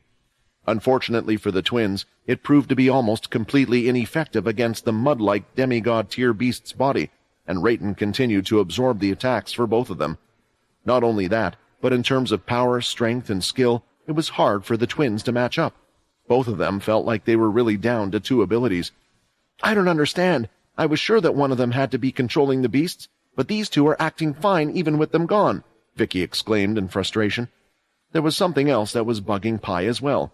Each of the twins was able to hold a total of 3 abilities, but as long as they held hands together, they had access to even more powerful versions of their 6 abilities.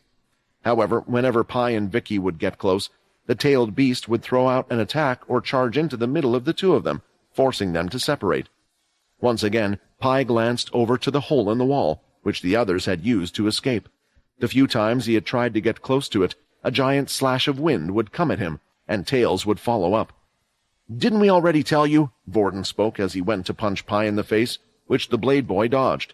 He grabbed the beast's fist and pulled it forward, intending to knee it in the stomach, but before his attack could connect, one of the tails bound the leg. The two of them continued in this fashion, exchanging punches and kicks, blocking none of them using an ability as they got swayed in the middle of combat. "Vorden? Am I dreaming? Is that really you? But how?" Pi questioned.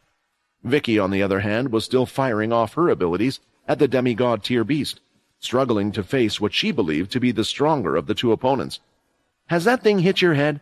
How does that thing look even remotely similar to Vorden?" Vicky shouted. However, Pi could tell. Back when they had been living in the castle, they would fight multiple times, and Pi enjoyed teaching Vorden how to fight. Since Vorden would be in control of Syl's body most of the time, and Vorden wasn't the best when it came to fighting, it had almost become a routine for them, and from the way the Emperor tier beast fought, he could tell. "Since you know that now, let's stop this, Pi. I know you still care for Syl and us, so why are you following his orders?" Vorden asked in the beast's voice. Hearing this distracted even Vicky, and a slip in concentration allowed Muddy to cut her across the forearm. "Damn you!" she shouted, leaping back. "If that one's Vorden, then this idiot must be Rayton." It was at that moment that Vicky realized something was up as well. No beast should have thought like this, and even the weapons that were muddled looked more like beast weapons than anything. "It can't be," she froze, but there was no time for chatting, as a red signal was flashing around the whole cursed ship, and soon it was starting to shake once more. In one of the other training rooms, Hilston could be seen with his hands held out, pointing toward Syl. "You dare to call me crazy?" Hilston shouted as he stretched out one hand. "The real Syl would never have such guts. Apart from your sharp tongue, you don't seem to have much else going for you, though." "I always enjoy seeing someone proud kneel down before me," Hilston commented, as Peter's body did the gesture without his will. "Telekinesis is commonly regarded as one of the weakest abilities out there. Even the strongest users can't do much due to the limitation of their MC cells, but for my blade family it's no problem." Peter struggled, but that only resulted in him moving slightly. It looked more as if he was shaking in fear than anything else. He knew a bit about Hilston's ability from Layla. She had once described it to him as an invisible force. If one could break free from it, then Hilston would have to locate him again to use it, shooting out the invisible force. If telekinesis really is that strong, then why the hell did you lose that fight back then, huh? Peter taunted him. At that moment, using all his strength and activating the beast gear he had, the wight broke free from the power pushing him off the ground. It felt like he was pushing against a solid steel door, but he knew that for a brief second after saying those words, Hilston should lose concentration. "Quinn has been doing what he can to grow stronger, just so he can deal with people like him. It's time to show him that I've been getting stronger as well," Peter thought, as he dashed forward, and he was now by Hilston's side. "You have no idea," Hilston harumphed, as he simply moved the back of his hand. Peter was confident in his strength. He was confident to have grown alongside Quinn's strength, but something had played in his head. Protect the head, a lesson that had been ingrained in Peter a long time ago. At the speed Peter was traveling at, if his punch wasn't able to overpower Hilston's back slap, then the slap would hit his head. Knowing this, Peter changed his punch and pulled out the tonfa that were kept by his side, lifting them up. Immediately the tonfa broke, and the next second he could feel the bones in his arms crushing as he was flung to the other side of the room, embedded into the wall. "Thank you for reminding me, but I won't make that mistake again," Hilston said, as the armor on his body was slightly glowing. It was at that moment that all of Peter's confidence in winning this fight disappeared. "This guy is a monster. He'll kill everyone." The room started to flash red constantly, and the entire ship started to rumble. Then it started to shake to the extreme. Explosions were going off in different areas. "What's going on? The attack should have stopped by now. Did one of my tools dare to betray me?" Hilston thought, rage on his face visible. Soon, though, a loud bang sounded directly from above them. Parts of the ceiling fell to the floor, and then an equally loud bang was made as something had hit the floor. Peter looked towards what had just landed and caused all the noise. All he could see at the moment was an incredibly long-looking tail, black. "Let's just hope this was the right decision, and I haven't just doomed us all," Logan mumbled, already half regretting what he had just done. With the simultaneous Dalki attacks going on everywhere, all three main factions were suffering. The battles that were being held in space soon went toward the planets. It seemed like the Dalki weren't really fond of space combat either, as they believed in their own physical prowess. It had been the same during the First War. A large mothership, black but oddly shaped like a blimp, had been used to reach Earth. Whatever attacks they had used against this mothership had been ineffective. Once that large ship had been close enough, it had fired out several black pods to invade their home planet. It was nearly the same this time. The main difference was that the pods were landing on the beast planets instead. Sack, the new Supreme Commander, was having to evaluate everything that was going on. The giant Bertha ship had drifted towards the center of all those that belonged to their group at the moment. "It's just like before. Even after several years, we are unable to create anything that can damage that damn ship. They aren't exactly holding themselves up in those either. Are they pursuing an overall goal by taking over the beast planets, or do they just do it to cut off our resources? Jane, have there been any reports about any strong signals or any sightings of Dalki 4 spiked or higher in the Earthborn group?" Sack asked, listening in to the constant reports that were coming from each of the planets. One of them was not doing well at the moment. The silver lining was that they were able to hold their position, but for how long? A week? A month? That wasn't even accounting for any rogue elements. "Negative. None of the Dalki leader types, as you refer to them, have shown up on any of our planets. However, I feel the need to point out that there are those struggling more than others. Planet Kaladi didn't have any strong forces stationed there, since it's been classified as a green portal planet. Careful estimation predicts that they won't be able to last to the end of this day until they're taken over. Their leader has already requested help from the cursed faction. I got word from General Nathan that he should be arriving soon with 2 army groups. Should I send them to reinforce Planet Kaladi?" Thinking about this, Sack was wondering if there was any point in fighting for Planet Kaladi and a few other green portal planets. They made for ideal living areas for humans, and also good training spots, but they were also planets that, strategically speaking, could be called expandable. He also had the words of the Vice-cursed faction leader on his mind. With all the other planets struggling as well, Sack had to agree with Sam's suggestion. They couldn't save them all. "Tell Nathan and his group to escort everyone from Planet Kaladi to one of these planets," Sack ordered as 4 planets lit up on the screen. They were close to each other and had high-tier beasts. They weren't exactly safe for civilians to live on, but in such a critical time they couldn't be too choosy. The military needed to concentrate its resources and protect what was most important. "When he's done on Planet Kaladi, I want him and the 2 army groups to continue with escort duty. Assign him 2 of the Bertha ships, and get as many people off those planets as possible before you bring them here." Jane saluted, and immediately proceeded to send the messages out to all the others, but something was worrying the Supreme Commander. Sack was sure that the Dalki were smart enough to launch a simultaneous attack on all of their planets. They might also have information on what planets were most important to the humans. In turn, they would send strong forces to make sure to get rid of them. Perhaps they could have even predicted their current course of action, but it was all the better for them. The Dalki would have to leave behind a token army if they wanted to claim each of those beast planets, causing humanity to fight against fewer Dalki in the end. Unfortunately, they had yet to see any Dalki leaders, so where were they? After Jane had finished sending and giving out the orders, she looked back at Sack, noticing he wanted to ask something. "According to our reports, which planet is currently facing the most trouble? All of the shelters on them are A rank, so there shouldn't be too much difference, unless there is a terrain issue," Sack asked, hoping he could perhaps pinpoint their location while doing this. "The planet that is struggling the most is Killer. It's a red portal planet that is mostly covered in snow and forest. However, the terrain shouldn't be a problem, and actually, the forces there are greater than anywhere else," Jane reported. "Greater there than anywhere else? Is the faction living there particularly strong?" Sack was a little confused. "No, that is the planet that Head General Samantha is currently on. She has taken some of Oscar's strongest people with her, yet they are struggling more than any other."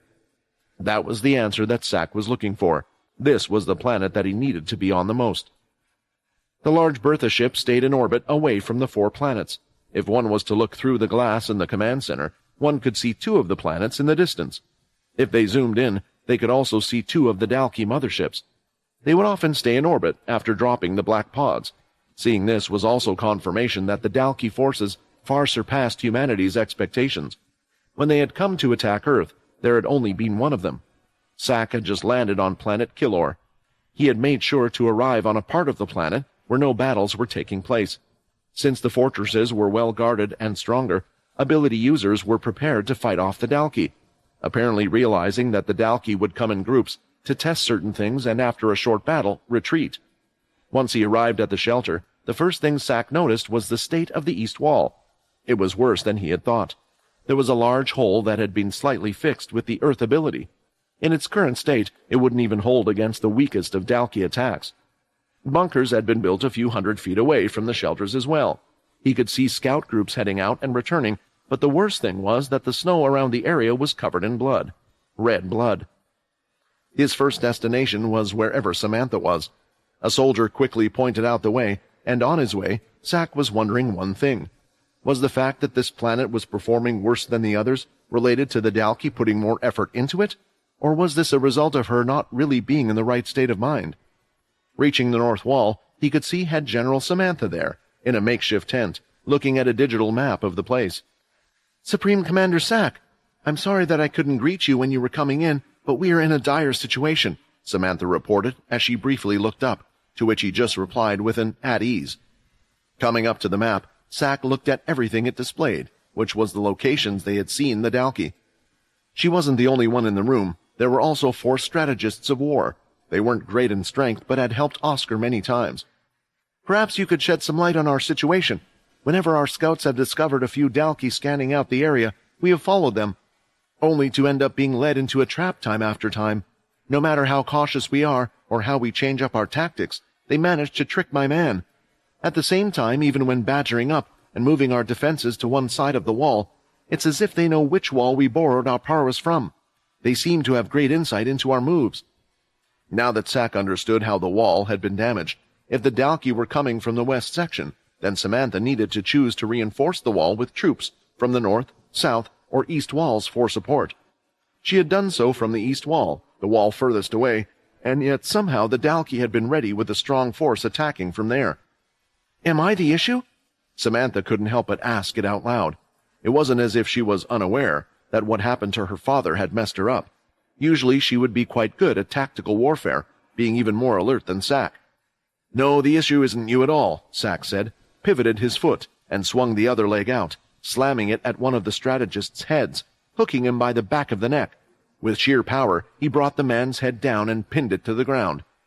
That, when they could see it, while the strategist was stuck under Zack's foot struggling, his eyes were glowing red. "He was a V?" Samantha realized. "But how did you know?"